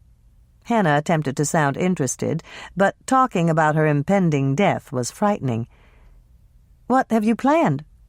You won't want to slip up now when you're so close to getting away with the perfect murders. I won't slip up. Judith sounded very confident. It's simple, Hannah. I'm going to walk you outside, shoot you in the back of your truck, and drive it down to the lake on the back of our property. Once I release the brake and push your truck down the hill, it'll sink without a trace." Hannah shivered and picked up her teacup to take another sip. Hearing about the disposal of her very alive body in such a cold-blooded way made her mouth go dry. "That's very clever. But how about your housekeeper? She knows I'm here, and she'll hear the shot." "She's gone. I dismissed her for the remainder of the day. We're quite alone, Hannah, and Benton and Dell won't be home for hours. They have a late meeting at the plant." Judith motioned with the gun barrel. "That's enough talking. Put down your teacup, Hannah. This tea set is a priceless family heirloom. It's been in my family for almost 200 years. It was a gift from King George III, and my paternal grandmother brought it here from England. I'm really quite fond of it." Hannah thought fast, still holding the teacup. "My mother's a collector. This is Wedgwood, isn't it?" "Of course." Judith gave an amused laugh. "Even an amateur collector would recognize its value immediately. Do you know that I've been offered over $100,000 for the set?" "You should have taken it," Hannah blurted out, an idea beginning to form in her head. "It's a fake." "What?" Judith gasped, staring at her in disbelief. "Here, I'll show you." Hannah put down her teacup and lifted the lid of the pot to examine the mark that was stamped on the underside. "A lot of people don't know it, but I made a study of Wedgwood for my mother. This tea set is very rare, and Wedgwood put a double maker's mark right here. Yours has only one maker's mark, and that proves it's not authentic Wedgwood. See what I mean?" Hannah transferred the lid to her left hand, and the gun barrel dropped an inch or so as Judith leaned over to look at the mark. This was it. Hannah knew she'd never have a better chance. She grabbed the teapot with her right hand and threw the steaming tea directly at Judith's face. Judith reacted by jumping back, and Hannah tackled her before she could catch her balance. The gun went flying out of Judith's hand, and Hannah knocked her to the floor as hard as she could, grinding her down into the nap of the expensive Aubusson carpet. Judith flailed out with long manicured nails, but she was no match for Hannah's adrenaline rush. It also helped that Hannah outweighed her by a good 30 pounds. In no time at all, she had flipped Judith over on her stomach, twisted her hands behind her back, and bound them firmly with the Hermès silk scarf that Judith had been wearing around her neck. Hannah's hands were shaking as she picked up the gun and trained it on the back of Judith's head. "One move, and you're dead. You got that, Judith?" There was no reply from the quaking socialite on the floor, but Hannah hadn't expected one. She marched to the phone, intending to tell the secretary at the sheriff's station to get Bill on the line, when the very brother-in-law that she was about to call rushed into the room. "I'll take over now, Hannah." Bill sounded proud of her, but Hannah was a bit too rattled to react. "You can give me the gun." Hannah shook her head. She wasn't about to take any chances with the woman who'd almost killed her. "Cuff her first, Bill. She's tricky, and that silk scarf might not hold." "Okay." Bill started to grin as he walked over to Judith and slipped on the cuffs. "She killed Max and Ron?" "That's right. Read her her rights, Bill. I sure don't want this case dismissed on a technicality." For a moment, Hannah thought she'd blown it because Bill gave her one of those "just who do you think you are" looks. But he must have decided to cut her some slack because he proceeded to read Judith her rights. "How did you know I was here?" Hannah asked when Bill had finished with the legalities. "I got your message about the rental car folder, and I drove out to Delray to talk to Dell. He said he hadn't seen you, and I figured that you must be here. I'm sorry I didn't get here sooner, but it looks like you handled it just fine. Maybe I can take a few lessons from you." "Whatever," Hannah said modestly. She wasn't about to admit that she'd been saved by a combination of serendipity, fortuity, and blind, dumb luck. The next few minutes seemed to fly by in a rush. Backup arrived to take Judith into custody. Bill took Hannah's statement in the Woodleys' massive kitchen, and Judith's sitting room was roped off with yellow crime scene tape. Hannah warned Bill to tell the deputies to be careful with the tea set. It actually was a priceless antique. Then Bill walked her out into the crisp night air she'd never thought she'd enjoy again. The night was incredibly peaceful. Gentle snowflakes were falling, and it seemed a fitting end to a day that had been filled with confusion, frustration, fear, and finally, a sense of a job well done. Hannah was about to climb into her Suburban when she remembered what she'd seen on the counter in the Woodleys' kitchen. "I forgot something, Bill. I'll be right back." Hannah raced back into the house and headed straight for the kitchen. There it was, her white bakery bag with the red plastic handles and "the cookie jar" printed on the side in gold letters. She snatched it up and ran back outside again. "These are for you." Hannah was breathless as she handed the bag to Bill. "They're my best cookies, pecan chews." Bill looked both surprised and pleased. "Thanks, Hannah. Why did you leave them inside?" "I used them as an excuse to see Judith." Hannah laughed, and the echo of her own laughter sounded wonderful to her ears. "I gave them to her as a hostess gift, but I don't think she's going to be doing much entertaining where she's going to end up." Epilogue. It wasn't bad as family parties went, and Hannah was pleasantly surprised. Norman had gone out to the sheriff's department open house, and he'd offered to help Bill move Mike Kingston into his new apartment. Naturally, Bill had asked him to come back to the house for pizza with them, and now they were all sitting around Andrea and Bill's dining room table, munching pizza, the salad Dolores had brought, and Hannah's contribution, 2 pans of her lovely lemon bar cookies. She'd told everyone she thought it was appropriate to bring bars, because Judith Woodley was behind them at last.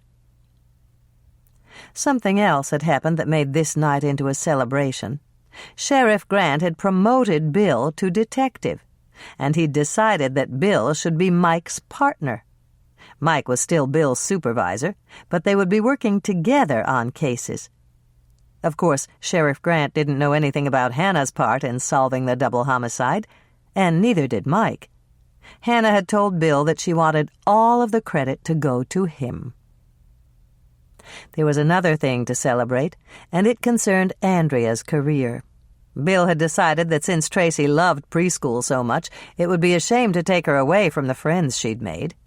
And since Tracy would be spending her days at Kitty Corner, Andrea could keep right on selling real estate. "Time for bed, Tracy." Andrea sounded relaxed and happy as she turned to her daughter. "You've got school tomorrow." "Okay, Mommy. I can take the detective bear that Mike gave me, can't I?" "Sure you can," Bill answered her. "But it's a collectible," Dolores objected. "What if one of Tracy's friends gets it dirty?" Mike shrugged. "Then it'll get dirty. Let her take it, Andrea. It's not much of a present for Tracy if she can't play with it." "You're right." Andrea smiled at him, and then she turned to Tracy. "You can take it, honey. It's okay." Hannah watched the exchange, and it made her feel good. Perhaps Andrea was becoming a little less materialistic. She certainly was becoming more maternal. Tracy had called her Mommy, and Andrea hadn't objected to the label. After Tracy had kissed everyone good night and left to go upstairs with Andrea, Dolores motioned to Hannah. "Could you help me dress another salad, dear? We're running out." "Sure." Hannah followed Dolores into the kitchen, but the moment they were out of earshot, she took her mother's arm. "Spill it, Mother." "Spill what, dear?" "The reason you wanted to get me alone. We weren't running out of salad. The bowl was half full." "You always were the smart one," Dolores laughed. "I just wanted to know how you felt with 2 men competing for you." Hannah reared back on her heels and gave her mother a look that would wither baby grapes on the vine. Are you crazy, Mother? Norman isn't interested in me that way. We're friends, but that's as far as it goes. And Mike Kingston certainly isn't. He's just being polite to his new partner's sister-in-law. I don't think so. Dolores didn't seem at all swayed by that argument. Norman told Carrie that you're the first girl he's felt comfortable with in years. That's nice, but it doesn't spell romance. Norman's just as comfortable around Andrea. As a matter of fact, I think he's even more comfortable around her. They were huddled together in the living room for a long time, discussing what color Andrea should choose for her new carpet. But Andrea's married, Dolores pointed out, and you're not. Hannah couldn't resist teasing her mother. That's true. Do you think that Norman would feel even more comfortable around me if I got married? That's not what I mean, and you know it. Dolores sounded as outraged as she could, given the fact that she had to keep her voice down. Sorry, Mother. It's just that you're always trying to push me into marriage. I've told you before I'm perfectly happy being single. That'll change when you meet the right man. Dolores seemed very certain. I think you've already met him, and you just haven't realized it yet. Norman's a very good catch. You make him sound like a trout. It fits, dear. Dolores looked highly amused. Norman's swallowed the bait. Now all you have to do is reel him in. Hannah laughed at the mental picture that popped into her head, and Dolores joined her. When they stopped laughing, Hannah gently admonished her. If you stop trying to set me up with every man in town, we'll get along much better. You've already got a grandchild, and she's perfect. And your son-in-law just solved a double homicide and got promoted to detective. Let's just have a good time tonight and celebrate all the good things that have happened. You're right, Hannah, Dolores agreed. But I still think both of those men are competing for you. There was no stopping Dolores, and Hannah was almost ready to give up the fight, but not before she fired a parting shot. If they're competing for me, why hasn't either one of them asked me out? Oh, they will. Dolores sounded very confident. Before the night's over, you'll have 2 dates. You think so? Want to bet? I don't know. What's in it for me when I win? If you win, Dolores corrected her. All right, if I win. I'll buy you a new outfit. Claire has a stunning green silk suit that'll look just lovely on you. Hannah had seen the green silk in Claire's window, and Dolores was right. It was stunning. You'll never win this bet, Mother, but just for form's sake, what do you want if you win? I want you to stop wearing those awful old tennis shoes. They're disgusting. But I love them. Hannah glanced down at her old Nikes, the most comfortable shoes she owned.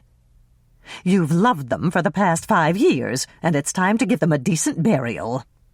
Dolores gave her a challenging smile. What are you so worried about? You just told me that I couldn't win. Hannah thought about it. The probability that both Norman and Mike would ask her for a date before the night was over was too astronomical for her to calculate without using numbers with strange names like Google and Googleplex. Okay, Mother. You've got a bet. Good. Dolores beamed at her. Let's put that salad together before someone comes in to ask what we're talking about. When the salad was ready, Hannah carried it out to the table. Dolores started bending Mike's ear about collectible toys, and Norman and Andrea got into a discussion about textured walls and the sponge method of applying paint. That left Hannah with Bill, and she knew she'd never have a better opportunity to talk to him about Coach Watson. Will you show me where you keep the recycle bin? Hannah picked up her Diet Coke can. You know where it is. It's that yellow box in the kitchen under the sink. Hannah glanced around. No one was paying any attention to them, so she grabbed Bill's arm and leaned close. I need to talk to you alone. "Oh," Bill whispered. "Sorry, Hannah. Let's duck into the living room." Once they were out of earshot, Hannah turned to him. "I need a favor, but it's tricky." "Okay, what is it?" "This isn't official, Bill, and you can't let anyone know that I told you." "I won't say anything." "I know that Coach Watson has been battering Danielle. I talked to her about it, but she won't press charges." "There's nothing I can do if she won't file a report," Bill sighed deeply. "It's really a shame, but my hands are tied." "I know. Boyd's in therapy, but I'm still worried. I just wondered if you could keep an eye on him, unofficially." "I can do that." "You can't say anything to him. If he thinks that Danielle told anyone, he might just snap." "That's been known to happen. Can I ask Mike for some advice on this?" "Good idea." Hannah smiled. "He must have dealt with this type of situation before. But don't mention Boyd or Danielle by name." "I won't. It's a good thing you told me now, just in case something happens." Hannah shivered as she walked back into the dining room with Bill. She hadn't known Danielle very well before Ron had been killed, but she did now, and she liked her a lot. She wished that she'd been able to do more to protect her, but Danielle was in denial, and the system couldn't work if she wouldn't let it. Hannah's mood improved as they rejoined the group around the table. The conversation was lively, and there was a lot of good-natured ribbing. It was one of the best parties they'd ever had, and Hannah wondered if they should always invite some extra guests to their family affairs. Several times, as they were eating dessert and drinking coffee, Dolores winked at her. Hannah winked back. Her favorite old Nikes didn't seem to be in any danger. Dating was the furthest thing from Hannah's mind when she went into the kitchen to fetch the extra pan of bar cookies she'd brought, and found Norman already there, waiting for her. "Hi, Norman. Are you sneaking bar cookies behind our backs?" "No." Norman looked very serious as he shook his head. "I was waiting for a chance to talk to you alone, Hannah. I wanted to thank you for those loan papers. My mother would thank you, too, if she knew." "That's okay, Norman. I didn't want anyone else to see them, so I just, appropriated them?" Norman grinned as he supplied the word. Hannah grinned back. "That's right." "Will you have dinner with me next Friday night? We could drive to that steak place out by the lake. I really need to talk to you in private, Hannah. It's about my mother." "Sure," Hannah agreed without a second thought. "That'd be really nice, Norman." It wasn't until Hannah was back in her chair that she realized Dolores had won 50% of the bet. Norman had asked her to dinner, and that counted as a date. She glanced at Mike. There was no way he'd ask her out. Her favorite shoes were secure. The party broke up about 10. Bill and Mike had to report in at 8, and Norman had an early appointment. They walked Dolores out to her car, and Hannah lingered to help Andrea toss the paper plates and pizza boxes in the trash. When the cleanup was finished and Bill had set out the garbage cans for pickup the next morning, she slipped into her boots, said good-night to her sister and brother-in-law, and walked through the soft white snow to her truck. "Hannah?" "Hi, Mike." Hannah was surprised to see Mike Kingston leaning up against the hood of her truck. "I thought you'd left." "Not yet. I wanted to talk to you, Hannah." His voice sounded stressed, and Hannah began to frown. "Sure. What is it?" "I like you, Hannah." Hannah was confused. What did liking her have to do with anything? "I like you too, Mike." "And I'd like to get to know you better." Hannah began to suspect that something she hadn't thought would happen was happening. "I'd like to know you better, too." Mike grinned, and his whole face lit up. "That's a relief. I just moved here, so I don't know what there is to do on the weekends. But if I can come up with something good, how about going out with me on Saturday night?" Hannah was so stunned her mouth dropped open. "You're asking me to go out this Saturday night?" "That's right. We can find something to do in Lake Eden, can't we?" "Sure we can."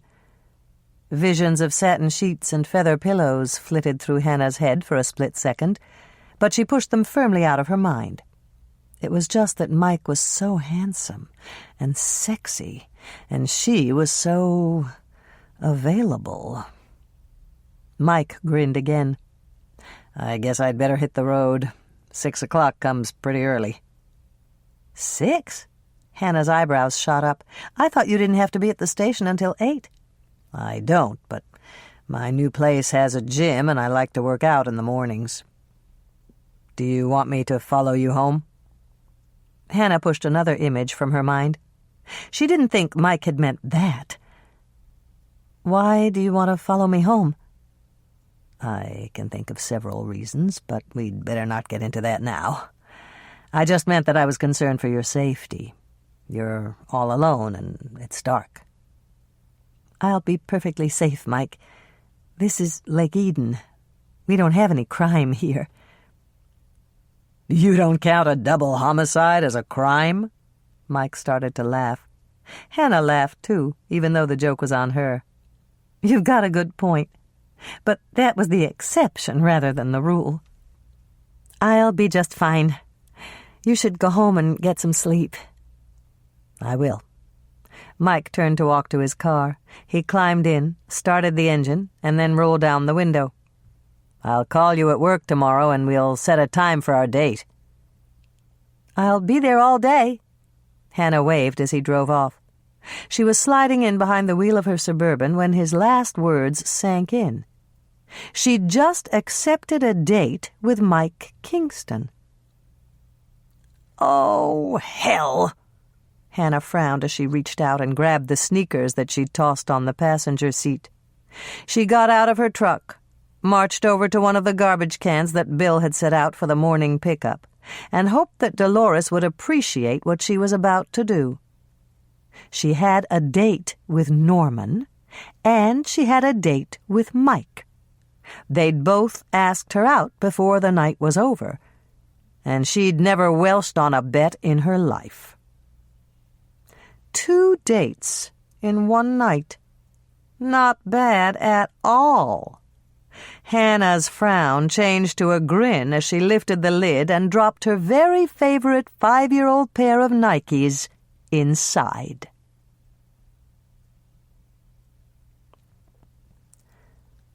Lovely Lemon Bar Cookies. Preheat oven to 350 degrees Fahrenheit, rack in the middle position. 2 cups flour, no need to sift. 1 cup cold butter, 2 sticks, 1/2 pound. 1/2 cup powdered sugar, no need to sift unless it's got big lumps. 4 beaten eggs, just whip them up with a fork. 2 cups white sugar. 8 tablespoons lemon juice, 1/2 cup. 1 teaspoon or so of zest, optional. Zest is finely grated lemon peel. 1/2 teaspoon salt. 1 teaspoon baking powder. 4 tablespoons flour. That's 1/4 cup. Don't bother to sift. Cut each stick of butter into 8 pieces. Zoop it up with the flour and the powdered sugar in a food processor until it looks like coarse cornmeal, just like the first step in making a pie crust. Spread it out on a greased 9 by 13-inch pan, that's a standard sheet cake pan, and pat it down with your hands. Bake at 350 degrees for 15 to 20 minutes or until golden around the edges. Remove from oven. Don't turn off oven. Mix eggs with white sugar. Add lemon juice and zest if you want to use it. Add salt and baking powder and mix. Then add flour and mix thoroughly. This will be runny. It's supposed to be. Pour this mixture on top of the pan you just baked and stick it back into the oven. Bake at 350 degrees for another 30 to 35 minutes. Then remove from the oven and sprinkle on additional powdered sugar. Let cool thoroughly and cut into brownie-sized bars. brought these to the pizza party following Mike Kingston's move, the day after Bill solved the double homicide case and got his promotion. I'm a good sister-in-law. I gave him every speck of the credit.